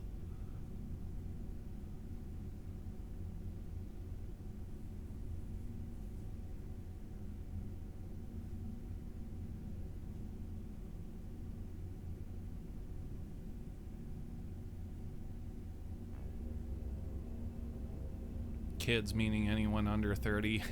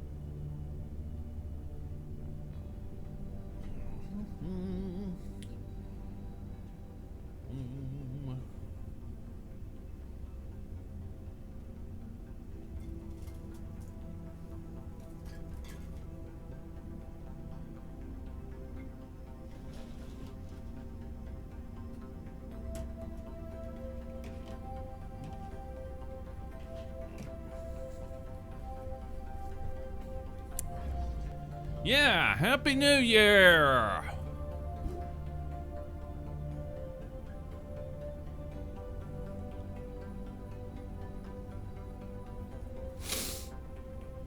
So, here we are in 2021 with our International Space Station circa 2008.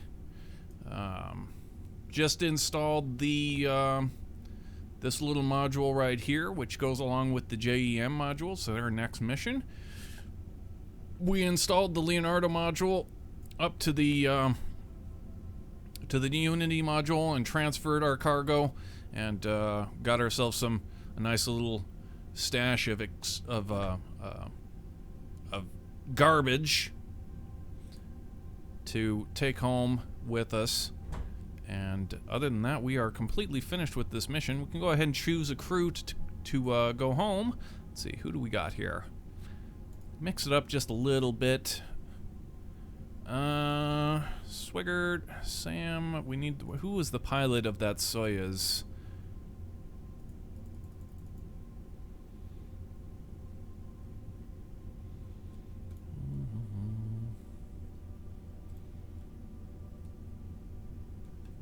Who was the pilot of that Soyuz? Alcard. Okay, and you look like you're in the Harmony? No, you must be in Unity. Okay, there you are. Transfer Alcard to be our pilot of this shuttle. Oh, come on, this should not be a thing. We just transferred. We just did this. You rat bastard. Alright, well, it's gonna force us to do it again. Fine, you wanna be that way?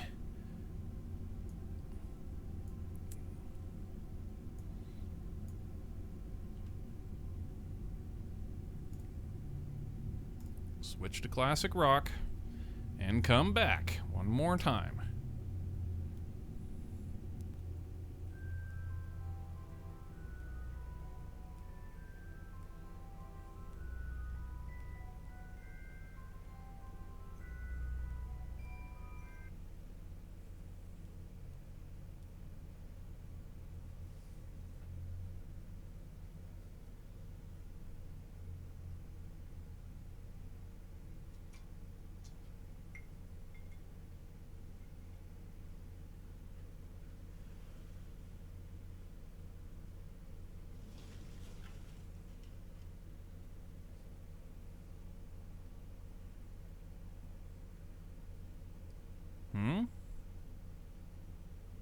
The blue must mean something.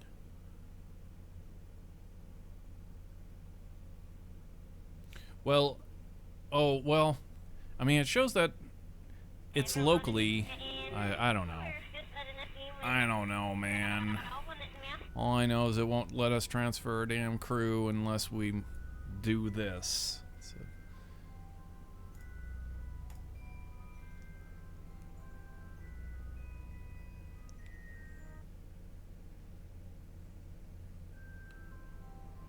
And then it goes from blue to like the darker blue, and generally when it shows you the darker blue, then you click and it should work, but not always.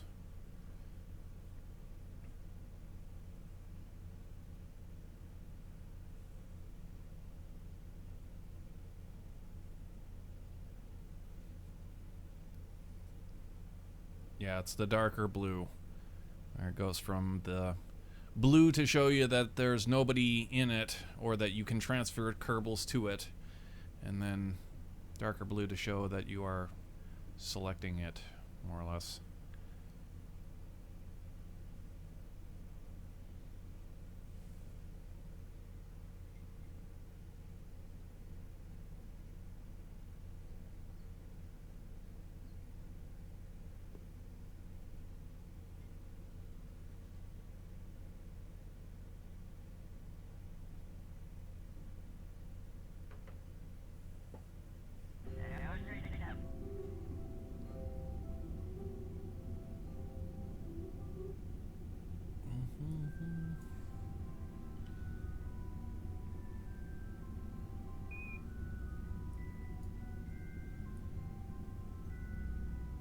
So, should be able to do it now. Now, this guy was... Where the hell was he? Did we find he was in Unity? Yeah, there you are. Okay, transfer. It's really still not letting us do it.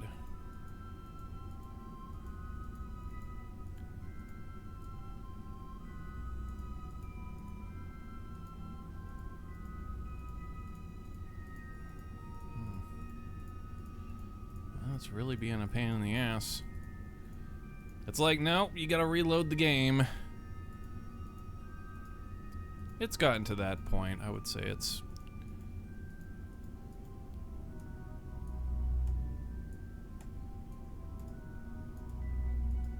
Come on.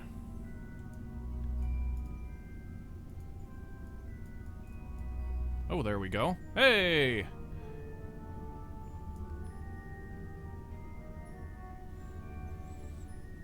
Alright, so that's one down. Kelray. Yeah, go ahead and transfer Kelray. Didn't she just come up here? I mean, somebody who just came up has obviously got to go. But...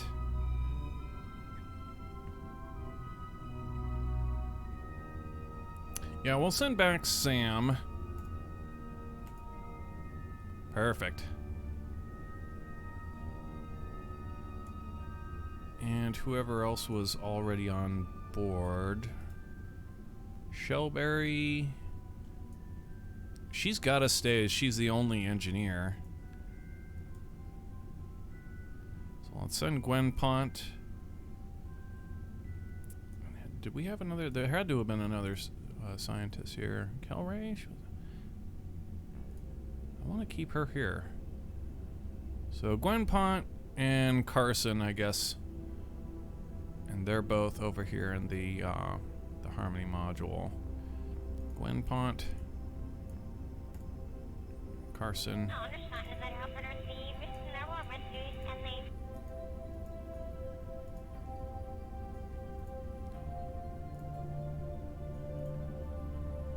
Okay, and that gives us, there we go, there's our crew. Alcard, Sam, Gwen Pont, and Carson can go home. And just to be sure of all of their different roles, take a look here. Got our pilot, scientist, and another scientist.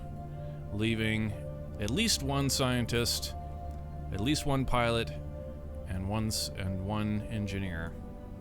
The only engineer.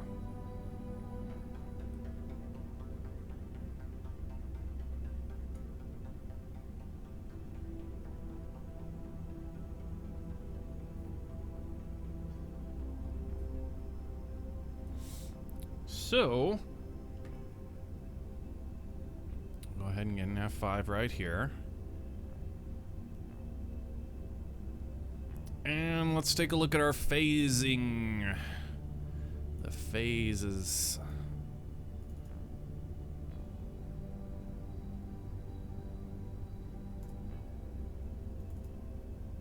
There we go, focus Kerbin. And where are we? Approaching phase 2.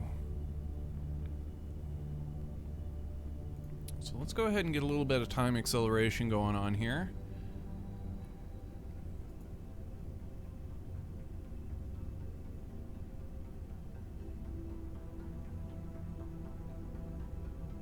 Okay, we're phase 2.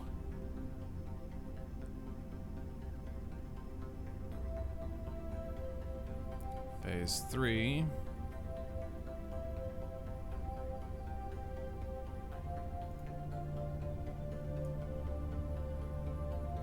Keep it coming.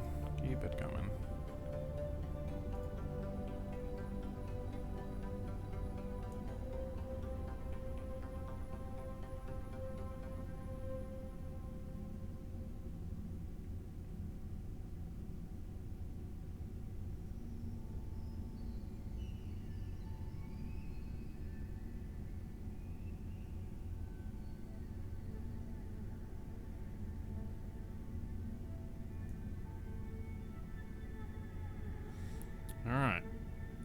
phase 0. Let's come out of time acceleration. Bring it all the way out.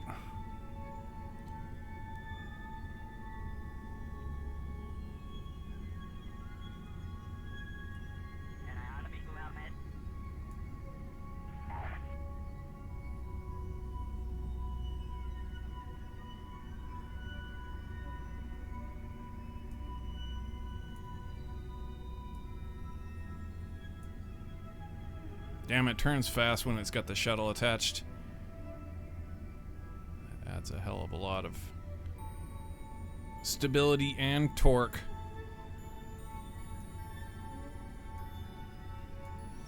Okay, so we are ready for undocking.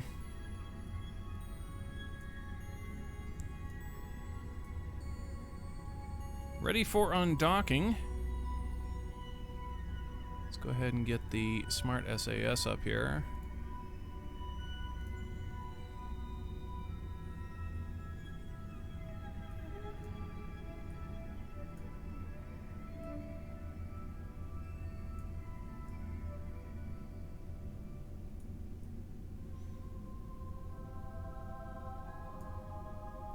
All right. I'm convinced.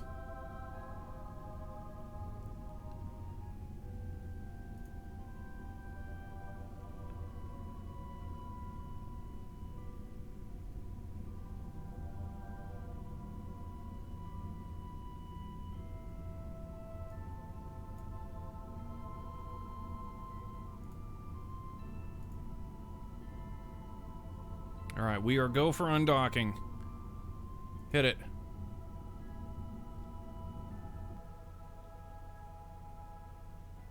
Okay, SAS to SAS. RCS on, docking mode on. Actually, RCS off. We want to control from here. There we go. Now RCS on, thrusting aft.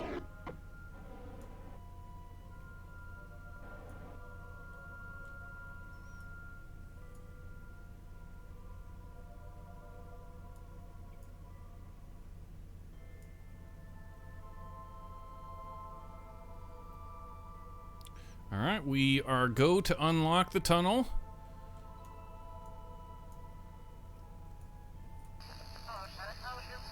Aim the camera, it'll help us a little bit better. There we go. Okay, so unstrut.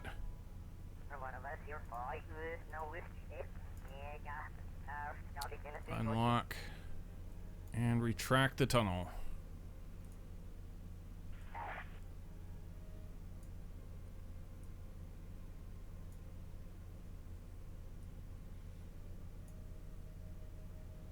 Okay, RCS off.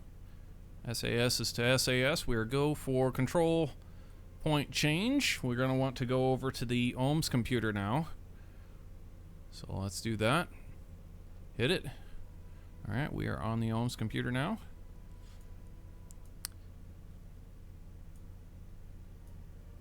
This thing turns really sharp, so let's let it drift away a little bit before we go to do our turn to retrograde.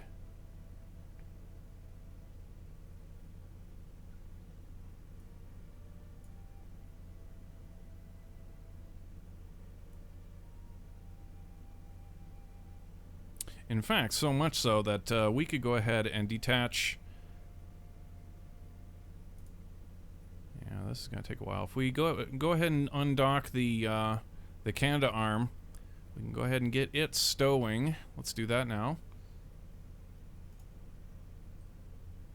All right, connection made and connection let go of. Perfect. All right, we need to stow the Canada arm. There we go. That should take the cowl to the stowed position. And it seems as though we're starting to approach. Uh-oh. Docking mode on, RCS on, thrust nadar. We're going towards the station here.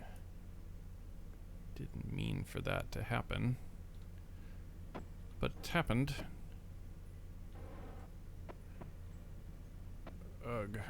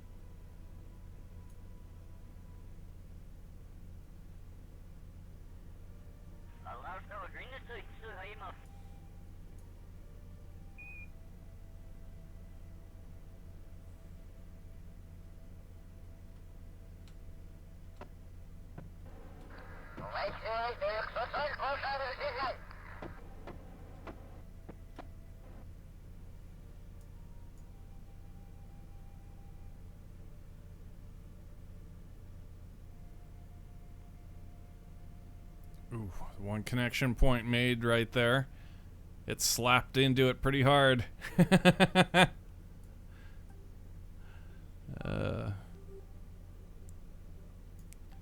alright. So long as we're going away from the station, that's all that concerns me. I didn't like that.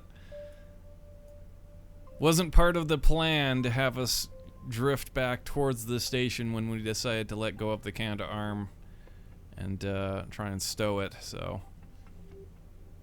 But we're alright now.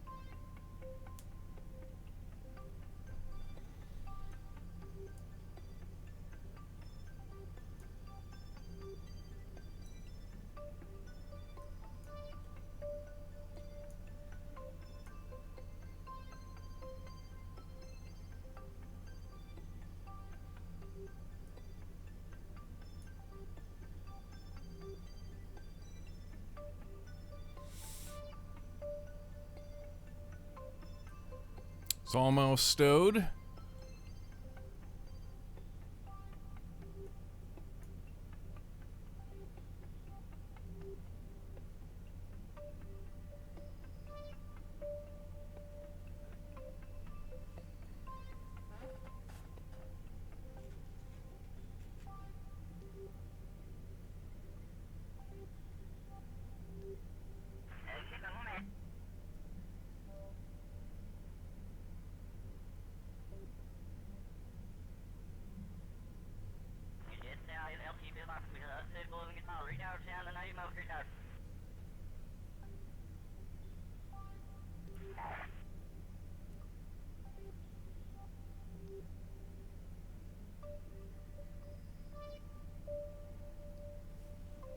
And locked.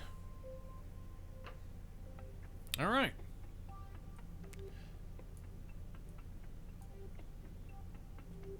We are go for our turn to retrograde. Let's do it. Retrograde. Force to 0.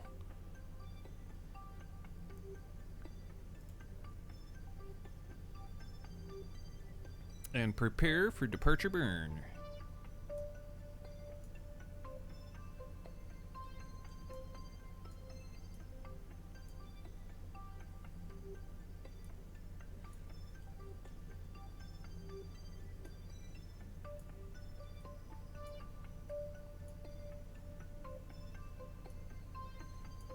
All right, we are go for departure burn.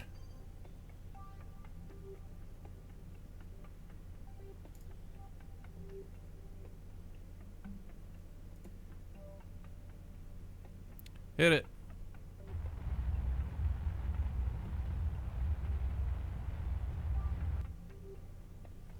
Departure burn complete.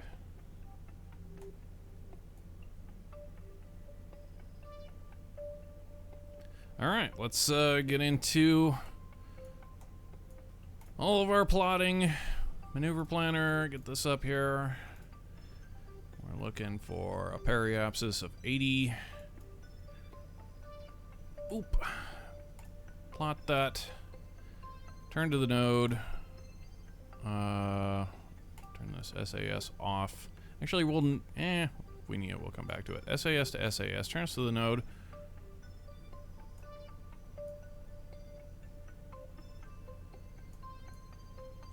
So long as that torquing did not throw us absolutely at the station. No, we should be fine. Alright, we're on the node. Let's take a look at this, make sure it's plotted properly. Yeah, that looks good. Radio. Hit me.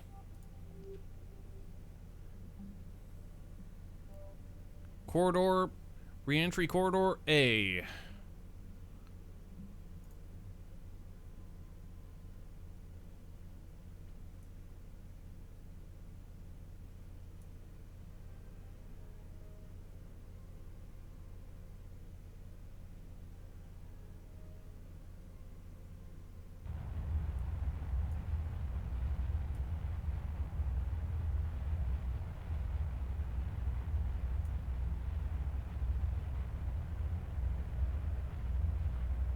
The first re-entry of the new year.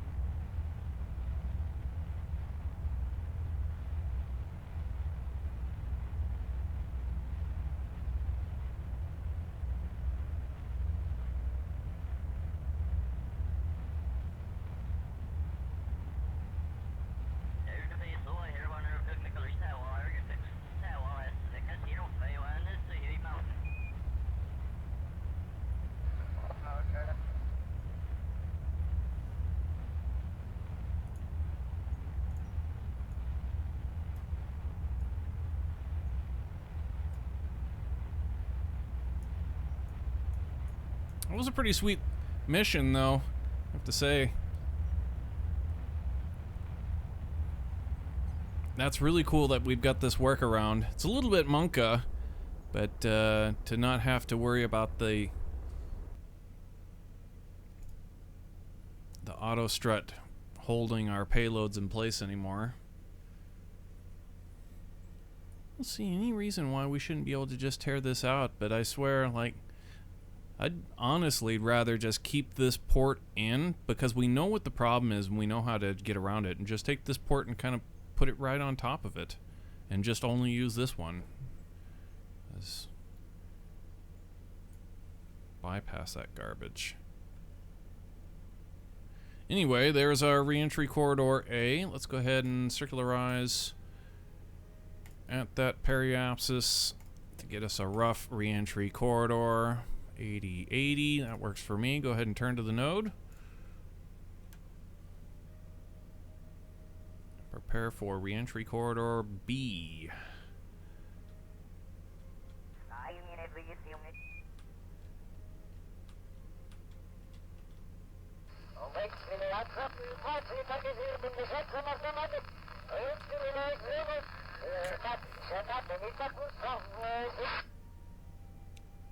Hit it.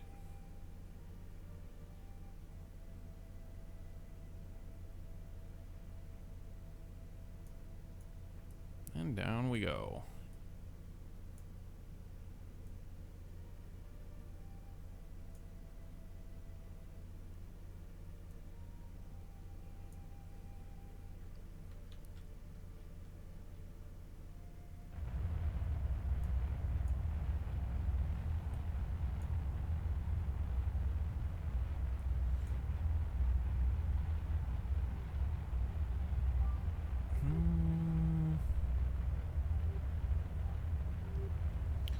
not sure how we feel about the ohms controller at this point.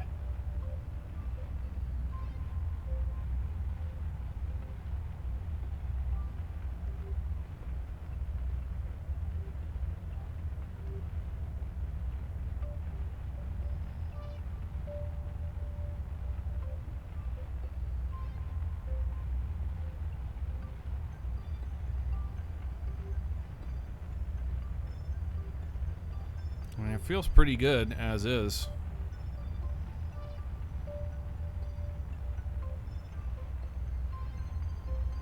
That the added weight is really warranting us to change it or not. We'll see at the tail end of the burn. That's always the best way to judge.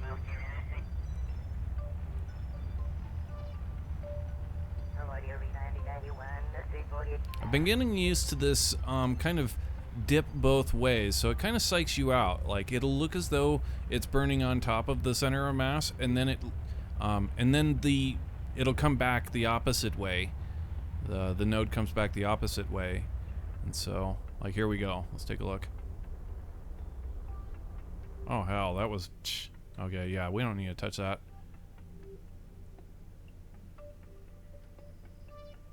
All right, so here's our re-entry corridor.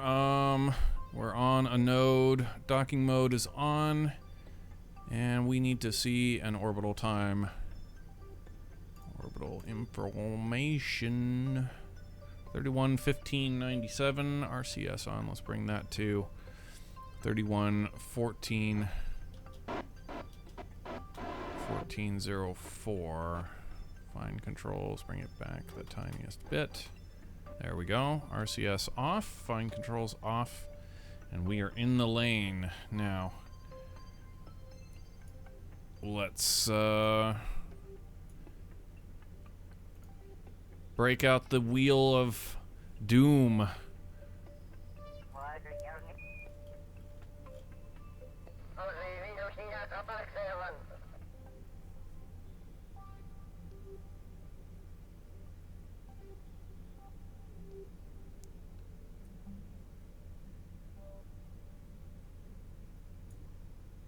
Okay.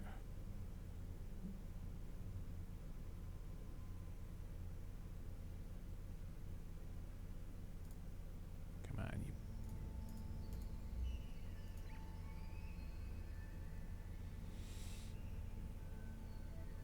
All right, we're at about 90.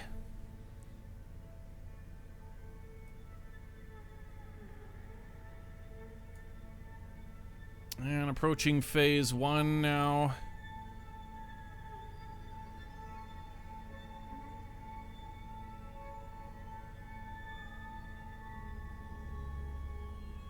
Three, 3-0.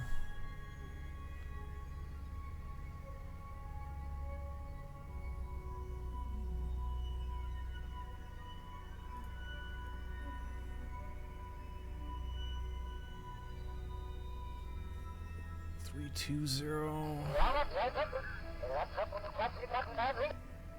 Approaching 270.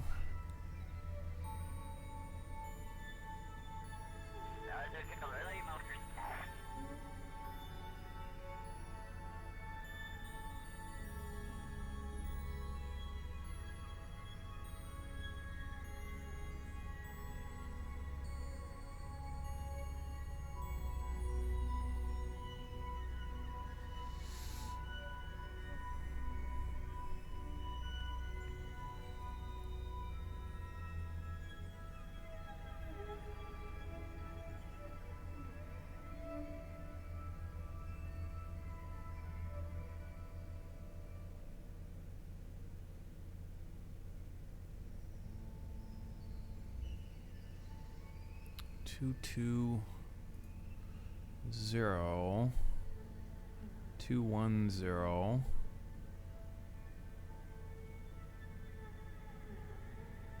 2 0 0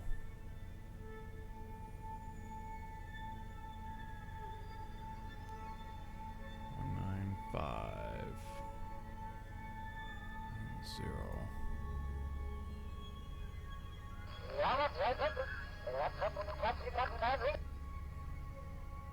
So yeah, about 195. All right.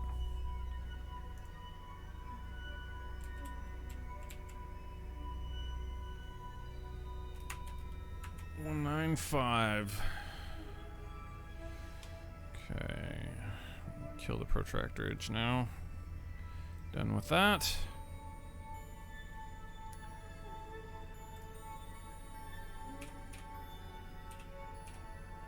Calculate me. Now, we're looking for 195. Okay, so 238 minus 195. I forget the rest of it. We memorized that much. Oh yeah. Okay, so take that times 5.20555. Divide that by 5 orbits. Add our time, 1874 equals y. Divide that by time is 31 minutes.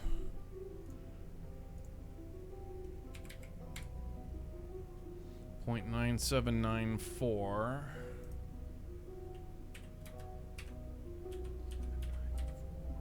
Shit. 9794. We did that wrong. Okay. 7. 4. There we go. 58.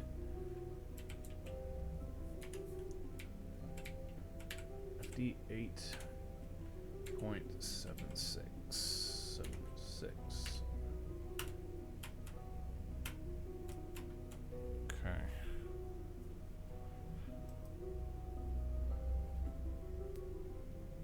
$195, $238, $195, 5.20555. I better run this equation while I'm actually looking directly at it because I'm shocked if we mess this up because I'm not following the steps properly.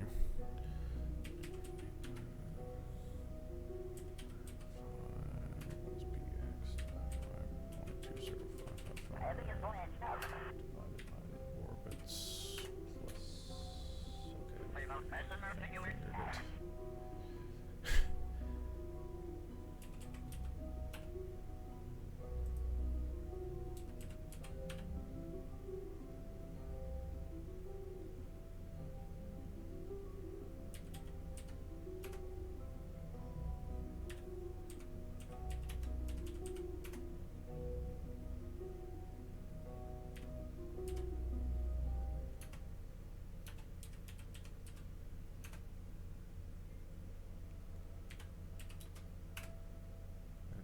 $9794. That's what we got last time. 9794, so 31 minutes. 9794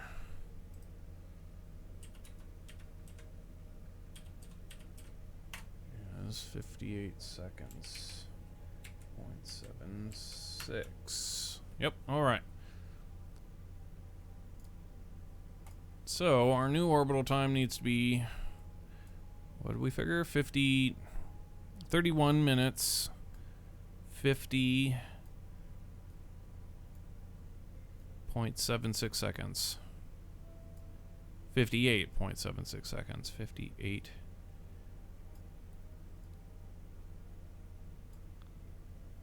Okay. Go ahead and turn to that node.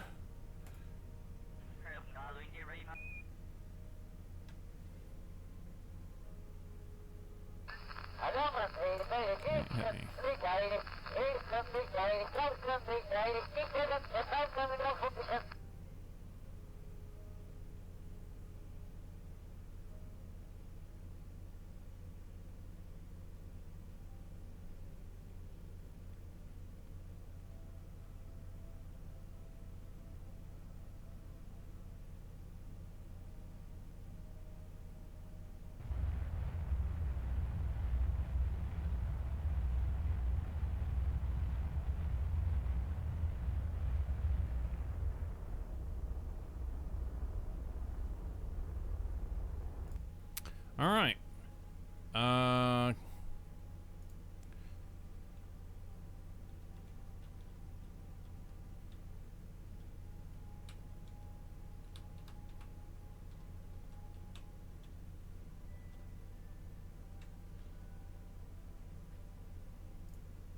Okay, docking mode on, RCS on, and we need to be at 31 minutes, 58.76 seconds.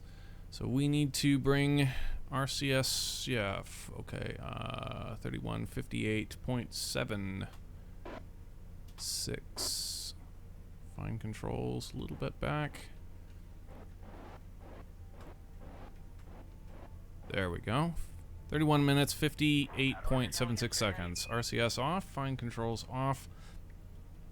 And we are good to stay in this lane for 5 orbits.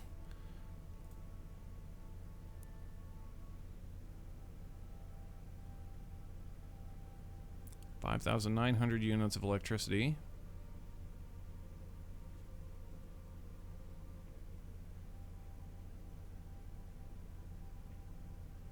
All right, 1 orbit.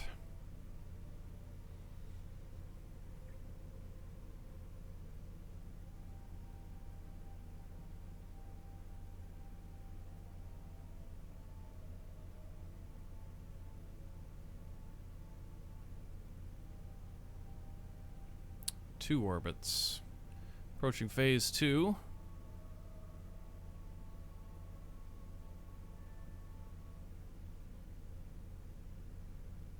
It's looking really good.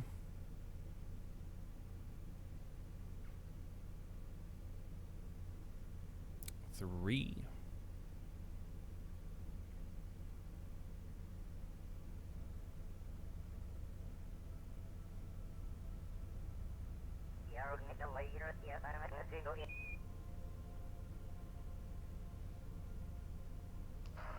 And 4. We come out of time acceleration. We can go ahead and plot the return to our... Well, hell, we could just say circularize at periapsis. Boom. And that should bring us relatively close to our original reentry corridor. And we'll clean it up after the fact.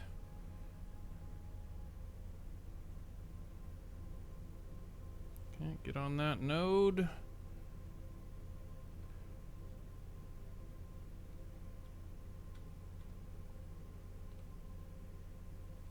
Alright, hit it.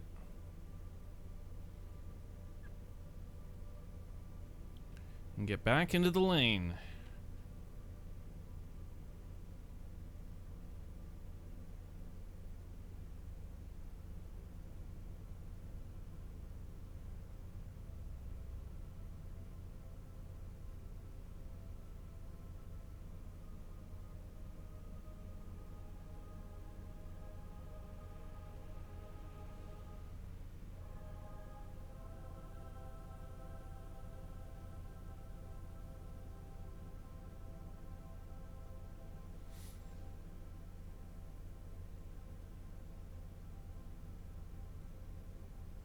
And phase 3, right at 3 o'clock. A genuine indicator we're on target.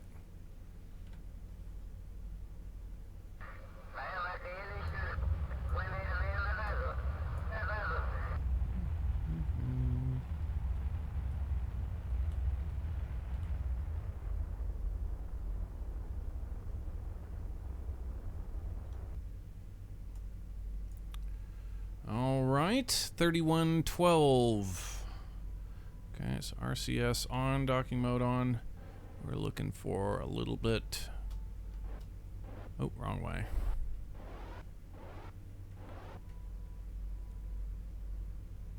We're getting a prograde thrust because we're backwards. We're getting retro thrust to go forward, actually. It's a little bit weird, but whatever. You know, either way works. 3114. Oh, we just passed it by 1,000. So we passed it again. There we go. 311404. RCS off. Fine controls off.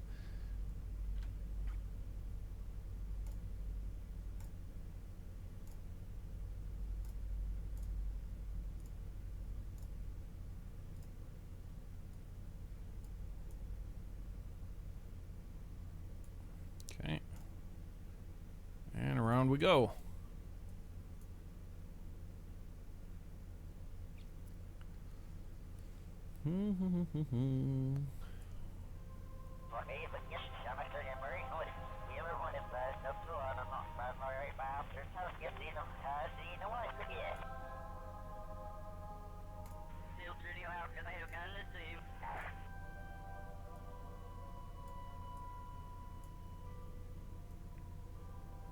Okay, one more.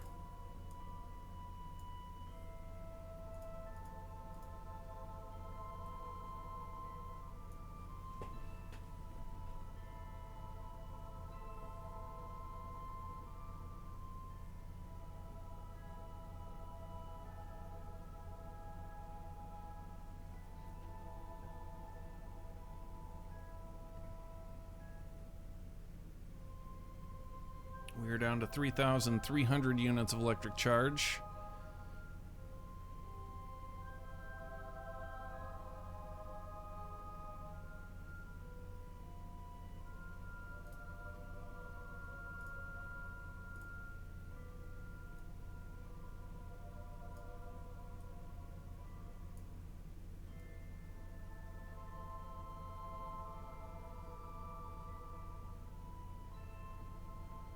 Coming in a bit south, quite a lot, in fact. Damn.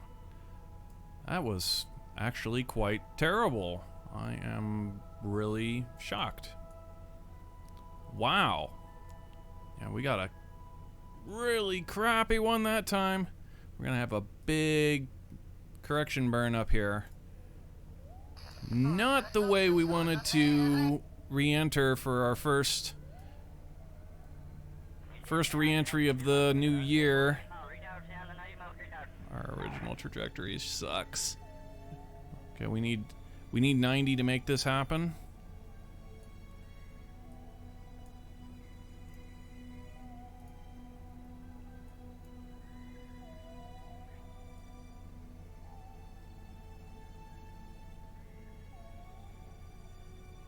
Bring it back slowly so we can see.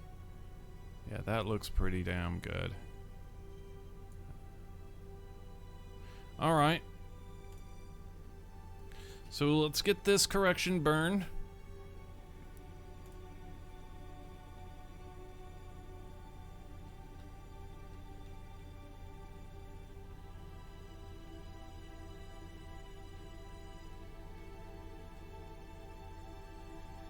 Yeehaw.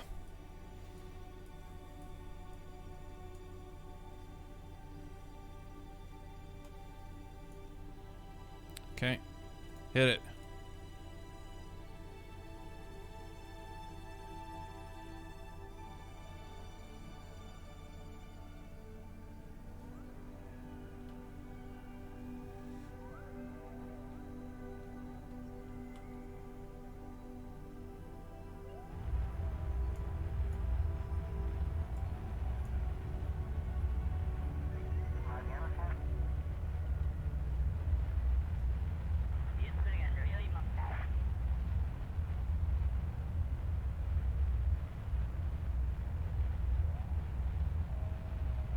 The wheel was brilliant, I have to say.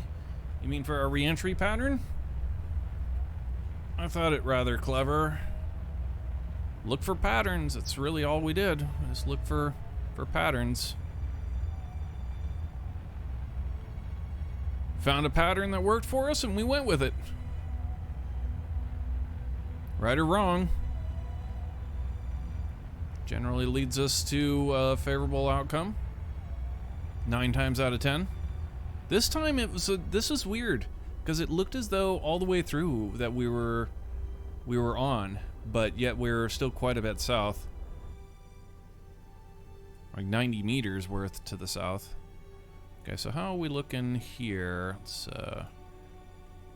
remove all of the nodes, replot this.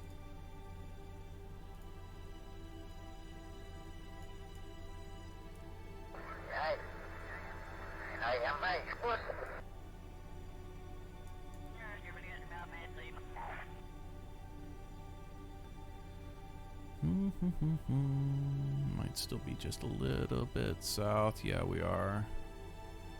Okay, so we got one more chance to correct it. Let's get down here. And we want an anti-normal burn to get northern influence down here. So like that. Ooh, that looks good. I like. Alright, let's take a look at the track.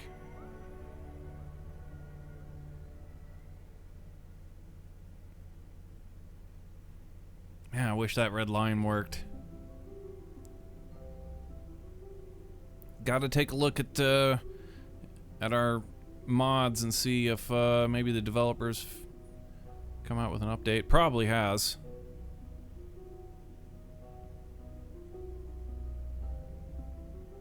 Yeah, that's looking really good. Maybe a tad bit more north.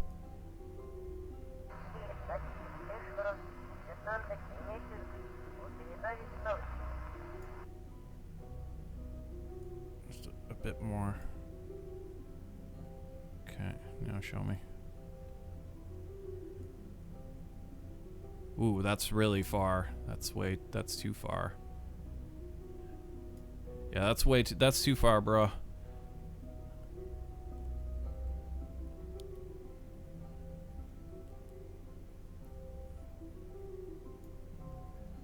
Too much northern influence, bring it back.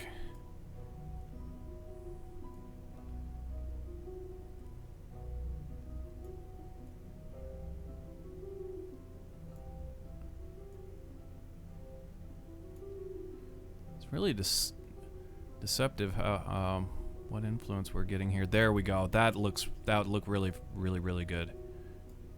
Ugh, come on, bro. Slow it down. Yeah, that's fantastic. That's what we're going with right there. Okie dokie. So 22 meter burn. It's way down there. How bad are we talking here? Oh, we're gonna be off by a kilometer. Dude, we're going with it. Deal with it. It's too good not to take.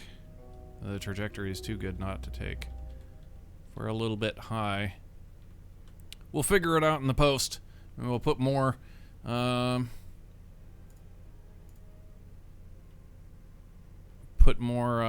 English on it as we're coming in, so to speak.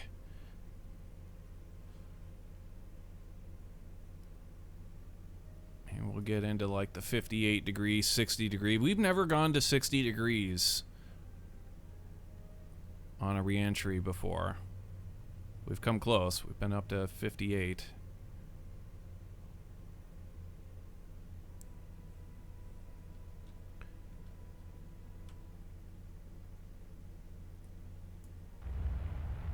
Alright, our last correction burn here. And we should be coming over right over top. Sticking the landing like freaking Tony Hawk. We're gonna Tony Hawk this sucker. Alright, remove all the nodes.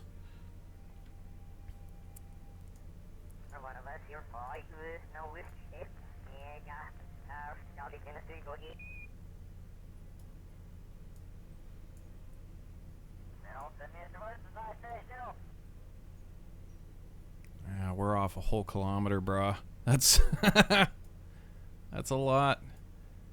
That's a lot, bruh. Why you keep saying bruh?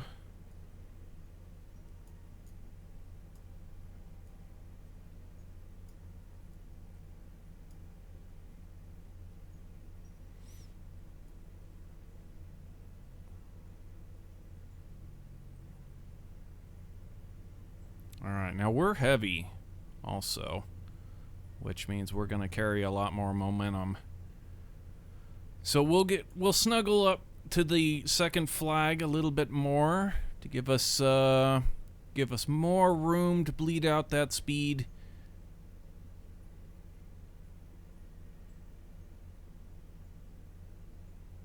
Yeah, that should be plenty.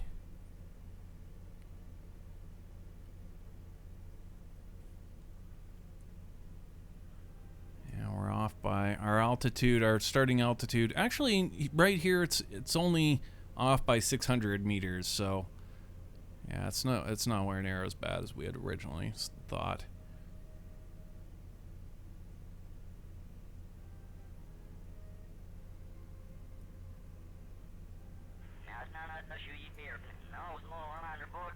Can shave that 300 meters off of our periapsis, though, and then recompute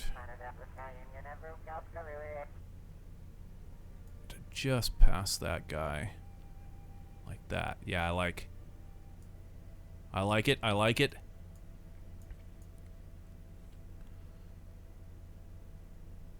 Turn us to that node.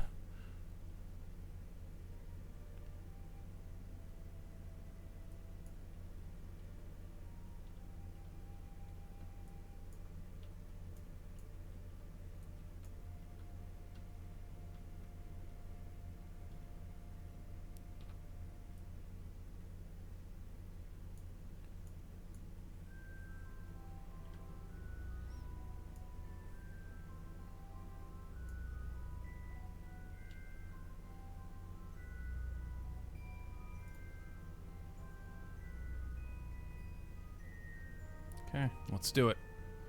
Initiate landing pole.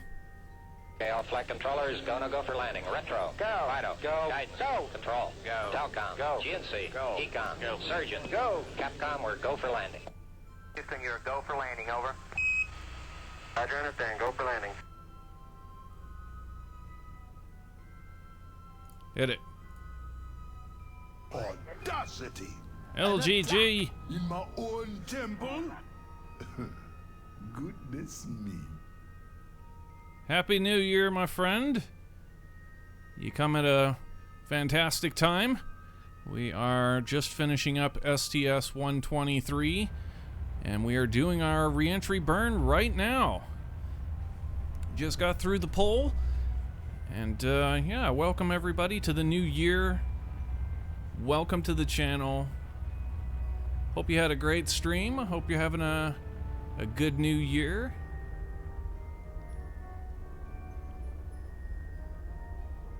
Sit back, relax, and enjoy the ride. So there it is. There's our reentry burn. Let's go ahead and take a look at how we're doing here. Okay, yeah, this looks exactly where we're when it settles, of course. A little bit far. It should be good. So, let's go ahead and turn to prograde and prepare for reentry. I think we are done with this maneuver planner. Can get rid of that. Ohm's computer, that's done. We're done with that. And SAS. We need SAS to go to advanced. We want the orbital horizon for this. Forward, force the roll to 0. Go ahead and execute that. And then while you're doing that, you need to be the reentry computer, which is 0. So we'll toggle that. Boom. Now we're on the reentry computer. We can go ahead and pin our reentry computer pitch angle in place of our ohms computer. And right, now we can go ahead and bring this thing to our initial approach, which is generally 37.5. We're going to go ahead all the way into 40 right up front because we're carrying a little bit heavy load, and I think we're going to need to get into that angle pretty quick. So we're just going to go ahead and start it there at 40. It's not a whole hell of a lot of change, but I expect we might go as deep as 60 on this reentry. So I would have preferred to stay out of 60. Like, I would want to stay below 60 for sure. So if we can chop it by getting a little bit more up front, then that would be favorable.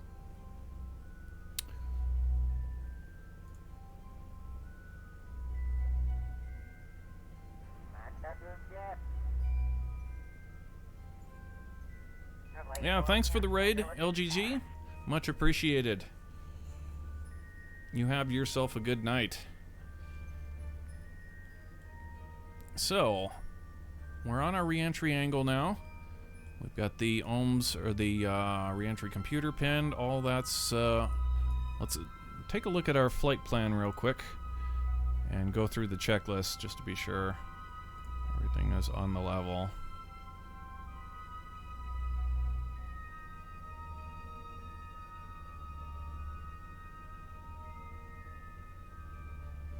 Okay, so dump fuel. We're ready to dump the fuel. Yeah, we are go for fuel dump. Hit it. Alright, the fuel's empty. Let's go ahead and turn on the fuel.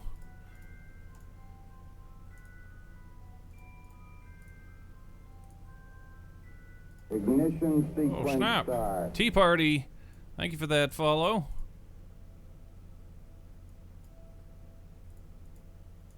Thumbs up. Okay, uncork those engines. Get this thing. There we go. I like having sliders for this part. Okay. And pin the reentry computer. We did that. Smart SAS to advanced reference point orbital horizon. We've already done that. Toggle with 6. Set the reentry angle. Time accelerate to the atmosphere. All right, we are go for payload bay. To close the payload bay doors, hit it. And that is all she wrote.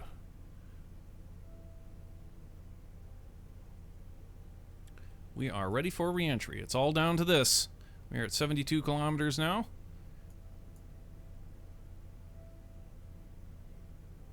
Take one last look at this track. Yeah, it pulled back just a tiny bit. But this is... play it by ear from here on out, I guess. Let's do it. Down we go. All right. Now we're here. RCS on.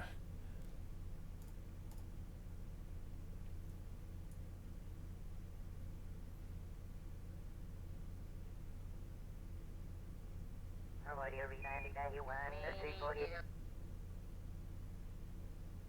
2290 approaching the channel.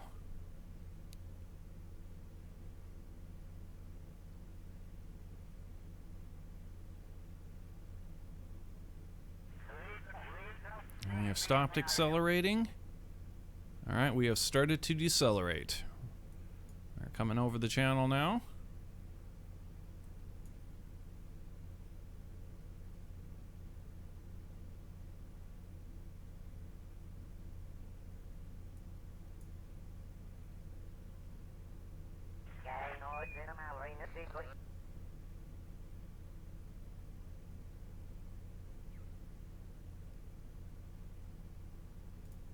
Okay, let's come out of time acceleration here.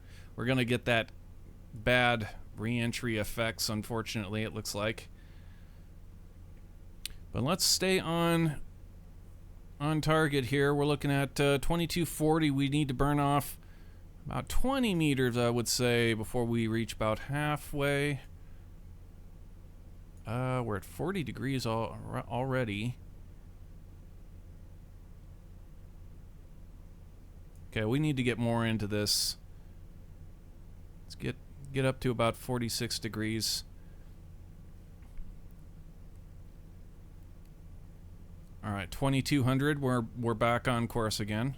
Let's go ahead and bring this out a little bit. Bring it to about 42, perhaps. I guess what we need.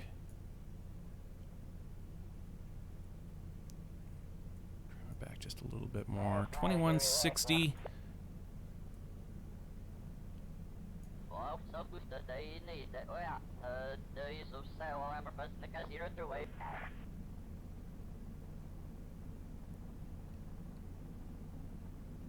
$21.20.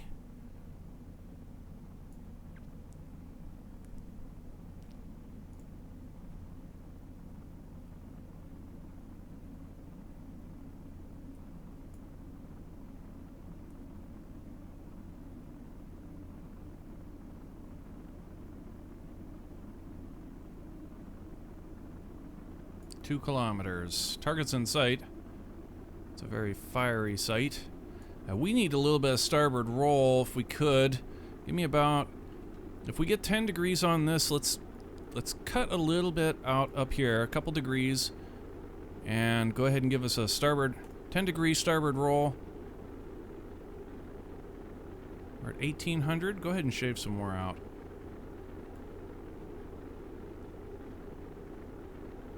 $17. Okay, I guess a bit more roll. I feel like whenever we engage roll with the shuttle, like it burns speed like hardcore. Okay, give us some more. 5 degrees more.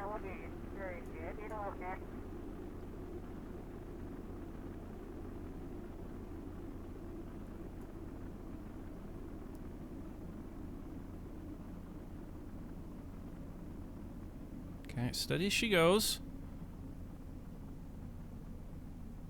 1100 meters a second.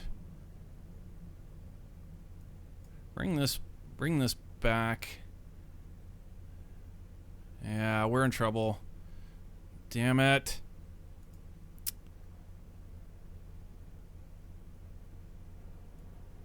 We burnt too much speed. I expected to be carrying way more speed. All right, main computer override. Hit it. Control from here. Okay, kill that, kill that, kill that.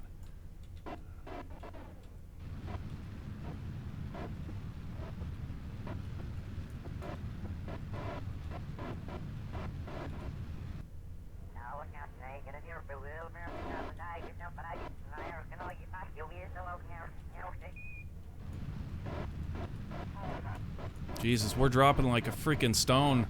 What? What is going on here?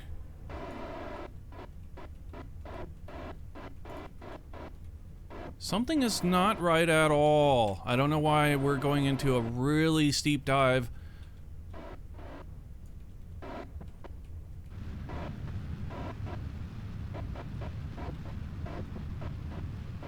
Well, we are dropping like a freaking stone. I can't. It doesn't. This does not feel right at all. Holy cow, look how far away we are. Wow. We totally botched this re-entry. Pathetic. I can't believe it. Yeah, it's emergency landing. Abort, abort, abort.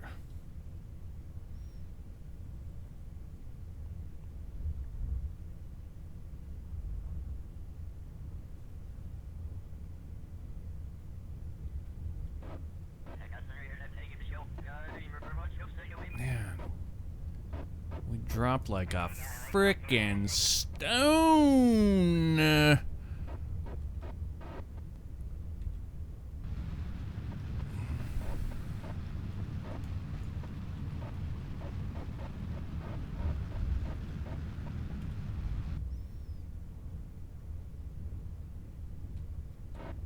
Yeah, we might as well set it down. We're not going to get much closer with this.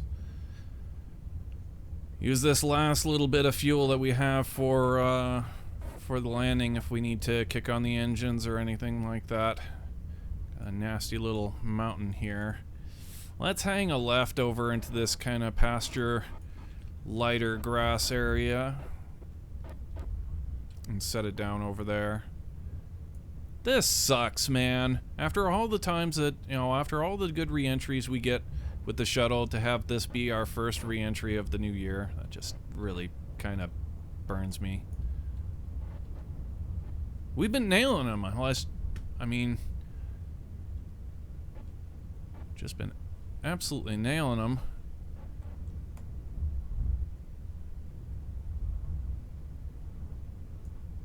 Okay, gear down. Lights on. Actually, shouldn't need the lights on here.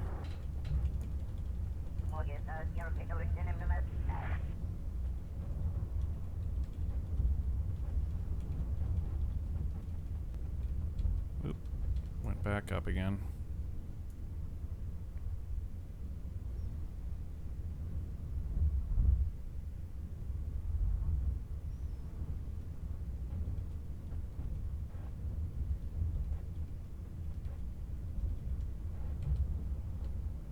I wanted to get over this hill. Okay. Looking good now. Set it down. Okay. My brakes weren't on. Brakes.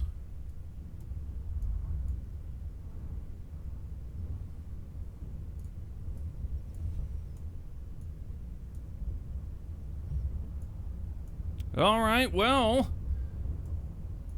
There's the first botched re-entry of the new year.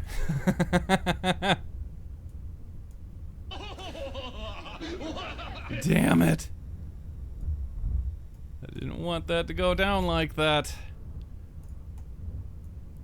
But here we are. They're at least safe.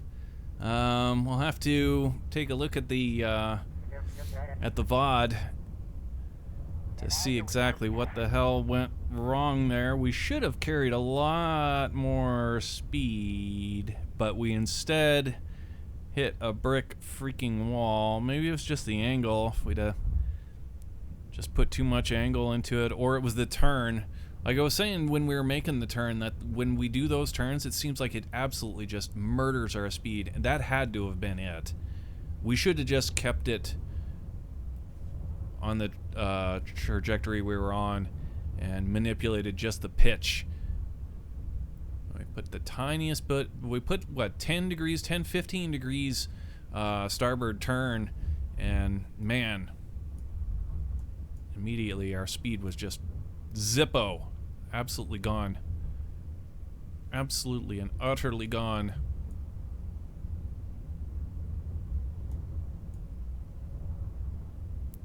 But we saved our Kerbals, we saved the craft. Unfortunately, didn't get it back on the runway. That would have been sick.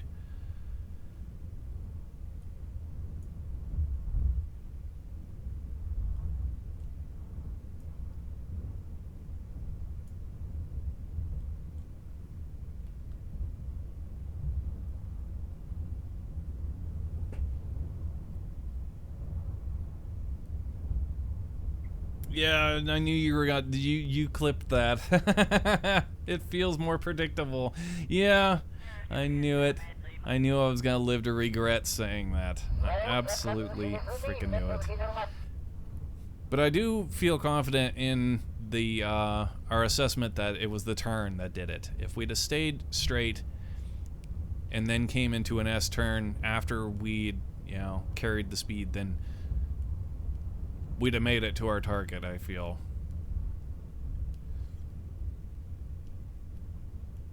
That's hilarious. That is hilarious. Well, let's go ahead and get a... What do we want to do here? Let's see, how far away are we from the Space Center? It's really the question, I suppose, on... We don't have any idea. It's not going to show us on the map where we are because everything's balled up and glitched out. I would expect we're probably...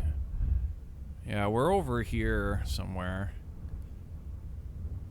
All that far away from the target. But I don't want to fly a plane, that's for sure. And that's kind of a long way for a helicopter.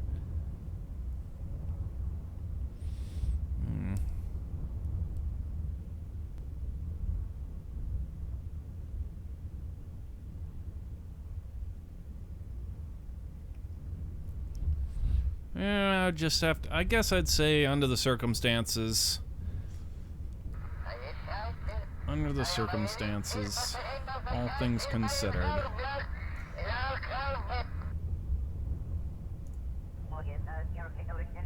The clip is legendary, yeah, indeed.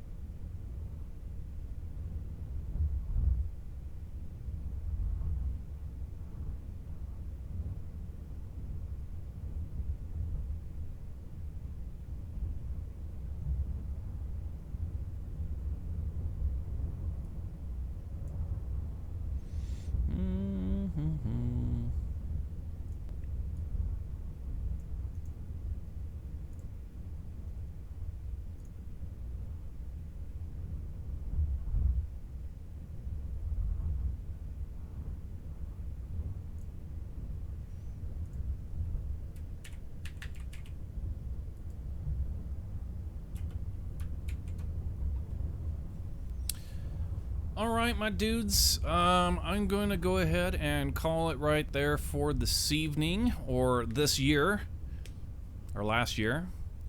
But don't go anywhere, as we're going to go ahead and drop a host on another Kerbal player. Encourage everybody to drop a follow on them, as I will myself. I encourage you guys to drop a follow on us if you're not already following the channel. Be sure to subscribe to us on YouTube and follow us on Twitter. The links are down below. And yeah, I appreciate everybody coming and hanging out. Appreciate the raid. And hope to catch up with you guys for more Kerbal Space Program when we get into STS, I believe 124, with the JEM module back to the JEM module to install that to the International Space Station. I think that's going to be STS-124. So yeah, be sure to follow us and enable notifications so you can see when we come online. And hope to catch up with you guys for more Kerbal Space Program next time. Until then, have a good new year.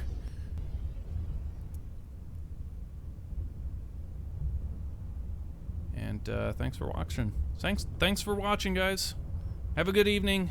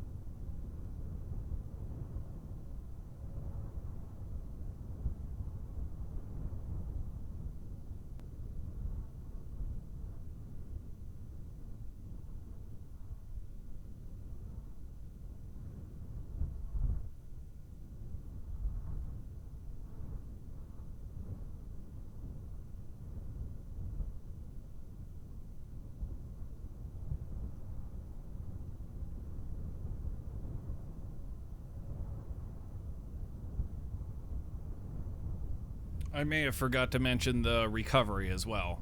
Of course, when we come back, that will be a first thing on the agenda: flying something out and recovering these dudes. If I had forgotten to mention, so we'll get a recovery, get the astronauts back, and from then get our installs to the International Space Station. I'm really anxious to see that next solar wing. So. Yeah, be sure to join us for them.